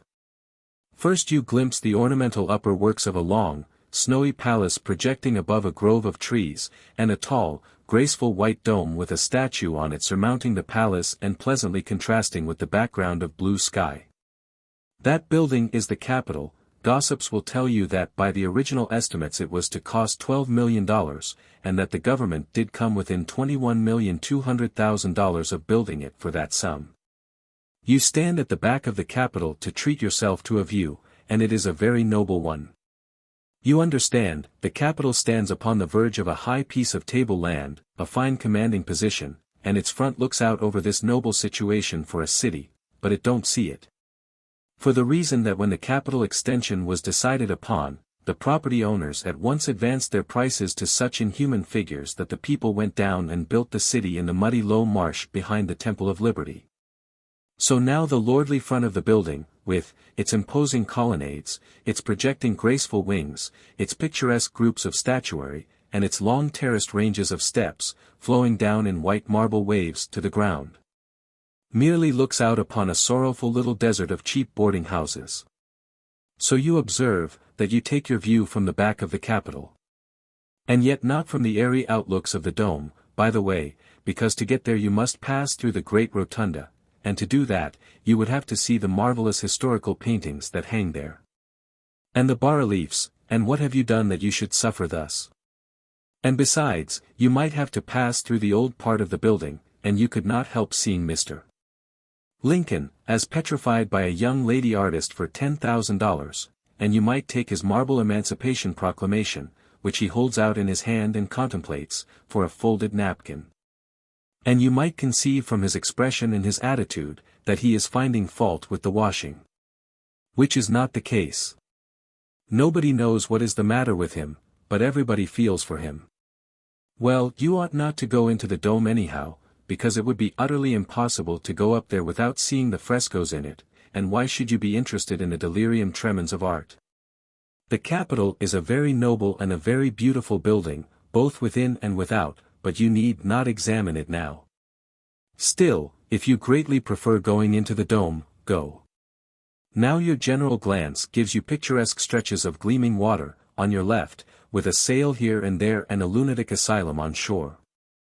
Over beyond the water, on a distant elevation, you see a squat yellow temple which your eye dwells upon lovingly through a blur of unmanly moisture. For it recalls your lost boyhood and the Parthenons done in molasses candy which made it blessed and beautiful. Still in the distance, but on this side of the water and close to its edge, the monument to the father of his country towers out of the mud. Sacred soil is the customary term. It has the aspect of a factory chimney with the top broken off. The skeleton of a decaying scaffolding lingers about its summit. And tradition says that the spirit of Washington often comes down and sits on those rafters to enjoy this tribute of respect which the nation has reared as the symbol of its unappeasable gratitude. The monument is to be finished, some day, and at that time our Washington will have risen still higher in the nation's veneration, and will be known as the great-great-grandfather of his country. The memorial chimney stands in a quiet pastoral locality that is full of reposeful expression. With a glass you can see the cowsheds about its base, and the contented sheep nibbling pebbles in the desert solitudes that surround it, and the tired pigs dozing in the holy calm of its protecting shadow. Now you wrench your gaze loose, and you look down in front of you and see the broad Pennsylvania Avenue stretching straight ahead for a mile or more till it brings up against the iron fence in front of a pillared granite pile. The Treasury building and edifice that would command respect in any capital. The stores and hotels that wall in this broad avenue are mean, and cheap, and dingy, and are better left without comment. Beyond the Treasury is a fine large white barn, with wide unhandsome grounds about it. The President lives there. It is ugly enough outside, but that is nothing to what it is inside. Dreariness, flimsiness, bad taste reduced to mathematical completeness is what the inside offers to the eye, if it remains yet what it always has been. The front and right-hand views give you the city at large. It is a wide stretch of cheap little brick houses, with here and there a noble architectural pile lifting itself out of the midst, government buildings, these. If the thaw is still going on when you come down and go about town, you will wonder at the short-sightedness of the city fathers, when you come to inspect the streets, in that they do not dilute the mud a little more and use them for canals. If you inquire around a little, you will find that there are more boarding houses to the square acre in Washington than there are in any other city in the land, perhaps. If you apply for a home in one of them, it will seem odd to you to have the landlady inspect you with a severe eye and then ask you if you are a member of Congress. Perhaps, just as a pleasantry, you will say yes. And then she will tell you that she is full. Then you show her her advertisement in the morning paper, and there she stands, convicted and ashamed. She will try to blush, and it will be only polite in you to take the effort for the deed. She shows you her rooms, now, and lets you take one, but she makes you pay in advance for it. That is what you will get for pretending to be a member of Congress. If you had been content to be merely a private citizen, your trunk would have been sufficient security for your board. If you are curious and inquire into this thing, the chances are that your landlady will be ill-natured enough to say that the person and property of a congressman are exempt from arrest or detention. And that with the tears in her eyes she has seen several of the people's representatives walk off to their several states and territories carrying her unreceipted board bills in their pockets for keepsakes. And before you have been in Washington many weeks you will be mean enough to believe her, too. Of course you contrive to see everything and find out everything. And one of the first and most startling things you find out is, that every individual you encounter in the city of Washington almost, and certainly every separate and distinct individual in the public employment, from the highest bureau chief, clear down to the maid who scrubs department halls, the night watchman of the public buildings and the darky boy who purifies the department spittoons, represents political influence. Unless you can get the ear of a senator, or a congressman, or a chief of a bureau or department, and persuade him to use his influence in your behalf, you cannot get an employment of the most trivial nature in Washington. Mere merit, fitness and capability, are useless baggage to you without influence. The population of Washington consists pretty much entirely of government employees and the people who board them. There are thousands of these employees, and they have gathered there from every corner of the Union and got their berths through the intercession, command is nearer the word, of the senators and representatives of their respective states.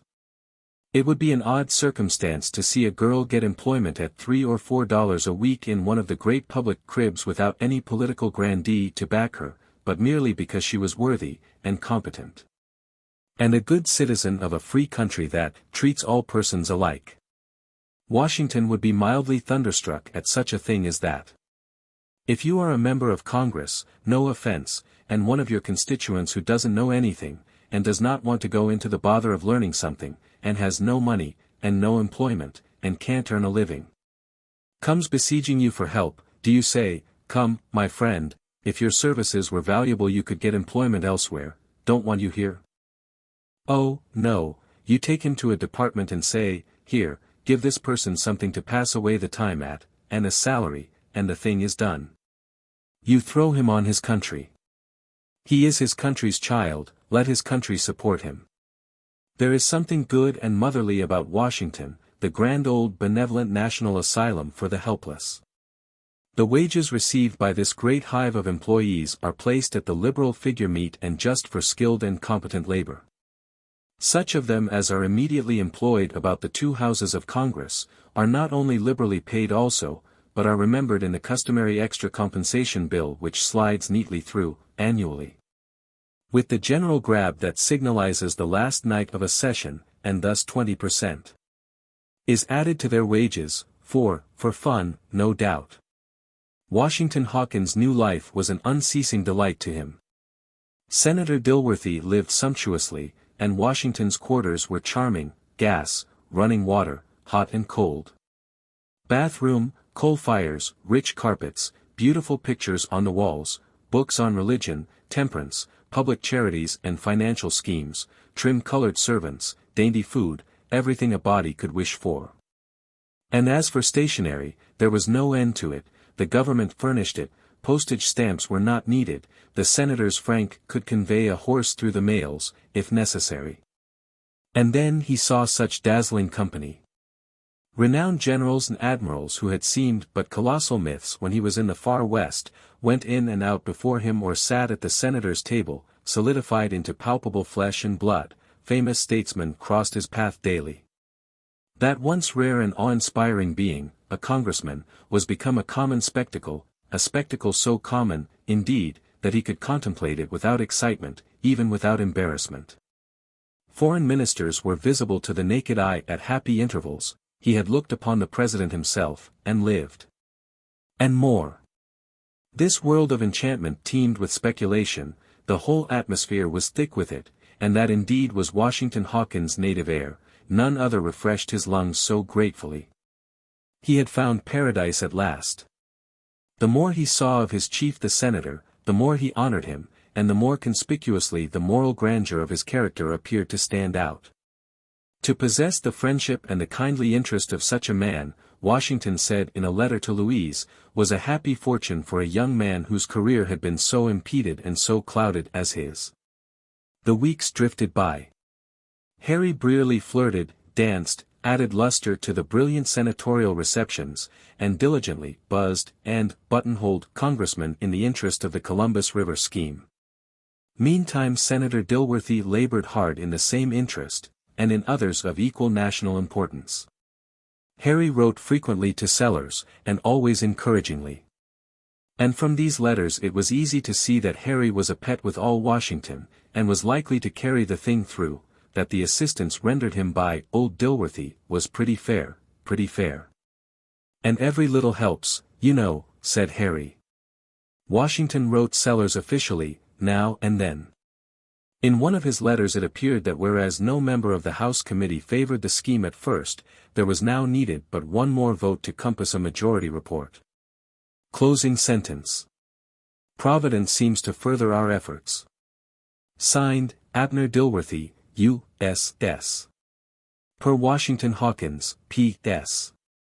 At the end of a week, Washington was able to send the happy news, officially, as usual, that the needed vote had been added and the bill favorably reported from the committee. Other letters recorded its perils in committee of the whole, and by its victory, by just the skin of its teeth, on third reading and final passage. Then came letters telling of Mr. Dilworthy's struggles with a stubborn majority in his own committee in the Senate, of how these gentlemen succumbed, one by one, till a majority was secured. Then there was a hiatus. Washington watched every move on the board, and he was in a good position to do this, for he was clerk of this committee, and also one other. He received no salary as private secretary, but these two clerkships, procured by his benefactor, paid him an aggregate of $12 a day. Without counting the 20% extra compensation which would of course be voted to him on the last night of the session. He saw the bill go into committee of the whole and struggle for its life again, and finally worry through. In the fullness of time he noted its second reading, and by the day arrived when the grand ordeal came, and it was put upon its final passage. Washington listened with bated breath to the "I. No. No. I." of the voters, for a few dread minutes, and then could bear the suspense no longer. He ran down from the gallery and hurried home to wait. At the end of 2 or 3 hours the senator arrived in the bosom of his family, and dinner was waiting. Washington sprang forward, with the eager question on his lips, and the senator said, "We may rejoice freely, now, my son, Providence has crowned our efforts with success." Chapter 25. Washington sent grand good news to Colonel Sellers that night. To Louise he wrote, "It is beautiful to hear him talk when his heart is full of thankfulness for some manifestation of the divine favor. You shall know him, some day, my Louise, and knowing him you will honor him, as I do." Harry wrote, "I pulled it through, Colonel, but it was a tough job, there is no question about that. There was not a friend to the measure in the House Committee when I began, and not a friend in the Senate Committee except old Dill himself, but they were all fixed for a majority report when I hauled off my forces.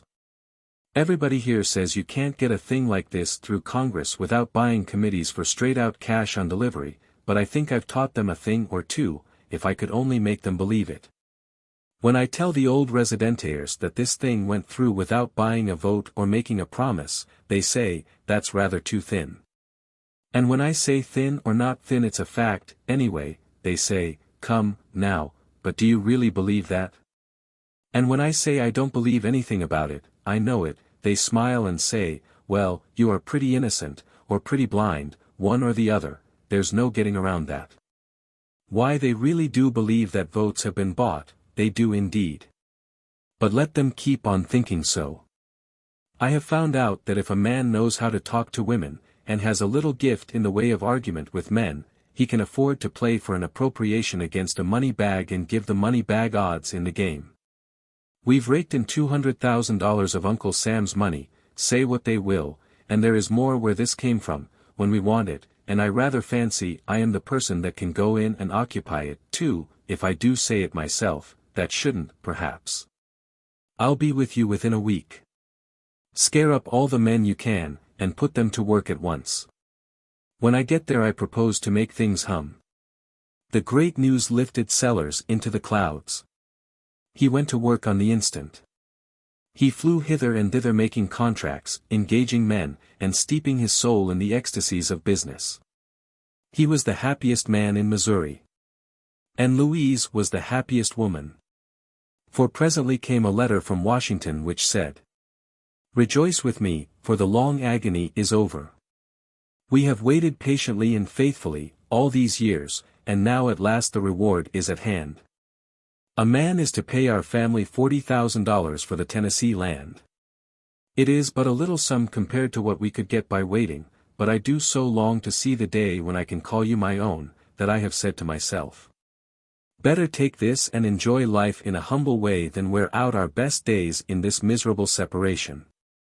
Besides, I can put this money into operations here that will increase it 100-fold, yes, 1,000-fold, in a few months. The air is full of such chances, and I know our family would consent in a moment that I should put in their shares with mine. Without a doubt we shall be worth $500,000 in a year from this time. I put it at the very lowest figure, because it is always best to be on the safe side, $500,000 at the very lowest calculation. And then your father will give his consent and we can marry at last. Oh, that will be a glorious day. Tell our friends the good news, I want all to share it." And she did tell her father and mother, but they said, let it be kept still for the present. The careful father also told her to write Washington and warn him not to speculate with the money, but to wait a little and advise with 1 or 2 wise old heads. She did this. And she managed to keep the good news to herself, though it would seem that the most careless observer might have seen by her springing step and her radiant countenance that some fine piece of good fortune had descended upon her. Harry joined the colonel at Stone's Landing, and that dead place sprang into sudden life. A swarm of men were hard at work, and the dull air was filled with the cheery music of labor. Harry had been constituted engineer-in-general, and he threw the full strength of his powers into his work. He moved among his hirelings like a king. Authority seemed to invest him with a new splendor. Colonel Sellers, as general superintendent of a great public enterprise, was all that a mere human being could be, and more. These two grandees went at their imposing improvement with the air of men who had been charged with the work of altering the foundations of the globe. They turned their first attention to straightening the river just above the landing, where it made a deep bend, and where the maps and plans showed that the process of straightening would not only shorten distance but increase the fall. They started a cut-off canal across the peninsula formed by the bend, and such another tearing up of the earth and slopping around in the mud as followed the order to the men, had never been seen in that region before. There was such a panic among the turtles that at the end of 6 hours there was not one to be found within 3 miles of Stone's Landing. They took the young and the aged, the decrepit and the sick upon their backs and left for Tidewater in disorderly procession, the tadpoles following and the bullfrogs bringing up the rear. Saturday night came, but the men were obliged to wait, because the appropriation had not come. Harry said he had written to hurry up the money and it would be along presently. So the work continued, on Monday. Stone's Landing was making quite a stir in the vicinity, by this time. Sellers threw a lot or two on the market, as a feeler, and they sold well. He reclothed his family, laid in a good stock of provisions, and still had money left.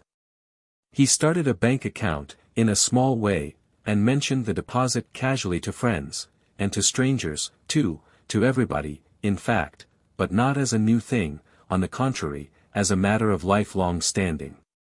He could not keep from buying trifles every day that were not wholly necessary. It was such a gaudy thing to get out his bankbook and draw a check, instead of using his old customary formula, charge it.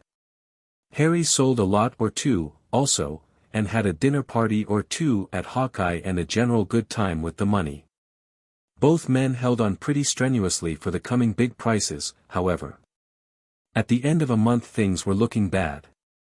Harry had besieged the New York headquarters of the Columbus River Slackwater Navigation Company with demands, then commands, and finally appeals, but to no purpose. The appropriation did not come, the letters were not even answered. The workmen were clamorous, now. The colonel and Harry retired to consult. "What's to be done?" said the colonel. "Hanged if I know." "Company say anything?" "Not a word." "You telegraphed yesterday?" "Yes, and the day before, too." "No answer." "None confound them."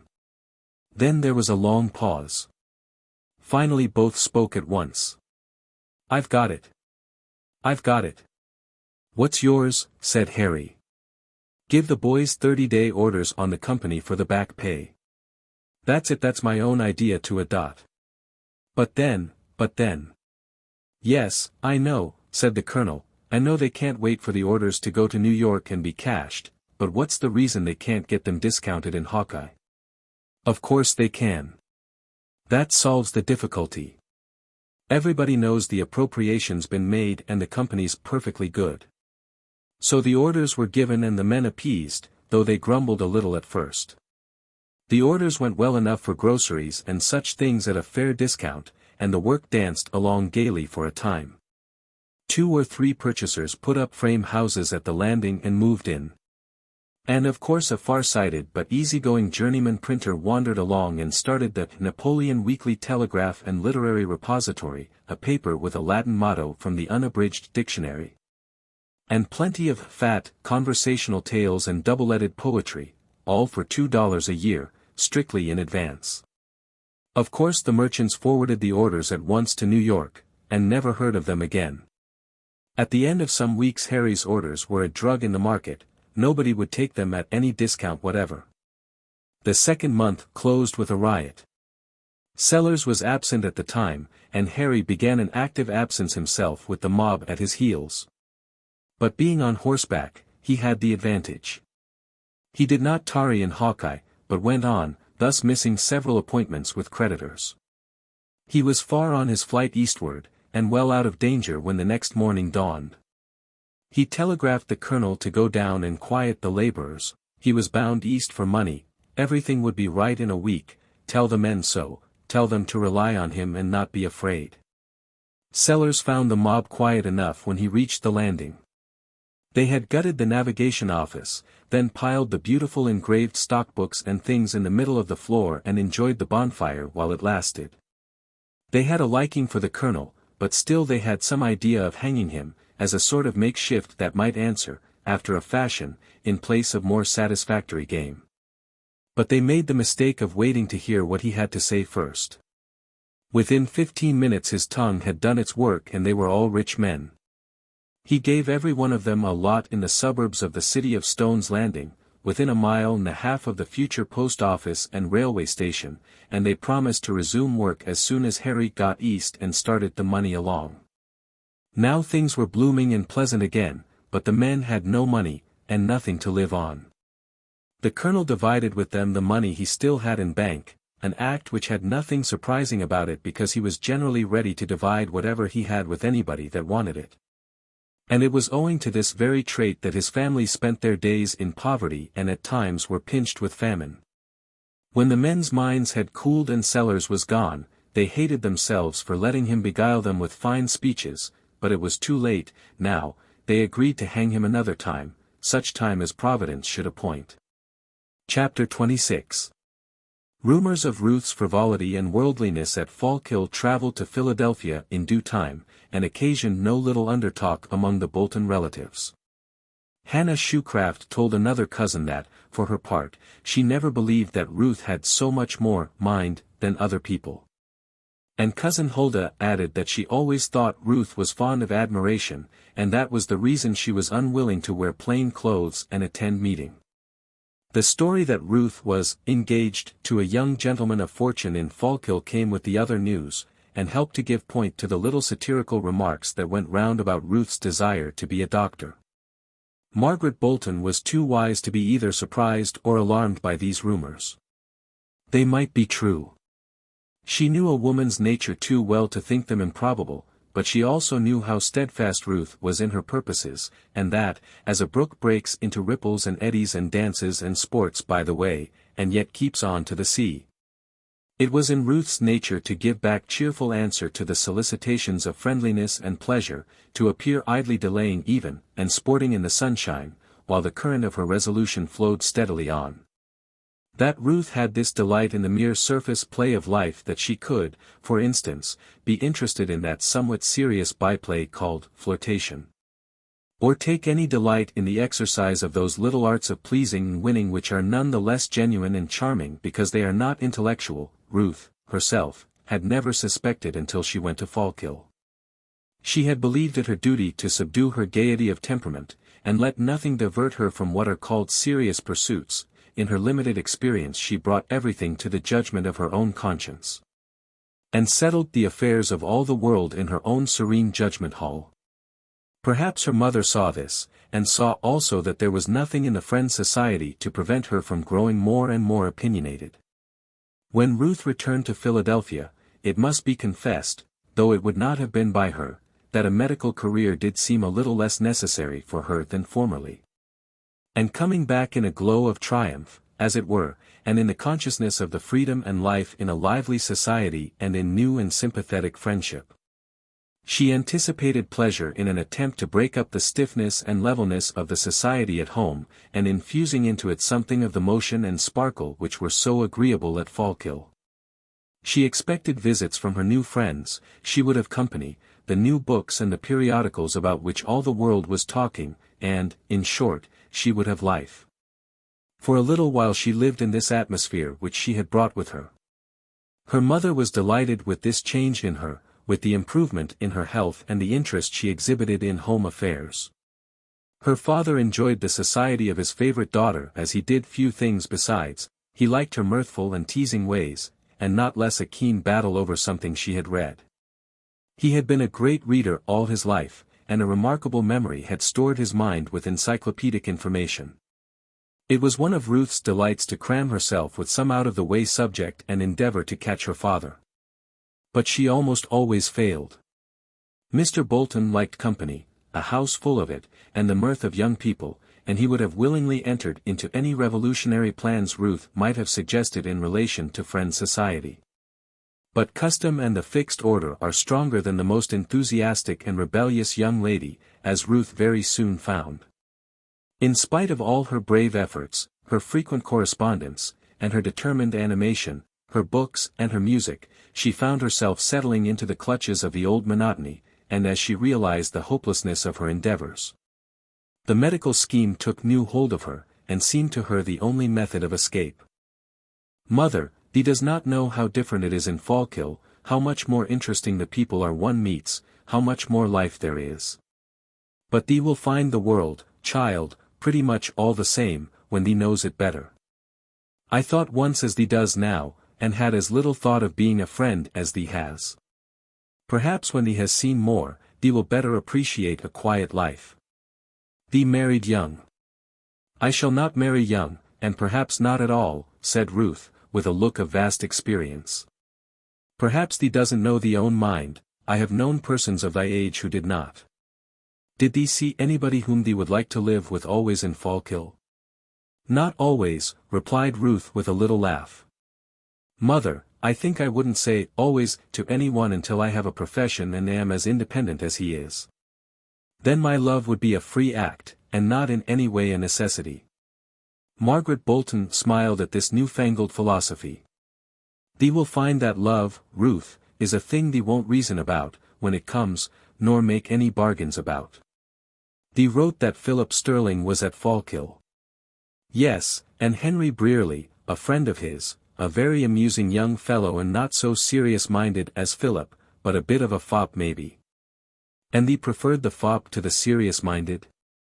"I didn't prefer anybody, but Henry Brearley was good company, which Philip wasn't always." "Did thee know thee father had been in correspondence with Philip?"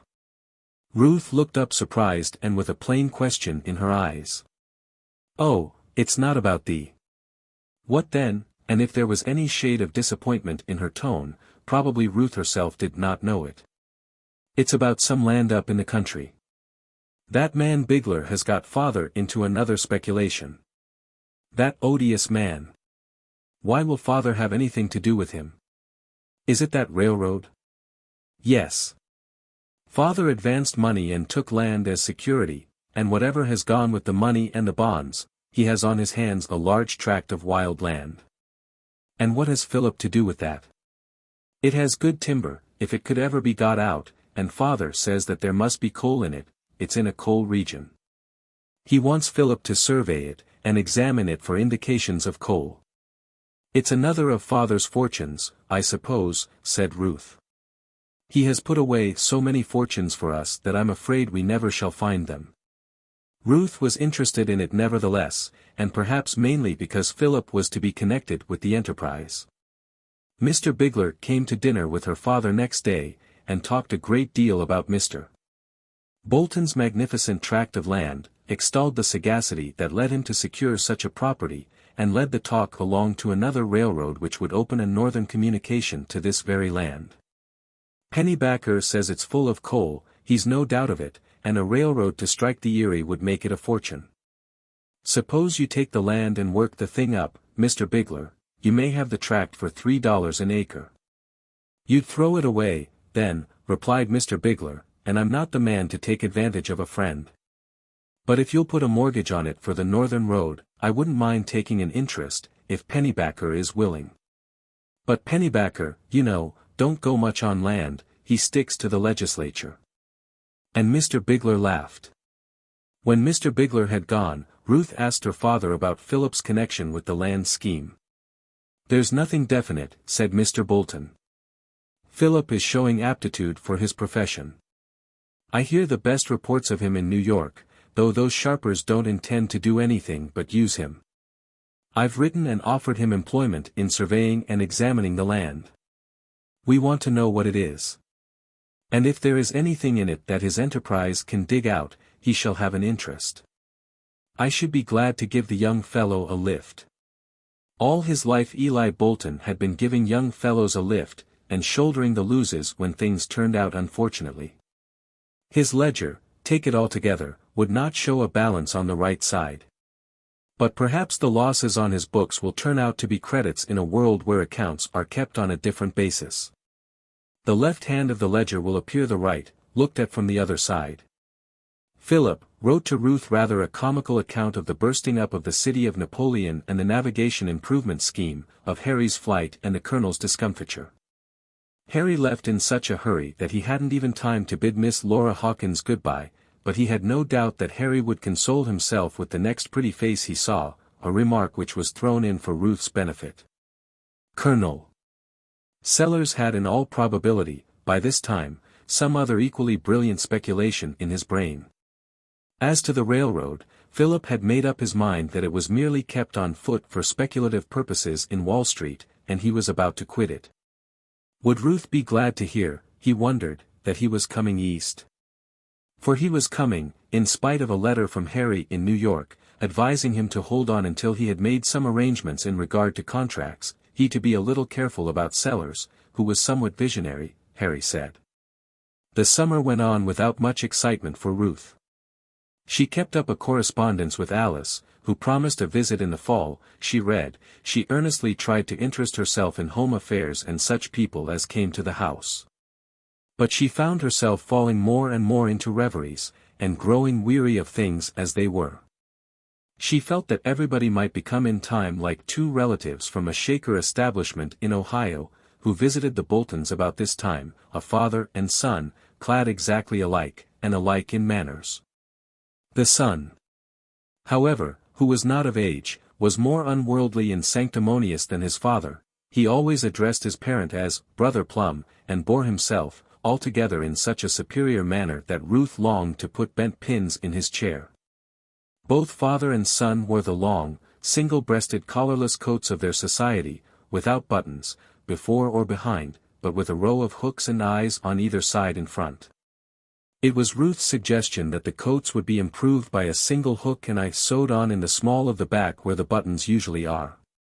Amusing as this Shaker caricature of the Friends was, it oppressed Ruth beyond measure, and increased her feeling of being stifled. It was a most unreasonable feeling. No home could be pleasanter than Ruth's. The house, a little out of the city, was one of those elegant country residences which so much charm visitors to the suburbs of Philadelphia. A modern dwelling and luxurious in everything that wealth could suggest for comfort, it stood in the midst of exquisitely kept lawns, with groups of trees, parterres of flowers massed in colors, with greenhouse, grapery and garden. And on one side, the garden sloped away in undulations to a shallow brook that ran over a pebbly bottom and sang under forest trees. The country about was the perfection of cultivated landscape, dotted with cottages, and stately mansions of revolutionary date, and sweet as an English countryside, whether seen in the soft bloom of May or in the mellow ripeness of late October. It needed only the peace of the mind within, to make it a paradise. One riding by on the old Germantown road, and seeing a young girl swinging in the hammock on the piazza and, intent upon some volume of old poetry or the latest novel, would no doubt have envied a life so idyllic. He could not have imagined that the young girl was reading a volume of reports of clinics and longing to be elsewhere. Ruth could not have been more discontented if all the wealth about her had been as unsubstantial as a dream. Perhaps she so thought it. I feel, she once said to her father, as if I were living in a house of cards. And he would like to turn it into a hospital? No. But tell me, father, continued Ruth, not to be put off, is thee still going on with that Bigler and those other men who come here and entice thee? Mr. Bolton smiled, as men do when they talk with women about business. Such men have their uses, Ruth. They keep the world active, and I owe a great many of my best operations to such men. Who knows, Ruth, but this new land purchase, which I confess I yielded a little too much to Bigler in, may not turn out a fortune for thee and the rest of the children. Ah, father, thee sees everything in a rose-colored light. I do believe thee wouldn't have so readily allowed me to begin the study of medicine, if it hadn't had the novelty of an experiment to thee. And is thee satisfied with it? If thee means, if I have had enough of it, no. I just begin to see what I can do in it, and what a noble profession it is for a woman. Would thee have me sit here like a bird on a bough and wait for somebody to come and put me in a cage? Mr. Bolton was not sorry to divert the talk from his own affairs, and he did not think it worth while to tell his family of a performance that very day which was entirely characteristic of him. Ruth might well say that she felt as if she were living in a house of cards, although the Bolton household had no idea of the number of perils that hovered over them. Any more than thousands of families in America have of the business risks and contingencies upon which their prosperity and luxury hang. A sudden call upon Mr. Bolton for a large sum of money, which must be forthcoming at once, had found him in the midst of a dozen ventures, from no one of which a dollar could be realized. It was in vain that he applied to his business acquaintances and friends. It was a period of sudden panic and no money. 100,000. Mr. Bolton said plumly. Good God, if you should ask me for 10, I shouldn't know where to get it. And yet that day Mr. Small, pennybacker, Bigler and Small, came to Mr. Bolton with a piteous story of ruin in a coal operation, if he could not raise $10,000. Only 10, and he was sure of a fortune.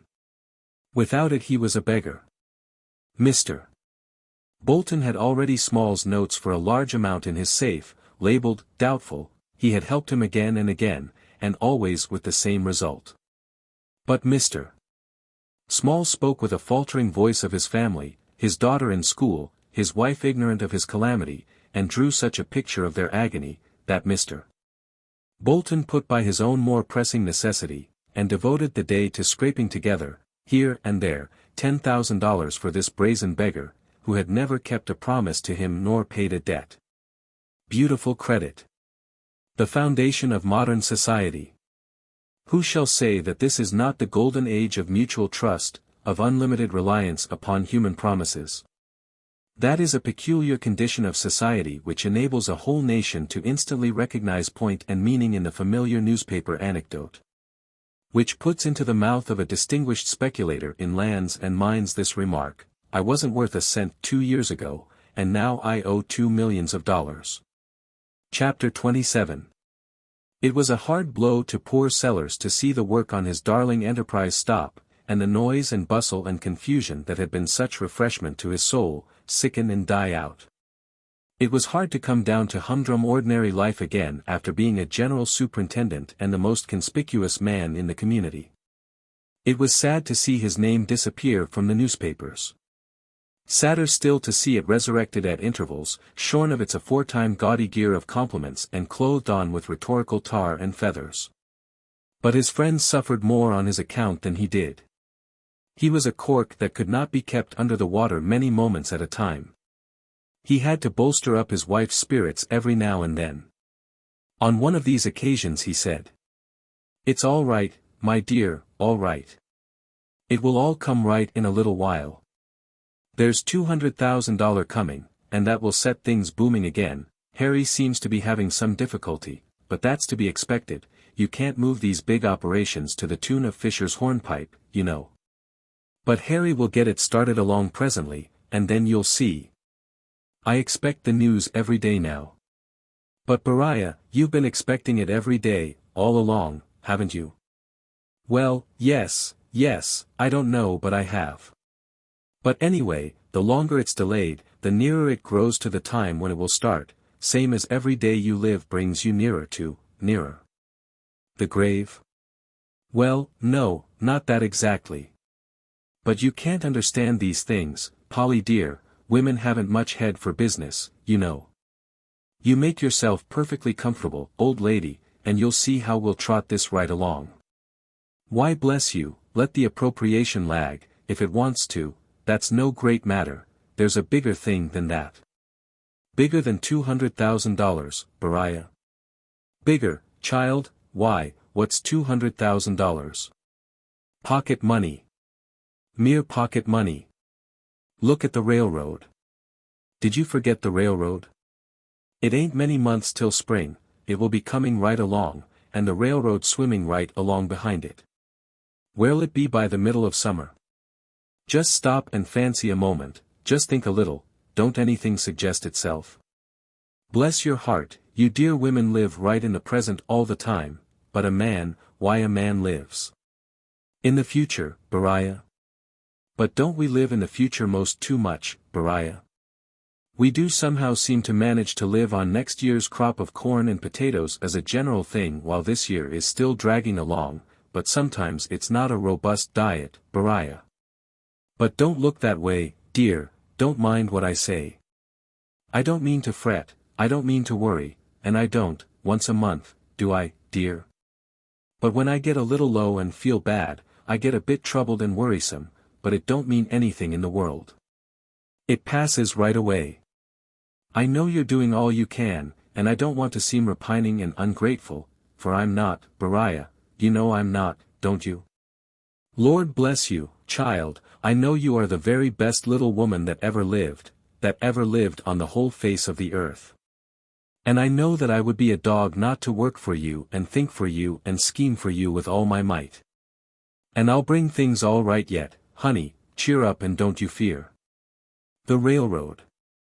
Oh, I had forgotten the railroad, dear, but when a body gets blue, a body forgets everything. Yes, the railroad, tell me about the railroad. Aha, my girl, don't you see? Things ain't so dark, are they? Now I didn't forget the railroad. Now just think for a moment, just figure up a little on the future dead moral certainties. For instance, call this waiter St. Louis. And we'll lay this fork, representing the railroad, from St. Louis to this potato, which is Slouchburg. Then with this carving knife we'll continue the railroad from Slouchburg to Doodleville, shown by the black pepper. Then we run along the comb, to the tumbler that's brimstone. Thence by the pipe to Belshazzar, which is the salt cellar. Thence to that quill, catfish, hand me the pincushion. Marie Antoinette. Thence right along these shears to this horse, Babylon. Then by the spoon to Bloody Run, thank you, the ink. Thence to Hail Columbia, snuffers, Polly. Please move that cup and saucer close up, that's Hail Columbia. Then, let me open my knife, to Hark from the Tomb, where we'll put the candlestick, only a little distance from Hail Columbia to Hark from the Tomb, downgrade all the way. And there we strike Columbus River, pass me 2 or 3 skeins of thread to stand for the river. The sugar bowl will do for Hawkeye, and the rat trap for Stone's Landing, Napoleon, I mean, and you can see how much better Napoleon is located than Hawkeye. Now here you are with your railroad complete, and showing its continuation to Hallelujah and thence to Corruptionville. Now then, there you are. It's a beautiful road, beautiful. Jeff Thompson can out-engineer any civil engineer that ever sighted through an aneroid, or a theodolite, or whatever they call it. He calls it sometimes one and sometimes the other, just whichever levels off his sentence neatest, I reckon. But ain't it a ripping road, though? I tell you, it'll make a stir when it gets along. Just see what a country it goes through. There's your onions at Slouchburg, noblest onion country that graces God's footstool. And there's your turnip country all around Doodleville. Bless my life, what fortunes are going to be made there when they get that contrivance perfected for extracting olive oil out of turnips, if there's any in them. And I reckon there is, because Congress has made an appropriation of money to test the thing, and they wouldn't have done that just on conjecture, of course. And now we come to the Brimstone region, cattle raised there till you can't rest, and corn, and all that sort of thing. Then you've got a little stretch along through Belshazzar that don't produce anything now, at least nothing but rocks, but irrigation will fetch it. Then from Catfish to Babylon it's a little swampy, but there's dead loads of peat down under there somewhere. Next is the Bloody Run and Hail Columbia country. Tobacco enough can be raised there to support 2 such railroads. Next is the Sarsaparilla region. I reckon there's enough of that truck along in there on the line of the pocket knife, from Hail Columbia to Hark from the Tomb to fat up all the consumptives in all the hospitals from Halifax to the Holy Land. It just grows like weeds. I've got a little belt of sarsaparilla land in there just tucked away unobtrusively waiting for my little universal expectorant to get into shape in my head. And I'll fix that, you know. One of these days I'll have all the nations of the earth expecto. But Beriah, dear. Don't interrupt me, Polly, I don't want you to lose the run of the map. Well, take your toy horse, James Fitzjames, if you must have it, and run along with you. Here, now, the soap will do for Babylon. Let me see, where was I? Oh yes, now we run down to Stone's Lawn, Napoleon, now we run down to Napoleon. Beautiful road. Look at that, now. Perfectly straight line, straight as the way to the grave. And see where it leaves Hawkeye, clear out in the cold, my dear, clear out in the cold. That town's as bound to die as, well, if I owned it I'd get its obituary ready, now, and notify the mourners. Polly, mark my words, in 3 years from this, Hawkeye'll be a howling wilderness. You'll see. And just look at that river, noblest stream that meanders over the thirsty earth, calmest, gentlest artery that refreshes her weary bosom. Railroad goes all over it and all through it, wades right along on stilts. 17 bridges in 3 miles and a half, 49 bridges from the Tomb to Stone's Landing altogether, 49 bridges, and culverts enough to culvert creation itself. Hadn't skeins of thread enough to represent them all, but you get an idea. Perfect trestle work of bridges for 72 miles, Jeff Thompson and I fixed all that, you know, he's to get the contracts and I'm to put them through on the divide. Just oceans of money in those bridges. It's the only part of the railroad I'm interested in, down along the line, and it's all I want, too. It's enough, I should judge. Now here we are at Napoleon. Good enough country, plenty good enough, all it wants is population. That's all right, that will come. And it's no bad country now for calmness and solitude, I can tell you, though there's no money in that, of course. No money, but a man wants rest, a man wants peace, a man don't want to rip and tear around all the time. And here we go, now, just as straight as a string for hallelujah, it's a beautiful angle, handsome upgrade all the way, and then away you go to Corruptionville, the gaudiest country for early carrots and cauliflowers that ever, good missionary field. 2. There ain't such another missionary field outside the jungles of Central Africa. And patriotic, why they named it after Congress itself. Oh, I warn you, my dear, there's a good time coming, and it'll be right along before you know what you're about, too. That railroad's fetching it. You see what it is as far as I've got, and if I had enough bottles and soap and boot jacks and such things to carry it along to where it joins onto the Union Pacific, 1,400 miles from here. I should exhibit to you in that little internal improvement a spectacle of inconceivable sublimity. So, don't you see? We've got the railroad to fall back on, and in the meantime, what are we worrying about that $200,000 appropriation for? That's all right. I'd be willing to bet anything that the very next letter that comes from Harry will. The eldest boy entered just in the nick of time and brought a letter, warm from the post office. Things do look bright, after all, Beriah. I'm sorry I was blue, but it did seem as if everything had been going against us for whole ages. Open the letter, open it quick, and let's know all about it before we stir out of our places. I am all in a fidget to know what it says. The letter was opened, without any unnecessary delay. Chapter 28. Whatever may have been the language of Harry's letter to the Colonel, the information it conveyed was condensed or expanded, one or the other, from the following episode of his visit to New York. He called, with official importance in his mien. At No. Wall Street, where a great gilt sign betokened the presence of the headquarters of the Columbus River Slackwater Navigation Company. He entered and gave a dressy porter his card, and was requested to wait a moment in a sort of anteroom. The porter returned in a minute, and asked whom he would like to see. The president of the company, of course. He is busy with some gentlemen, sir, says he will be done with them directly. That a copperplate card with Engineer-in-Chief on it should be received with such tranquillity as this, annoyed Mr. Brierly not a little. But he had to submit. Indeed, his annoyance had time to augment a good deal. For he was allowed to cool his heels a full half-hour in the anteroom before those gentlemen emerged and he was ushered into the presence. He found a stately dignitary occupying a very official chair behind a long green morocco-covered table, in a room sumptuously carpeted and furnished, and well garnished with pictures. "Good morning, sir, take a seat, take a seat." "Thank you, sir," said Harry, throwing as much chill into his manner as his ruffled dignity prompted. "We perceive by your reports and the reports of the chief superintendent, that you have been making gratifying progress with the work. We are all very much pleased." "Indeed? We did not discover it from your letters, which we have not received, nor by the treatment our drafts have met with, which were not honored. Nor by the reception of any part of the appropriation, no part of it having come to hand. Why, my dear Mr. Brierly, there must be some mistake. I am sure we wrote you and also Mr. Sellers, recently. When my clerk comes he will show copies, letters informing you of the 10% assessment." "Oh, certainly, we got those letters. But what we wanted was money to carry on the work, money to pay the men."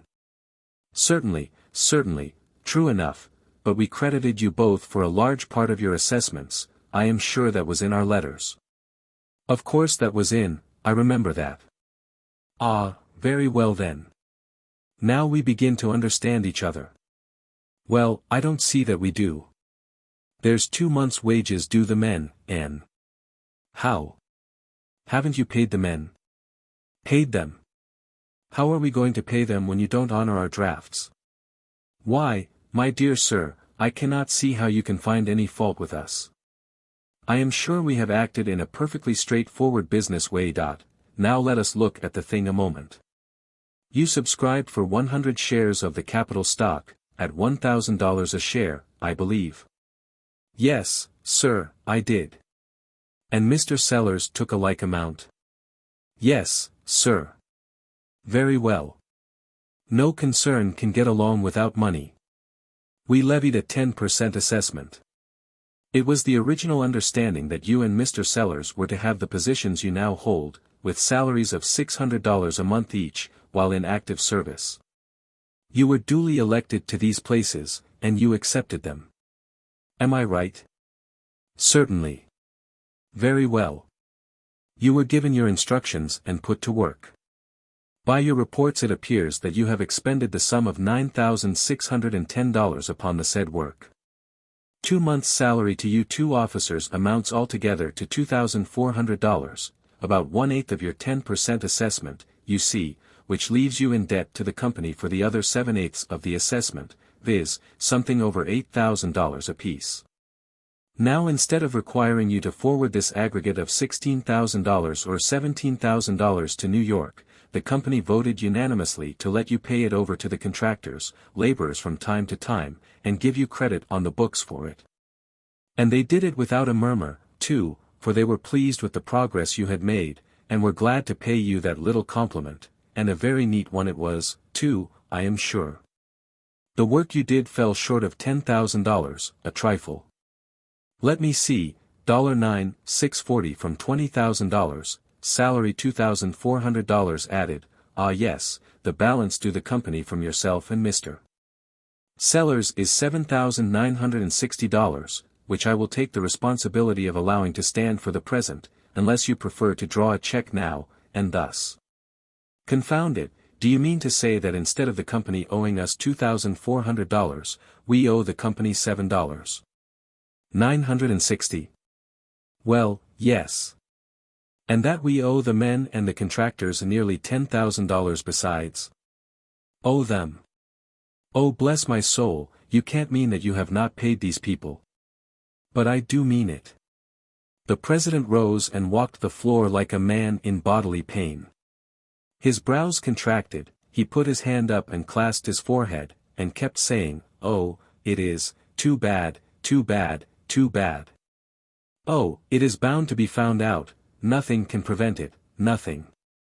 Then he threw himself into his chair and said, "My dear Mr. Brierson, this is dreadful, perfectly dreadful. It will be found out. It is bound to tarnish the good name of the company, our credit will be seriously, most seriously impaired. How could you be so thoughtless? The men ought to have been paid though it beggared us all." "They ought they?" Then why the devil, my name is not Brierson, by the way, why the mischief didn't the compa, why what in the nation ever became of the appropriation? Where is that appropriation, if a stockholder may make so bold as to ask? The appropriation? That paltry $200,000, do you mean? Of course, but I didn't know that $200,000 was so very paltry. Though I grant, of course, that it is not a large sum, strictly speaking. But where is it? My dear sir, you surprise me. You surely cannot have had a large acquaintance with this sort of thing. Otherwise you would not have expected much of a result from a mere initial appropriation like that. It was never intended for anything but a mere nest egg for the future and real appropriations to cluster around. Indeed? Well, was it a myth, or was it a reality? Whatever become of it? Why, the matter is simple enough. A congressional appropriation costs money. Just reflect, for instance, a majority of the House committee, say $10,000 apiece, $40,000, a majority of the Senate committee, the same each, say $40,000. A little extra to one or two chairmen of one or two such committees, say $10,000 each, $20,000, and there's $100,000 of the money gone, to begin with. Then, 7 male lobbyists at $3,000 each, $21,000, one female lobbyist, $10,000. A high moral congressman or senator here and there, the high moral ones cost more, because they give tone to a measure, say 10 of these at $3,000 each, is $30,000. Then a lot of small fry country members who won't vote for anything whatever without pay, say 20 at $500 apiece, is $10,000, a lot of dinners to members, say $10,000 altogether. Lot of gimcracks for congressmen's wives and children, those go a long way, you can't spend too much money in that line, well, those things cost in a lump, say $10,000, along there somewhere. And then comes your printed documents, your maps, your tinted engravings, your pamphlets, your illuminated show cards. Your advertisements in 150 papers at ever so much a line, because you've got to keep the papers all right or you are gone up, you know. Oh, my dear sir, printing bills are destruction itself. Ours so far amount to, let me see, 10, 52, 22, 13, and then there's 11, 14, 33, well, never mind the details, the total in clean numbers puts up $118,254.42 thus far. What? Oh, yes indeed. Printing's no bagatelle, I can tell you. And then there's your contributions, as a company, to Chicago fires and Boston fires, and orphan asylums and all that sort of thing, head the list, you see, with the company's full name and $1,000 set opposite, great card. Sir, one of the finest advertisements in the world, the preachers mention it in the pulpit when it's a religious charity, one of the happiest advertisements in the world is your benevolent donation. Ours have amounted to $16,000 and some cents up to this time. Good heavens! Oh, yes. Perhaps the biggest thing we've done in the advertising line was to get an officer of the U.S. government, of perfectly Himalayan official altitude, to write up our little internal improvement for a religious paper of enormous circulation. I tell you that makes our bonds go handsomely among the pious poor. Your religious paper is by far the best vehicle for a thing of this kind, because they'll lead your article and put it right in the midst of the reading matter. And if it's got a few scripture quotations in it, and some temperance platitudes and a bit of gush here and there about Sunday schools, and a sentimental snuffle now and then about God's precious ones, the honest hard-handed poor. It works the nation like a charm, my dear sir, and never a man suspects that it is an advertisement. But your secular paper sticks you right into the advertising columns and of course you don't take a trick. Give me a religious paper to advertise in, every time. And if you'll just look at their advertising pages, you'll observe that other people think a good deal as I do, especially people who have got little financial schemes to make everybody rich with. Of course I mean your great big metropolitan religious papers that know how to serve God and make money at the same time, that's your sort, sir, that's your sort. A religious paper that isn't run to make money is no use to us, sir. As an advertising medium, no use to anybody, in our line of business. I guess our next best dodge was sending a pleasure trip of newspaper reporters out to Napoleon. Never paid them a cent. Just filled them up with champagne and the fat of the land, put pen, ink and paper before them while they were red hot, and bless your soul when you come to read their letters you'd have supposed they'd been to heaven. And if a sentimental squeamishness held one or two of them back from taking a less rosy view of Napoleon, our hospitalities tied his tongue, at least, and he said nothing at all and so did us no harm. Let me see, have I stated all the expenses I've been at? No, I was near forgetting one or two items. There's your official salaries, you can't get good men for nothing. Salaries cost pretty lively. And then there's your big high-sounding millionaire names stuck into your advertisements as stockholders, another card, that, and they are stockholders, too, but you have to give them the stock and non-assessable at that, so they're an expensive lot. Very, very expensive thing, take it all around, is a big internal improvement concern, but you see that yourself, Mr. Briarman, you see that, yourself, sir. But look here. I think you are a little mistaken about its ever having cost anything for congressional votes. I happen to know something about that. I've let you say your say, now let me say mine. I don't wish to seem to throw any suspicion on anybody's statements, because we are all liable to be mistaken. But how would it strike you if I were to say that I was in Washington all the time this bill was pending? And what if I added that I put the measure through myself? Yes, sir, I did that little thing. And moreover, I never paid $1 for any man's vote and never promised one. There are some ways of doing a thing that are as good as others which other people don't happen to think about, or don't have the knack of succeeding in, if they do happen to think of them. My dear sir, I am obliged to knock some of your expenses in the head, for never a cent was paid a congressman or senator on the part of this navigation company. The president smiled blandly, even sweetly, all through this harangue, and then said, "Is that so?" "Every word of it." "Well, it does seem to alter the complexion of things a little. You are acquainted with the members down there, of course, else you could not have worked to such advantage." "I know them all, sir. I know their wives, their children, their babies, I even made it a point to be on good terms with their lackeys. I know every congressman well, even familiarly." "Very good. Do you know any of their signatures? Do you know their handwriting?" "Why, I know their handwriting as well as I know my own, have had correspondence enough with them, I should think. And their signatures, why I can tell their initials, even." The president went to a private safe, unlocked it and got out some letters and certain slips of paper. Then he said, "Now here, for instance, do you believe that that is a genuine letter? Do you know this signature here, and this one? Do you know who those initials represent, and are they forgeries?" Harry was stupefied. There were things there that made his brain swim. Presently, at the bottom of one of the letters he saw a signature that restored his equilibrium, it even brought the sunshine of a smile to his face. The president said, "That one amuses you. You never suspected him?" "Of course I ought to have suspected him, but I don't believe it ever really occurred to me." "Well, well, well, how did you ever have the nerve to approach him, of all others?" "Why, my friend, we never think of accomplishing anything without his help. He is our mainstay." "But how do those letters strike you?" "They strike me dumb. What a stone-blind idiot I have been."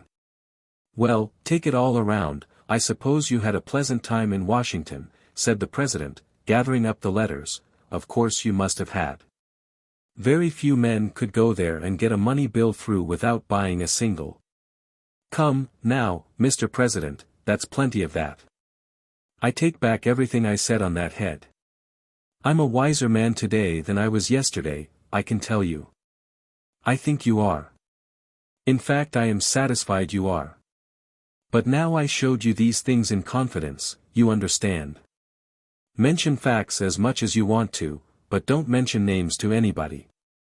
I can depend on you for that, can't I? Oh, of course. I understand the necessity of that. I will not betray the names. But to go back a bit, it begins to look as if you never saw any of that appropriation at all. We saw nearly $10,000 of it, and that was all. Several of us took turns at log rolling in Washington, and if we had charged anything for that service, none of that $10,000 would ever have reached New York. If you hadn't levied the assessment, you would have been in a close place, I judge. Close. Have you figured up the total of the disbursements I told you of? No, I didn't think of that. Well, let's see. Spent in Washington, say. $191,000. Printing, advertising, etc., say. $118,000. Charity, say. $16,000. Total. $325,000. The money to do that with comes from appropriation. $200,000. 10% assessment on capital of $1 million. $100,000. Total. $300,000. Which leaves us in debt some $25,000 at this moment. Salaries of home officers are still going on, also printing and advertising. Next month will show a state of things. And then, burst up, I suppose. By no means. Levy another assessment. Oh, I see. That's dismal. By no means. Why isn't it? What's the road out? Another appropriation, don't you see? Bother the appropriations. They cost more than they come to. Not the next one.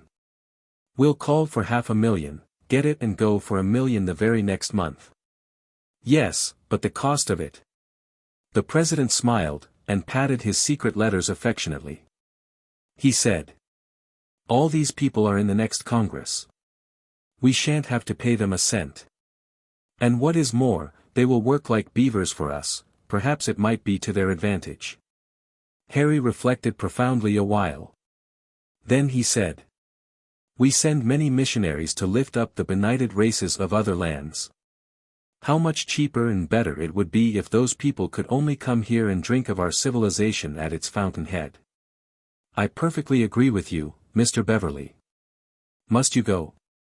Well, good morning. Look in, when you are passing. And whenever I can give you any information about our affairs and prospects, I shall be glad to do it. Harry's letter was not a long one, but it contained at least the calamitous figures that came out in the above conversation. The colonel found himself in a rather uncomfortable place, no $1,200 salary forthcoming, and himself held responsible for half of the $9,640 due the workmen, to say nothing of being in debt to the company to the extent of nearly $4,000. Polly's heart was nearly broken, the blues returned in fearful force, and she had to go out of the room to hide the tears that nothing could keep back now. There was mourning in another quarter, too, for Louise had a letter. Washington had refused, at the last moment, to take $40,000 for the Tennessee land, and had demanded $150,000. So the trade fell through, and now Washington was wailing because he had been so foolish. But he wrote that his man might probably return to the city soon, and then he meant to sell to him, sure, even if he had to take $10,000. Louise had a good cry, several of them, indeed, and the family charitably forbore to make any comments that would increase her grief. Spring blossomed, summer came, dragged its hot weeks by, and the colonel's spirits rose, day by day, for the railroad was making good progress. But by and by something happened. Hawkeye had always declined to subscribe anything toward the railway, imagining that her large business would be a sufficient compulsory influence, but now Hawkeye was frightened, and before Colonel Sellers knew what he was about, Hawkeye, in a panic, had rushed to the front and subscribed such a sum that Napoleon's attractions suddenly sank into insignificance and the railroad concluded to follow a comparatively straight course instead of going miles out of its way to build up a metropolis in the muddy desert of Stone's Landing. The thunderbolt fell. After all the Colonel's deep planning, after all his brain work and tongue work in drawing public attention to his pet project and enlisting interest in it. After all his faithful hard toil with his hands, and running hither and thither on his busy feet. After all his high hopes and splendid prophecies, the fates had turned their backs on him at last, and all in a moment his air castles crumbled to ruins about him. Hawkeye rose from her fright triumphant and rejoicing, and down went Stone's Landing. One by one its meager parcel of inhabitants packed up and moved away, as the summer waned and fall approached. Town lots were no longer saleable, traffic ceased, a deadly lethargy fell upon the place once more, the Weekly Telegraph faded into an early grave, the wary tadpole returned from exile, the bullfrog resumed his ancient song. The tranquil turtle sunned his back upon bank and log and drowsed his grateful life away as in the old sweet days of yore. Chapter 29. Philip Sterling was on his way to Ilium, in the state of Pennsylvania. Ilium was the railway station nearest to the tract of wild land which Mr. Bolton had commissioned him to examine. On the last day of the journey as the railway train Philip was on was leaving a large city, a lady timidly entered the drawing-room car, and hesitatingly took a chair that was at the moment unoccupied. Philip saw from the window that a gentleman had put her upon the car just as it was starting. In a few moments the conductor entered, and without waiting an explanation, said roughly to the lady, "Now you can't sit there. That seat's taken. Go into the other car." "I did not intend to take the seat," said the lady rising, "I only sat down a moment till the conductor should come and give me a seat." "There ain't any. Car's full. You'll have to leave." "But, sir," said the lady, appealingly, "I thought." "Can't help what you thought, you must go into the other car. The train is going very fast, let me stand here till we stop." "The lady can have my seat," cried Philip, springing up. The conductor turned towards Philip, and coolly and deliberately surveyed him from head to foot, with contempt in every line of his face, turned his back upon him without a word, and said to the lady, "Come, I've got no time to talk. You must go now." The lady, entirely disconcerted by such rudeness, and frightened, moved towards the door, opened it and stepped out. The train was swinging along at a rapid rate, jarring from side to side. The step was a long one between the cars and there was no protecting grating.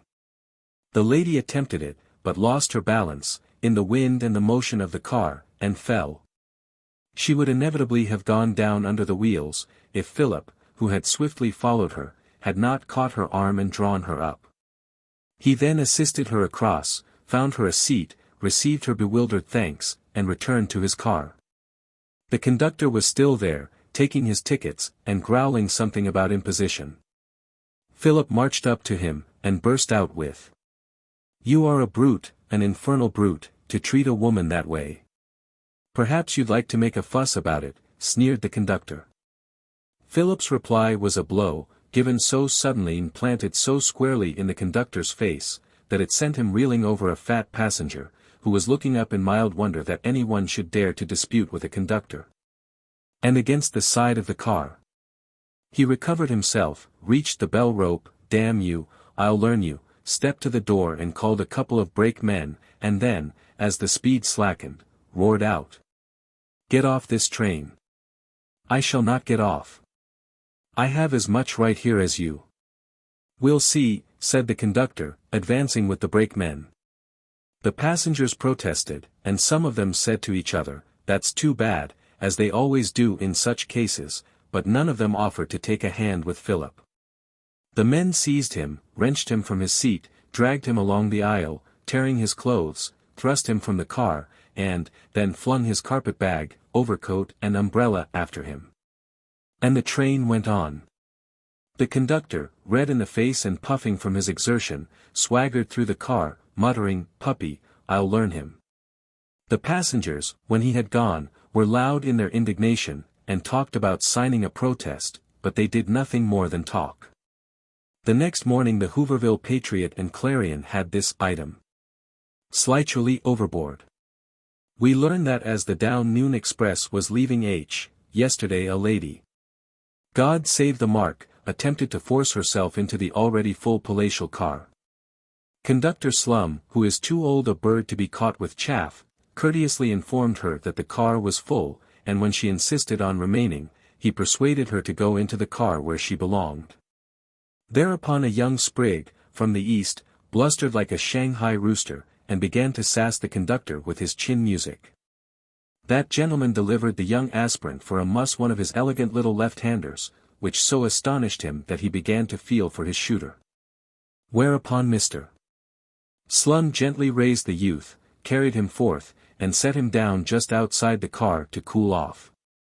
Whether the young blood has yet made his way out of Bascom's swamp, we have not learned. Conductor Slum is one of the most gentlemanly and efficient officers on the road, but he ain't trifled with, not much. We learn that the company have put a new engine on the 7 o'clock train, and newly upholstered the drawing-room car throughout. It spares no effort for the comfort of the traveling public. Philip never had been before in Bascom's swamp, and there was nothing inviting in it to detain him. After the train got out of the way he crawled out of the briars and the mud, and got upon the track. He was somewhat bruised, but he was too angry to mind that. He plodded along over the ties in a very hot condition of mind and body. In the scuffle, his railway check had disappeared, and he grimly wondered, as he noticed the loss, if the company would permit him to walk over their track if they should know he hadn't a ticket. Philip had to walk some 5 miles before he reached a little station, where he could wait for a train, and he had ample time for reflection. At first he was full of vengeance on the company. He would sue it. He would make it pay roundly. But then it occurred to him that he did not know the name of a witness he could summon, and that a personal fight against a railway corporation was about the most hopeless in the world. He then thought he would seek out that conductor, lie in wait for him at some station, and thrash him, or get thrashed himself. But as he got cooler, that did not seem to him a project worthy of a gentleman exactly. Was it possible for a gentleman to get even with such a fellow as that conductor on the letter's own plane? And when he came to this point, he began to ask himself, if he had not acted very much like a fool. He didn't regret striking the fellow, he hoped he had left a mark on him. But, after all, was that the best way? Here was he, Philip Sterling, calling himself a gentleman, in a brawl with a vulgar conductor, about a woman he had never seen before. Why should he have put himself in such a ridiculous position? Wasn't it enough to have offered the lady his seat, to have rescued her from an accident, perhaps from death? Suppose he had simply said to the conductor, "Sir, your conduct is brutal, I shall report you." The passengers, who saw the affair, might have joined in a report against the conductor, and he might really have accomplished something. And, now. Philip looked at his torn clothes, and thought with disgust of his haste in getting into a fight with such an autocrat. At the little station where Philip waited for the next train, he met a man, who turned out to be a justice of the peace in that neighborhood, and told him his adventure. He was a kindly sort of man, and seemed very much interested. Said he, when he had heard the story. "Do you think anything can be done, sir?" "Wall, I guess 'tain't no use. I hain't a mite of doubt of every word you say. But suin's no use. The railroad company owns all these people along here, and the judges on the bench too. Spiled your clothes. Wall, least said soonest mended. You hain't no chance with the company." When next morning, he read the humorous account in the Patriot and Clarion, he saw still more clearly what chance he would have had before the public in a fight with the railroad company. Still Philip's conscience told him that it was his plain duty to carry the matter into the courts, even with the certainty of defeat. He confessed that neither he nor any citizen had a right to consult his own feelings or conscience in a case where a law of the land had been violated before his own eyes. He confessed that every citizen's first duty in such case is to put aside his own business and devote his time and his best efforts to seeing that the infraction is promptly punished. And he knew that no country can be well governed unless its citizens as a body keep religiously before their minds that they are the guardians of the law, and that the law officers are only the machinery for its execution, nothing more. As a finality he was obliged to confess that he was a bad citizen, and also that the general laxity of the time, and the absence of a sense of duty toward any part of the community but the individual himself were ingrained in him. And he was no better than the rest of the people. The result of this little adventure was that Philip did not reach Ilium till daylight the next morning, when he descended sleepy and sore, from a way train, and looked about him. Ilium was in a narrow mountain gorge, through which a rapid stream ran. It consisted of the plank platform on which he stood, a wooden house, half painted, with a dirty piazza, unroofed, in front, and a sign-board hung on a slanting pole, bearing the legend, Hotel P. Dussenheimer, a sawmill further down the stream, a blacksmith shop, and a store, and 3 or 4 unpainted dwellings of the slab variety. As Philip approached the hotel he saw what appeared to be a wild beast crouching on the piazza. It did not stir, however, and he soon found that it was only a stuffed skin. This cheerful invitation to the tavern was the remains of a huge panther which had been killed in the region a few weeks before. Philip examined his ugly visage and strong crooked forearm, as he was waiting admittance, having pounded upon the door. "Yait a bit. I'll shust, put on my trousers," shouted a voice from the window, and the door was soon opened by the yawning landlord. "Morgan. Didn't hear de drain oncet. Dem boys keeps me up so spate. Gom right in." Philip was shown into a dirty barroom. It was a small room, with a stove in the middle, set in a long shallow box of sand, for the benefit of the spitters, a bar across one end, a mere counter with a sliding glass case behind it containing a few bottles having ambitious labels, and a wash sink in one corner. On the walls were the bright yellow and black handbills of a traveling circus, with pictures of acrobats in human pyramids, horses flying in long leaps through the air, and sylph-like women in a paradisaic costume, balancing themselves upon the tips of their toes on the bare backs of frantic and plunging steeds, and kissing their hands to the spectators meanwhile. As Philip did not desire a room at that hour, he was invited to wash himself at the nasty sink, a feat somewhat easier than drying his face, for the towel that hung in a roller over the sink was evidently as much a fixture as the sink itself, and belonged, like the suspended brush and comb, to the traveling public. Philip managed to complete his toilet by the use of his pocket handkerchief, and declining the hospitality of the landlord, implied in the remark, "You one dake noten," he went into the open air to wait for breakfast. The country he saw was wild but not picturesque. The mountain before him might be 800 feet high, and was only a portion of a long unbroken range, savagely wooded, which followed the stream. Behind the hotel, and across the brawling brook, was another level-topped, wooded range exactly like it. Ilium itself, seen at a glance, was old enough to be dilapidated, and if it had gained anything by being made a wood and water station of the new railroad, it was only a new sort of grime and rawness. P. Dussenheimer, standing in the door of his uninviting groggery, when the train stopped for water, never received from the traveling public any patronage except facetious remarks upon his personal appearance. Perhaps 1,000 times he had heard the remark "Ilium fuit," followed in most instances by a hail to himself as Aeneas, with the inquiry, "Where is old Anchises?" At first he had replied, "Dear ain't no such man." But irritated by its senseless repetition, he had latterly dropped into the formula of, "You be damn." Philip was recalled from the contemplation of Ilium by the rolling and growling of the gong within the hotel, the din and clamor increasing till the house was apparently unable to contain it. When it burst out of the front door and informed the world that breakfast was on the table.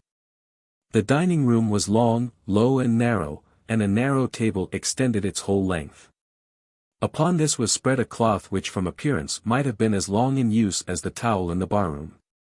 Upon the table was the usual service, the heavy, much-nicked stoneware, the row of plated and rusty casters, the sugar bowls with the zinc teaspoons sticking up in them, the piles of yellow biscuits, the discouraged-looking plates of butter. The landlord waited, and Philip was pleased to observe the change in his manner. In the barroom he was the conciliatory landlord. Standing behind his guests at table, he had an air of peremptory patronage, and the voice in which he shot out the inquiry, as he seized Philip's plate, beefsteak or liver, quite took away Philip's power of choice. He begged for a glass of milk, after trying that green-hued compound called coffee, and made his breakfast out of that and some hard crackers which seemed to have been imported into Ilium before the introduction of the iron horse. And to have withstood a 10 years' siege of regular boarders, Greeks and others. The land that Philip had come to look at was at least 5 miles distant from Ilium station. A corner of it touched the railroad, but the rest was pretty much an unbroken wilderness, 8 or 10,000 acres of rough country, most of it such a mountain range as he saw at Ilium. His first step was to hire 3 woodsmen to accompany him. By their help he built a log hut, and established a camp on the land, and then began his explorations, mapping down his survey as he went along, noting the timber, and the lay of the land, and making superficial observations as to the prospect of coal. The landlord at Ilium endeavored to persuade Philip to hire the services of a witch-hazel professor of that region, who could walk over the land with his wand and tell him infallibly whether it contained coal, and exactly where the strata ran. But Philip preferred to trust to his own study of the country, and his knowledge of the geological formation. He spent a month in traveling over the land and making calculations, and made up his mind that a fine vein of coal ran through the mountain about a mile from the railroad, and that the place to run in a tunnel was halfway towards its summit. Acting with his usual promptness, Philip, with the consent of Mr. Bolton, broke ground there at once, and, before snow came, had some rude buildings up, and was ready for active operations in the spring. It was true that there were no outcroppings of coal at the place, and the people at Ilium said he might as well dig for plug tobacco there. But Philip had great faith in the uniformity of nature's operations in ages past, and he had no doubt that he should strike at this spot the rich vein that had made the fortune of the Golden Briar Company. Chapter 30. Once more Louise had good news from her Washington. Senator Dilworthy was going to sell the Tennessee land to the government. Louise told Laura in confidence. She had told her parents, too, and also several bosom friends. But all of these people had simply looked sad when they heard the news, except Laura. Laura's face suddenly brightened under it, only for an instant, it is true, but poor Louise was grateful for even that fleeting ray of encouragement. When next Laura was alone, she fell into a train of thought something like this. If the senator has really taken hold of this matter, I may look for that invitation to his house at any moment. I am perishing to go. I do long to know whether I am only simply a large-sized pygmy among these pygmies here, who tumble over so easily when one strikes them, or whether I am really. Her thoughts drifted into other channels, for a season. Then she continued, he said I could be useful in the great cause of philanthropy, and help in the blessed work of uplifting the poor and the ignorant, if he found it feasible to take hold of our land. Well, that is neither here nor there. What I want, is to go to Washington and find out what I am. I want money, too, and if one may judge by what she hears, there are chances there for a fascinating woman, she was going to say, perhaps, but she did not. Along in the fall the invitation came, sure enough. It came officially through Brother Washington, the private secretary, who appended a postscript that was brimming with delight over the prospect of seeing the Duchess again. He said it would be happiness enough to look upon her face once more, it would be almost too much happiness when to it was added the fact that she would bring messages with her that were fresh from Louise's lips. In Washington's letter were several important enclosures. For instance, there was the senator's check for $2,000, to buy suitable clothing in New York with. It was a loan to be refunded when the land was sold. $2,000, this was fine indeed. Louise's father was called rich, but Laura doubted if Louise had ever had $400 worth of new clothing at one time in her life. With the check came 2 through tickets, good on the railroad from Hawkeye to Washington via New York, and they were deadhead tickets, too, which had been given to Senator Dilworthy by the railway companies. Senators and representatives were paid thousands of dollars by the government for traveling expenses, but they always traveled deadhead both ways, and then did as any honorable, high-minded men would naturally do, decline to receive the mileage tendered them by the government. The senator had plenty of railway passes, and could easily spare 2 to Laura, 1 for herself and 1 for a male escort. Washington suggested that she get some old friend of the family to come with her, and said the senator would deadhead him home again as soon as he had grown tired of the sights of the capital. Laura thought the thing over. At first she was pleased with the idea, but presently she began to feel differently about it. Finally she said, "No, our staid, steady-going Hawkeye friends' notions and mine differ about some things. They respect me, now, and I respect them. Better leave it so. I will go alone. I am not afraid to travel by myself." And so communing with herself, she left the house for an afternoon walk. Almost at the door she met Colonel Sellers. She told him about her invitation to Washington. "Bless me," said the colonel. "I have about made up my mind to go there myself. You see, we've got to get another appropriation through, and the company want me to come east and put it through Congress. Harry's there, and he'll do what he can, of course. And Harry's a good fellow and always does the very best he knows how, but then he's young, rather young for some parts of such work, you know, and besides he talks too much, talks a good deal too much. And sometimes he appears to be a little bit visionary, too. I think the worst thing in the world for a businessman. A man like that always exposes his cards, sooner or later. This sort of thing wants an old, quiet, steady hand, wants an old cool head, you know, that knows men, through and through, and is used to large operations. I'm expecting my salary, and also some dividends from the company, and if they get along in time, I'll go along with you, Laura, take you under my wing. You mustn't travel alone. Lord, I wish I had the money right now. But there'll be plenty soon, plenty." Laura reasoned with herself that if the kindly, simple-hearted colonel was going anyhow, what could she gain by traveling alone and throwing away his company? So she told him she accepted his offer gladly, gratefully. She said it would be the greatest of favors if he would go with her and protect her, not at his own expense as far as railway fares were concerned, of course. She could not expect him to put himself to so much trouble for her and pay his fare besides. But he wouldn't hear of her paying his fare, it would be only a pleasure to him to serve her. Laura insisted on furnishing the tickets. And finally, when argument failed, she said the tickets cost neither her nor anyone else a cent. She had 2 of them, she needed but one, and if he would not take the other she would not go with him. That settled the matter. He took the ticket. Laura was glad that she had the check for new clothing, for she felt very certain of being able to get the colonel to borrow a little of the money to pay hotel bills with, here and there. She wrote Washington to look for her and Colonel Sellers toward the end of November, and at about the time set the 2 travelers arrived safe in the capital of the nation, sure enough. Chapter 31. She, the gracious lady, yet no pains did spare. To do him ease, or do him remedy.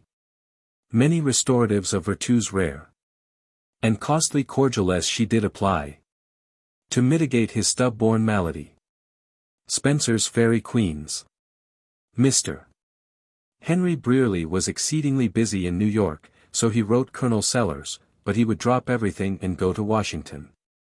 The colonel believed that Harry was the prince of lobbyists, a little too sanguine, may be, and given to speculation, but, then, he knew everybody. The Columbus River navigation scheme was got through almost entirely by his aid. He was needed now to help through another scheme, a benevolent scheme in which Colonel Sellers, through the Hawkinses, had a deep interest. "I don't care, you know," he wrote to Harry, "so much about the Negroes. But if the government will buy this land, it will set up the Hawkins family, make Laura an heiress, and I shouldn't wonder if Beriah Sellers would set up his carriage again. Dilworthy looks at it different, of course. He's all for philanthropy, for benefiting the colored race. There's old Balsam, was in the interior, used to be the Reverend Orson Balsam of Iowa, he's made the riffle on the Injun, great Injun pacificator and land dealer. Belame got the Injun to himself, and I suppose that Senator Dilworthy feels that there is nothing left him but the colored man. I do reckon he is the best friend the colored man has got in Washington." Though Harry was in a hurry to reach Washington, he stopped in Philadelphia, and prolonged his visit day after day, greatly to the detriment of his business both in New York and Washington. The society at the Boltons might have been a valid excuse for neglecting business much more important than his. Philip was there, he was a partner with Mr. Bolton now in the new coal venture, concerning which there was much to be arranged in preparation for the spring work, and Philip lingered week after week in the hospitable house. Alice was making a winter visit. Ruth only went to town twice a week to attend lectures, and the household was quite to Mr. Bolton's taste, for he liked the cheer of company and something going on evenings. Harry was cordially asked to bring his travelling bag there, and he did not need urging to do so. Not even the thought of seeing Laura at the capital made him restless in the society of the two young ladies. Two birds in hand are worth one in the bush certainly. Philip was at home, he sometimes wished he were not so much so. He felt that too much or not enough was taken for granted. Ruth had met him, when he first came, with a cordial frankness, and her manner continued entirely unrestrained. She neither sought his company nor avoided it, and this perfectly level treatment irritated him more than any other could have done. It was impossible to advance much in love-making with one who offered no obstacles, had no concealments and no embarrassments, and whom any approach to sentimentality would be quite likely to set into a fit of laughter. "Why, Phil," she would say, "what puts you in the dumps today? You are as solemn as the upper bench in meeting. I shall have to call Alice to raise your spirits, my presence seems to depress you." "It's not your presence, but your absence when you are present," began Philip, dolefully, with the idea that he was saying a rather deep thing. "But you won't understand me." "No, I confess I cannot. If you really are so low, as to think I am absent when I am present, it's a frightful case of aberration. I shall ask father to bring out Dr. Jackson." "Does Alice appear to be present when she is absent?" "Alice has some human feeling, anyway. She cares for something besides musty books and dry bones." "I think, Ruth, when I die," said Philip, intending to be very grim and sarcastic, "I'll leave you my skeleton." "You might like that. It might be more cheerful than you are at times," Ruth replied with a laugh. "But you mustn't do it without consulting Alice. She might not like it. I don't know why you should bring Alice up on every occasion. Do you think I am in love with her?" "Bless you, no. It never entered my head." "Are you?" The thought of Philip Sterling in love is too comical. "I thought you were only in love with the Ilium coal mine, which you and father talk about half the time." This is a specimen of Philip's wooing. "Confound the girl," he would say to himself, "why does she never tease Harry and that young Shepley who comes here? How differently Alice treated him. She at least never mocked him, and it was a relief to talk with one who had some sympathy with him." And he did talk to her, by the hour, about Ruth. The blundering fellow poured all his doubts and anxieties into her ear, as if she had been the impassive occupant of one of those little wooden confessionals in the cathedral on Logan Square. Has a confessor, if she is young and pretty, any feeling? Does it mend the matter by calling her your sister? Philip called Alice his good sister, and talked to her about love and marriage, meaning Ruth, as if sisters could by no possibility have any personal concern in such things. Did Ruth ever speak of him? Did she think Ruth cared for him? Did Ruth care for anybody at Fallkill? Did she care for anything except her profession? And so on. Alice was loyal to Ruth, and if she knew anything she did not betray her friend. She did not, at any rate, give Philip too much encouragement. What woman, under the circumstances, would? "I can tell you one thing, Philip," she said, "if ever Ruth Bolton loves, it will be with her whole soul, in a depth of passion that will sweep everything before it and surprise even herself." A remark that did not much console Philip, who imagined that only some grand heroism could unlock the sweetness of such a heart, and Philip feared that he wasn't a hero. He did not know out of what materials a woman can construct a hero, when she is in the creative mood. Harry skipped into this society with his usual lightness and gaiety. His good nature was inexhaustible, and though he liked to relate his own exploits, he had a little tact in adapting himself to the tastes of his hearers. He was not long in finding out that Alice liked to hear about Philip, and Harry launched out into the career of his friend in the West, with a prodigality of invention that would have astonished the chief actor. He was the most generous fellow in the world, and picturesque conversation was the one thing in which he never was bankrupt. With Mr. Bolton he was the serious man of business, enjoying the confidence of many of the moneyed men in New York, whom Mr. Bolton knew, and engaged with them in railway schemes and government contracts. Philip, who had so long known Harry, never could make up his mind that Harry did not himself believe that he was a chief actor in all these large operations of which he talked so much. Harry did not neglect to endeavor to make himself agreeable to Mrs. Bolton, by paying great attention to the children, and by professing the warmest interest in the friend's faith. It always seemed to him the most peaceful religion. He thought it must be much easier to live by an internal light than by a lot of outward rules. He had a dear Quaker aunt in Providence of whom Mrs. Bolton constantly reminded him. He insisted upon going with Mrs. Bolton and the children to the Friends' meeting on first day, when Ruth and Alice and Philip, world's people, went to a church in town, and he sat through the hour of silence with his hat on, in most exemplary patience. In short, this amazing actor succeeded so well with Mrs. Bolton, that she said to Philip one day, "Thy friend, Henry Brierly, appears to be a very worldly-minded young man. Does he believe in anything?" "Oh, yes," said Philip laughing, "he believes in more things than any other person I ever saw." To Ruth, Harry seemed to be very congenial. He was never moody for one thing, but lent himself with alacrity to whatever her fancy was. He was gay or grave as the need might be. No one apparently could enter more fully into her plans for an independent career. "My father," said Harry, "was bred a physician, and practiced a little before he went into Wall Street. I always had a leaning to the study. There was a skeleton hanging in the closet of my father's study when I was a boy, that I used to dress up in old clothes. Oh, I got quite familiar with the human frame." "You must have," said Philip. "Was that where you learned to play the bones?" "He is a master of those musical instruments, Ruth. He plays well enough to go on the stage." "Philip hates science of any kind, and steady application," retorted Harry. He didn't fancy Philip's banter, and when the latter had gone out, and Ruth asked, "Why don't you take up medicine, Mr. Brierly?" Harry said, "I have it in mind. I believe I would begin attending lectures this winter if it weren't for being wanted in Washington. But medicine is particularly women's province." "Why so?" asked Ruth, rather amused. "Well, the treatment of disease is a good deal a matter of sympathy.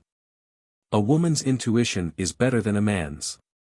Nobody knows anything, really, you know, and a woman can guess a good deal nearer than a man. You are very complimentary to my sex." "But," said Harry frankly, "I should want to choose my doctor. An ugly woman would ruin me, the disease would be sure to strike in and kill me at sight of her. I think a pretty physician, with engaging manners, would coax a fellow to live through almost anything." "I am afraid you are a scoffer, Mr. Brierly." "On the contrary, I am quite sincere.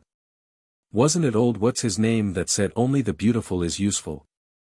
Whether Ruth was anything more than diverted with Harry's company, Philip could not determine.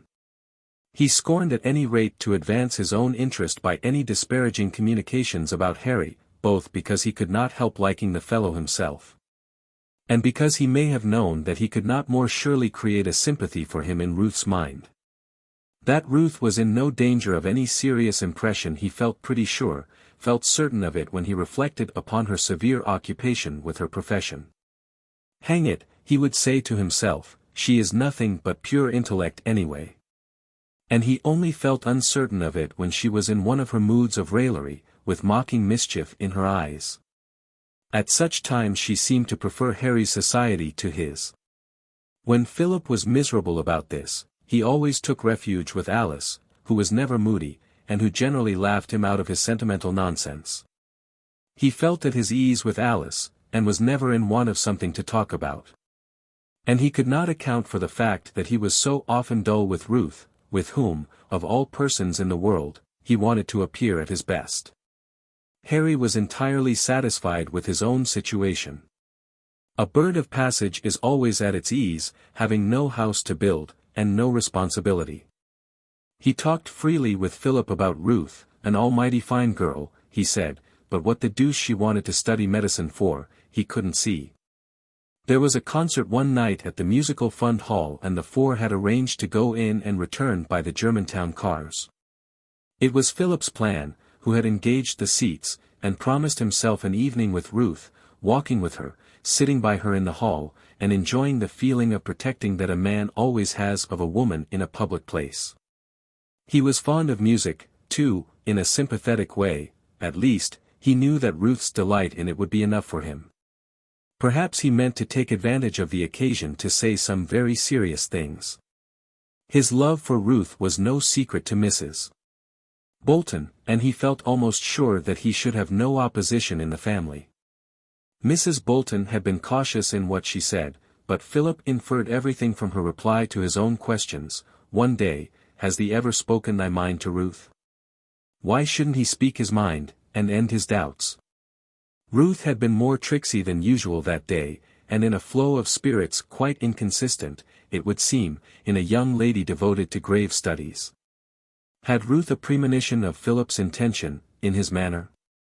It may be, for when the girls came downstairs, ready to walk to the cars, and met Philip and Harry in the hall, Ruth said, laughing, "The two tallest must walk together," and before Philip knew how it happened Ruth had taken Harry's arm, and his evening was spoiled. He had too much politeness and good sense and kindness to show in his manner that he was hit. So he said to Harry, "That's your disadvantage in being short." And he gave Alice no reason to feel during the evening that she would not have been his first choice for the excursion. But he was none the less chagrined, and not a little angry at the turn the affair took. The hall was crowded with the fashion of the town. The concert was one of those fragmentary drearinesses that people endure because they are fashionable. Tours de force on the piano, and fragments from operas, which have no meaning without the setting, with weary pauses of waiting between. There is the comic basso who is so amusing and on such familiar terms with the audience, and always sings the barber, the attitudinizing tenor, with his languishing, "Oh, summer night." The soprano with her "batty batty," who warbles and trills and runs and fetches her breath, and ends with a noble scream that brings down a tempest of applause in the midst of which she backs off the stage smiling and bowing. It was this sort of concert, and Philip was thinking that it was the most stupid one he ever sat through, when just as the soprano was in the midst of that touching ballad, "Comin' through the rye," the soprano always sings, "Comin' through the rye," on an encore. The Black Swan used to make it irresistible, Philip remembered, with her arch, "If a body kiss a body," there was a cry of "Fire." The hall is long and narrow, and there is only one place of egress. Instantly the audience was on its feet, and a rush began for the door. Men shouted, women screamed, and panic seized the swaying mass. A second's thought would have convinced everyone that getting out was impossible, and that the only effect of a rush would be to crash people to death. But a second's thought was not given. A few cried, sit down," but the mass was turned towards the door.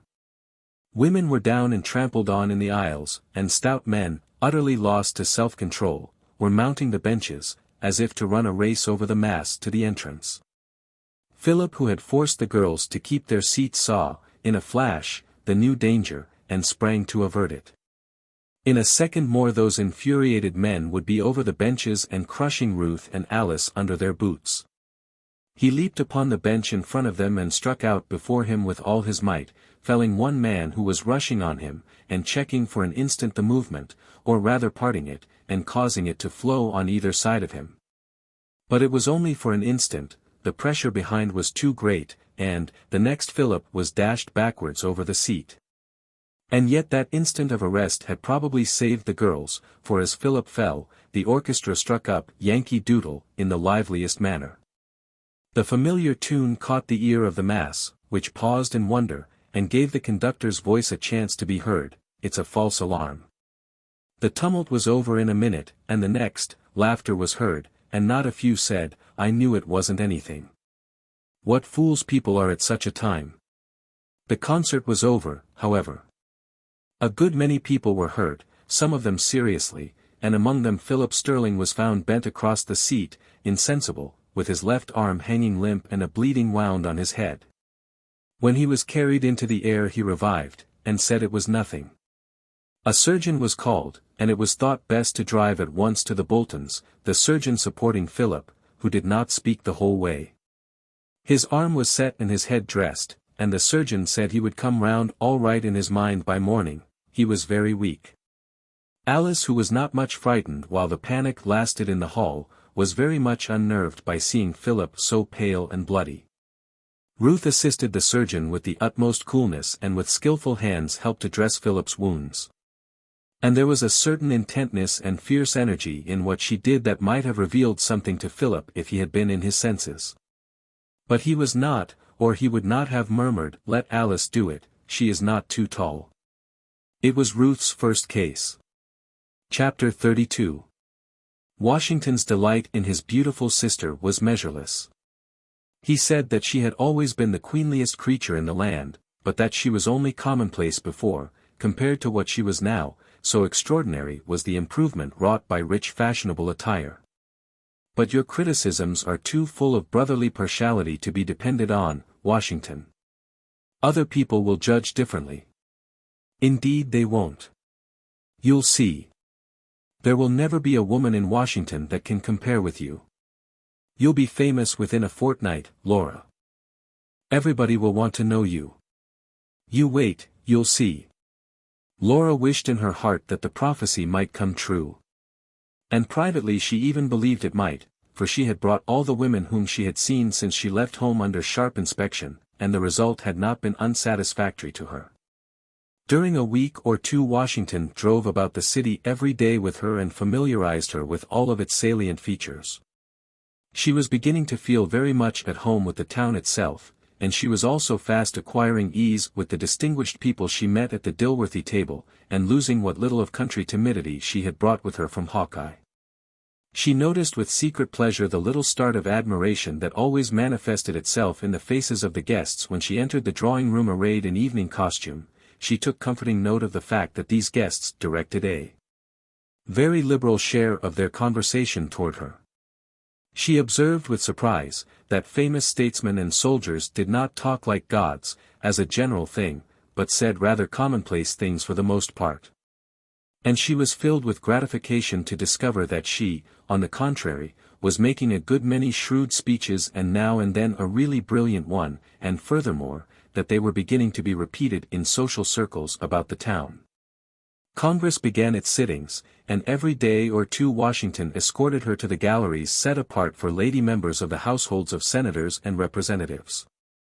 Here was a larger field and a wider competition, but still she saw that many eyes were uplifted toward her face, and that first one person and then another called a neighbor's attention to her. She was not too dull to perceive that the speeches of some of the younger statesmen were delivered about as much and perhaps more at her than to the presiding officer. And she was not sorry to see that the dapper young senator from Iowa came at once and stood in the open space before the president's desk to exhibit his feet as soon as she entered the gallery. Whereas she had early learned from common report that his usual custom was to prop them on his desk and enjoy them himself with a selfish disregard of other people's longings. Invitations began to flow in upon her and soon she was fairly in society.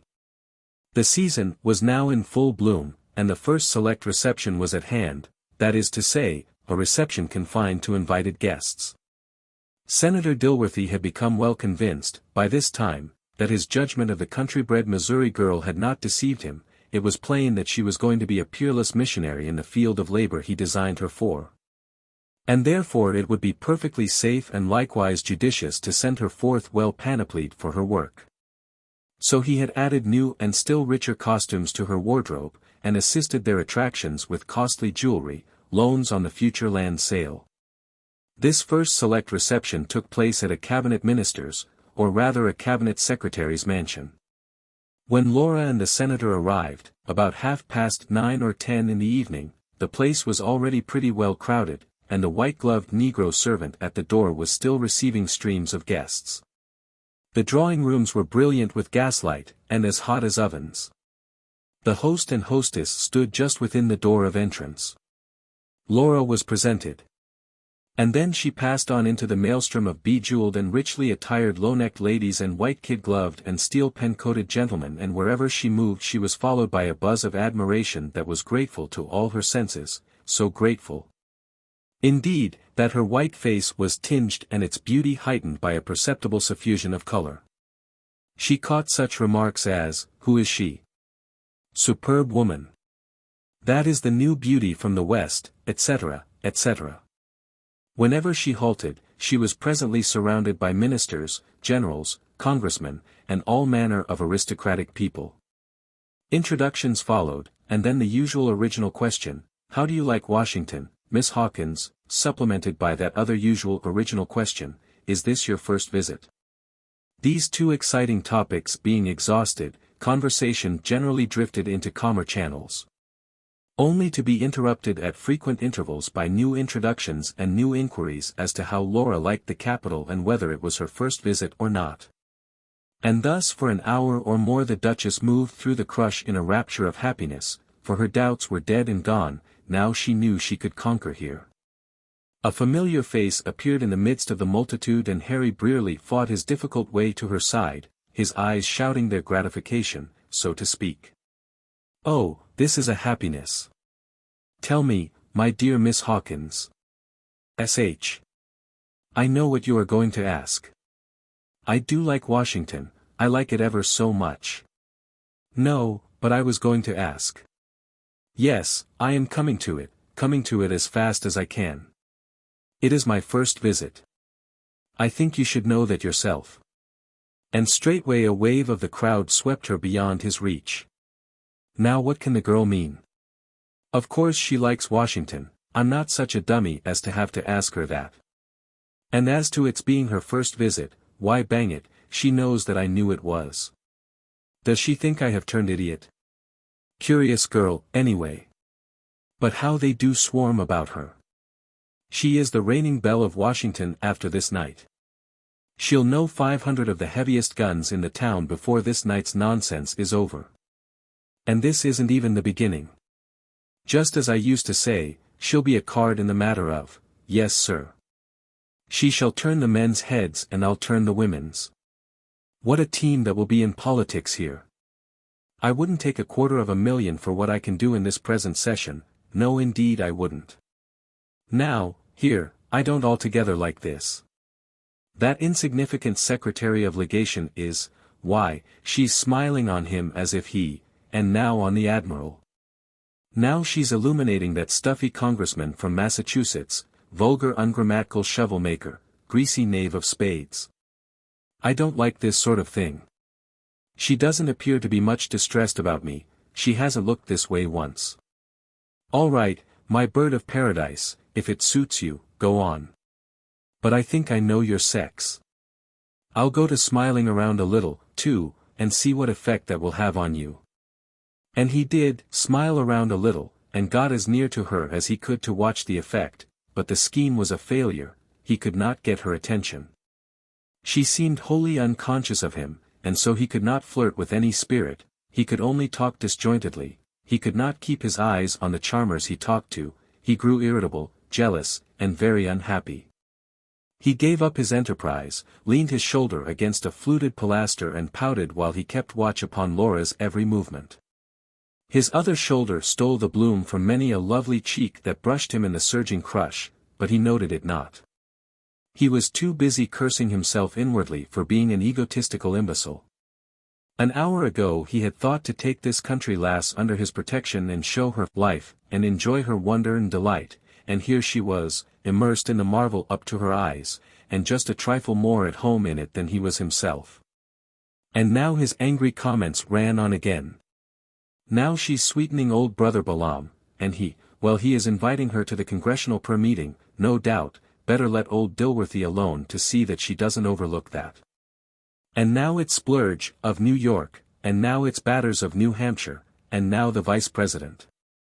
Well, I may as well adjourn. I've got enough. But he hadn't. He got as far as the door, and then struggled back to take one more look, hating himself all the while for his weakness. Toward midnight, when supper was announced, the crowd thronged to the supper room where a long table was decked out with what seemed a rare repast, but which consisted of things better calculated to feast the eye than the appetite. The ladies were soon seated in files along the wall, and in groups here and there, and the colored waiters filled the plates and glasses, and the male guests moved hither and thither conveying them to the privileged sex. Harry took an ice and stood up by the table with other gentlemen, and listened to the buzz of conversation while he ate. From these remarks he learned a good deal about Laura that was news to him. For instance, that she was of a distinguished Western family, that she was highly educated, that she was very rich and a great landed heiress. That she was not a professor of religion, and yet was a Christian in the truest and best sense of the word. For her whole heart was devoted to the accomplishment of a great and noble enterprise, none other than the sacrificing of her landed estates to the uplifting of the downtrodden Negro and the turning of his erring feet into the way of light and righteousness. Harry observed that as soon as one listener had absorbed the story, he turned about and delivered it to his next neighbor, and the latter individual straightway passed it on. And thus he saw it travel the round of the gentlemen and overflow rearward among the ladies. He could not trace it backward to its fountainhead, and so he could not tell who it was that started it. One thing annoyed Harry a great deal. And that was the reflection that he might have been in Washington days and days ago and thrown his fascinations about Laura with permanent effect while she was new and strange to the capital, instead of dawdling in Philadelphia to no purpose. He feared he had missed a trick, as he expressed it. He only found one little opportunity of speaking again with Laura before the evening's festivities ended, and then, for the first time in years, his airy self-complacency failed him, his tongue's easy confidence forsook it in a great measure. And he was conscious of an unheroic timidity. He was glad to get away and find a place where he could despise himself in private and try to grow his clipped plumes again. When Laura reached home she was tired but exultant, and Senator Dilworthy was pleased and satisfied. He called Laura "my daughter" next morning, and gave her some "pin money," as he termed it, and she sent $150 of it to her mother and loaned a trifle to Colonel Sellers. Then the senator had a long private conference with Laura, and unfolded certain plans of his for the good of the country, and religion, and the poor, and temperance. And showed her how she could assist him in developing these worthy and noble enterprises. Chapter 33. Laura soon discovered that there were three distinct aristocracies in Washington.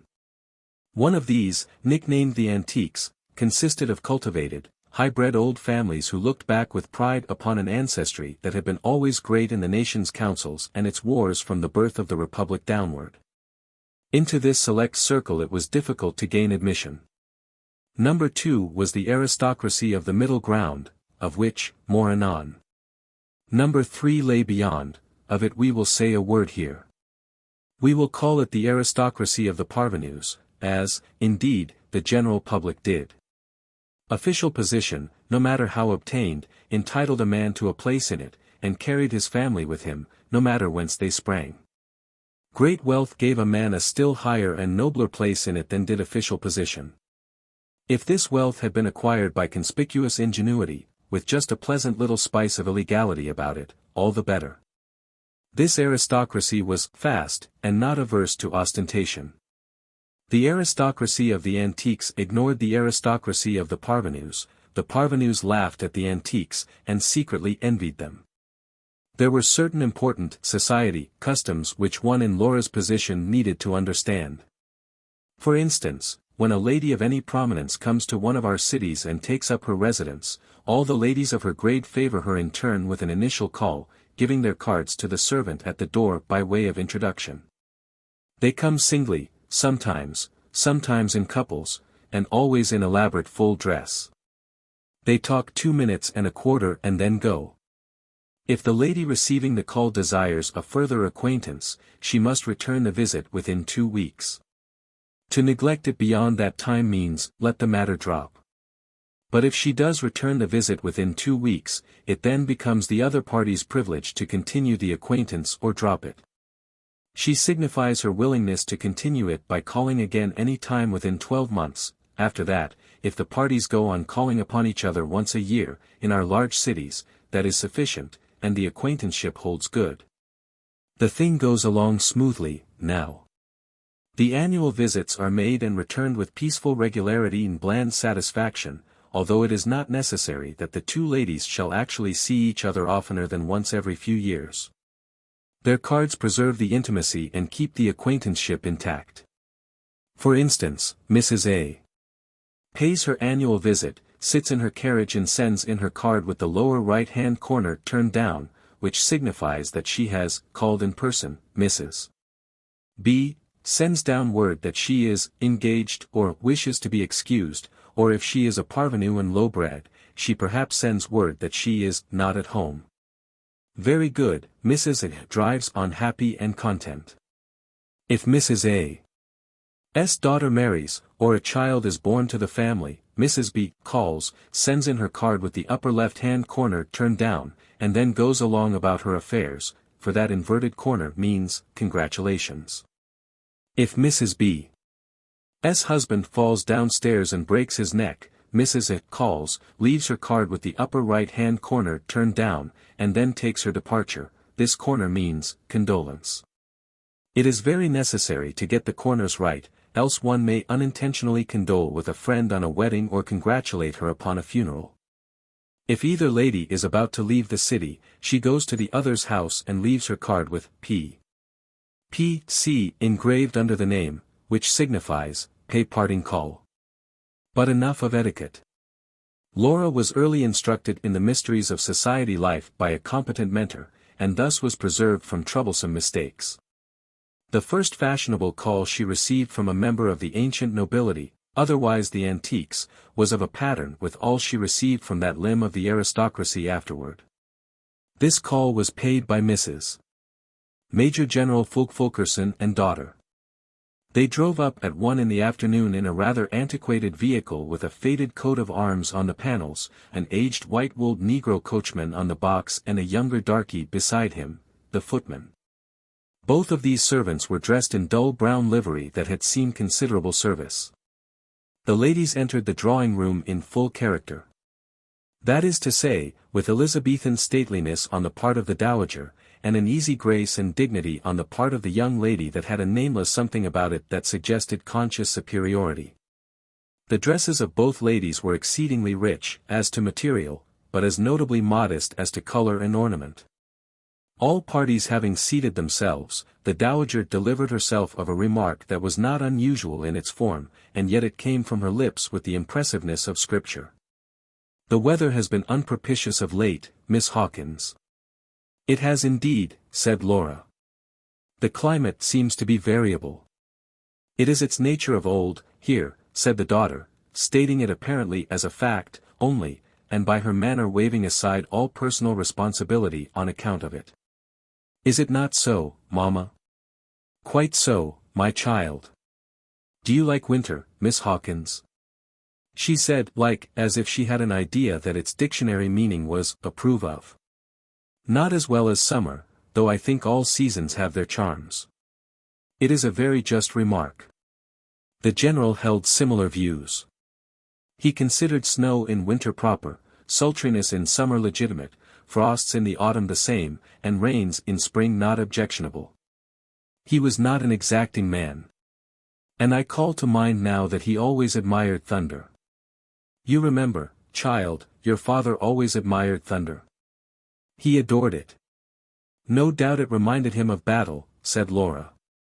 Yes, I think perhaps it did. He had a great respect for nature. He often said there was something striking about the ocean. You remember his saying that, daughter? Yes, often, mother. I remember it very well. And hurricanes. He took a great interest in hurricanes. And animals. Dogs, especially, hunting dogs. Also comets. I think we all have our predilections. I think it is this that gives variety to our tastes. Laura coincided with this view. Do you find it hard and lonely to be so far from your home and friends, Miss Hawkins? I do find it depressing sometimes, but then there is so much about me here that is novel and interesting that my days are made up more of sunshine than shadow. Washington is not a dull city in the season, said the young lady. We have some very good society indeed, and one need not be at a loss for means to pass the time pleasantly. Are you fond of watering places, Miss Hawkins? I have really had no experience of them, but I have always felt a strong desire to see something of fashionable watering place life. We of Washington are unfortunately situated in that respect, said the dowager. It is a tedious distance to Newport. But there is no help for it. Laura said to herself, Long Branch and Cape May are nearer than Newport, doubtless these places are low, I'll feel my way a little and see. Then she said aloud. Why, I thought that Long Branch. There was no need to feel any further, there was that in both faces before her which made that truth apparent. The dowager said. Nobody goes there, Miss Hawkins, at least only persons of no position in society. And the president. She added that with tranquility. Newport is damp, and cold, and windy and excessively disagreeable, said the daughter, but it is very select. One cannot be fastidious about minor matters when one has no choice. The visit had spun out nearly 3 minutes, now. Both ladies rose with grave dignity, conferred upon Laura a formal invitation to call, and then retired from the conference. Laura remained in the drawing-room and left them to pilot themselves out of the house, an inhospitable thing, it seemed to her, but then she was following her instructions. She stood, steeped in reverie, a while, and then she said. I think I could always enjoy icebergs, as scenery but not as company. Still, she knew these two people by reputation, and was aware that they were not icebergs when they were in their own waters and amid their legitimate surroundings. But on the contrary were people to be respected for their stainless characters and esteemed for their social virtues and their benevolent impulses. She thought it a pity that they had to be such changed and dreary creatures on occasions of state. The first call Laura received from the other extremity of the Washington aristocracy followed close upon the heels of the one we have just been describing. The callers this time were the Honorable Mrs. Oliver Higgins, the Honorable Mrs. Patrick O'Reilly, pronounced O'Reilly, Miss Bridget, pronounced Breezehay, O'Reilly, Mrs. Peter Gashley, Miss Gashley, and Miss Emmeline Gashley. The 3 carriages arrived at the same moment from different directions. They were new and wonderfully shiny, and the brasses on the harness were highly polished and bore complicated monograms. There were showy coats of arms, too, with Latin mottos. The coachmen and footmen were clad in bright new livery, of striking colors, and they had black rosettes with shaving brushes projecting above them, on the sides of their stovepipe hats. When the visitors swept into the drawing-room they filled the place with a suffocating sweetness procured at the perfumer's. Their costumes, as to architecture, were the latest fashion intensified, they were rainbow-hued. They were hung with jewels, chiefly diamonds. It would have been plain to any eye that it had cost something to upholster these women. The Honorable Mrs. Oliver Higgins was the wife of a delegate from a distant territory, a gentleman who had kept the principal saloon, and sold the best whiskey in the principal village in his wilderness, and so, of course, was recognized as the first man of his commonwealth and its fittest representative. He was a man of paramount influence at home, for he was public-spirited, he was chief of the fire department, he had an admirable command of profane language, and had killed several parties. His shirt fronts were always immaculate. His boots daintily polished, and no man could lift a foot and fire a dead shot at a stray speck of dirt on it with a white handkerchief with a finer grace than he. His watch chain weighed a pound. The gold in his finger ring was worth $45, he wore a diamond cluster pin and he parted his hair behind. He had always been regarded as the most elegant gentleman in his territory, and it was conceded by all that no man thereabouts was anywhere near his equal in the telling of an obscene story except the venerable white-haired governor himself. The Honorable Higgins had not come to serve his country in Washington for nothing. The appropriation which he had engineered through Congress for the maintenance of the Indians in his territory would have made all those savages rich if it had ever got to them. The Honorable Mrs. Higgins was a picturesque woman, and a fluent talker, and she held a tolerably high station among the parvenus. Her English was fair enough, as a general thing, though, being of New York origin, she had the fashion peculiar to many natives of that city of pronouncing saw and law as if they were spelt sore and lore.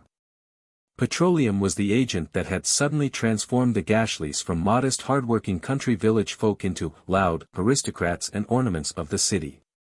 The Honorable Patrico Ryle was a wealthy Frenchman from Cork. Not that he was wealthy when he first came from Cork, but just the reverse. When he first landed in New York with his wife, he had only halted at Castle Garden for a few minutes to receive and exhibit papers showing that he had resided in this country 2 years, and then he voted the Democratic ticket and went uptown to hunt a house. He found one and then went to work as assistant to an architect and builder, carrying a hod all day and studying politics evenings. Industry and economy soon enabled him to start a low rum shop in a foul locality, and this gave him political influence. In our country it is always our first care to see that our people have the opportunity of voting for their choice of men to represent and govern them. We do not permit our great officials to appoint the little officials. We prefer to have so tremendous a power as that in our own hands. We hold it safest to elect our judges and everybody else. In our cities, the ward meetings elect delegates to the nominating conventions and instruct them whom to nominate. The publicans and their retainers rule the ward meetings, for everybody else hates the worry of politics and stays at home. The delegates from the ward meetings organize as a nominating convention and make up a list of candidates, one convention offering a Democratic and another a Republican list of incorruptibles. And then the great meek public come forward at the proper time and make unhampered choice and bless heaven that they live in a free land where no form of despotism can ever intrude. Patrick O'Reilly, as his name then stood, created friends and influence very fast. For he was always on hand at the police courts to give straw bail for his customers or establish an alibi for them in case they had been beating anybody to death on his premises. Consequently he presently became a political leader, and was elected to a petty office under the city government. Out of a meager salary he soon saved money enough to open quite a stylish liquor saloon higher uptown, with a faro bank attached and plenty of capital to conduct it with. This gave him fame and great respectability. The position of alderman was forced upon him, and it was just the same as presenting him a gold mine. He had fine horses and carriages, now, and closed up his whiskey mill. By and by he became a large contractor for city work, and was a bosom friend of the great and good William M. Weed himself, who had stolen $20,600,000 from the city and was a man so envied, so honored, so adored, indeed, that when the sheriff went to his office to arrest him as a felon, that sheriff blushed and apologized.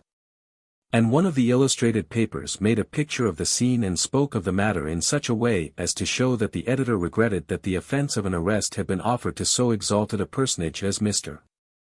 Weed. Mr. O'Reilly furnished shingle nails to the new courthouse at $3,000 a keg, and 18 gross of 60-cent thermometers at $1,500 a dozen.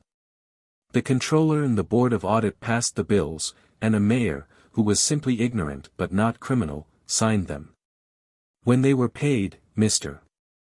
O'Reilly's admirers gave him a solitaire diamond pin of the size of a filbert, in imitation of the liberality of Mr. Weed's friends, and then Mr. O'Reilly retired from active service and amused himself with buying real estate at enormous figures and holding it in other people's names. By and by the newspapers came out with exposures and called Weed and O'Reilly thieves, whereupon the people rose as one man, voting repeatedly, and elected the two gentlemen to their proper theater of action, the New York legislature. The newspapers clamored, and the courts proceeded to try the new legislators for their small irregularities. Our admirable jury system enabled the persecuted ex-officials to secure a jury of 9 gentlemen from a neighboring asylum and 3 graduates from Sing Sing, and presently they walked forth with characters vindicated. The legislature was called upon to spew them forth, a thing which the legislature declined to do. It was like asking children to repudiate their own father. It was a legislature of the modern pattern. Being now wealthy and distinguished, Mr. O'Reilly, still bearing the legislative, honorable, attached to his name, for titles never die in America, although we do take a republican pride in poking fun at such trifles, sailed for Europe with his family. They traveled all about, turning their noses up at everything, and not finding it a difficult thing to do, either, because nature had originally given those features a cast in that direction. And finally they established themselves in Paris, that paradise of Americans of their sort. They stayed there 2 years and learned to speak English with a foreign accent, not that it hadn't always had a foreign accent, which was indeed the case, but now the nature of it was changed. Finally they returned home and became ultra-fashionables. They landed here as the Honorable Patrico Ryle and family, and so are known unto this day. Laura provided seats for her visitors and they immediately launched forth into a breezy, sparkling conversation with that easy confidence which is to be found only among persons accustomed to high life. "I've been intending to call sooner, Miss Hawkins," said the Honorable Mrs. O'Ryle, "but the weather's been so horrid. How do you like Washington?" Laura liked it very well indeed. "Mrs. Gashly, is it your first visit?" Yes, it was her first. "All, indeed." "Mrs. O'Ryle, I'm afraid you'll despise the weather, Miss Hawkins. It's perfectly awful. It always is. I tell Mr. O'Ryle I can't and I won't put up with any such a climate. If we were obliged to do it, I wouldn't mind it. But we are not obliged to, and so I don't see the use of it. Sometimes it's real pitiful the way the children pine for Perry. Don't look so sad, Bridget, ma chère, poor child, she can't hear Perry mentioned without getting the blues." Mrs. Gashly, "Well, I should think so, Mrs. O'Ryle. A body lives in Paris, but a body only stays here. I dote on Paris, I'd druther scrimp along on $10,000 a year there, than suffer and worry here on a real decent income." Miss Gashly, "Well then, I wish you'd take us back, mother. I'm sure I hate this stupid country enough, even if it is our dear native land." Miss Emmeline Gashly, "What, and leave poor Johnny Peterson behind?" An airy genial laugh applauded this sally. Miss Gashly, "Sister, I should think you'd be ashamed of yourself." Miss Emmeline, "Oh, you needn't ruffle your feathers so, I was only joking. He don't mean anything by coming to the house every evening, only comes to see mother. Of course that's all." General laughter. Miss G, prettily confused, "Emmeline, how can you?" Mrs. G. "Let your sister alone, Emmeline. I never saw such a tease." Mrs. O'Ryle, "What lovely corals you have, Miss Hawkins. Just look at them, Bridget, dear. I've a great passion for corals, it's a pity they're getting a little common. I have some elegant ones, not as elegant as yours, though, but of course I don't wear them now. Laura, I suppose they are rather common, but still I have a great affection for these, because they were given to me by a dear old friend of our family named Murphy. He was a very charming man, but very eccentric. We always supposed he was an Irishman, but after he got rich he went abroad for a year or two, and when he came back you would have been amused to see how interested he was in a potato. He asked what it was. Now you know that when Providence shapes a mouth especially for the accommodation of a potato you can detect that fact at a glance when that mouth is in repose. Foreign travel can never remove that sign. But he was a very delightful gentleman, and his little foible did not hurt him at all. We all have our shams. I suppose there is a sham somewhere about every individual, if we could manage to ferret it out. I would so like to go to France. I suppose our society here compares very favorably with French society, does it not, Mrs. O'Ryle? Mrs. O. Not by any means, Miss Hawkins. French society is much more elegant, much more so. Laura, I am sorry to hear that. I suppose ours has deteriorated of late. Mrs. O. Very much indeed. There are people in society here that have really no more money to live on than what some of us pay for servant hire. Still I won't say but what some of them are very good people, and respectable, too. Laura, the old families seem to be holding themselves aloof, from what I hear. I suppose you seldom meet in society now, the people you used to be familiar with 12 or 15 years ago. Mrs. O. Oh, no, hardly ever. Mr. O'Reilly kept his first rum mill and protected his customers from the law in those days, and this turn of the conversation was rather uncomfortable to Madam than otherwise. Honorable Mrs. Higgins, is Francois' health good now, Mrs. O'Reilly? Mrs. O. Thankful for the intervention, not very. A body couldn't expect it. He was always delicate, especially his lungs, and this odious climate tells on him strong, now, after Perry, which is so mild. Mrs. H, I should think so. Husband says Percy'll die if he don't have a change, and so I'm going to swap round a little and see what can be done. I saw a lady from Florida last week, and she recommended Key West. I told her Percy couldn't abide winds, as he was threatened with a pulmonary affection, and then she said try St. Augustine. It's an awful distance, 10 or 1200 mile, they say, but then in a case of this kind, a body can't stand back for trouble, you know. Mrs. O. No, of course that's off. If Francois don't get better soon we've got to look out for some other place, or else Europe. We've thought some of the hot springs, but I don't know. It's a great responsibility and a body wants to go cautious. Is Hildebrand about again, Mrs. Gashley? Mrs. G. Yes, but that's about all. It was indigestion, you know, and it looks as if it was chronic. And you know I do dread dyspepsia. We've all been worried a good deal about him. The doctor recommended baked apple and spoiled meat, and I think it done him good. It's about the only thing that will stay on his stomach nowadays. We have Dr. Shovel now. Who's your doctor, Mrs. Higgins? Mrs. H. Well, we had Dr. Spooner a good while, but he runs so much to emetics, which I think are weakening, that we changed off and took Dr. Leathers. We like him very much. He has a fine European reputation, too. The first thing he suggested for Percy was to have him taken out in the backyard for an airing, every afternoon, with nothing at all on. Mrs. O. and Mrs. G. What? Mrs. H. As true as I'm sitting here. And it actually helped him for 2 or 3 days, it did indeed. But after that the doctor said it seemed to be too severe and so he has fell back on hot footbaths at night and cold showers in the morning. But I don't think there can be any good sound help for him in such a climate as this. I believe we are going to lose him if we don't make a change. Mrs. O, I suppose you heard of the fright we had 2 weeks ago last Saturday? No.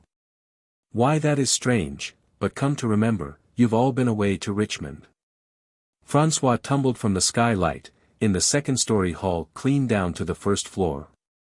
Everybody, mercy. Mrs. O. Yes indeed, and broke 2 of his ribs. Everybody, what? Mrs. O, just as true as you live. First we thought he must be injured internally. It was 15 minutes past 8 in the evening. Of course we were all distracted in a moment, everybody was flying everywhere, and nobody doing anything worth anything. By and by I flung out next door and dragged in Dr. Sprague. President of the Medical University, no time to go for our own doctor of course, and the minute he saw Francois he said, send for your own physician, madam. Said it as cross as a bear, too, and turned right on his heel, and cleared out without doing a thing. Everybody, the mean, contemptible brute. Mrs. O, well you may say it. I was nearly out of my wits by this time. But we hurried off the servants after our own doctor and telegraphed mother. She was in New York and rushed down on the first train, and when the doctor got there, lo and behold he found Francois had broke one of his legs, too. Everybody, goodness. Mrs. O. Yes. So he set his leg and bandaged it up, and fixed his ribs and gave him a dose of something to quiet down his excitement and put him to sleep. Poor thing, he was trembling and frightened to death and it was pitiful to see him. We had him in my bed, Mr.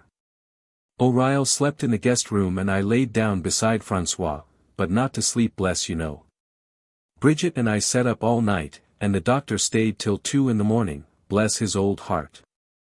When mother got there she was so used up with anxiety, that she had to go to bed and have the doctor, but when she found that François was not in immediate danger she rallied, and by night she was able to take a watch herself. Well, for 3 days and nights we three never left that bedside only to take an hour's nap at a time. And then the doctor said François was out of danger, and if ever there was a thankful set, in this world, it was us. Laura's respect for these women had augmented during this conversation. Naturally enough, affection and devotion are qualities that are able to adorn and render beautiful a character that is otherwise unattractive, and even repulsive. Mrs.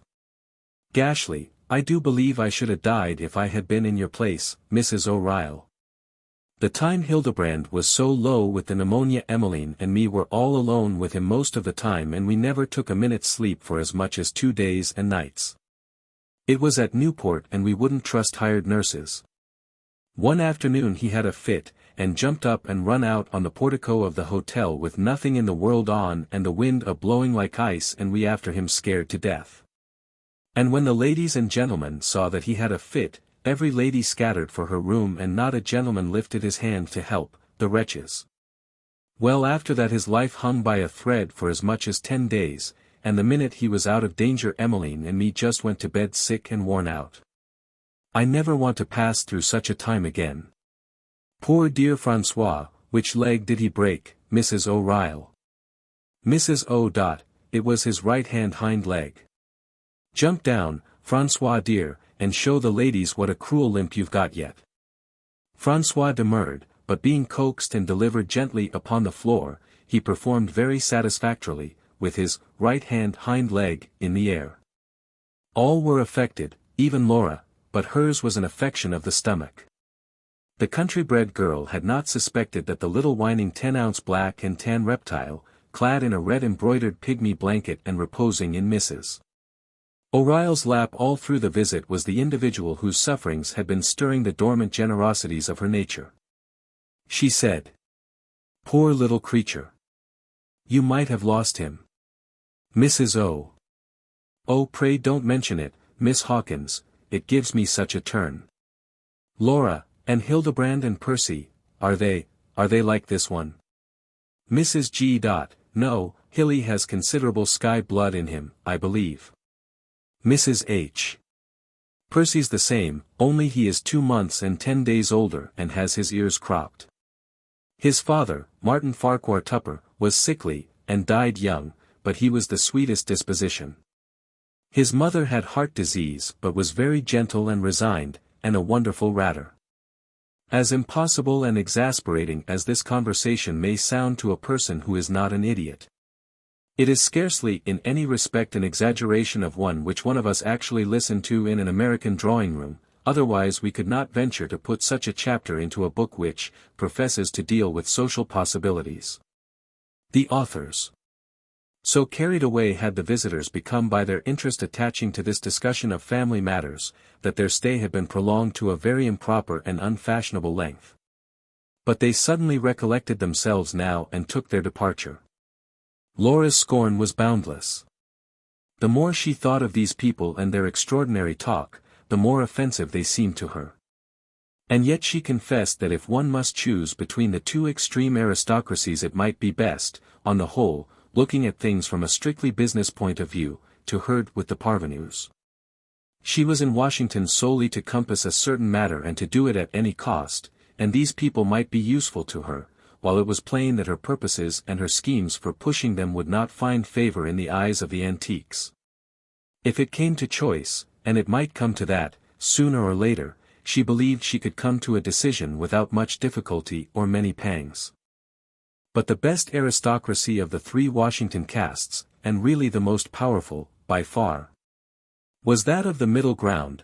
It was made up of the families of public men from nearly every state in the Union, men who held positions in both the executive and legislative branches of the government, and whose characters had been for years blemishless, both at home and at the capital. These gentlemen and their households were unostentatious people, they were educated and refined.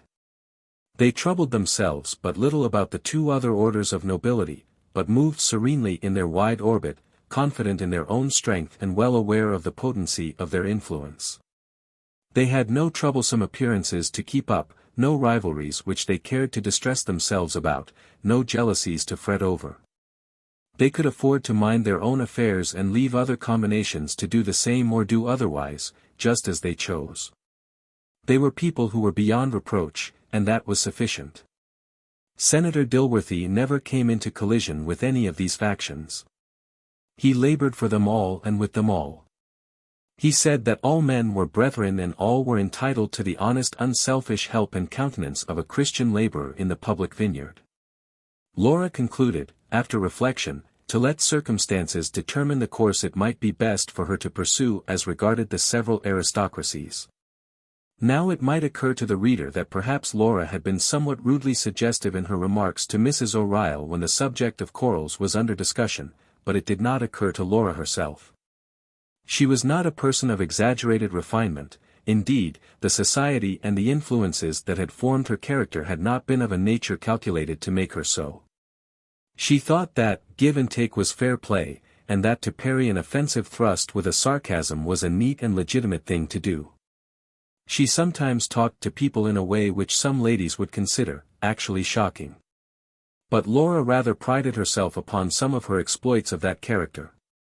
We are sorry we cannot make her a faultless heroine, but we cannot, for the reason that she was human. She considered herself a superior conversationist.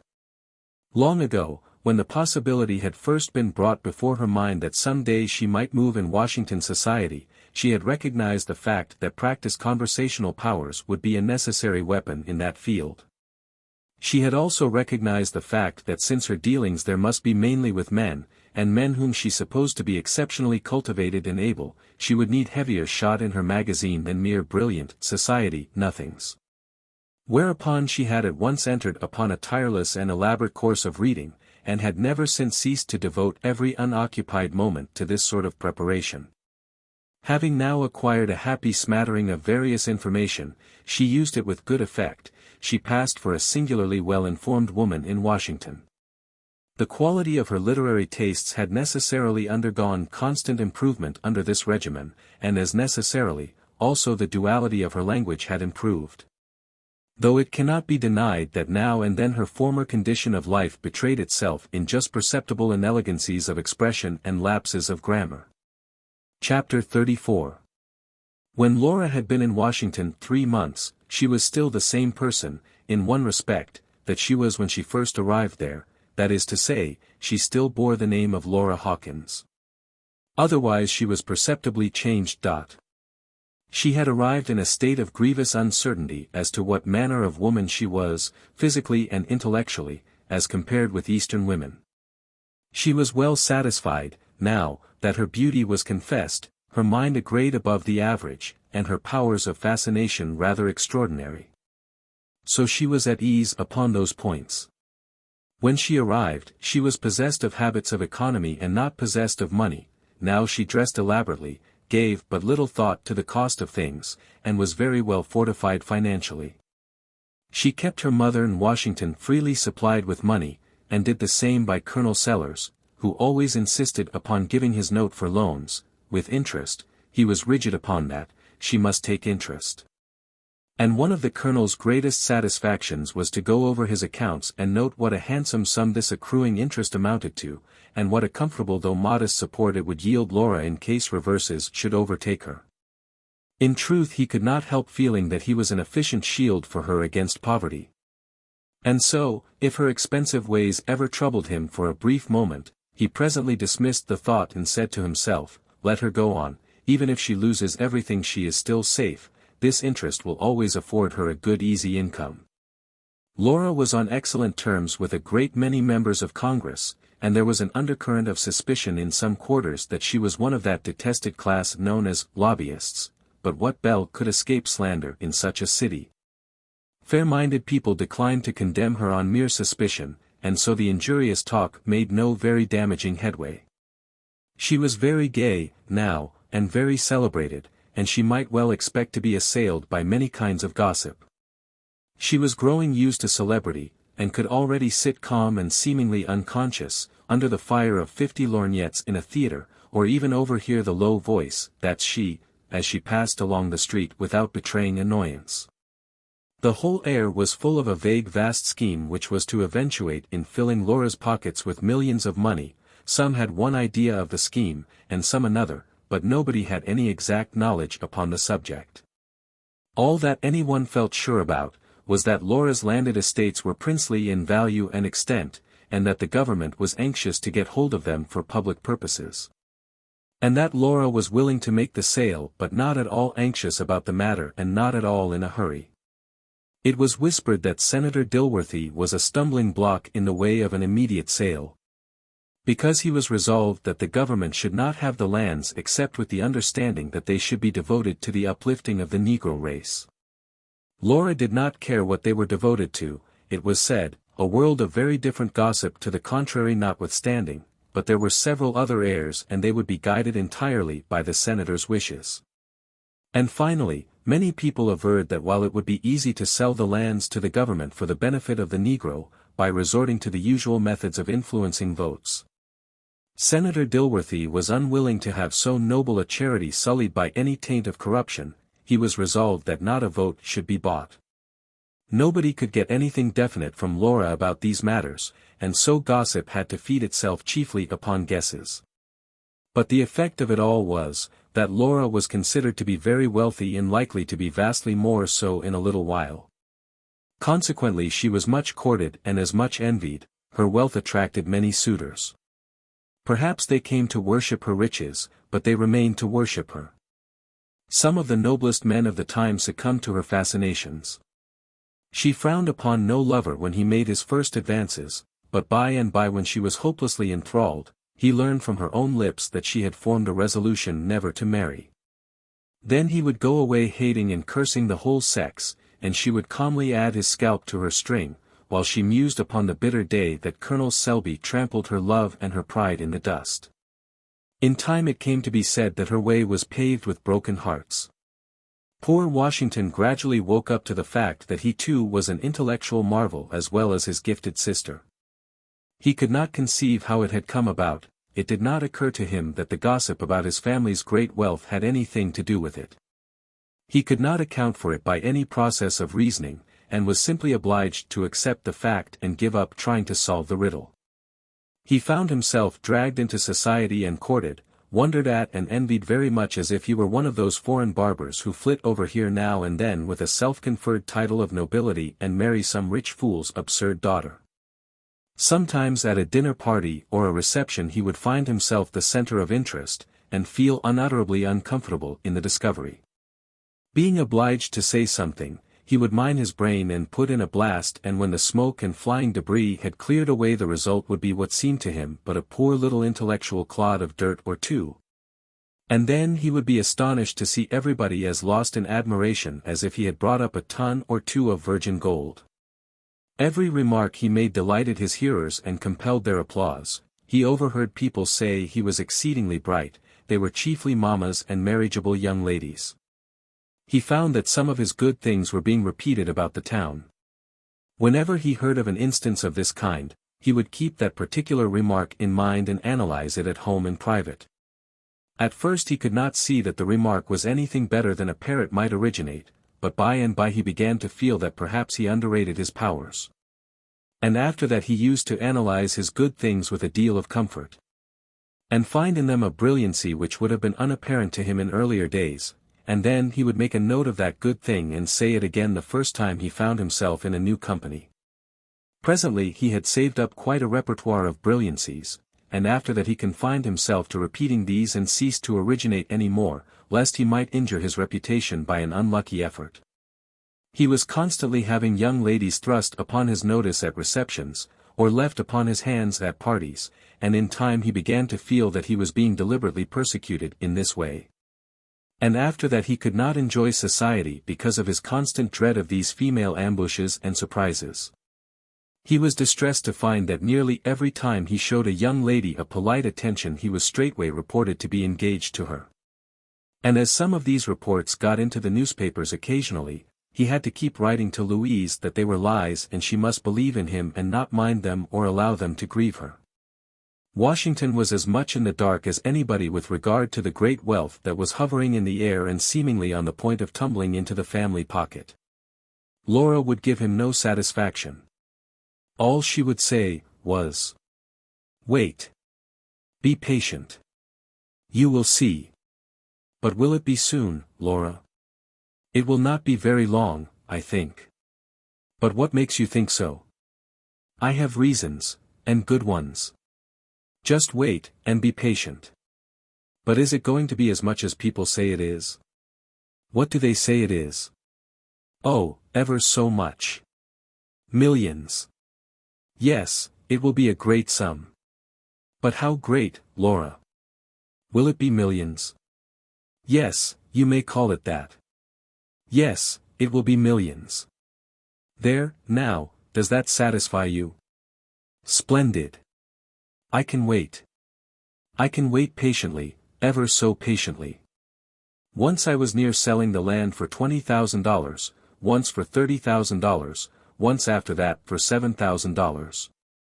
And once for $40,000, but something always told me not to do it. What a fool I would have been to sell it for such a beggarly trifle. It is the land that's to bring the money, isn't it, Laura? You can tell me that much, can't you? Yes, I don't mind saying that much. It is the land. But mind, don't ever hint that you got it from me. Don't mention me in the matter at all, Washington. All right, I won't.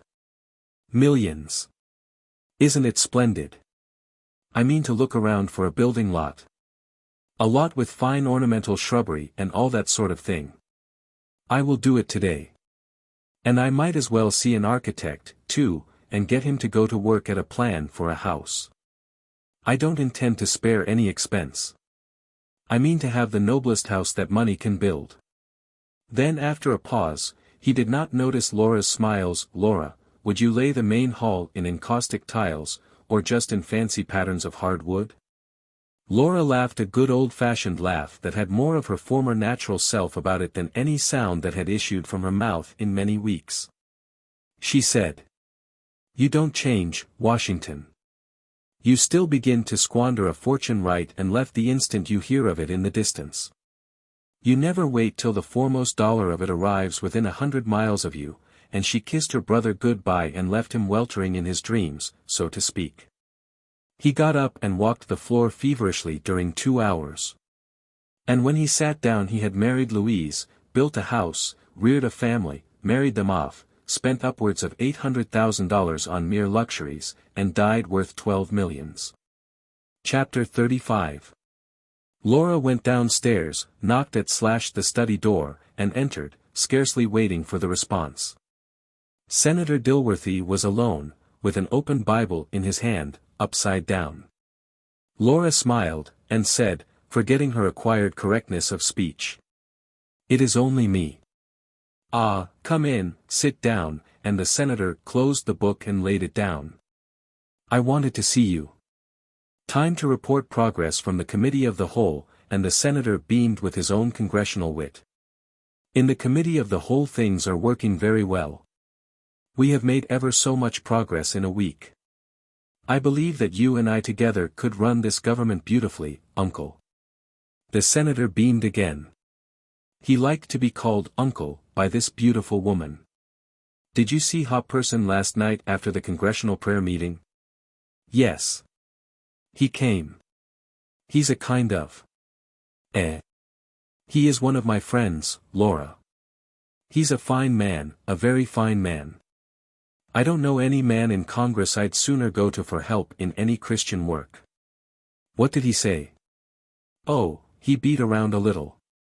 He said he should like to help the Negro, his heart went out to the Negro, and all that. Plenty of them say that, but he was a little afraid of the Tennessee Land Bill. If Senator Dilworthy wasn't in it, he should suspect there was a fraud on the government." "He said that, did he?" "Yes. And he said he felt he couldn't vote for it. He was shy." "Not shy, child, cautious. He's a very cautious man. I have been with him a great deal on conference committees. He wants reasons, good ones. Didn't you show him he was in error about the bill? I did. I went over the whole thing. I had to tell him some of the side arrangements, some of the... You didn't mention me. Oh, no. I told him you were daft about the Negro and the philanthropy part of it, as you are. Daft is a little strong, Laura. But you know that I wouldn't touch this bill if it were not for the public good, and for the good of the colored race, much as I am interested in the heirs of this property, and would like to have them succeed. Laura looked a little incredulous, and the senator proceeded. Don't misunderstand me, I don't deny that it is for the interest of all of us that this bill should go through, and it will. I have no concealments from you. But I have one principle in my public life, which I should like you to keep in mind, it has always been my guide. I never push a private interest if it is not justified and ennobled by some larger public good.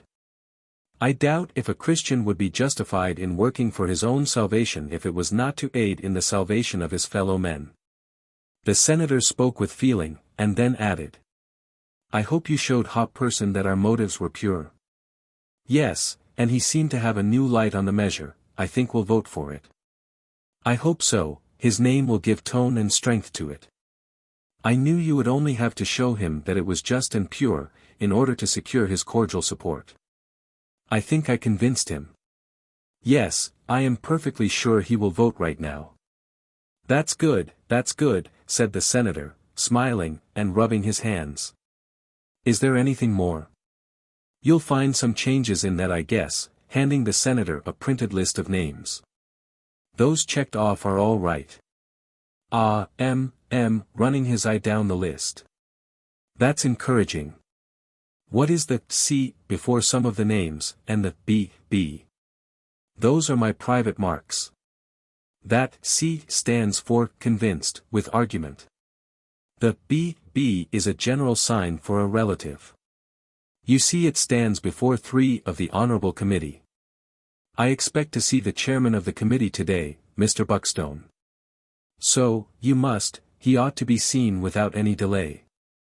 Buckstone is a worldly sort of a fellow, but he has charitable impulses. If we secure him we shall have a favorable report by the committee, and it will be a great thing to be able to state that fact quietly where it will do good. Oh, I saw Senator Balloon. He will help us, I suppose. Balloon is a whole-hearted fellow. I can't help loving that man, for all his drollery and waggishness. He puts on an air of levity sometimes, but there ain't a man in the Senate knows the Scriptures as he does. He did not make any objections. Not exactly, he said. Shall I tell you what he said? Asked Laura, glancing furtively at him. Certainly. He said he had no doubt it was a good thing, if Senator Dilworthy was in it, it would pay to look into it. The senator laughed, but rather feebly, and said, Balloon is always full of his jokes.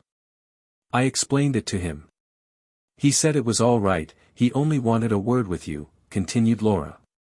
He is a handsome old gentleman, and he is gallant for an old man.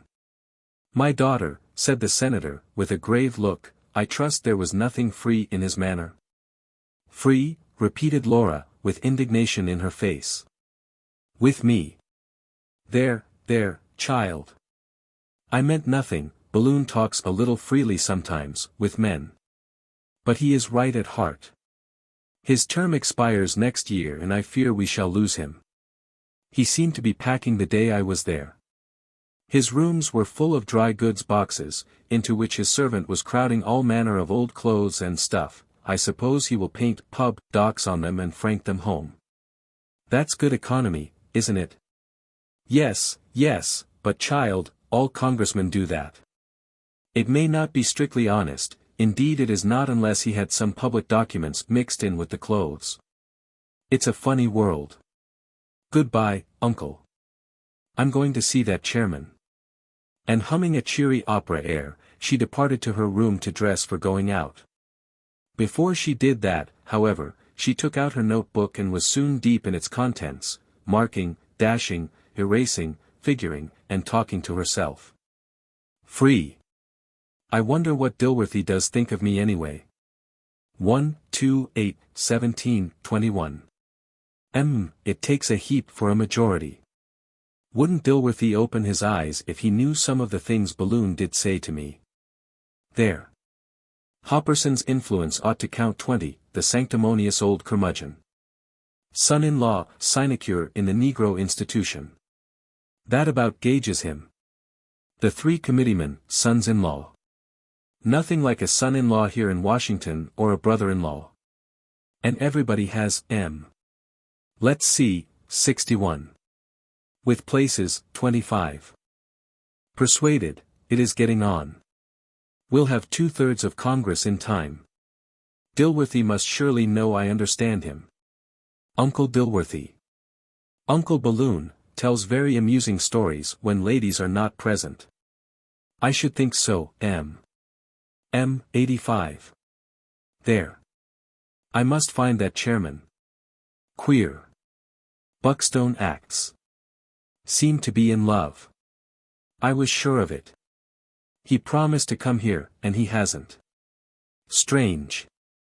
Very strange. I must chance to meet him today. Laura dressed and went out, thinking she was perhaps too early for Mr. Buckstone to come from the house, but as he lodged near the bookstore she would drop in there and keep a lookout for him.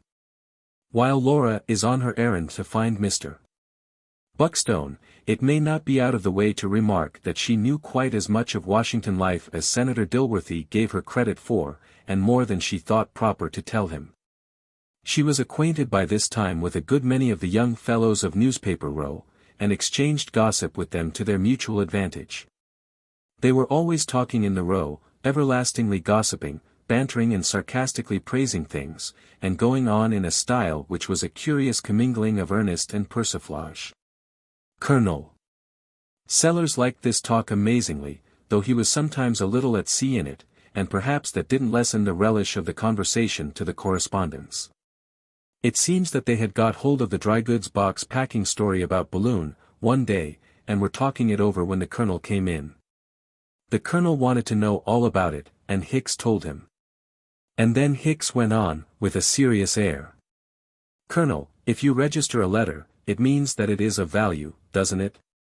And if you pay 15 cents for registering it, the government will have to take extra care of it and even pay you back its full value if it is lost.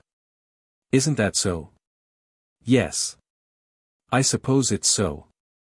Well, Senator Balloon put 15 cents worth of stamps on each of those 7 huge boxes of old clothes, and shipped that ton of second-hand rubbish, old boots and pantaloons and what not through the mails as registered matter. It was an ingenious thing and it had a genuine touch of humor about it, too. I think there is more real talent among our public men of today than there was among those of old times, a far more fertile fancy, a much happier ingenuity. Now, Colonel, can you picture Jefferson, or Washington or John Adams franking their wardrobes through the mails and adding the facetious idea of making the government responsible for the cargo for the sum of $1.05? Statesmen were dull creatures in those days. I have a much greater admiration for Senator Balloon. Yes, Balloon is a man of parts, there is no denying it. I think so. He is spoken of for the post of Minister to China, or Austria, and I hope will be appointed. What we want abroad is good examples of the national character. John Jay and Benjamin Franklin were well enough in their day, but the nation has made progress since then. Balloon is a man we know and can depend on to be true to himself. Yes, and Balloon has had a good deal of public experience. He is an old friend of mine. He was governor of one of the territories a while, and was very satisfactory. Indeed he was. He was ex officio Indian agent, too. Many a man would have taken the Indian appropriation and devoted the money to feeding and clothing the helpless savages, whose land had been taken from them by the white man in the interests of civilization, but Balloon knew their needs better. He built a government sawmill on the reservation with the money, and the lumber sold for enormous prices. A relative of his did all the work free of charge, that is to say he charged nothing more than the lumber would bring. But the poor Injuns, not that I care much for Injuns, what did he do for them? Gave them the outside slabs to fence in the reservation with. Governor Balloon was nothing less than a father to the poor Indians. But Balloon is not alone, we have many truly noble statesmen in our country's service like Balloon. The Senate is full of them. Don't you think so, Colonel? Well, I dunno. I honor my country's public servants as much as anyone can. I meet them, sir, every day, and the more I see of them the more I esteem them and the more grateful I am that our institutions give us the opportunity of securing their services. Few lands are so blessed. That is true, Colonel. To be sure you can buy now and then a senator or a representative, but they do not know it is wrong, and so they are not ashamed of it. They are gentle, and confiding and childlike, and in my opinion these are qualities that ennoble them far more than any amount of sinful sagacity could. I quite agree with you, Colonel Sellers. Well, hesitated the Colonel, I am afraid some of them do buy their seats. Yes, I am afraid they do, but as Senator Dilworthy himself said to me, it is sinful, it is very wrong, it is shameful, heaven protect me from such a charge. That is what Dilworthy said. And yet when you come to look at it you cannot deny that we would have to go without the services of some of our ablest men, sir, if the country were opposed to bribery. It is a harsh term. I do not like to use it. The Colonel interrupted himself at this point to meet an engagement with the Austrian minister, and took his leave with his usual courtly bow. Chapter 36. In due time Laura alighted at the bookstore, and began to look at the titles of the handsome array of books on the counter. A dapper clerk of perhaps 19 or 20 years, with hair accurately parted and surprisingly slick, came bustling up and leaned over with a pretty smile and an affable, was there any particular book you wish to see? Have you Taine's England? Beg pardon? Taine's Notes on England. The young gentleman scratched the side of his nose with a cedar pencil which he took down from its bracket on the side of his head, and reflected a moment. Ah, I see, with a bright smile, Train, you mean, not Taine. George Francis Train. No, oui. I mean Taine, if I may take the liberty. The clerk reflected again, then. Taine. Taine. Is it hymns? No, it isn't hymns. It is a volume that is making a deal of talk just now, and is very widely known, except among parties who sell it. The clerk glanced at her face to see if a sarcasm might not lurk somewhere in that obscure speech, but the gentle simplicity of the beautiful eyes that met his, banished that suspicion. He went away and conferred with the proprietor. Both appeared to be nonplussed. They thought and talked and thought by turns. Then both came forward and the proprietor said, "Is it an American book, ma'am?" "No, it is an American reprint of an English translation." "Oh. Yes, I remember, now. We are expecting it every day. It isn't out yet. I think you must be mistaken, because you advertised it a week ago." "Why no, can that be so?" "Yes, I am sure of it. And besides, here is the book itself, on the counter." She bought it and the proprietor retired from the field. Then she asked the clerk for the autocrat of the breakfast table, and was pained to see the admiration her beauty had inspired in him fade out of his face. He said with cold dignity, that cook books were somewhat out of their line, but he would order it if she desired it. She said, no, never mind. Then she fell to conning the titles again, finding a delight in the inspection of the Hawthornes, the Longfellows, the Tennysons, and other favorites of her idle hours. Meantime the clerk's eyes were busy, and no doubt his admiration was returning again, or maybe he was only gauging her probable literary tastes by some sagacious system of admeasurement only known to his guild. Now he began to assist her in making a selection, but his efforts met with no success, indeed they only annoyed her and unpleasantly interrupted her meditations. Presently, while she was holding a copy of Venetian Life in her hand and running over a familiar passage here and there, the clerk said, briskly, snatching up a paper-covered volume and striking the counter a smart blow with it to dislodge the dust. "Now here is a work that we've sold a lot of. Everybody that's read it likes it," and he intruded it under her nose. "It's a book that I can recommend, The Pirate's Doom, or The Last of the Buccaneers." I think it's one of the best things that's come out this season. Laura pushed it gently aside with her hand and went on filching from Venetian Life. I believe I do not want it, she said. The clerk hunted around a while, glancing at one title and then another, but apparently not finding what he wanted. However, he succeeded at last. Said he. Have you ever read this, ma'am? I am sure you'll like it. It's by the author of The Hooligans of Hackensack. It is full of love troubles and mysteries and all sorts of such things. The heroine strangles her own mother. Just glance at the title please, Gondrel the Vampire, or The Dance of Death. And here is The Jokist's Own Treasury, or The Funny Fellow's Bosom Friend. The funniest thing, I've read it 4 times, ma'am, and I can laugh at the very sight of it yet. And Gondrel, I assure you it is the most splendid book I ever read. I know you will like these books, ma'am, because I've read them myself and I know what they are. Oh, I was perplexed, but I see how it is, now. You must have thought I asked you to tell me what sort of books I wanted, for I am apt to say things which I don't really mean, when I am absent-minded. I suppose I did ask you, didn't I? No ma'am, but I.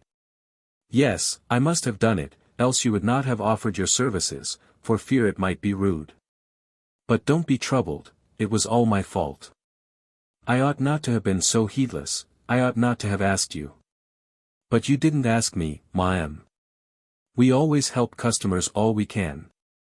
You see our experience, living right among books all the time, that sort of thing makes us able to help a customer make a selection, you know. Now does it, indeed? It is part of your business, then? Yes'm, we always help. How good it is of you.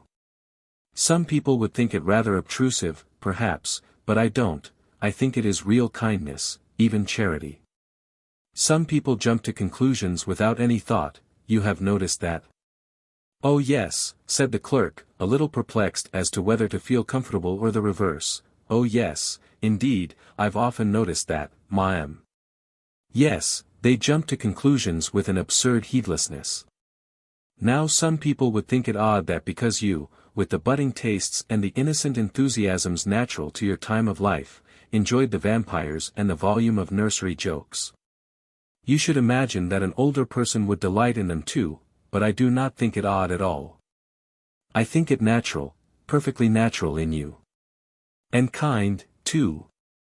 You look like a person who not only finds a deep pleasure in any little thing in the way of literature that strikes you forcibly, but is willing and glad to share that pleasure with others, and that, I think, is noble and admirable, very noble and admirable. I think we ought all to share our pleasures with others, and do what we can to make each other happy, do not you? Oh, yes. Oh, yes, indeed. Yes, you are quite right, ma'am. But he was getting unmistakably uncomfortable, now, notwithstanding Laura's confiding sociability and almost affectionate tone. Yes, indeed. Many people would think that what a bookseller, or perhaps his clerk, knows about literature as literature, in contradistinction to its character as merchandise, would hardly be of much assistance to a person, that is, to an adult. Of course, in the selection of food for the mind, except of course wrapping paper, or twine, or wafers, or something like that, but I never feel that way. I feel that whatever service you offer me, you offer with a good heart, and I am as grateful for it as if it were the greatest boon to me. And it is useful to me, it is bound to be so. It cannot be otherwise. If you show me a book which you have read, not skimmed over or merely glanced at, but read, and you tell me that you enjoyed it and that you could read it 3 or 4 times, then I know what book I want. Thank you, th. To avoid.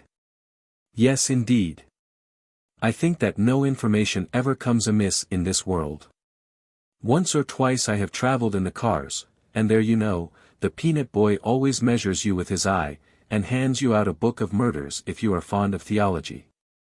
Or Tupper or a dictionary or T.S. Arthur if you are fond of poetry.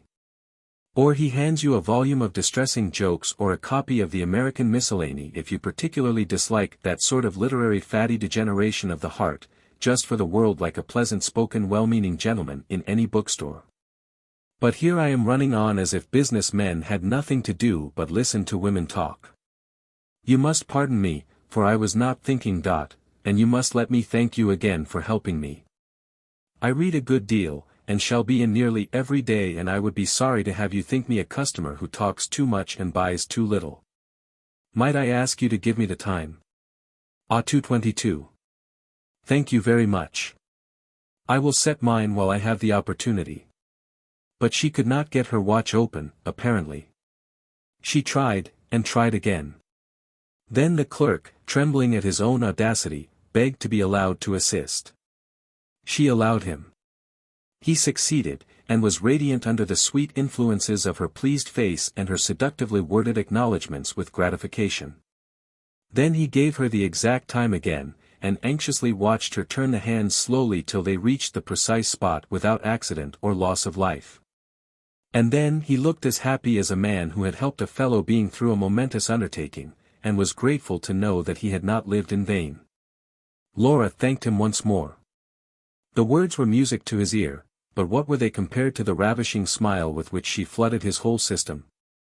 When she bowed her adieu and turned away, he was no longer suffering torture in the pillory where she had had him trussed up during so many distressing moments, but he belonged to the list of her conquests and was a flattered and happy thrall. With the dawn light of love breaking over the eastern elevations of his heart. It was about the hour, now, for the chairman of the House Committee on Benevolent Appropriations to make his appearance, and Laura stepped to the door to reconnoiter. She glanced up the street, and sure enough. Chapter 37. That chairman was nowhere in sight. Such disappointments seldom occur in novels, but are always happening in real life. She was obliged to make a new plan. She sent him a note, and asked him to call in the evening, which he did. She received the Honorable Mr. Buckstone with a sunny smile, and said, "I don't know how I ever dared to send you a note, Mr. Buckstone, for you have the reputation of not being very partial to our sex. Why, I am sure my reputation does me wrong, then, Miss Hawkins. I have been married once, is that nothing in my favor? Oh, yes, that is, it may be and it may not be. If you have known what perfection is in woman, it is fair to argue that inferiority cannot interest you now. Even if that were the case it could not affect you, Miss Hawkins," said the chairman gallantly. "Fame does not place you in the list of ladies who rank below perfection." This happy speech delighted Mr. Buckstone as much as it seemed to delight Laura. But it did not confuse him as much as it apparently did her. "I wish in all sincerity that I could be worthy of such a felicitous compliment as that. But I am a woman, and so I am gratified for it just as it is, and would not have it altered. But it is not merely a compliment, that is, an empty compliment, it is the truth. All men will endorse that." Laura looked pleased, and said, "It is very kind of you to say it. It is a distinction indeed, for a country-bred girl like me to be so spoken of by people of brains and culture. You are so kind that I know you will pardon my putting you to the trouble to come this evening. Indeed it was no trouble. It was a pleasure. I am alone in the world since I lost my wife, and I often long for the society of your sex, Miss Hawkins, notwithstanding what people may say to the contrary. It is pleasant to hear you say that. I am sure it must be so. If I feel lonely at times, because of my exile from old friends, although surrounded by new ones who are already very dear to me, how much more lonely must you feel, bereft as you are. And with no wholesome relief from the cares of state that weigh you down. For your own sake, as well as for the sake of others, you ought to go into society oftener. I seldom see you at a reception, and when I do you do not usually give me very much of your attention. I never imagined that you wished it, or I would have been very glad to make myself happy in that way. But one seldom gets an opportunity to say more than a sentence to you in a place like that. You are always the center of a group, a fact which you may have noticed yourself. But if one might come here. Indeed you would always find a hearty welcome, Mr. Buckstone. I have often wished you would come and tell me more about Cairo and the pyramids, as you once promised me you would. Why, do you remember that yet, Miss Hawkins. I thought ladies' memories were more fickle than that. Oh, they are not so fickle as gentlemen's promises. And besides, if I had been inclined to forget, did you not give me something by way of a remembrancer? Did I? Think. It does seem to me that I did, but I have forgotten what it was now. Never, never call a lady's memory fickle again. Do you recognize this? A little spray of box. I am beaten, I surrender. But have you kept that all this time? Laura's confusion was very pretty. She tried to hide it, but the more she tried the more manifest it became and withal the more captivating to look upon. Presently she threw the spray of box from her with an annoyed air, and said, I forgot myself. I have been very foolish.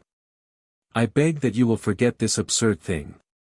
Mr. Buckstone picked up the spray, and sitting down by Laura's side on the sofa, said, Please let me keep it, Miss Hawkins. I set a very high value upon it now. Give it to me, Mr. Buckstone, and do not speak so. I have been sufficiently punished for my thoughtlessness. You cannot take pleasure in adding to my distress. Please give it to me. Indeed I do not wish to distress you. But do not consider the matter so gravely. You have done yourself no wrong. You probably forgot that you had it, but if you had given it to me I would have kept it, and not forgotten it. Do not talk so, Mr. Buckstone. Give it to me, please, and forget the matter. It would not be kind to refuse, since it troubles you so, and so I restore it. But if you would give me part of it and keep the rest. So that you might have something to remind you of me when you wish to laugh at my foolishness? Oh, by no means, no. Simply that I might remember that I had once assisted to discomfort you, and be reminded to do so no more. Laura looked up, and scanned his face a moment. She was about to break the twig, but she hesitated and said, If I were sure that you, she threw the spray away, and continued, This is silly. We will change the subject. No, do not insist, I must have my way in this. Then Mr. Buckstone drew off his forces and proceeded to make a wily advance upon the fortress under cover of carefully contrived artifices and stratagems of war. But he contended with an alert and suspicious enemy. And so at the end of 2 hours it was manifest to him that he had made but little progress. Still, he had made some, he was sure of that. Laura sat alone and communed with herself. He is fairly hooked, poor thing. I can play him at my leisure and land him when I choose. He was all ready to be caught, days and days ago, I saw that, very well. He will vote for our bill, no fear about that, and moreover he will work for it, too, before I am done with him. If he had a woman's eyes he would have noticed that the spray of box had grown 3 inches since he first gave it to me, but a man never sees anything and never suspects. If I had shown him a whole bush he would have thought it was the same. Well, it is a good night's work, the committee is safe. But this is a desperate game I am playing in these days, a wearing, sordid, heartless game. If I lose everything, even myself. And if I win the game, will it be worth its cost after all? I do not know. Sometimes I doubt. Sometimes I half wish I had not begun. But no matter, I have begun, and I will never turn back, never while I live. Mr. Buckstone indulged in a reverie as he walked homeward. She is shrewd and deep, and plays her cards with considerable discretion, but she will lose, for all that. There is no hurry, I shall come out winner, all in good time. She is the most beautiful woman in the world, and she surpassed herself tonight. I suppose I must vote for that bill, in the end maybe, but that is not a matter of much consequence, the government can stand it. She is bent on capturing me, that is plain, but she will find by and by that what she took for a sleeping garrison was an ambuscade. Chapter 38. Now this surprising news caused her fall into trance. Life as she were dead, no limb she could advance. Then her dear brother came, her from the ground he took. And she spake up and said, Oh my poor heart is broke. The Barnard Castle tragedy. Don't you think he is distinguished looking? What? That gawky-looking person, with Miss Hawkins? There. He's just speaking to Mrs. Schoonmaker. Such high-bred negligence and unconsciousness. Nothing studied. See his fine eyes. Very. They are moving this way now. Maybe he is coming here. But he looks as helpless as a rag baby. Who is he, Blanche? Who is he? And you've been here a week, Grace, and don't know? He's the catch of the season. That's Washington Hawkins, her brother. No, is it? Very old family, old Kentucky family, I believe. He's got enormous landed property in Tennessee, I think. The family lost everything, slaves and that sort of thing, you know, in the war. But they have a great deal of land, minerals, mines and all that. Mr. Hawkins and his sister too are very much interested in the amelioration of the condition of the colored race. They have some plan, with Senator Dilworthy, to convert a large part of their property to something another for the freedmen. You don't say so. I thought he was some guy from Pennsylvania. But he is different from others. Probably he has lived all his life on his plantation. It was a day reception of Mrs. Representative Schoonmaker, a sweet woman, of simple and sincere manners. Her house was one of the most popular in Washington.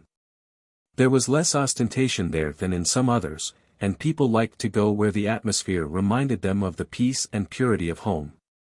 Mrs. Schoonmaker was as natural and unaffected in Washington society as she was in her own New York house, and kept up the spirit of home life there, with her husband and children. And that was the reason, probably, why people of refinement liked to go there. Washington is a microcosm, and one can suit himself with any sort of society within a radius of a mile. To a large portion of the people who frequent Washington or dwell there, the ultra-fashion, the shoddy, the jobbery are as utterly distasteful as they would be in a refined New England city. Schoonmaker was not exactly a leader in the house, but he was greatly respected for his fine talents and his honesty. No one would have thought of offering to carry National Improvement Director's relief stock for him. These day receptions were attended by more women than men, and those interested in the problem might have studied the costumes of the ladies present, in view of this fact. To discover whether women dress more for the eyes of women or for effect upon men. It is a very important problem, and has been a good deal discussed, and its solution would form one fixed, philosophical basis, upon which to estimate woman's character. We are inclined to take a medium ground, and aver that woman dresses to please herself, and in obedience to a law of her own nature. They are coming this way, said Blanche. People who made way for them to pass, turned to look at them. Washington began to feel that the eyes of the public were on him also, and his eyes rolled about, now towards the ceiling, now towards the floor, in an effort to look unconscious. Good morning, Miss Hawkins. Delighted. Mr. Hawkins. My friend, Miss Medlar. Mr. Hawkins, who was endeavoring to square himself for a bow, put his foot through the train of Mrs. Senator Poplin, who looked round with a scowl, which turned into a smile as she saw who it was. In extricating himself, Mr. Hawkins, who had the care of his hat as well as the introduction on his mind, shambled against Miss Blanche, who said pardon, with the prettiest accent, as if the awkwardness were her own. And Mr. Hawkins righted himself. Don't you find it very warm today, Mr. Hawkins? Said Blanche, by way of a remark. It's awful hot, said Washington. It's warm for the season, continued Blanche pleasantly. But I suppose you are accustomed to it, she added, with a general idea that the thermometer always stands at 90 degrees, in all parts of the late slave states. Washington weather generally cannot be very congenial to you.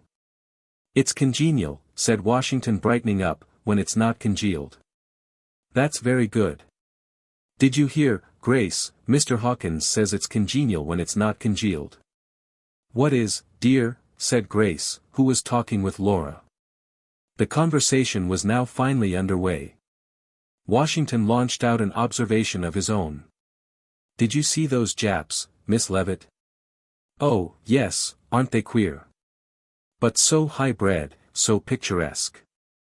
Do you think that color makes any difference, Mr. Hawkins?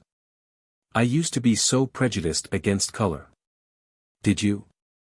I never was. I used to think my old mammy was handsome. How interesting your life must have been. I should like to hear about it. Washington was about settling himself into his narrative style, when Mrs. General McFingal caught his eye. Have you been at the Capitol today, Mr. Hawkins? Washington had not. Is anything uncommon going on? They say it was very exciting. The Alabama business, you know. General Sutler, of Massachusetts, defied England, and they say he wants war. He wants to make himself conspicuous more like, said Laura. He always, you have noticed, talks with one eye on the gallery, while the other is on the speaker. Well, my husband says, it's nonsense to talk of war, and wicked. He knows what war is. If we do have war, I hope it will be for the patriots of Cuba. Don't you think we want Cuba, Mr. Hawkins? I think we want it bad, said Washington. And Santo Domingo. Senator Dilworthy says, we are bound to extend our religion over the isles of the sea. We've got to round out our territory, Anne. Washington's further observations were broken off by Laura, who whisked him off to another part of the room, and reminded him that they must make their adieus. How stupid and tiresome these people are, she said. Let's go. They were turning to say goodbye to the hostess, when Laura's attention was arrested by the sight of a gentleman who was just speaking to Mrs. Schoonmaker. For a second her heart stopped beating. He was a handsome man of 40 and perhaps more, with grayish hair and whiskers, and he walked with a cane, as if he were slightly lame. He might be less than 40, for his face was worn into hard lines, and he was pale. No. It could not be, she said to herself. It is only a resemblance. But as the gentleman turned and she saw his full face, Laura put out her hand and clutched Washington's arm to prevent herself from falling. Washington, who was not minding anything, as usual, looked round in wonder. Laura's eyes were blazing fire and hatred. He had never seen her look so before, and her face was livid. Why, what is it, sis? Your face is as white as paper. It's he, it's he. Come, come, and she dragged him away. It's who? Asked Washington, when they had gained the carriage. It's nobody, it's nothing. Did I say he? I was faint with the heat. Don't mention it. Don't you speak of it, she added earnestly, grasping his arm. When she had gained her room she went to the glass and saw a pallid and haggard face. My God, she cried, this will never do. I should have killed him, if I could. The scoundrel still lives, and dares to come here. I ought to kill him. He has no right to live. How I hate him. And yet I loved him. Oh heavens, how I did love that man. And why didn't he kill me? He might better. He did kill all that was good in me. Oh, but he shall not escape. He shall not escape this time. He may have forgotten. He will find that a woman's hate doesn't forget. The law. What would the law do but protect him and make me an outcast? How all Washington would gather up its virtuous skirts and avoid me, if it knew. I wonder if he hates me as I do him. So Laura raved, in tears and in rage by turns, tossed in a tumult of passion, which she gave way to with little effort to control. A servant came to summon her to dinner. She had a headache. The hour came for the president's reception. She had a raving headache, and the senator must go without her. That night of agony was like another night she recalled. How vividly it all came back to her. And at that time she remembered she thought she might be mistaken. He might come back to her. Perhaps he loved her, a little, after all. Now, she knew he did not. Now, she knew he was a cold-blooded scoundrel, without pity. Never a word in all these years. She had hoped he was dead. Did his wife live, she wondered. She caught at that, and it gave a new current to her thoughts. Perhaps, after all, she must see him. She could not live without seeing him. Would he smile as in the old days when she loved him so, or would he sneer as when she last saw him?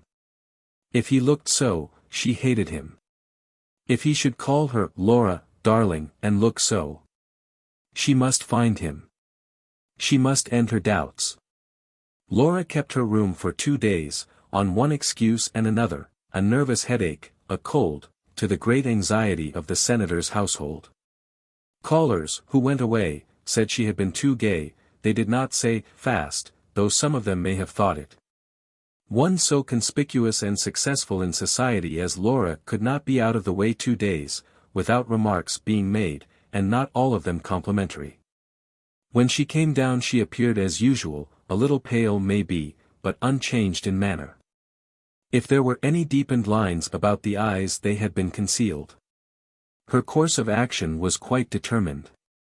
At breakfast she asked if anyone had heard any unusual noise during the night. Nobody had. Washington never heard any noise of any kind after his eyes were shut. Some people thought he never did when they were open either. Senator Dilworthy said he had come in late. He was detained in a little consultation after the congressional prayer meeting. Perhaps it was his entrance. No, Laura said. She heard that. It was later. She might have been nervous, but she fancied somebody was trying to get into the house. Mr. Brearley humorously suggested that it might be, as none of the members were occupied in night session. The senator frowned, and said he did not like to hear that kind of newspaper slang. There might be burglars about. Laura said that very likely it was only her nervousness. But she thought she would feel safer if Washington would let her take one of his pistols. Washington brought her one of his revolvers, and instructed her in the art of loading and firing it. During the morning Laura drove down to Mrs. Schoonmaker's to pay a friendly call. "Your receptions are always delightful," she said to that lady, "the pleasant people all seem to come here." "It's pleasant to hear you say so, Miss Hawkins. I believe my friends like to come here. Though society in Washington is mixed, we have a little of everything." "I suppose, though, you don't see much of the old rebel element," said Laura with a smile. If this seemed to Mrs. Schoonmaker a singular remark for a lady to make, who was meeting rebels in society every day, she did not express it in any way, but only said, "You know we don't say rebel anymore. Before we came to Washington I thought rebels would look unlike other people. I find we are very much alike, and that kindness and good nature wear away prejudice. And then you know there are all sorts of common interests. My husband sometimes says that he doesn't see but Confederates are just as eager to get at the Treasury as Unionists. You know that Mr. Schoonmaker is on the appropriations. Does he know many Southerners?" "Oh, yes. There were several at my reception the other day. Among others a Confederate colonel, a stranger, handsome man with gray hair, probably you didn't notice him, uses a cane in walking. A very agreeable man. I wondered why he called. When my husband came home and looked over the cards, he said he had a cotton claim. A real Southerner. Perhaps you might know him if I could think of his name." "Yes, here's his card, Louisiana." Laura took the card, looked at it intently till she was sure of the address, and then laid it down, with, "No, he is no friend of ours." That afternoon, Laura wrote and dispatched the following note. It was in a round hand, unlike her flowing style, and it was directed to a number and street in Georgetown. A lady at Senator Dilworthy's would like to see Colonel George Selby, on business connected with the cotton claims. Can he call Wednesday at 3:00 p.m.?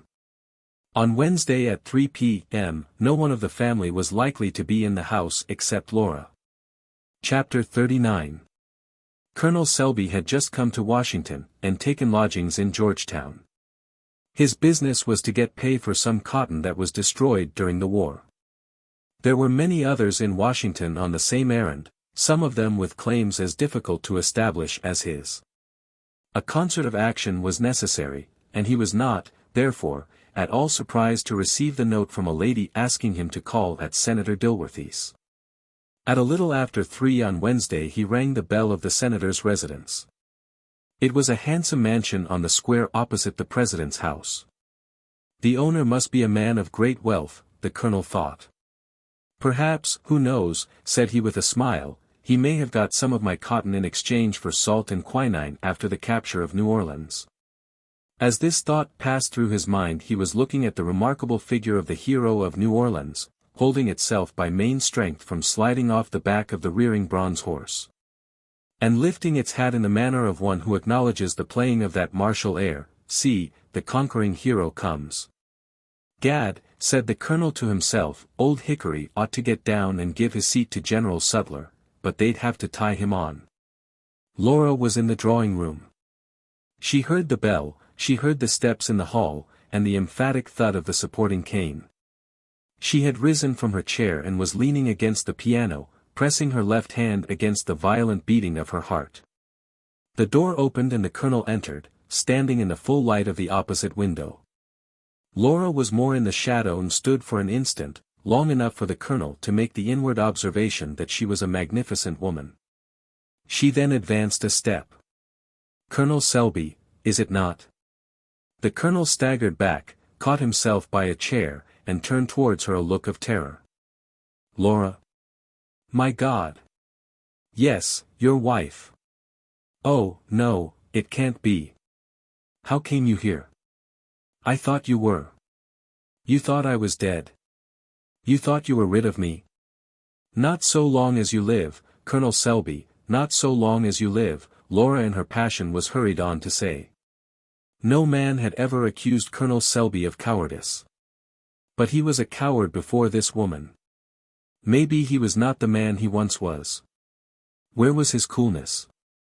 Where was his sneering, imperturbable manner, with which he could have met, and would have met, any woman he had wronged, if he had only been forewarned? He felt now that he must temporize, that he must gain time. There was danger in Laura's tone. There was something frightful in her calmness. Her steady eyes seemed to devour him. "You have ruined my life," she said, "and I was so young, so ignorant, and loved you so. You betrayed me, and left me, mocking me and trampling me into the dust, a soiled cast-off. You might better have killed me then. Then I should not have hated you." "Laura," said the colonel, nerving himself, but still pale, and speaking appealingly, "don't say that. Reproach me. I deserve it. I was a scoundrel. I was everything monstrous. But your beauty made me crazy. You are right. I was a brute in leaving you as I did. But what could I do? I was married, and your wife still lives?" asked Laura, bending a little forward in her eagerness. The colonel noticed the action, and he almost said, "No," but he thought of the folly of attempting concealment. "Yes. She is here." What little color had wandered back into Laura's face forsook it again. Her heart stood still, her strength seemed going from her limbs. Her last hope was gone. The room swam before her for a moment, and the colonel stepped towards her, but she waved him back, as hot anger again coursed through her veins, and said, "And you dare come with her, here, and tell me of it, here and mock me with it. And you think I will have it, George? You think I will let you live with that woman? You think I am as powerless as that day I fell dead at your feet?" She raged now. She was in a tempest of excitement. And she advanced towards him with a threatening mien. She would kill me if she could, thought the colonel, but he thought at the same moment, how beautiful she is. He had recovered his head now. She was lovely when he knew her, then a simple country girl. Now she was dazzling, in the fullness of ripe womanhood, a superb creature, with all the fascination that a woman of the world has for such a man as Colonel Selby. Nothing of this was lost on him. He stepped quickly to her, grasped both her hands in his, and said, "Laura, stop. Think. Suppose I loved you yet. Suppose I hated my fate. What can I do? I am broken by the war. I have lost everything almost. I had as lief be dead and done with it. The colonel spoke with a low remembered voice that thrilled through Laura. He was looking into her eyes as he had looked in those old days, when no birds of all those that sang in the groves where they walked sang a note of warning. He was wounded. He had been punished. Her strength forsook her with her rage, and she sank upon a chair, sobbing. Oh! My God, I thought I hated him. The colonel knelt beside her. He took her hand and she let him keep it. She looked down into his face, with a pitiable tenderness, and said in a weak voice. And you do love me a little? The colonel vowed and protested. He kissed her hand and her lips. He swore his false soul into perdition. She wanted love, this woman. Was not her love for George Selby deeper than any other woman's could be? Had she not a right to him?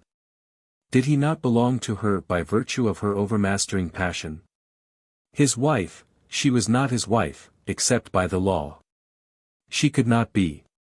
Even with the law she could have no right to stand between two souls that were one. It was an infamous condition in society that George should be tied to her. Laura thought this, believed it, because she desired to believe it. She came to it as an original proposition founded on the requirements of her own nature. She may have heard, doubtless she had, similar theories that were prevalent at that day, theories of the tyranny of marriage and of the freedom of marriage. She had even heard women lecturers say, that marriage should only continue so long as it pleased either party to it, for a year, or a month, or a day. She had not given much heed to this, but she saw its justice now in a dash of revealing desire. It must be right. God would not have permitted her to love George Selby as she did, and him to love her, if it was right for society to raise up a barrier between them. He belonged to her. Had he not confessed it himself? Not even the religious atmosphere of Senator Dilworthy's house had been sufficient to instill into Laura that deep Christian principle which had been somehow omitted in her training. Indeed, in that very house had she not heard women, prominent before the country and besieging Congress, utter sentiments that fully justified the course she was marking out for herself. They were seated now, side by side, talking with more calmness. Laura was happy, or thought she was. But it was that feverish sort of happiness which is snatched out of the black shadow of falsehood, and is at the moment recognized as fleeting and perilous, and indulged tremblingly. She loved. She was loved. That is happiness certainly. And the black past and the troubled present and the uncertain future could not snatch that from her. What did they say as they sat there? What nothings do people usually say in such circumstances, even if they are 70. It was enough for Laura to hear his voice and be near him. It was enough for him to be near her, and avoid committing himself as much as he could. Enough for him was the present also. Had there not always been some way out of such scrapes? And yet Laura could not be quite content without prying into tomorrow. How could the colonel manage to free himself from his wife? Would it be long? Could he not go into some state where it would not take much time? He could not say exactly. That they must think of. That they must talk over. And so on. Did this seem like a damnable plot to Laura against the life, maybe, of a sister, a woman like herself? Probably not. It was right that this man should be hers, and there were some obstacles in the way. That was all. There are as good reasons for bad actions as for good ones, to those who commit them. When one has broken the 10th commandment, the others are not of much account.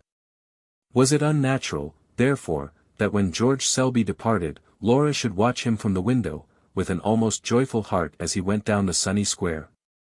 I shall see him tomorrow, she said, and the next day, and the next. He is mine now. Damn the woman, said the colonel as he picked his way down the steps. Or, he added, as his thoughts took a new turn, I wish my wife was in New Orleans. Chapter 40. Open your ears. For which of you will stop? The vent of hearing when loud rumor speaks. I, from the Orient to the drooping West. Making the wind my post-horse, still unfold. The axe commenced on this ball of earth. Upon my tongue's continual slanders ride.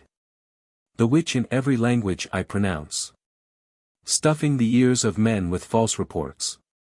King Henry IV. As may be readily believed, Colonel Beriah Sellers was by this time one of the best-known men in Washington. For the first time in his life his talents had a fair field. He was now at the center of the manufacture of gigantic schemes, of speculations of all sorts, of political and social gossip. The atmosphere was full of little and big rumors and of vast, undefined expectations. Everybody was in haste, too, to push on his private plan, and feverish in his haste, as if in constant apprehension that tomorrow would be Judgment Day. Work while Congress is in session, said the uneasy spirit, for in the recess there is no work and no device. The colonel enjoyed this bustle and confusion amazingly, he thrived in the air of indefinite expectation. All his own schemes took larger shape and more misty and majestic proportions, and in this congenial air, the colonel seemed even to himself to expand into something large and mysterious. If he respected himself before, he almost worshipped Beriah Sellers now, as a superior being. If he could have chosen an official position out of the highest, he would have been embarrassed in the selection. The presidency of the Republic seemed too limited and cramped in the constitutional restrictions. If he could have been Grand Lama of the United States, that might have come the nearest to his idea of a position. And next to that he would have luxuriated in the irresponsible omniscience of the special correspondent. Colonel Sellers knew the president very well, and had access to his presence when officials were kept cooling their heels in the waiting room. The president liked to hear the colonel talk, his voluble ease was a refreshment after the decorous dullness of men who only talked business and government, and everlastingly expounded their notions of justice and the distribution of patronage. The colonel was as much a lover of farming and of horses as Thomas Jefferson was. He talked to the president by the hour about his magnificent stud, and his plantation at Hawkins, a kind of principality, he represented it. He urged the president to pay him a visit during the recess, and see his stock farm. The president's table is well enough, he used to say, to the loafers who gathered about him at Willard's, well enough for a man on a salary, but God bless my soul. I should like him to see a little old-fashioned hospitality, open house, you know. A person seeing me at home might think I paid no attention to what was in the house, just let things flow in and out. He'd be mistaken. What I look to is quality, sir. The president has variety enough, but the quality. Vegetables of course you can't expect here. I'm very particular about mine. Take celery, now, there's only one spot in this country where celery will grow. But I am surprised about the wines. I should think they were manufactured in the New York Custom House. I must send the president some from my cellar. I was really mortified the other day at dinner to see Black Bay leave his standing in the glasses. When the colonel first came to Washington he had thoughts of taking the mission to Constantinople, in order to be on the spot to look after the dissemination of his eye water, but as that invention was not yet quite ready, the project shrank a little in the presence of vaster schemes.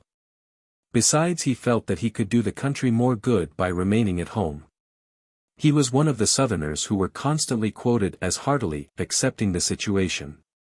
I'm whipped, he used to say with a jolly laugh, the government was too many for me. I'm cleaned out, done for, except my plantation and private mansion. We played for a big thing, and lost it, and I don't whine, for one. I go for putting the old flag on all the vacant lots. I said to the president, says I, Grant, why don't you take Santo Domingo, annex the whole thing, and settle the bill afterwards? That's my way. I'd take the job to manage Congress. The South would come into it. You've got to conciliate the South, consolidate the two debts, pay him off in greenbacks, and go ahead. That's my notion. Boutwell's got the right notion about the value of paper, but he lacks courage. I should like to run the Treasury Department about 6 months. I'd make things plenty, and business look up. The colonel had access to the departments. He knew all the senators and representatives, and especially, the lobby. He was consequently a great favorite in Newspaper Row, and was often lounging in the offices there, dropping bits of private, official information, which were immediately caught up and telegraphed all over the country. But it used to surprise even the colonel when he read it. It was embellished to that degree that he hardly recognized it, and the hint was not lost on him. He began to exaggerate his heretofore simple conversation to suit the newspaper demand. People used to wonder in the winters of 187, and 187- where the specials got that remarkable information with which they every morning surprised the country, revealing the most secret intentions of the president and his cabinet. The private thoughts of political leaders, the hidden meaning of every movement. This information was furnished by Colonel Sellers. When he was asked, afterwards, about the stolen copy of the Alabama Treaty which got into the New York Tribune, he only looked mysterious, and said that neither he nor Senator Dilworthy knew anything about it. But those whom he was in the habit of meeting occasionally felt almost certain that he did know. It must not be supposed that the colonel in his general patriotic labors neglected his own affairs.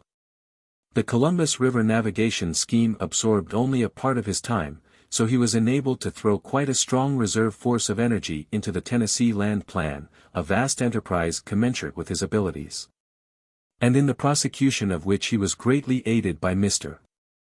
Henry Brierly, who was buzzing about the Capitol and the hotels day and night, and making capital for it in some mysterious way. "We must create a public opinion," said Senator Dilworthy.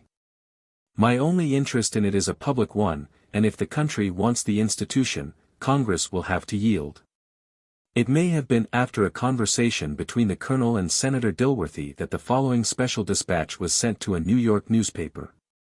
"We understand that a philanthropic plan is on foot in relation to the colored race that will, if successful, revolutionize the whole character of Southern industry. An experimental institution is in contemplation in Tennessee which will do for that state what the industrial school at Zurich did for Switzerland. We learn that approaches have been made to the heirs of the late Hon. Silas Hawkins of Missouri, in reference to a lease of a portion of their valuable property in East Tennessee. Senator Dilworthy, it is understood, is inflexibly opposed to any arrangement that will not give the government absolute control. Private interests must give way to the public good. It is to be hoped that Colonel Sellers, who represents the heirs, will be led to see the matter in this light." When Washington Hawkins read this dispatch, he went to the colonel in some anxiety. He was for a lease, he didn't want to surrender anything. What did he think the government would offer? 2 millions. "Maybe 3, maybe 4, said the colonel, "it's worth more than the Bank of England." "If they will not lease," said Washington, "let M make it 2 millions for an undivided half. I'm not going to throw it away, not the whole of it." Harry told the colonel that they must drive the thing through, he couldn't be dallying round Washington when spring opened. Phil wanted him. Phil had a great thing on hand up in Pennsylvania. "What is that?" inquired the colonel, always ready to interest himself in anything large. "A mountain of coal, that's all. He's going to run a tunnel into it in the spring." "Does he want any capital?"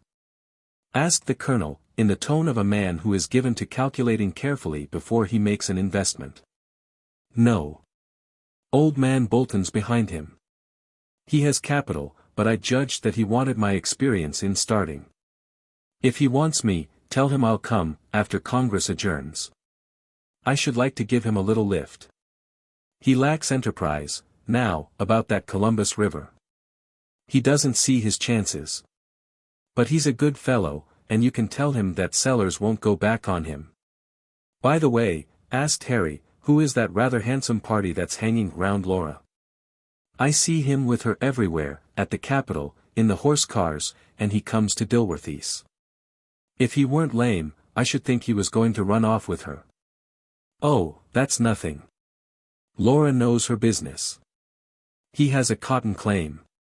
Used to be at Hawkeye during the war. Selby's his name, was a colonel. Got a wife and family. Very respectable people, the Selbys." "Well, that's all right," said Harry, "if it's business. But if a woman looked at me as I've seen her at Selby, I should understand it. And it's talked about, I can tell you.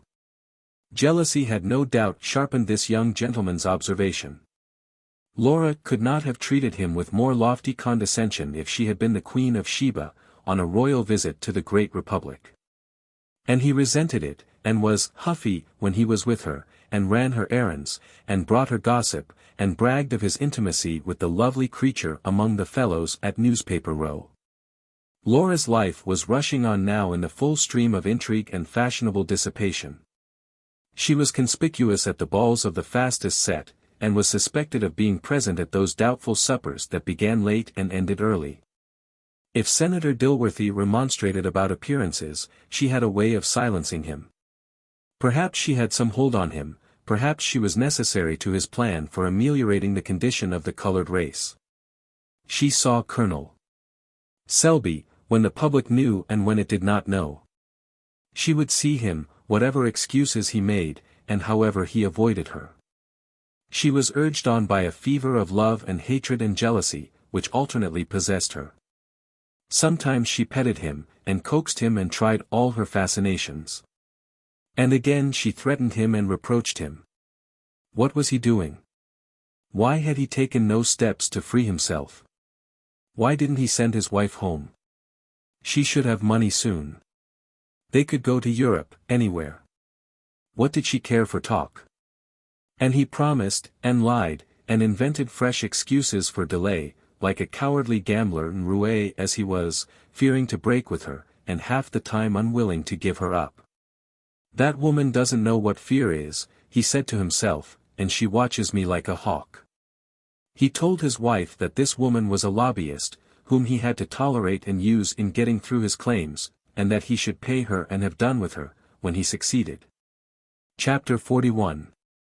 Henry Brierly was at the Dilworthys constantly and on such terms of intimacy that he came and went without question. The senator was not an inhospitable man, he liked to have guests in his house, and Harry's gay humor and rattling way entertained him, for even the most devout men and busy statesmen must have hours of relaxation.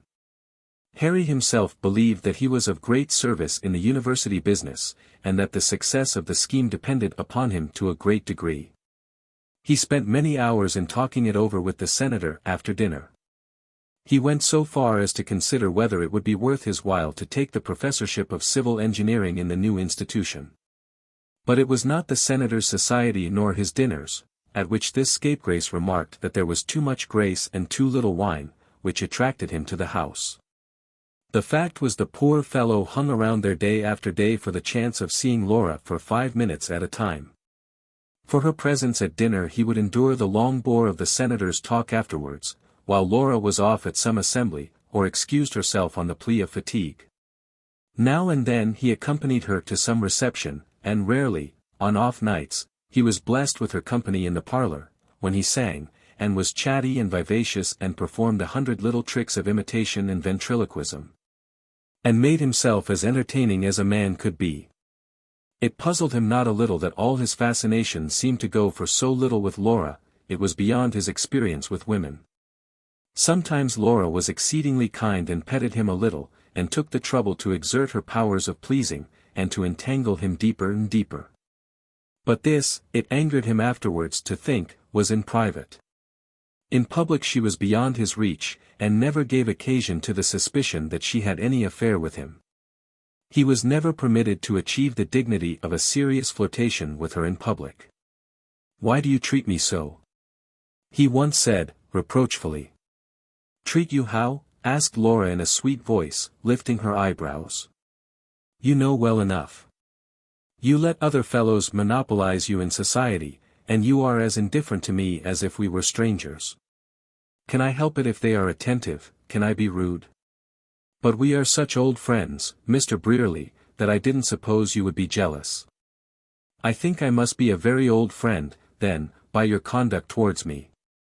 By the same rule I should judge that Colonel Selby must be very new." Laura looked up quickly, as if about to return an indignant answer to such impertinence, but she only said, "Well, what of Colonel Selby, saucebox?" "Nothing, probably, you'll care for. Your being with him so much is the town talk, that's all. What do people say? Asked Laura calmly. Oh, they say a good many things. You are offended, though, to have me speak of it. Not in the least. You are my true friend. I feel that I can trust you.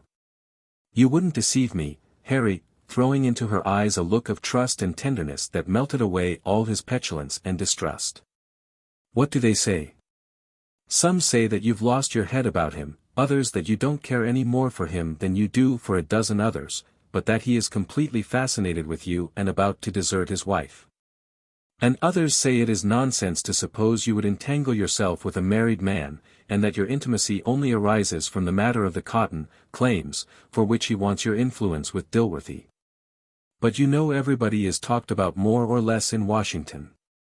I shouldn't care, but I wish you wouldn't have so much to do with Selby, Laura, continued Harry, fancying that he was now upon such terms that his advice would be heeded. And you believe these slanders? I don't believe anything against you, Laura, but Colonel Selby does not mean you any good. I know you wouldn't be seen with him if you knew his reputation. Do you know him? Laura asked, as indifferently as she could. Only a little. I was at his lodgings in Georgetown a day or two ago, with Colonel Sellers. Sellers wanted to talk with him about some patent remedy he has, water, or something of that sort, which he wants to introduce into Europe. Selby is going abroad very soon. Laura started, in spite of her self-control. And his wife? Does he take his family? Did you see his wife? Yes. A dark little woman, rather worn, must have been pretty once though. Has 3 or 4 children, one of them a baby. They'll all go of course. She said she should be glad enough to get away from Washington. You know Selby has got his claim allowed, and they say he has had a run of luck lately at Morrissey's. Laura heard all this in a kind of stupor, looking straight at Harry, without seeing him. Is it possible, she was thinking, that this base wretch, after all his promises, will take his wife and children and leave me? Is it possible the town is saying all these things about me? And a look of bitterness coming into her face, does the fool think he can escape so? You are angry with me, Laura, said Harry, not comprehending in the least what was going on in her mind. Angry, she said, forcing herself to come back to his presence. With you? Oh no. I'm angry with the cruel world, which pursues an independent woman as it never does a man. I'm grateful to you, Harry, I'm grateful to you for telling me of that odious man. And she rose from her chair and gave him her pretty hand, which the silly fellow took, and kissed and clung to. And he said many silly things, before she disengaged herself gently, and left him, saying it was time to dress, for dinner. And Harry went away, excited, and a little hopeful, but only a little. The happiness was only a gleam, which departed and left him thoroughly miserable. She never would love him, and she was going to the devil, besides.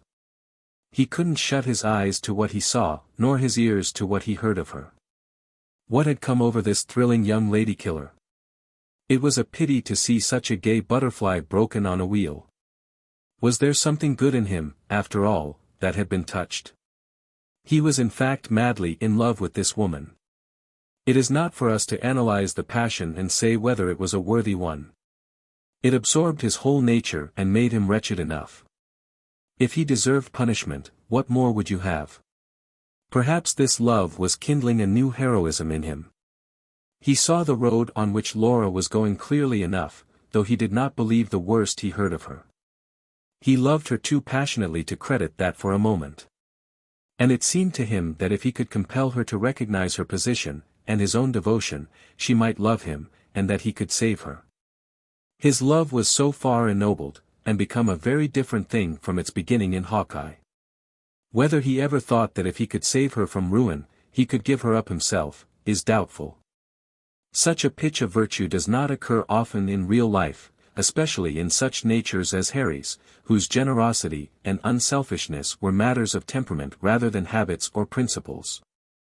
He wrote a long letter to Laura, an incoherent, passionate letter, pouring out his love as he could not do in her presence, and warning her as plainly as he dared of the dangers that surrounded her, and the risks she ran of compromising herself in many ways. Laura read the letter, with a little sigh maybe, as she thought of other days, but with contempt also, and she put it into the fire with the thought, they are all alike. Harry was in the habit of writing to Philip freely, and boasting also about his doings, as he could not help doing and remain himself. Mixed up with his own exploits, and his daily triumphs as a lobbyist, especially in the matter of the new university, in which Harry was to have something handsome, were amusing sketches of Washington society, hints about Dilworthy, stories about Colonel Sellers, who had become a well-known character, and wise remarks upon the machinery of private legislation for the public good, which greatly entertained Philip in his convalescence. Laura's name occurred very often in these letters, at first in casual mention as the belle of the season, carrying everything before her with her wit and beauty, and then more seriously, as if Harry did not exactly like so much general admiration of her, and was a little nettled by her treatment of him. This was so different from Harry's usual tone about women, that Philip wondered a good deal over it. Could it be possible that he was seriously affected? Then came stories about Laura, town talk, gossip which Harry denied the truth of indignantly. But he was evidently uneasy, and at length wrote in such miserable spirits that Philip asked him squarely what the trouble was he in love? Upon this, Harry made a clean breast of it, and told Philip all he knew about the Selby affair, and Laura's treatment of him, sometimes encouraging him, and then throwing him off. And finally his belief that she would go to the bad if something was not done to arouse her from her infatuation. He wished Philip was in Washington. He knew Laura, and she had a great respect for his character, his opinions, his judgment. Perhaps he, as an uninterested person in whom she would have some confidence, and as one of the public, could say something to her that would show her where she stood. Philip saw the situation clearly enough. Of Laura he knew not much, except that she was a woman of uncommon fascination, and he thought from what he had seen of her in Hawkeye, her conduct towards him and towards Harry, of not too much principle. Of course he knew nothing of her history. He knew nothing seriously against her, and if Harry was desperately enamored of her, why should he not win her if he could? If, however, she had already become what Harry uneasily felt she might become, was it not his duty to go to the rescue of his friend and try to save him from any rash act on account of a woman that might prove to be entirely unworthy of him? For trifler and visionary as he was, Harry deserved a better fate than this. Philip determined to go to Washington and see for himself. He had other reasons also. He began to know enough of Mr. Bolton's affairs to be uneasy. Pennybacker had been there several times during the winter, and he suspected that he was involving Mr. Bolton in some doubtful scheme. Pennybacker was in Washington, and Philip thought he might perhaps find out something about him, and his plans, that would be of service to Mr. Bolton. Philip had enjoyed his winter very well, for a man with his arm broken and his head smashed. With two such nurses as Ruth and Alice, illness seemed to him rather a nice holiday, and every moment of his convalescence had been precious and all too fleeting. With a young fellow of the habits of Philip, such injuries cannot be counted on to tarry long, even for the purpose of love-making, and Philip found himself getting strong with even disagreeable rapidity. During his first weeks of pain and weakness, Ruth was unceasing in her ministrations. She quietly took charge of him, and with a gentle firmness resisted all attempts of Alice or any one else to share to any great extent the burden with her. She was clear, decisive and peremptory in whatever she did. But often when Philip opened his eyes in those first days of suffering and found her standing by his bedside, he saw a look of tenderness in her anxious face that quickened his already feverish pulse. A look that remained in his heart long after he closed his eyes. Sometimes he felt her hand on his forehead, and did not open his eyes for fear she would take it away. He watched for her coming to his chamber. He could distinguish her light footstep from all others. If this is what is meant by women practicing medicine, thought Philip to himself, I like it. Ruth, said he one day when he was getting to be quite himself, I believe in it. Believe in what? Why, in women physicians. Then, I'd better call in Mrs. Dr. Longstreet. Oh, no. One will do, one at a time. I think I should be well tomorrow, if I thought I should never have any other. Thy physician thinks thee mustn't talk, Philip, said Ruth, putting her finger on his lips. But, Ruth, I want to tell you that I should wish I never had got well if. There, thee must not talk. Thee is wandering again, and Ruth closed his lips, with a smile on her own that broadened into a merry laugh as she ran away. Philip was not weary, however, of making these attempts, he rather enjoyed it. But whenever he inclined to be sentimental, Ruth would cut him off, with some such gravely conceived speech as, "Does thee think that thy physician will take advantage of the condition of a man who is as weak as thee is? I will call Alice, if thee has any dying confessions to make." As Philip convalesced, Alice more and more took Ruth's place as his entertainer, and read to him by the hour, when he did not want to talk about Ruth, as he did a good deal of the time. Nor was this altogether unsatisfactory to Philip. He was always happy and contented with Alice. She was the most restful person he knew. Better informed than Ruth and with a much more varied culture, and bright and sympathetic, he was never weary of her company, if he was not greatly excited by it. She had upon his mind that peaceful influence that Mrs. Bolton had when, occasionally, she sat by his bedside with her work. Some people have this influence, which is like an emanation. They bring peace to a house, they diffuse serene content in a room full of mixed company, though they may say very little, and are apparently unconscious of their own power. Not that Philip did not long for Ruth's presence all the same. Since he was well enough to be about the house, she was busy again with her studies. Now and then her teasing humor came again. She always had a playful shield against his sentiment. Philip used sometimes to declare that she had no sentiment. And then he doubted if he should be pleased with her after all if she were at all sentimental, and he rejoiced that she had, in such matters, what he called the airy grace of sanity. She was the most gay serious person he ever saw. Perhaps he was not so much at rest or so contented with her as with Alice. But then he loved her. And what have rest and contentment to do with love? Chapter 42. Mr. Buckstone's campaign was brief, much briefer than he supposed it would be. He began it purposing to win Laura without being won himself, but his experience was that of all who had fought on that field before him. He diligently continued his effort to win her, but he presently found that while as yet he could not feel entirely certain of having won her, it was very manifest that she had won him. He had made an able fight, brief as it was, and that at least was to his credit. He was in good company, now, he walked in a leash of conspicuous captives. These unfortunates followed Laura helplessly, for whenever she took a prisoner he remained her slave henceforth. Sometimes they chafed in their bondage, sometimes they tore themselves free and said their serfdom was ended. But sooner or later they always came back penitent and worshipping. Laura pursued her usual course, she encouraged Mr. Buckstone by turns, and by turns she harassed him. She exalted him to the clouds at one time, and at another she dragged him down again.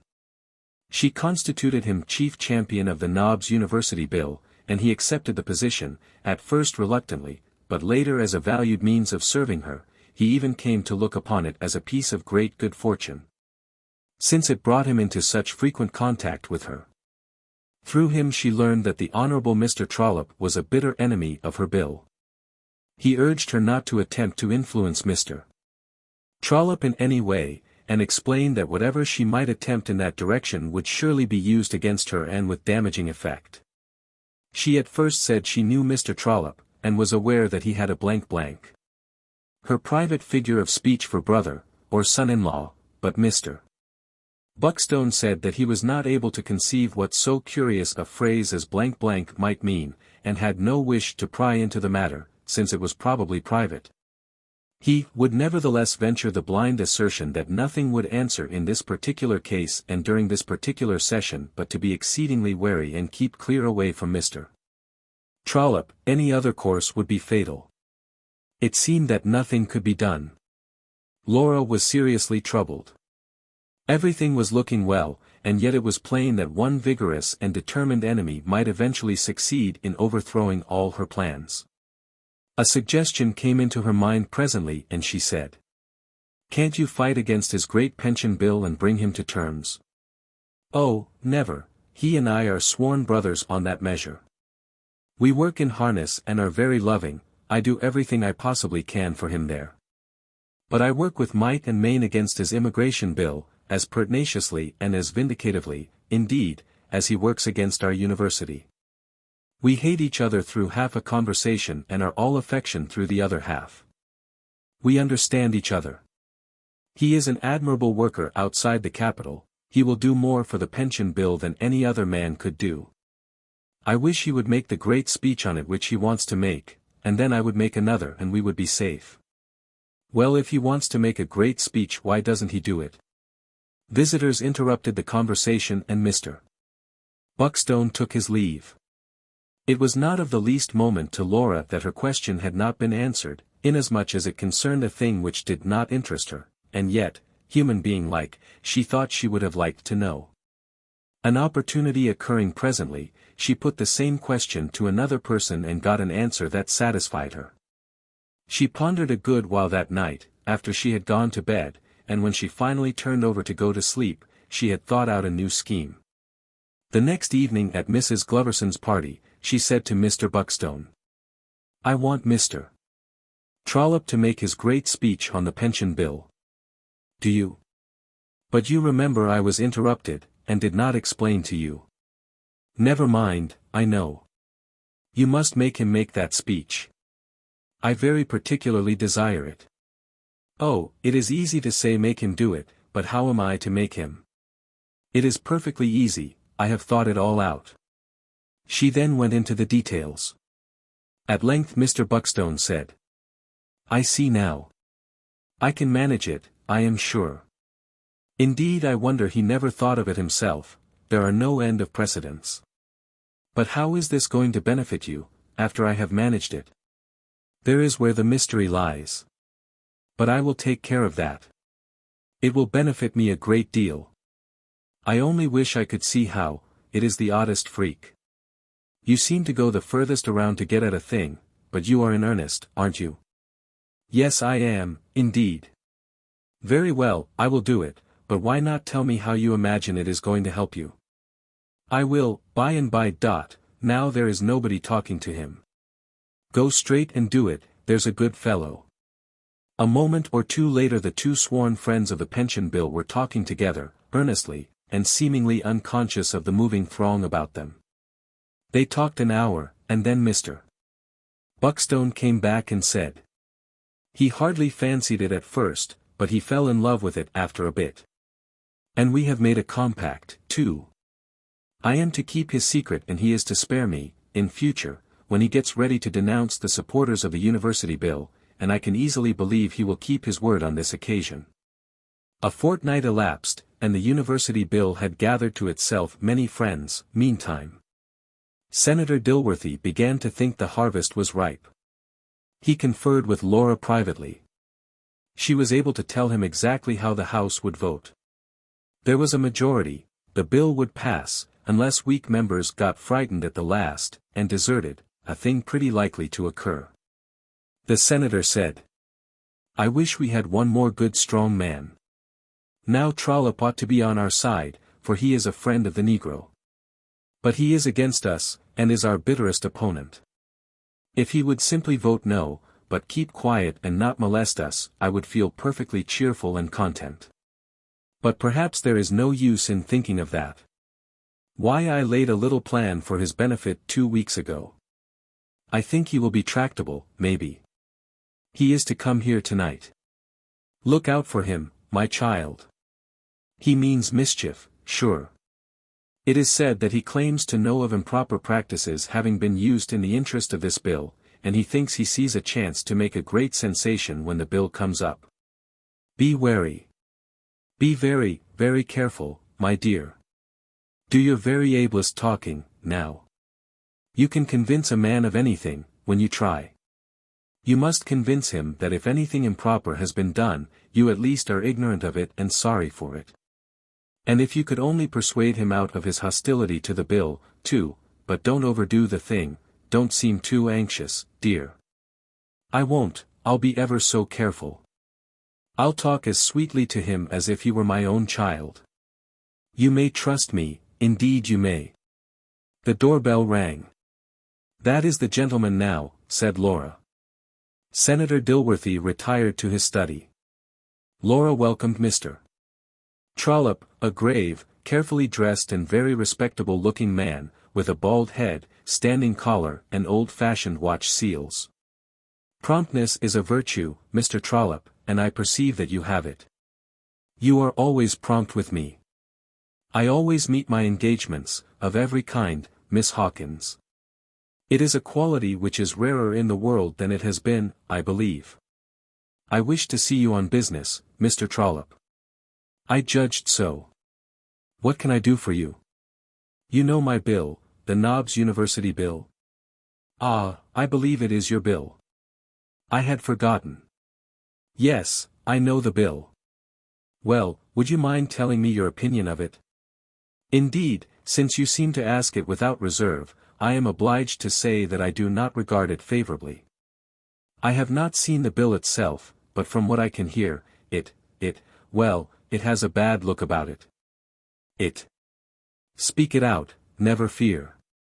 Well, they say it contemplates a fraud upon the government. Well, said Laura tranquilly. Well. I say, well, too. Well, suppose it were a fraud, which I feel able to deny, would it be the first one? You take a body's breath away. Did you wish me to vote for it? Was that what you wanted to see me about? Your instinct is correct. I do want you to vote for it. Vote for a FR, for a measure which is generally believed to be at least questionable. I am afraid we cannot come to an understanding, Miss Hawkins. No, I am afraid not, if you have resumed your principles, Mr. Trollope. Did you send for me merely to insult me? It is time for me to take my leave, Miss Hawkins. No, wait a moment. Don't be offended at a trifle. Do not be offish and unsociable. The steamship subsidy bill was a fraud on the government. You voted for it, Mr. Trollope, though you always opposed the measure until after you had an interview one evening with a certain Mrs. McCarter at her house. She was my agent.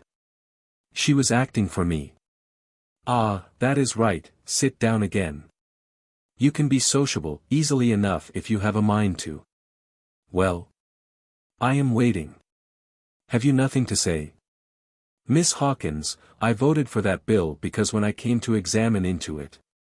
Ah yes. When you came to examine into it. Well, I only want you to examine into my bill. Mr. Trollope, you would not sell your vote on that subsidy bill, which was perfectly right, but you accepted of some of the stock, with the understanding that it was to stand in your brother-in-law's name. There is no this is, utterly groundless, Miss Hawkins. But the gentleman seemed somewhat uneasy, nevertheless. Well, not entirely so, perhaps. I and a person whom we will call Miss Blank, never mind the real name, were in a closet at your elbow all the while. Mr. Trollope winced, then he said with dignity. Miss Hawkins, is it possible that you were capable of such a thing as that? It was bad, I confess that. It was bad. Almost as bad as selling one's vote for, but I forget, you did not sell your vote, you only accepted a little trifle, a small token of esteem, for your brother-in-law. Oh, let us come out and be frank with each other, I know you, Mr. Trollope. I have met you on business 3 or 4 times, true, I never offered to corrupt your principles, never hinted such a thing. But always when I had finished sounding you, I manipulated you through an agent. Let us be frank.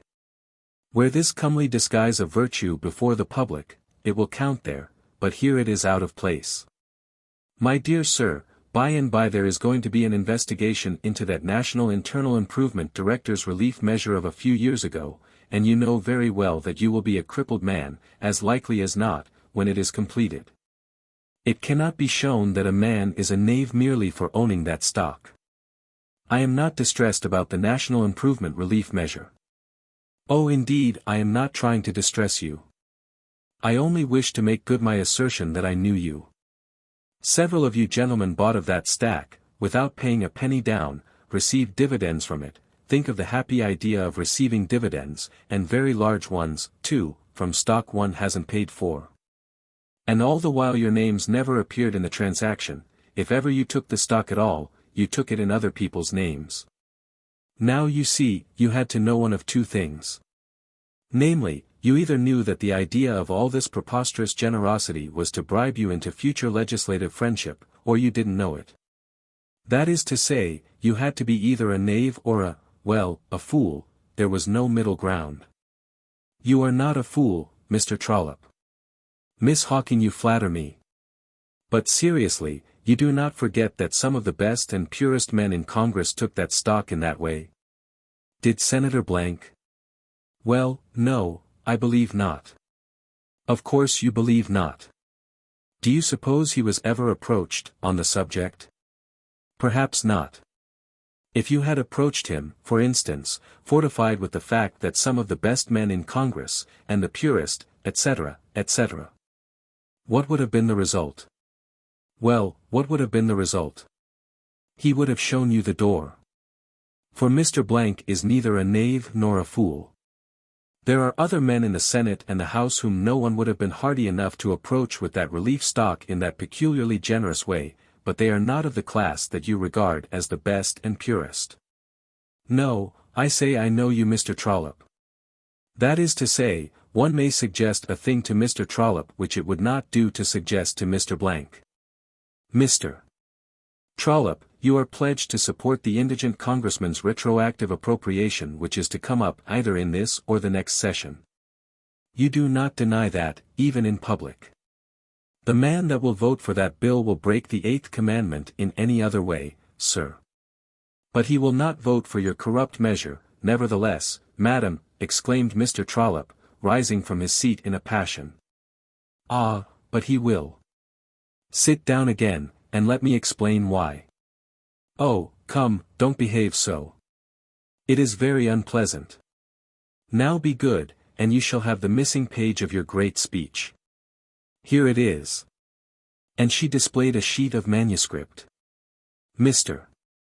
Trollope turned immediately back from the threshold. It might have been gladness that flashed into his face, it might have been something else, but at any rate there was much astonishment mixed with it. Good. Where did you get it? Give it me. Now there is no hurry. Sit down and let us talk and be friendly. The gentleman wavered. Then he said. No, this is only a subterfuge. I will go. It is not the missing page. Laura tore off a couple of lines from the bottom of the sheet. Now, she said, you will know whether this is the handwriting or not. You know it is the handwriting. Now if you will listen, you will know that this must be the list of statistics which was to be the nub of your great effort. And the accompanying blast the beginning of the burst of eloquence which was continued on the next page, and you will recognize that there was where you broke down. She read the page. Mr. Trollope said. This is perfectly astounding. Still, what is all this to me? It is nothing. It does not concern me. The speech is made, and there an end. I did break down for a moment, and in a rather uncomfortable place, since I had led up to those statistics with some grandeur. The hiatus was pleasanter to the house and the galleries than it was to me. But it is no matter now. A week has passed. The jests about it ceased 3 or 4 days ago. The whole thing is a matter of indifference to me, Miss Hawkins. But you apologized, and promised the statistics for next day. Why didn't you keep your promise? The matter was not of sufficient consequence. The time was gone by to produce an effect with them.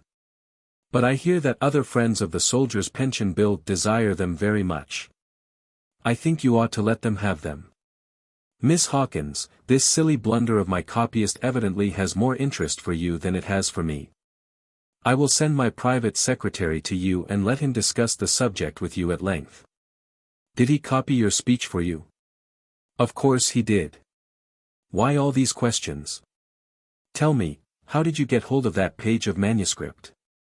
That is the only thing that stirs a passing interest in my mind. I'm coming to that. Then she said, much as if she were talking to herself, it does seem like taking a deal of unnecessary pains.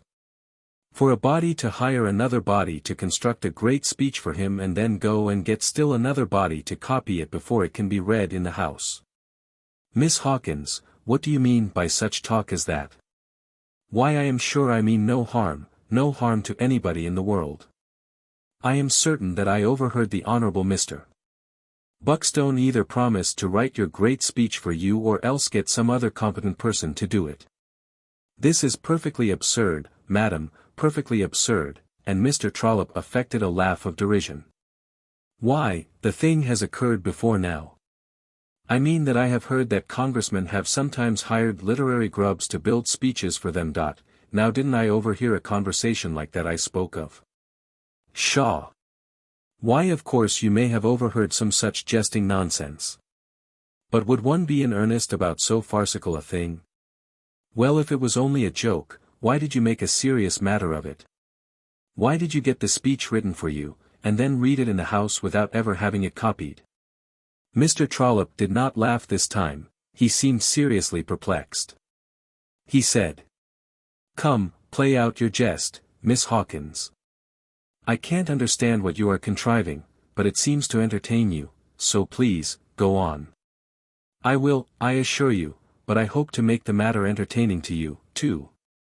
Your private secretary never copied your speech." "Indeed? Really, you seem to know my affairs better than I do myself." "I believe I do. You can't name your own amanuensis, Mr. Trollope. That is sad, indeed. Perhaps Miss Hawkins can." "Yes, I can. I wrote your speech myself, and you read it from my manuscript. There, now." Mr. Trollope did not spring to his feet and smite his brow with his hand while a cold sweat broke out all over him and the color forsook his face. No, he only said, "Good God," and looked greatly astonished. Laura handed him her commonplace book and called his attention to the fact that the handwriting there and the handwriting of this speech were the same. He was shortly convinced. He laid the book aside and said, composedly, "Well, the wonderful tragedy is done, and it transpires that I am indebted to you for my late eloquence. What of it? What was all this for, and what does it amount to after all? What do you propose to do about it?" "Oh, nothing. It is only a bit of pleasantry. When I overheard that conversation I took an early opportunity to ask Mr. Buckstone if he knew of anybody who might want a speech written. I had a friend, and so forth and so on. I was the friend, myself. I thought I might do you a good turn then and depend on you to do me one by and by. I never let Mr. Buckstone have the speech till the last moment, and when you hurried off to the house with it, you did not know there was a missing page, of course, but I did. And now perhaps you think that if I refuse to support your bill, you will make a grand exposure. Well, I had not thought of that. I only kept back the page for the mere fun of the thing. But since you mention it, I don't know but I might do something if I were angry. My dear Miss Hawkins, if you were to give out that you composed my speech, you know very well that people would say it was only your raillery, your fondness for putting a victim in the pillory and amusing the public at his expense. It is too flimsy, Miss Hawkins, for a person of your fine inventive talent, contrive an abler device than that. Come. It is easily done, Mr. Trollope. I will hire a man, and pin this page on his breast, and label it, the missing fragment of the Honorable Mr.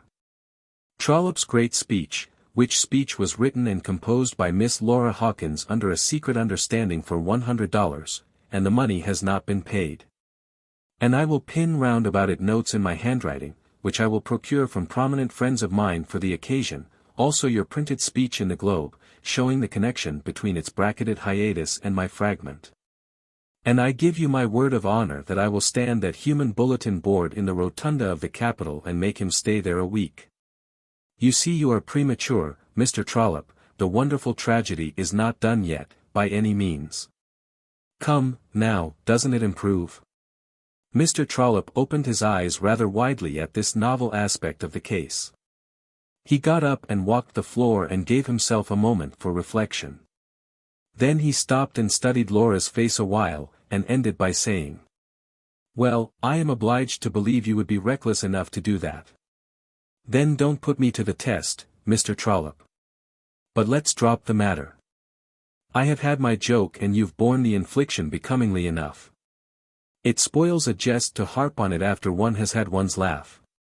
I would much rather talk about my bill. So would I, now, my clandestine amanuensis. Compared with some other subjects, even your bill is a pleasant topic to discuss." "Very good indeed. I thought I could persuade you. Now I am sure you will be generous to the poor Negro and vote for that bill." "Yes, I feel more tenderly toward the oppressed colored man than I did.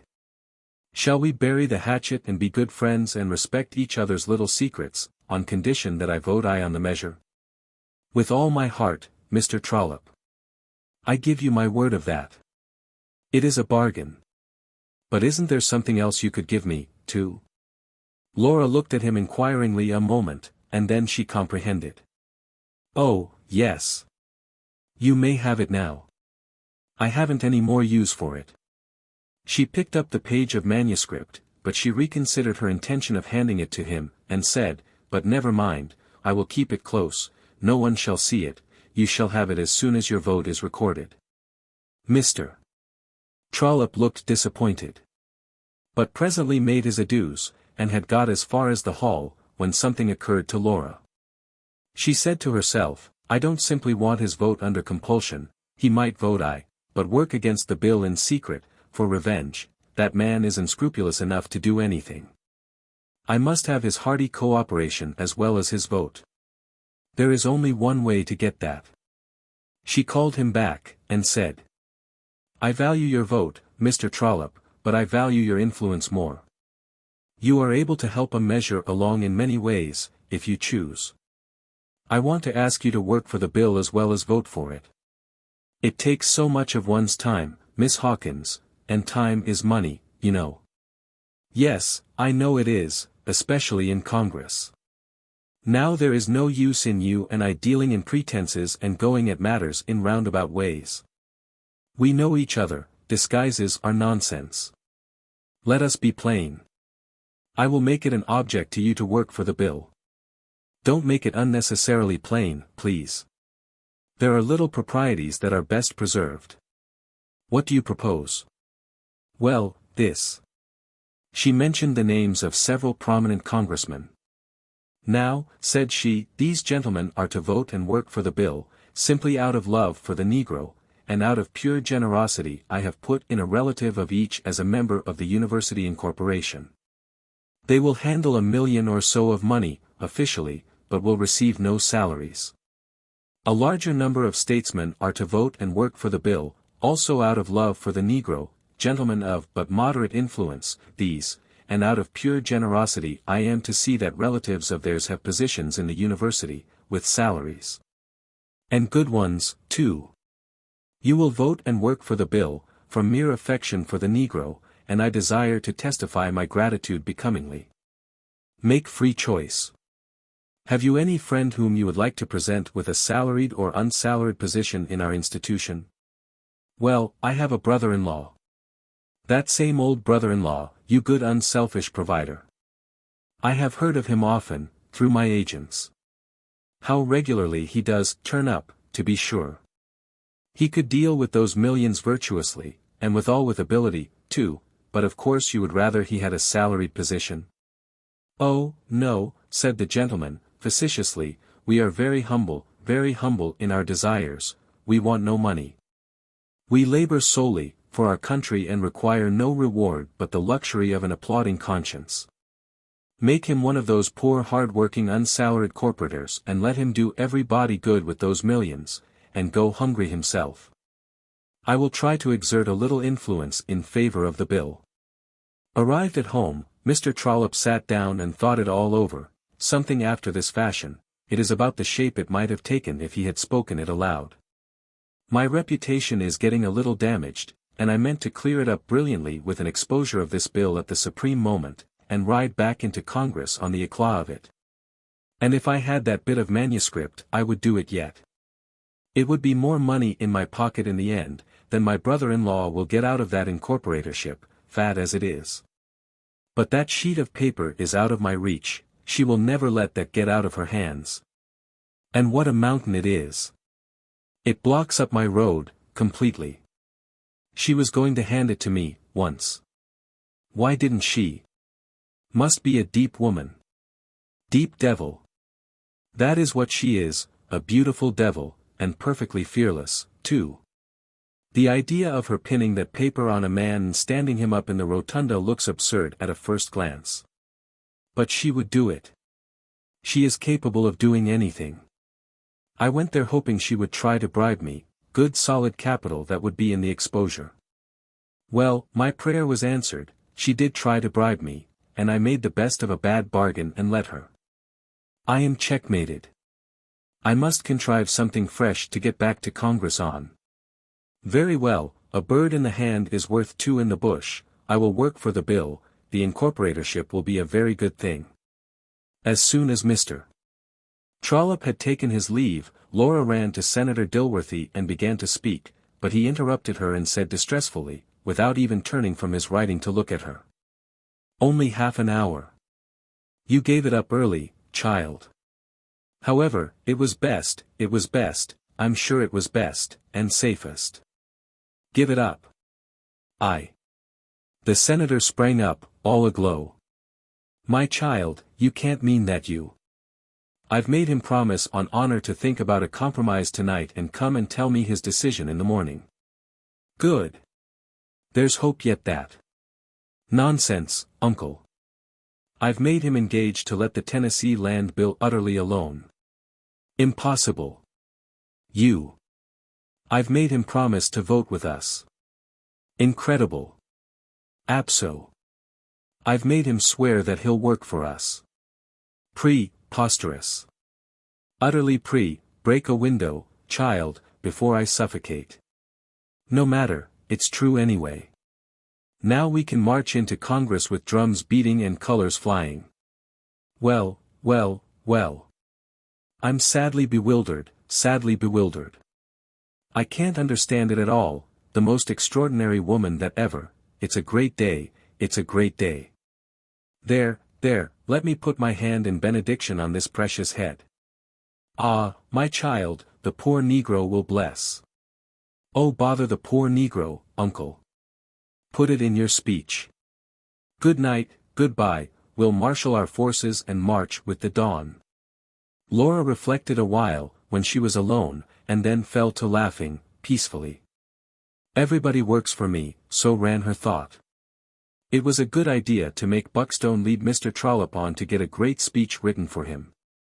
And it was a happy part of the same idea for me to copy the speech after Mr. Buckstone had written it, and then keep back a page. Mr. B. was very complimentary to me when Trollope's breakdown in the house showed him the object of my mysterious scheme. I think he will say still finer things when I tell him the triumph the sequel to it has gained for us. But what a coward the man was, to believe I would have exposed that page in the rotunda, and so exposed myself. However, I don't know. I will think a moment. Suppose he voted no, suppose the bill failed. That is to suppose this stupendous game lost forever, that I have played so desperately for, suppose people came around pitying me, odious. And he could have saved me by his single voice. Yes, I would have exposed him. What would I care for the talk that would have made about me when I was gone to Europe with Selby and all the world was busy with my history and my dishonor? It would be almost happiness to spite somebody at such a time. Chapter 43. The very next day, sure enough, the campaign opened. In due course, the Speaker of the House reached that order of business which is termed notices of bills, and then the Honorable Mr. Buckstone rose in his place and gave notice of a bill to found and incorporate the Knobs Industrial University, and then sat down without saying anything further. The busy gentlemen in the reporters' gallery jotted a line in their notebooks, ran to the telegraphic desk in a room which communicated with their own writing parlor, and then hurried back to their places in the gallery. And by the time they had resumed their seats, the line which they had delivered to the operator had been read in telegraphic offices in towns and cities hundreds of miles away. It was distinguished by frankness of language as well as by brevity. The child is born. Buckstone gives notice of the thieving Knobs University job. It is said the noses have been counted and enough votes have been bought to pass it. For some time the correspondents had been posting their several journals upon the alleged disreputable nature of the bill, and furnishing daily reports of the Washington gossip concerning it. So the next morning, nearly every newspaper of character in the land assailed the measure and hurled broadsides of invective at Mr. Buckstone. The Washington papers were more respectful, as usual, and conciliatory, also, as usual. They generally supported measures, when it was possible, but when they could not they deprecated violent expressions of opinion in other journalistic quarters. They always deprecated, when there was trouble ahead. However, the Washington Daily Love Feast hailed the bill with warm approbation. This was Senator Balaam's paper, or rather, Brother Balaam, as he was popularly called, for he had been a clergyman, in his day. And he himself and all that he did still emitted an odor of sanctity now that he had diverged into journalism and politics. He was a power in the congressional prayer meeting, and in all movements that looked to the spread of religion and temperance. His paper supported the new bill with gushing affection. It was a noble measure, it was a just measure. It was a generous measure, it was a pure measure, and that surely should recommend it in these corrupt times. And finally, if the nature of the bill were not known at all, the Love Feast would support it anyway, and unhesitatingly. For the fact that Senator Dilworthy was the originator of the measure was a guarantee that it contemplated a worthy and righteous work. Senator Dilworthy was so anxious to know what the New York papers would say about the bill, that he had arranged to have synopses of their editorials telegraphed to him. He could not wait for the papers themselves to crawl along down to Washington by a mail train which has never run over a cow since the road was built, for the reason that it has never been able to overtake one. It carries the usual cow-catcher in front of the locomotive, but this is mere ostentation. It ought to be attached to the rear car, where it could do some good. But instead, no provision is made there for the protection of the traveling public, and hence it is not a matter of surprise that cows so frequently climb aboard that train and among the passengers. The senator read his dispatches aloud at the breakfast table. Laura was troubled beyond measure at their tone, and said that that sort of comment would defeat the bill, but the senator said, "Oh, not at all, my child. It is just what we want. Persecution is the one thing needful, now, all the other forces are secured. Give us newspaper persecution enough, and we are safe. Vigorous persecution will alone carry a bill sometimes, dear. And when you start with a strong vote in the first place, persecution comes in with double effect. It scares off some of the weak supporters, true, but it soon turns strong ones into stubborn ones. And then, presently, it changes the tide of public opinion. The great public is weak-minded, the great public is sentimental.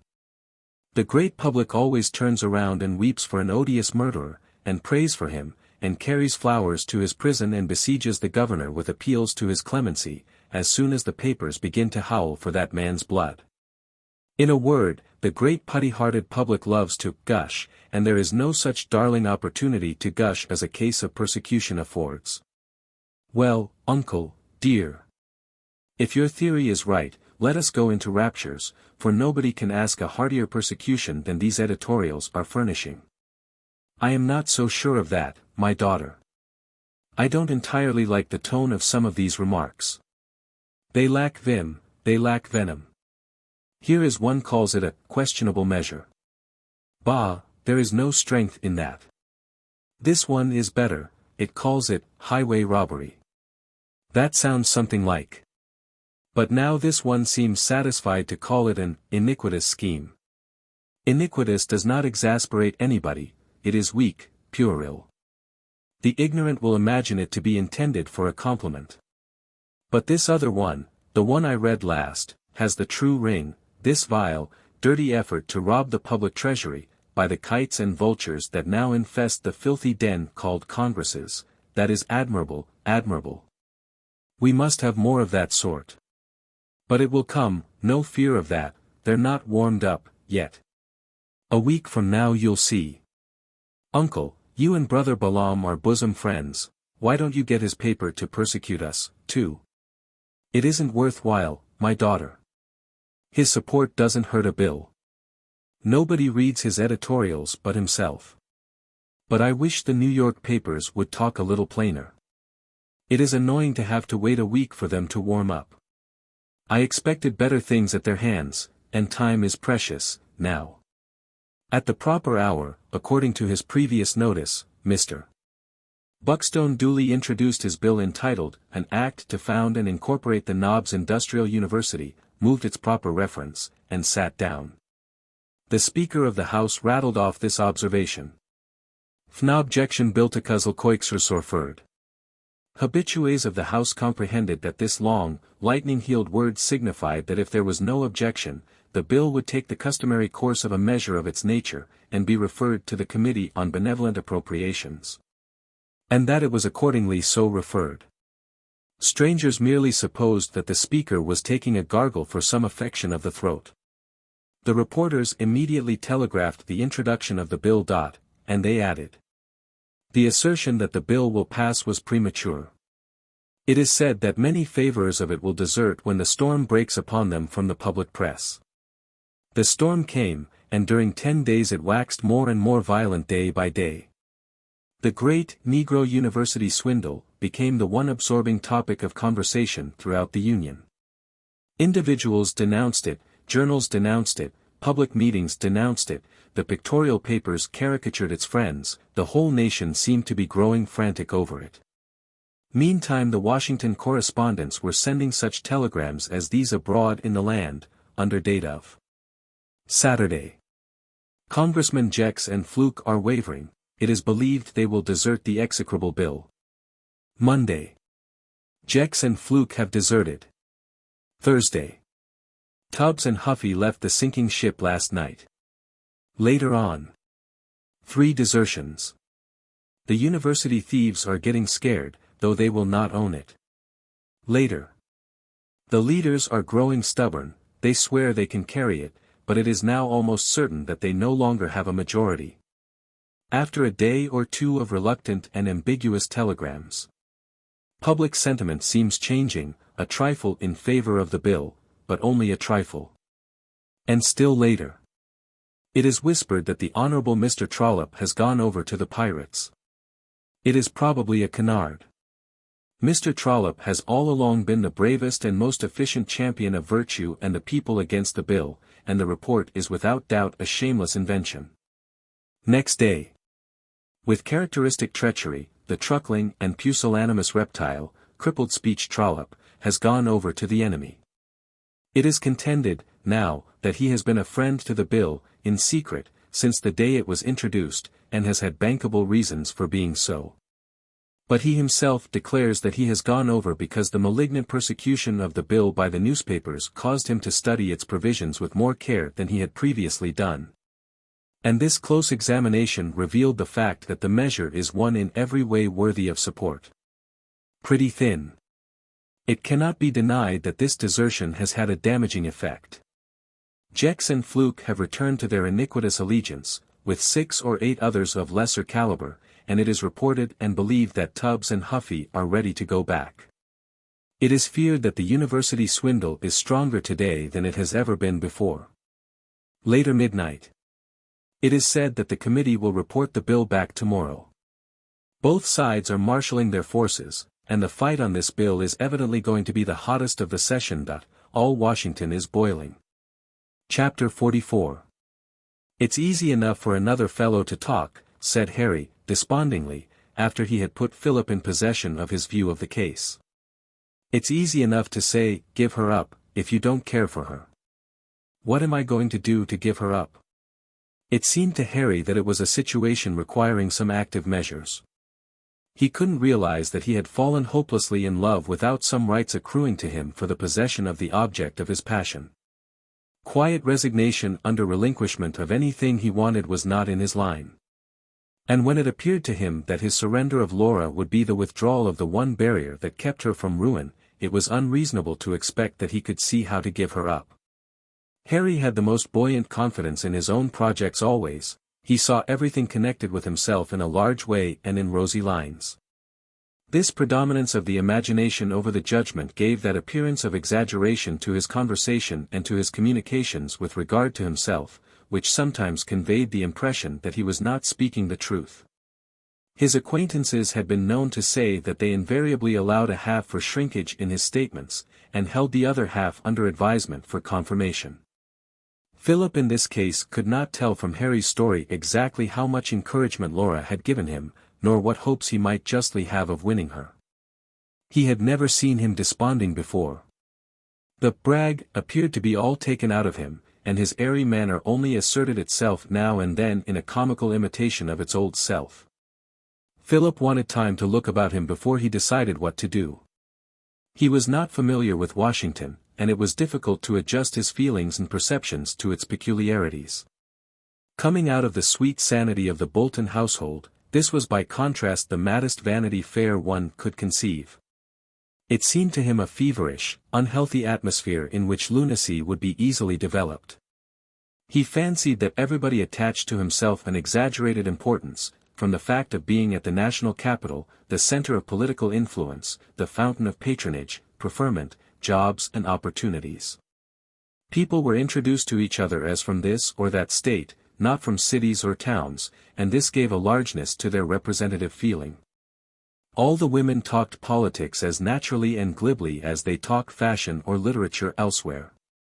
There was always some exciting topic at the capital, or some huge slander was rising up like a miasmatic exhalation from the Potomac, threatening to settle no one knew exactly where. Every other person was an aspirant for a place, or, if he had one, for a better place, or more pay. Almost every other one had some claim or interest or remedy to urge. Even the women were all advocates for the advancement of some person, and they violently espoused or denounced this or that measure as it would affect some relative, acquaintance or friend. Love, travel, even death itself, waited on the chances of the dice daily thrown in the two houses, and the committee rooms there.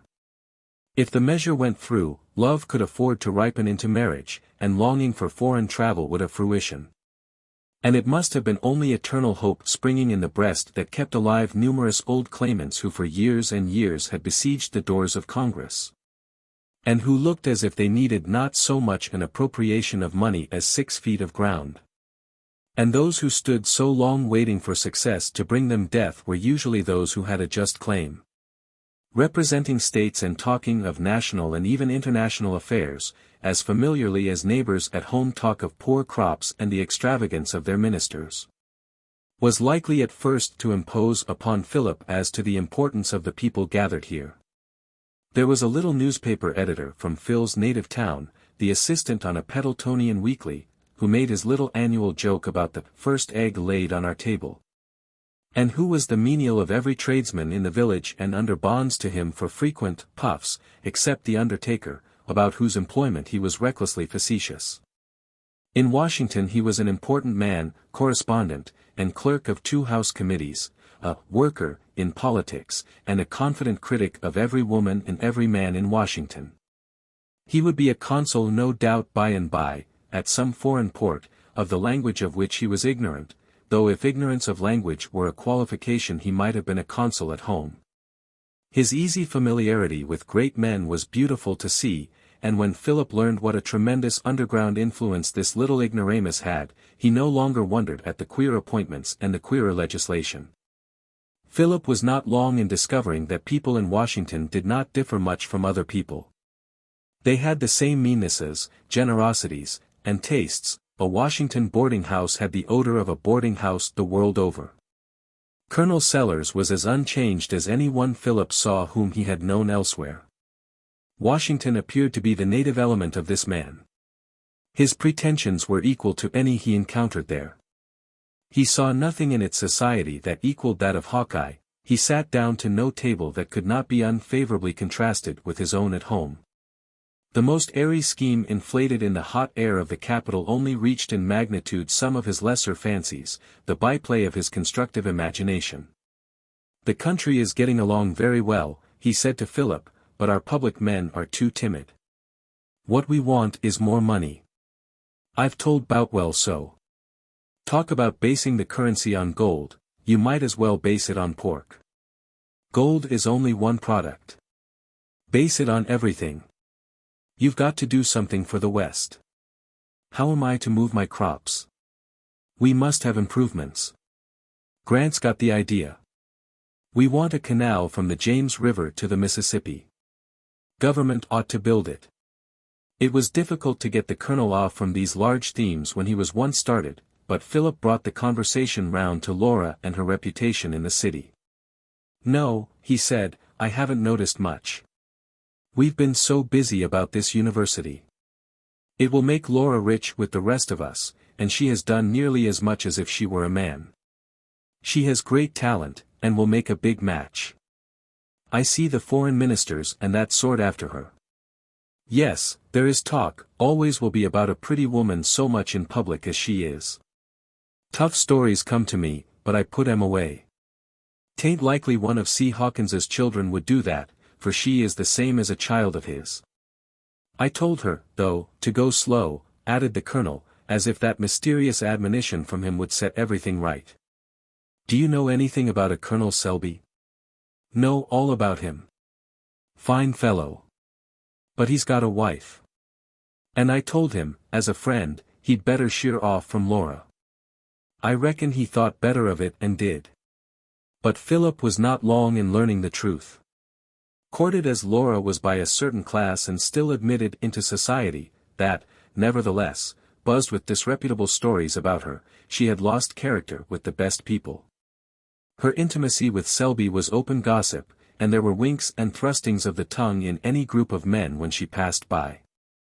It was clear enough that Harry's delusion must be broken up, and that no such feeble obstacle as his passion could interpose would turn Laura from her fate. Philip determined to see her, and put himself in possession of the truth, as he suspected it, in order to show Harry his folly. Laura, after her last conversation with Harry, had a new sense of her position. She had noticed before the signs of a change in manner towards her, a little less respect perhaps from men, and an avoidance by women. She had attributed this latter partly to jealousy of her, for no one is willing to acknowledge a fault in himself when a more agreeable motive can be found for the estrangement of his acquaintances. But now, if society had turned on her, she would defy it. It was not in her nature to shrink. She knew she had been wronged, and she knew that she had no remedy. What she heard of Colonel Selby's proposed departure alarmed her more than anything else, and she calmly determined that if he was deceiving her the second time it should be the last. Let society finish the tragedy if it liked, she was indifferent what came after. At the first opportunity, she charged Selby with his intention to abandon her. He unblushingly denied it. He had not thought of going to Europe. He had only been amusing himself with Sellers' schemes. He swore that as soon as she succeeded with her bill, he would fly with her to any part of the world. She did not quite believe him, for she saw that he feared her, and she began to suspect that his were the protestations of a coward to gain time. But she showed him no doubts. She only watched his movements day by day, and always held herself ready to act promptly. When Philip came into the presence of this attractive woman, he could not realize that she was the subject of all the scandal he had heard. She received him with quite the old Hawkeye openness and cordiality, and fell to talking at once of their little acquaintance there, and it seemed impossible that he could ever say to her what he had come determined to say. Such a man as Philip has only one standard by which to judge women. Laura recognized that fact no doubt. The better part of her woman's nature saw it. Such a man might, years ago, not now, have changed her nature, and made the issue of her life so different, even after her cruel abandonment. She had a dim feeling of this, and she would like now to stand well with him. The spark of truth and honor that was left in her was elicited by his presence. It was this influence that governed her conduct in this interview. "I have come," said Philip in his direct manner, "from my friend Mr. Brierly. You are not ignorant of his feeling towards you." "Perhaps not. But perhaps you do not know, you who have so much admiration, how sincere and overmastering his love is for you." Philip would not have spoken so plainly, if he had in mind anything except to draw from Laura something that would end Harry's passion. "And is sincere love so rare, Mr. Sterling?" asked Laura, moving her foot a little, and speaking with a shade of sarcasm. "Perhaps not in Washington," replied Philip, tempted into a similar tone. "Excuse my bluntness," he continued, "but would the knowledge of his love, would his devotion, make any difference to you in your Washington life?" "In respect to what?" asked Laura quickly. "Well, to others. I won't equivocate, to Colonel Selby." Laura's face flushed with anger, or shame. She looked steadily at Philip and began. "By what right, sir?" "By the right of friendship," interrupted Philip stoutly. "It may matter little to you. It is everything to him. He has a quixotic notion that you would turn back from what is before you for his sake. You cannot be ignorant of what all the city is talking of." Philip said this determinedly and with some bitterness. It was a full minute before Laura spoke. Both had risen, Philip as if to go, and Laura in suppressed excitement. When she spoke her voice was very unsteady, and she looked down. "Yes, I know. I perfectly understand what you mean. Mr. Brierly is nothing, simply nothing. He is a moth singed, that is all." The trifler with women thought he was a wasp. "I have no pity for him, not the least. You may tell him not to make a fool of himself, and to keep away. I say this on your account, not his. You are not like him. It is enough for me that you want it so. Mr. Sterling," she continued, looking up, and there were tears in her eyes that contradicted the hardness of her language, "you might not pity him if you knew my history. Perhaps you would not wonder at some things you hear. No, it is useless to ask me why it must be so. You can't make a life over, society wouldn't let you if you would, and mine must be lived as it is. There, sir, I'm not offended. But it is useless for you to say anything more." Philip went away with his heart lightened about Harry, but profoundly saddened by the glimpse of what this woman might have been. He told Harry all that was necessary of the conversation. She was bent on going her own way, he had not the ghost of a chance, he was a fool, she had said, for thinking he had. And Harry accepted it meekly, and made up his own mind that Philip didn't know much about women. Chapter 45. The galleries of the House were packed, on the momentous day, not because the reporting of an important bill back by a committee was a thing to be excited about, if the bill were going to take the ordinary course afterward. It would be like getting excited over the empaneling of a coroner's jury in a murder case, instead of saving up one's emotions for the grander occasion of the hanging of the accused, 2 years later. After all the tedious forms of law had been gone through with.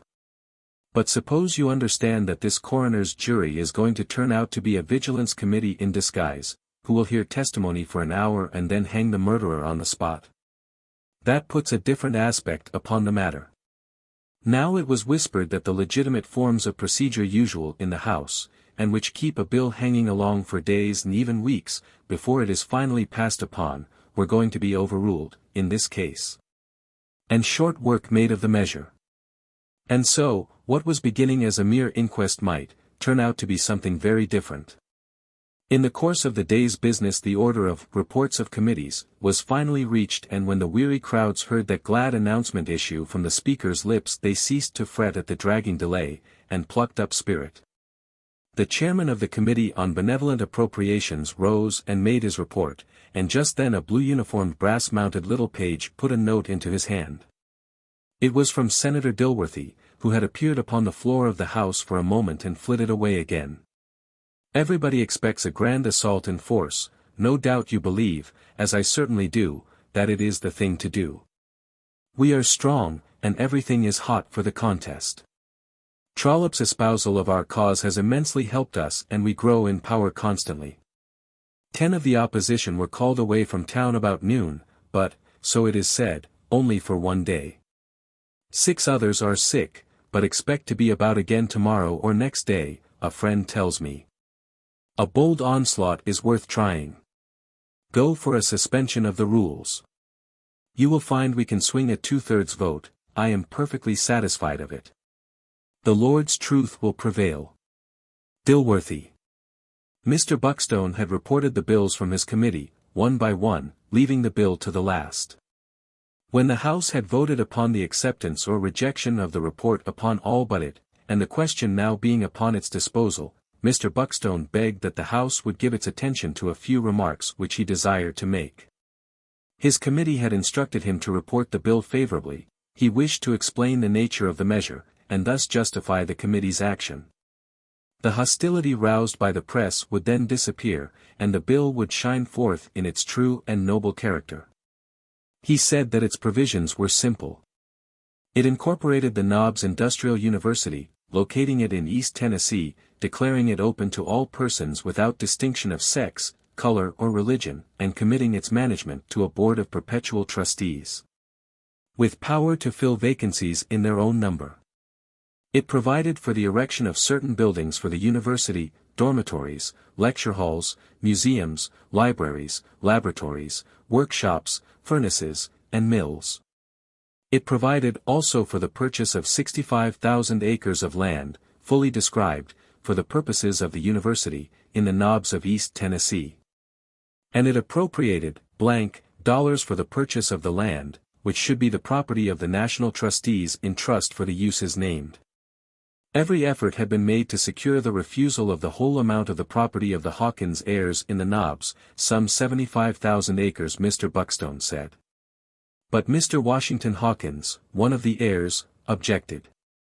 He was, indeed, very reluctant to sell any part of the land at any price, and indeed, this reluctance was justifiable when one considers how constantly and how greatly the property is rising in value. What the South needed, continued Mr. Buckstone, was skilled labor. Without that it would be unable to develop its mines, build its roads, work to advantage and without great waste its fruitful land, establish manufactures or enter upon a prosperous industrial career. Its laborers were almost altogether unskilled. Change them into intelligent, trained workmen, and you increased at once the capital, the resources of the entire South, which would enter upon a prosperity hitherto unknown. In 5 years the increase in local wealth would not only reimburse the government for the outlay in this appropriation, but pour untold wealth into the treasury. This was the material view, and the least important in the honorable gentleman's opinion. Here he referred to some notes furnished him by Senator Dilworthy, and then continued. God had given us the care of these colored millions. What account should we render to him of our stewardship? We had made them free. Should we leave them ignorant? We had cast them upon their own resources. Should we leave them without tools? We could not tell what the intentions of Providence are in regard to these peculiar people, but our duty was plain. The Knobs Industrial University would be a vast school of modern science and practice, worthy of a great nation. It would combine the advantages of Zurich, Freiburg, Kreuzat and the Sheffield Scientific. Providence had apparently reserved and set apart the Knobs of East Tennessee for this purpose. What else were they for? Was it not wonderful that for more than 30 years, over a generation, the choicest portion of them had remained in one family, untouched, as if, separated for some great use? It might be asked why the government should buy this land, when it had millions of acres, more than the railroad companies desired, which it might devote to this purpose. He answered, that the government had no such tract of land as this. It had nothing comparable to it for the purposes of the university. This was to be a school of mining, of engineering, of the working of metals, of chemistry, zoology, botany, manufactures, agriculture. In short, of all the complicated industries that make a state great. There was no place for the location of such a school like the Knobs of East Tennessee. The hills abounded in metals of all sorts, iron in all its combinations, copper, bismuth, gold and silver in small quantities, platinum he believed, tin, aluminium. It was covered with forests and strange plants. In the woods were found the coon, the opossum, the fox, the deer and many other animals who roamed in the domain of natural history. Coal existed in enormous quantity and no doubt oil. It was such a place for the practice of agricultural experiments that any student who had been successful there would have an easy task in any other portion of the country. No place offered equal facilities for experiments in mining, metallurgy, engineering. He expected to live to see the day, when the youth of the South would resort to its mines, its workshops, its laboratories, its furnaces and factories for practical instruction in all the great industrial pursuits. A noisy and rather ill-natured debate followed, now, and lasted hour after hour. The friends of the bill were instructed by the leaders to make no effort to check it. It was deemed better strategy to tire out the opposition.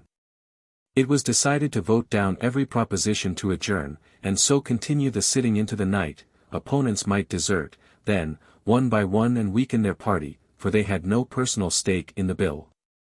Sunset came, and still the fight went on. The gas was lit, the crowd in the galleries began to thin, but the contest continued. The crowd returned, by and by, with hunger and thirst appeased, and aggravated the hungry and thirsty house by looking contented and comfortable, but still the wrangle lost nothing of its bitterness.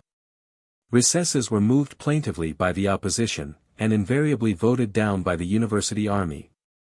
At midnight the house presented a spectacle calculated to interest a stranger. The great galleries were still thronged, though only with men, now. The bright colors that had made them look like hanging gardens were gone, with the ladies. The reporters' gallery was merely occupied by one or two watchful sentinels of the quill-driving guild. The main body cared nothing for a debate that had dwindled to a mere vaporing of dull speakers and now and then a brief quarrel over a point of order.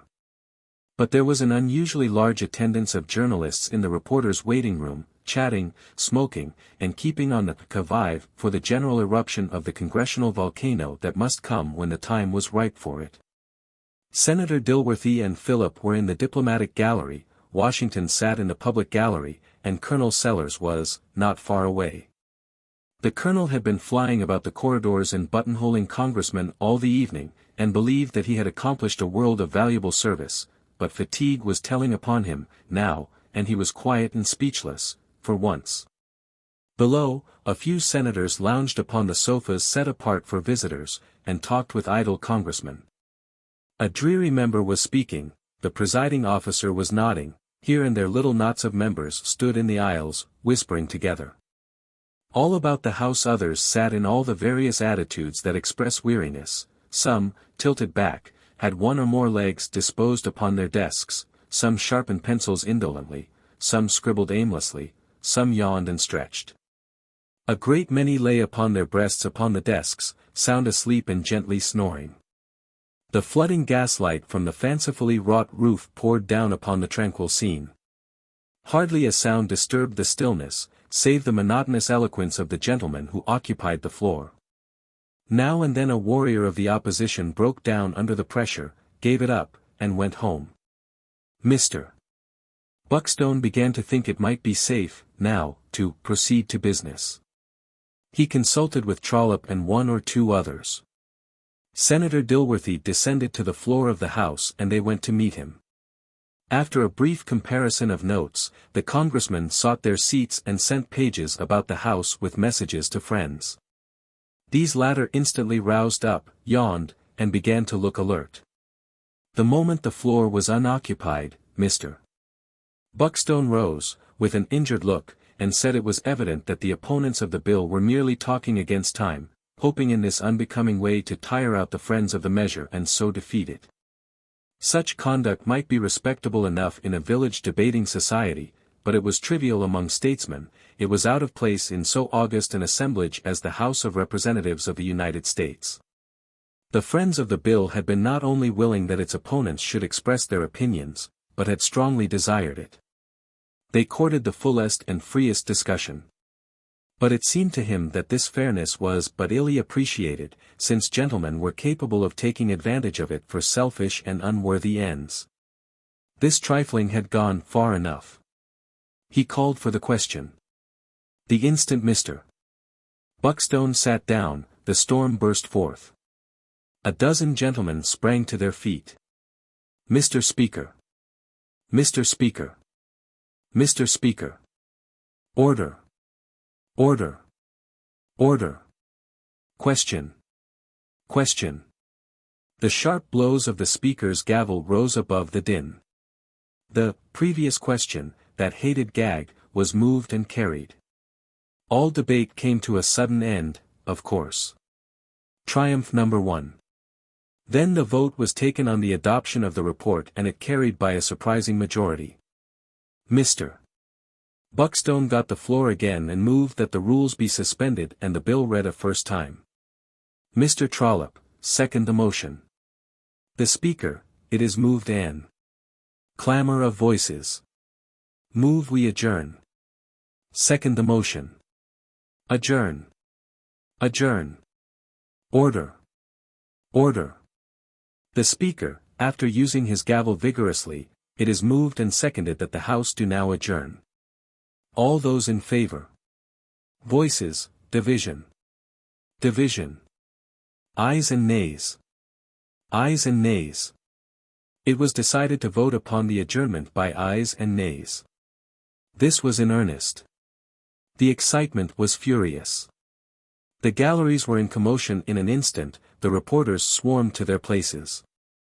Idling members of the House flocked to their seats, nervous gentlemen sprang to their feet, pages flew hither and thither, life and animation were visible everywhere, all the long ranks of faces in the building were kindled.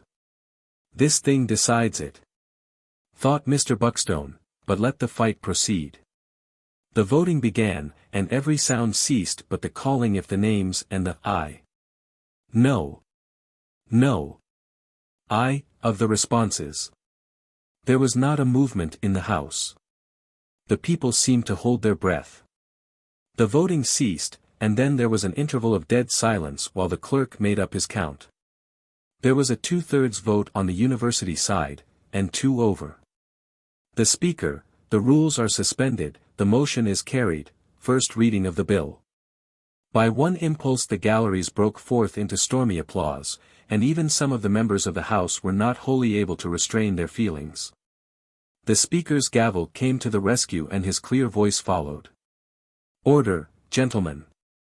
The House will come to order. If spectators offend again, the sergeant-at-arms will clear the galleries.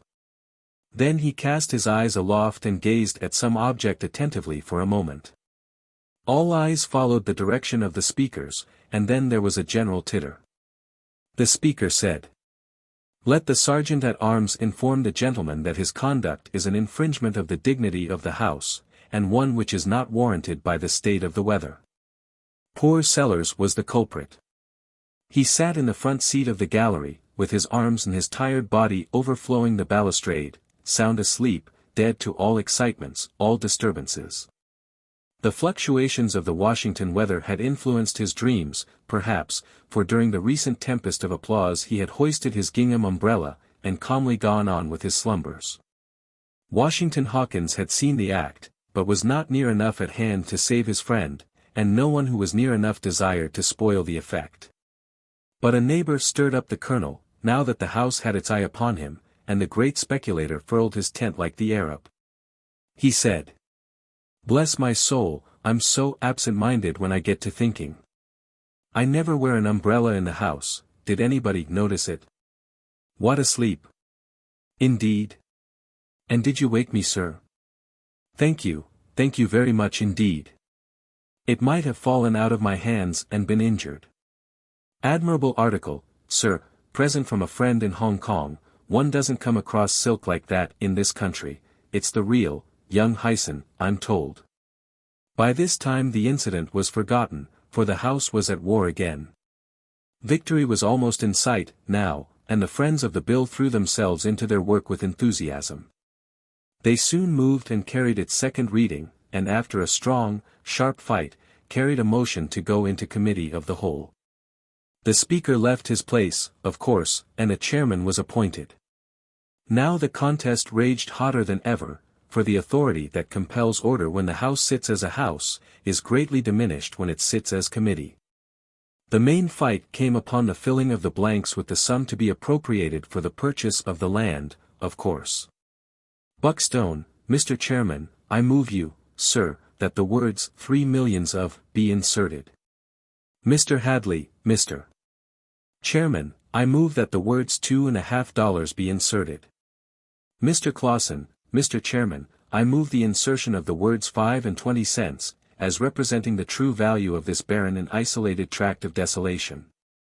The question, according to rule, was taken upon the smallest sum first. It was lost.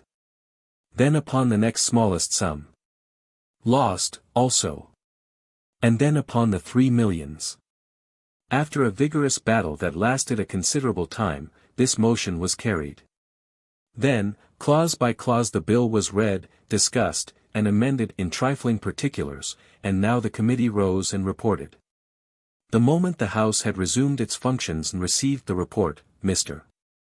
Buckstone moved and carried the third reading of the bill. The same bitter war over the sum to be paid was fought over again, and now that the ayes and nays could be called and placed on record, every man was compelled to vote by name on the 3 millions. And indeed on every paragraph of the bill from the enacting clause straight through. But as before, the friends of the measure stood firm and voted in a solid body every time, and so did its enemies. The supreme moment was come, now, but so sure was the result that not even a voice was raised to interpose an adjournment.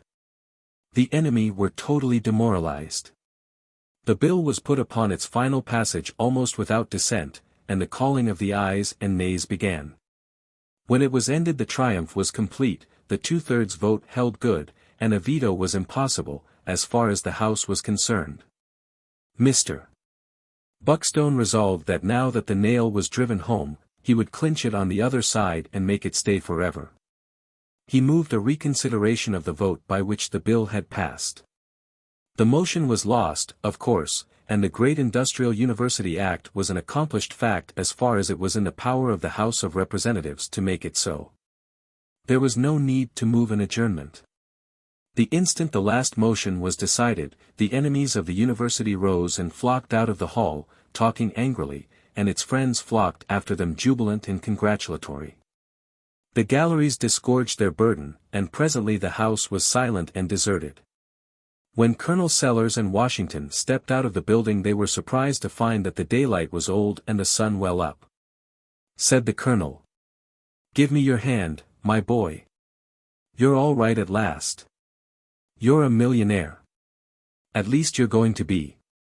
The thing is dead sure. Don't you bother about the Senate. Leave me and Dilworthy to take care of that. Run along home, now, and tell Laura.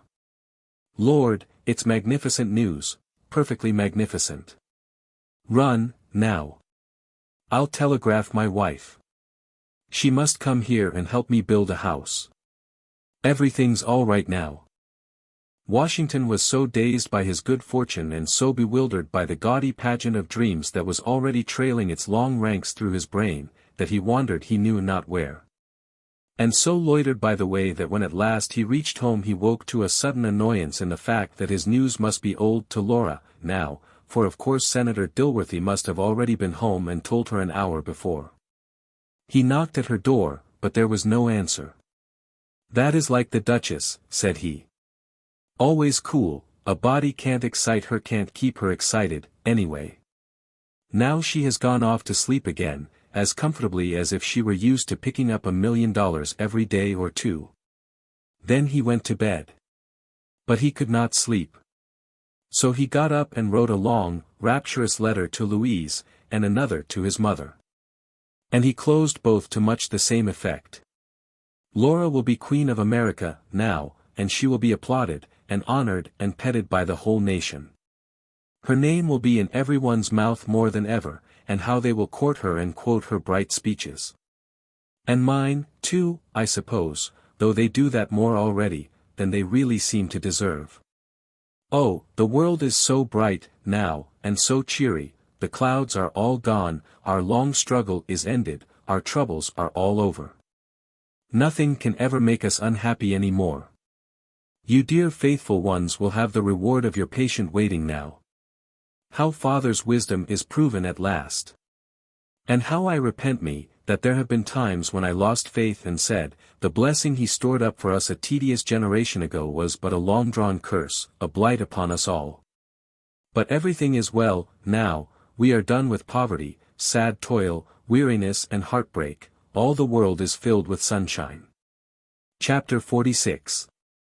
Philip left the capital and walked up Pennsylvania Avenue in company with Senator Dilworthy. It was a bright spring morning, the air was soft and inspiring. In the deepening wayside green, the pink flush of the blossoming peach trees, the soft suffusion on the heights of Arlington, and the breath of the warm south wind was apparent, the annual miracle of the resurrection of the earth. The senator took off his hat and seemed to open his soul to the sweet influences of the morning.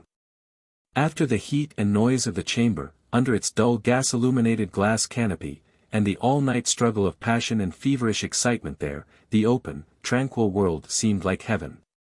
The senator was not in an exultant mood, but rather in a condition of holy joy, befitting a Christian statesman whose benevolent plans Providence has made its own and stamped with approval. The great battle had been fought, but the measure had still to encounter the scrutiny of the Senate, and Providence sometimes acts differently in the two houses. Still the senator was tranquil, for he knew that there is an esprit de corps in the Senate which does not exist in the House, the effect of which is to make the members complaisant towards the projects of each other, and to extend a mutual aid which in a more vulgar body would be called log-rolling. It is, under Providence, a good night's work, Mr. Sterling. The government has founded an institution which will remove half the difficulty from the Southern problem. And it is a good thing for the Hawkins heirs, a very good thing. Laura will be almost a millionaire. Do you think, Mr. Dilworthy, that the Hawkinses will get much of the money? Asked Philip innocently, remembering the fate of the Columbus River appropriation. The senator looked at his companion scrutinizingly for a moment to see if he meant anything personal, and then replied. Undoubtedly, undoubtedly. I have had their interests greatly at heart. There will of course be a few expenses, but the widow and orphans will realize all that Mr. Hawkins dreamed of for them. The birds were singing as they crossed the presidential square, now bright with its green turf and tender foliage.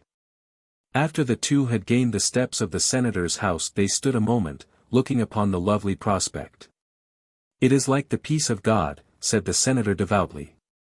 Entering the house, the senator called a servant and said, "Tell Miss Laura that we are waiting to see her." "I ought to have sent a messenger on horseback half an hour ago," he added to Philip, "she will be transported with our victory. You must stop to breakfast, and see the excitement." The servant soon came back, with a wondering look and reported. "Miss Laura ain't da, saw. I reckon she hain't been da all night." The senator and Philip both started up. In Laura's room there were the marks of a confused and hasty departure, drawers half open, little articles strewn on the floor. The bed had not been disturbed. Upon inquiry it appeared that Laura had not been at dinner, excusing herself to Mrs.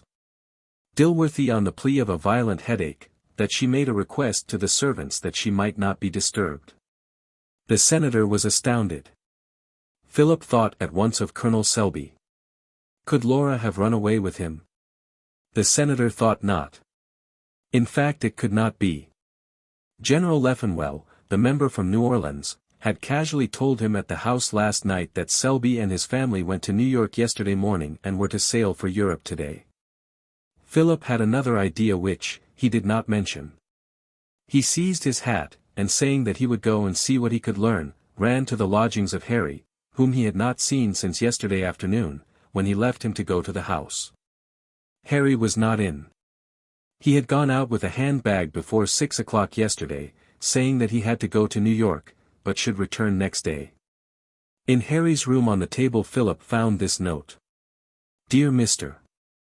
Brierly, can you meet me at the 6 o'clock train, and be my escort to New York? I have to go about this university bill, the vote of an absent member we must have here, Senator Dilworthy cannot go. Yours, L. H. "Confound it," said Philip, "the noodle has fallen into her trap." And she promised she would let him alone.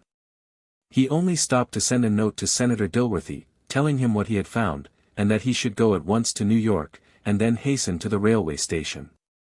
He had to wait an hour for a train, and when it did start it seemed to go at a snail's pace. Philip was devoured with anxiety. Where could they have gone? What was Laura's object in taking Harry? Had the flight anything to do with Selby? Would Harry be such a fool as to be dragged into some public scandal? It seemed as if the train would never reach Baltimore. Then there was a long delay at Havre de Grace. A hot box had to be cooled at Wilmington. Would it never get on? Only in passing around the city of Philadelphia did the train not seem to go slow. Philip stood upon the platform and watched for the Boltons' house, fancied he could distinguish its roof among the trees, and wondered how Ruth would feel if she knew he was so near her. Then came Jersey, everlasting Jersey, stupid irritating Jersey, where the passengers are always asking which line they are on, and where they are to come out, and whether they have yet reached Elizabeth. Launched into Jersey, one has a vague notion that he is on many lines and no one in particular, and that he is liable at any moment to come to Elizabeth. He has no notion what Elizabeth is, and always resolves that the next time he goes that way, he will look out of the window and see what it is like, but he never does. Or if he does, he probably finds that it is Princeton or something of that sort. He gets annoyed, and never can see the use of having different names for stations in Jersey. By and by there is Newark, 3 or 4 Newarks apparently, then Marshes. Then long rock cuttings devoted to the advertisements of patent medicines and ready-made clothing, and New York tonics for Jersey agues, and Jersey City is reached. On the ferryboat Philip bought an evening paper from a boy crying, "Here's the Evening Gram," all about the murder, and with breathless haste, ran his eyes over the following. Shocking murder. Tragedy in high life. A beautiful woman shoots a distinguished Confederate soldier at the Southern Hotel. Jealousy the cause. This morning occurred another of those shocking murders which have become the almost daily food of the newspapers, the direct result of the socialistic doctrines and women's rights agitations, which have made every woman the avenger of her own wrongs, and all society the hunting ground for her victims. About 9 o'clock a lady deliberately shot a man dead in the public parlor of the Southern Hotel, coolly remarking, as she threw down her revolver and permitted herself to be taken into custody, "He brought it on himself." Our reporters were immediately dispatched to the scene of the tragedy, and gathered the following particulars. Yesterday afternoon arrived at the hotel from Washington, Colonel George Selby and family, who had taken passage and were to sail at noon today in the steamer Scotia for England. The colonel was a handsome man about 40, a gentleman of wealth and high social position, a resident of New Orleans. He served with distinction in the Confederate Army, and received a wound in the leg from which he has never entirely recovered, being obliged to use a cane in locomotion. This morning at about 9 o'clock, a lady, accompanied by a gentleman, called at the office of the hotel and asked for Colonel Selby. The colonel was at breakfast. Would the clerk tell him that a lady and gentleman wished to see him for a moment in the parlor? The clerk says that the gentleman asked her, "What do you want to see him for?" And that she replied, "He is going to Europe, and I ought to just say good-bye." Colonel Selby was informed, and the lady and gentleman were shown to the parlor, in which were at the time 3 or 4 other persons. 5 minutes after 2 shots were fired in quick succession, and there was a rush to the parlor from which the reports came. Colonel Selby was found lying on the floor, bleeding, but not dead. 2 gentlemen, who had just come in, had seized the lady, who made no resistance, and she was at once given in charge of a police officer who arrived. The persons who were in the parlor agree substantially as to what occurred.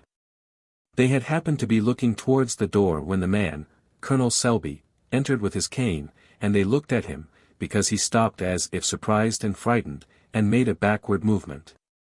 At the same moment the lady in the bonnet advanced towards him and said something like, "George, will you go with me?" He replied, throwing up his hand and retreating, "My God, I can't, don't fire," and the next instant 2 shots were heard and he fell. The lady appeared to be beside herself with rage or excitement, and trembled very much when the gentleman took hold of her. It was to them, she said, he brought it on himself. Colonel Selby was carried at once to his room and Dr. Puffer, the eminent surgeon, was sent for. It was found that he was shot through the breast and through the abdomen. Other aid was summoned, but the wounds were mortal, and Colonel Selby expired in an hour, in pain, but his mind was clear to the last and he made a full deposition. The substance of it was that his murderess is a Miss Laura Hawkins, whom he had known at Washington as a lobbyist and had some business with her. She had followed him with her attentions and solicitations, and had endeavored to make him desert his wife and go to Europe with her. When he resisted and avoided her, she had threatened him. Only the day before he left Washington she had declared that he should never go out of the city alive without her. It seems to have been a deliberate and premeditated murder, the woman following him to Washington on purpose to commit it. We learn that the murderess, who is a woman of dazzling and transcendent beauty and about 26 or 7, is a niece of Senator Dilworthy, at whose house she has been spending the winter. She belongs to a high Southern family, and has the reputation of being an heiress. Like some other great beauties and belles in Washington, however, there have been whispers that she had something to do with the lobby. If we mistake not, we have heard her name mentioned in connection with the sale of the Tennessee lands to the Knobs University, the bill for which passed the House last night. Her companion is Mr. Harry Brearley, a New York dandy, who has been in Washington. His connection with her and with this tragedy is not known, but he was also taken into custody, and will be detained at least as a witness. P.S. One of the persons present in the parlor says that after Laura Hawkins had fired twice, she turned the pistol towards herself, but that Brearley sprung and caught it from her hand, and that it was he who threw it on the floor. Further particulars with full biographies of all the parties in our next edition.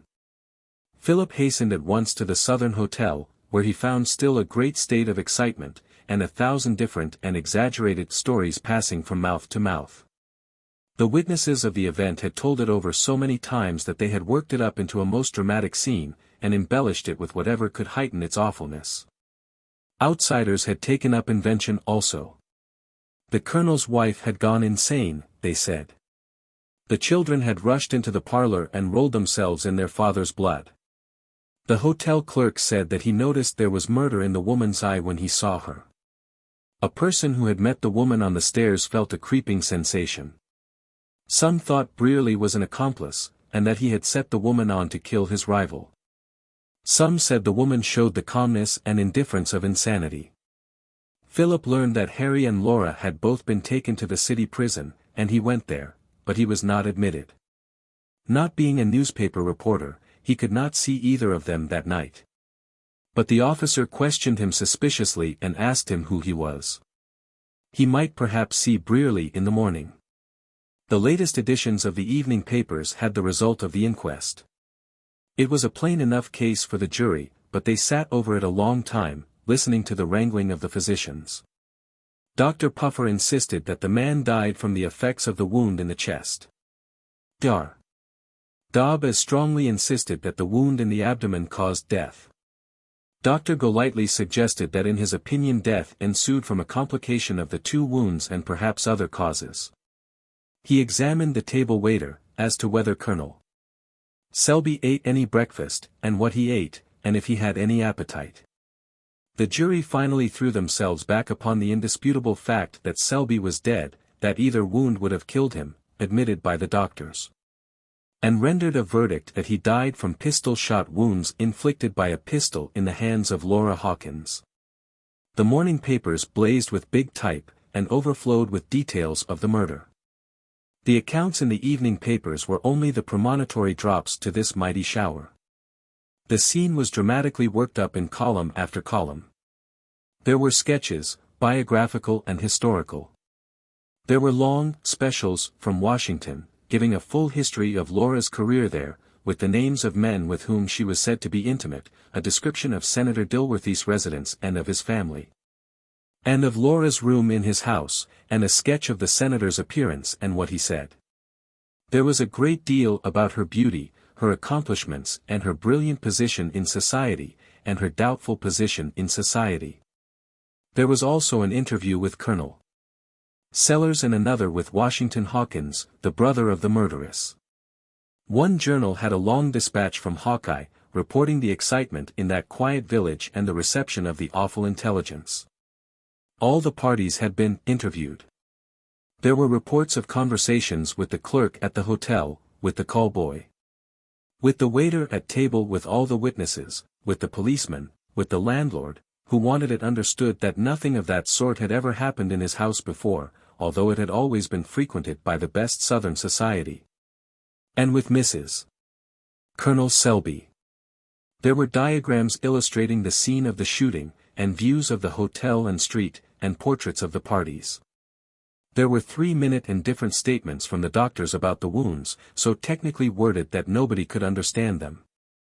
Harry and Laura had also been interviewed, and there was a statement from Philip himself, which a reporter had knocked him up out of bed at midnight to give, though how he found him, Philip never could conjecture. What some of the journals lacked in suitable length for the occasion, they made up in encyclopedic information about other similar murders and shootings. The statement from Laura was not full, in fact it was fragmentary, and consisted of 9 parts of the reporter's valuable observations to one of Laura's, and it was, as the reporter significantly remarked, incoherent. But it appeared that Laura claimed to be Selby's wife, or to have been his wife, that he had deserted her and betrayed her, and that she was going to follow him to Europe. When the reporter asked, "What made you shoot him, Miss Hawkins?" Laura's only reply was, very simply, "Did I shoot him? Do they say I shot him?" And she would say no more. The news of the murder was made the excitement of the day. Talk of it filled the town.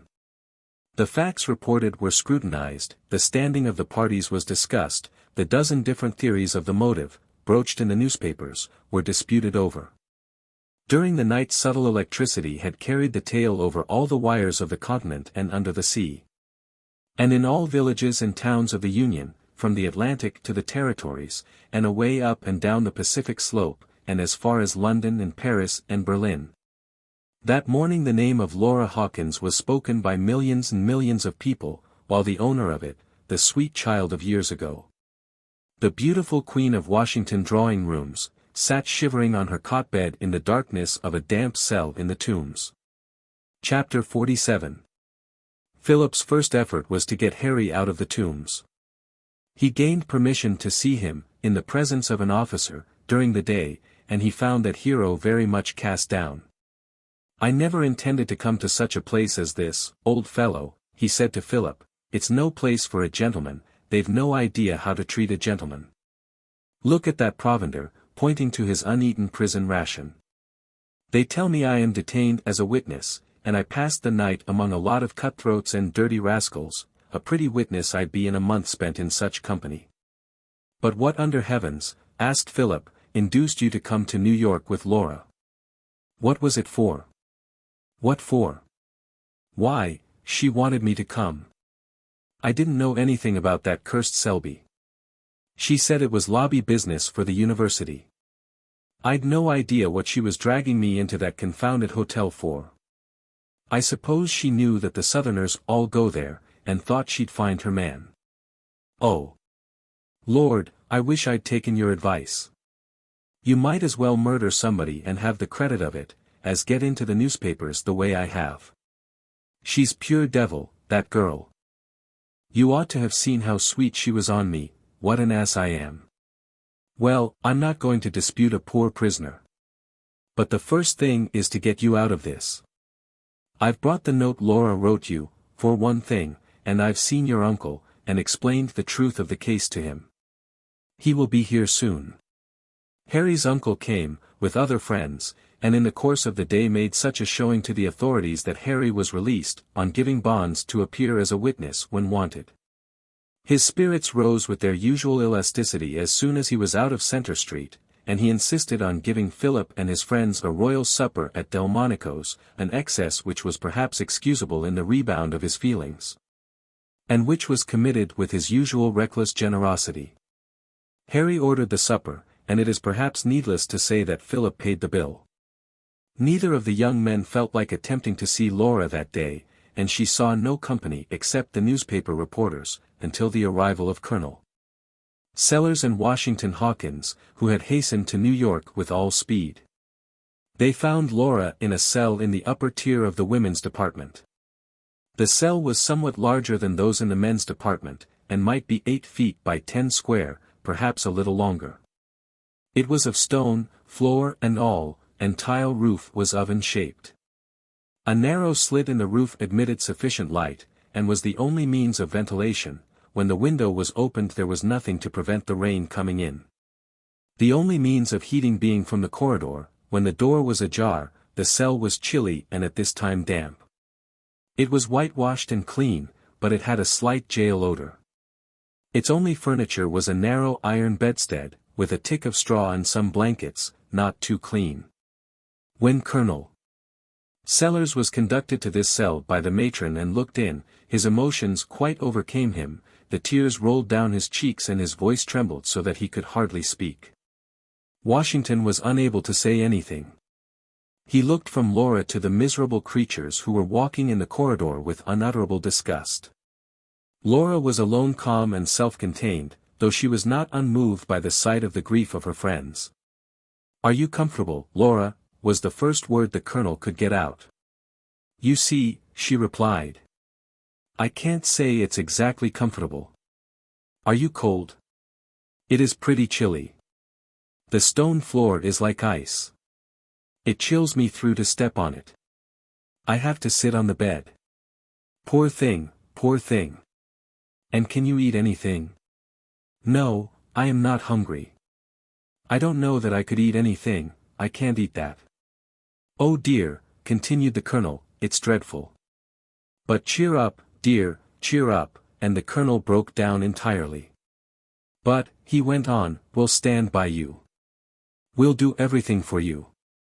I know you couldn't have meant to do it, it must have been insanity, you know, or something of that sort. You never did anything of the sort before." Laura smiled very faintly and said, "Yes, it was something of that sort. It's all a whirl. He was a villain, you don't know. I'd rather have killed him myself, in a duel, you know, all fair. I wish I had. But don't you be down. We'll get you the best counsel, the lawyers in New York can do anything, I've read of cases. But you must be comfortable now. We've brought some of your clothes, at the hotel. What else can we get for you?" Laura suggested that she would like some sheets for her bed, a piece of carpet to step on, and her meals sent in, and some books and writing materials if it was allowed. The colonel and Washington promised to procure all these things, and then took their sorrowful leave, a great deal more affected than the criminal was, apparently, by her situation. The colonel told the matron as he went away that if she would look to Laura's comfort a little it shouldn't be the worse for her, and to the turnkey who let them out he patronizingly said, "You've got a big establishment here, a credit to the city. I've got a friend in there, I shall see you again, sir." By the next day something more of Laura's own story began to appear in the newspapers, colored and heightened by reporters' rhetoric. Some of them cast a lurid light upon the colonel's career, and represented his victim as a beautiful avenger of her murdered innocence, and others pictured her as his willing paramour and pitiless slayer. Her communications to the reporters were stopped by her lawyers as soon as they were retained and visited her. But this fact did not prevent, it may have facilitated, the appearance of casual paragraphs here and there which were likely to beget popular sympathy for the poor girl. The occasion did not pass without improvement by the leading journals, and Philip preserved the editorial comments of 3 or 4 of them which pleased him most. These he used to read aloud to his friends afterwards and ask them to guess from which journal each of them had been cut. One began in this simple manner. "History never repeats itself, but the kaleidoscopic combinations of the pictured present often seem to be constructed out of the broken fragments of antique legends. Washington is not Corinth, and Lays, the beautiful daughter of Timandra, might not have been the prototype of the ravishing Laura, daughter of the plebeian house of Hawkins. But the orators add statesmen who were the purchasers of the favors of the one, may have been as incorruptible as the Republican statesman who learned how to love and how to vote from the sweet lips of the Washington lobbyist. And perhaps the modern lays would never have departed from the national capital if there had been there even one Republican Xenocrates who resisted her blandishments. But here the parallel fails. Lays, wandering away with the youth Repostratus, is slain by the women who are jealous of her charms. Laura, straying into her Thessaly with the youth Brearley, slays her other lover and becomes the champion of the wrongs of her sex. Another journal began its editorial with less lyrical beauty, but with equal force. It closed as follows. With Laura Hawkins, fair, fascinating and fatal, and with the dissolute kernel of a lost cause, who has reaped the harvest he sowed, we have nothing to do. But as the curtain rises on this awful tragedy, we catch a glimpse of the society at the Capitol under this administration, which we cannot contemplate without alarm for the fate of the Republic. A third newspaper took up the subject in a different tone. It said, "Our repeated predictions are verified. The pernicious doctrines which we have announced as prevailing in American society have been again illustrated. The name of the city is becoming a reproach. We may have done something in averting its ruin in our resolute exposure of the great frauds. We shall not be deterred from insisting that the outraged laws for the protection of human life shall be vindicated now, so that a person can walk the streets or enter the public houses, at least in the daytime, without the risk of a bullet through his brain." A fourth journal began its remarks as follows. The fullness with which we present our readers this morning the details of the Selby Hawkins homicide is a miracle of modern journalism. Subsequent investigation can do little to fill out the picture. It is the old story. A beautiful woman shoots her absconding lover in cold blood. And we shall doubtless learn in due time that if she was not as mad as a hare in this month of March, she was at least laboring under what is termed momentary insanity. It would not be too much to say that upon the first publication of the facts of the tragedy, there was an almost universal feeling of rage against the murderess in the Tombs, and that reports of her beauty only heightened the indignation. It was as if she presumed upon that and upon her sex, to defy the law, and there was a fervent hope that the law would take its plain course. Yet Laura was not without friends, and some of them very influential too. She had in her keeping a great many secrets and a great many reputations, perhaps. Who shall set himself up to judge human motives? Why, indeed, might we not feel pity for a woman whose brilliant career had been so suddenly extinguished in misfortune and crime? Those who had known her so well in Washington might find it impossible to believe that the fascinating woman could have had murder in her heart, and would readily give ear to the current sentimentality about the temporary aberration of mind under the stress of personal calamity. Senator Dilworthy was greatly shocked, of course, but he was full of charity for the erring. "We shall all need mercy," he said. "Laura as an inmate of my family was a most exemplary female, amiable, affectionate and truthful, perhaps too fond of gaiety, and neglectful of the externals of religion, but a woman of principle. She may have had experiences of which I am ignorant, but she could not have gone to this extremity if she had been in her own right mind." To the senator's credit be it said, he was willing to help Laura and her family in this dreadful trial. She, herself, was not without money, for the Washington lobbyist is not seldom more fortunate than the Washington claimant, and she was able to procure a good many luxuries to mitigate the severity of her prison life. It enabled her also to have her own family near her, and to see some of them daily. The tender solicitude of her mother, her childlike grief, and her firm belief in the real guiltlessness of her daughter, touched even the custodians of the Tombs who are inured to scenes of pathos. Mrs. Hawkins had hastened to her daughter as soon as she received money for the journey. She had no reproaches, she had only tenderness and pity. She could not shut out the dreadful facts of the case, but it had been enough for her that Laura had said, in their first interview, "Mother, I did not know what I was doing."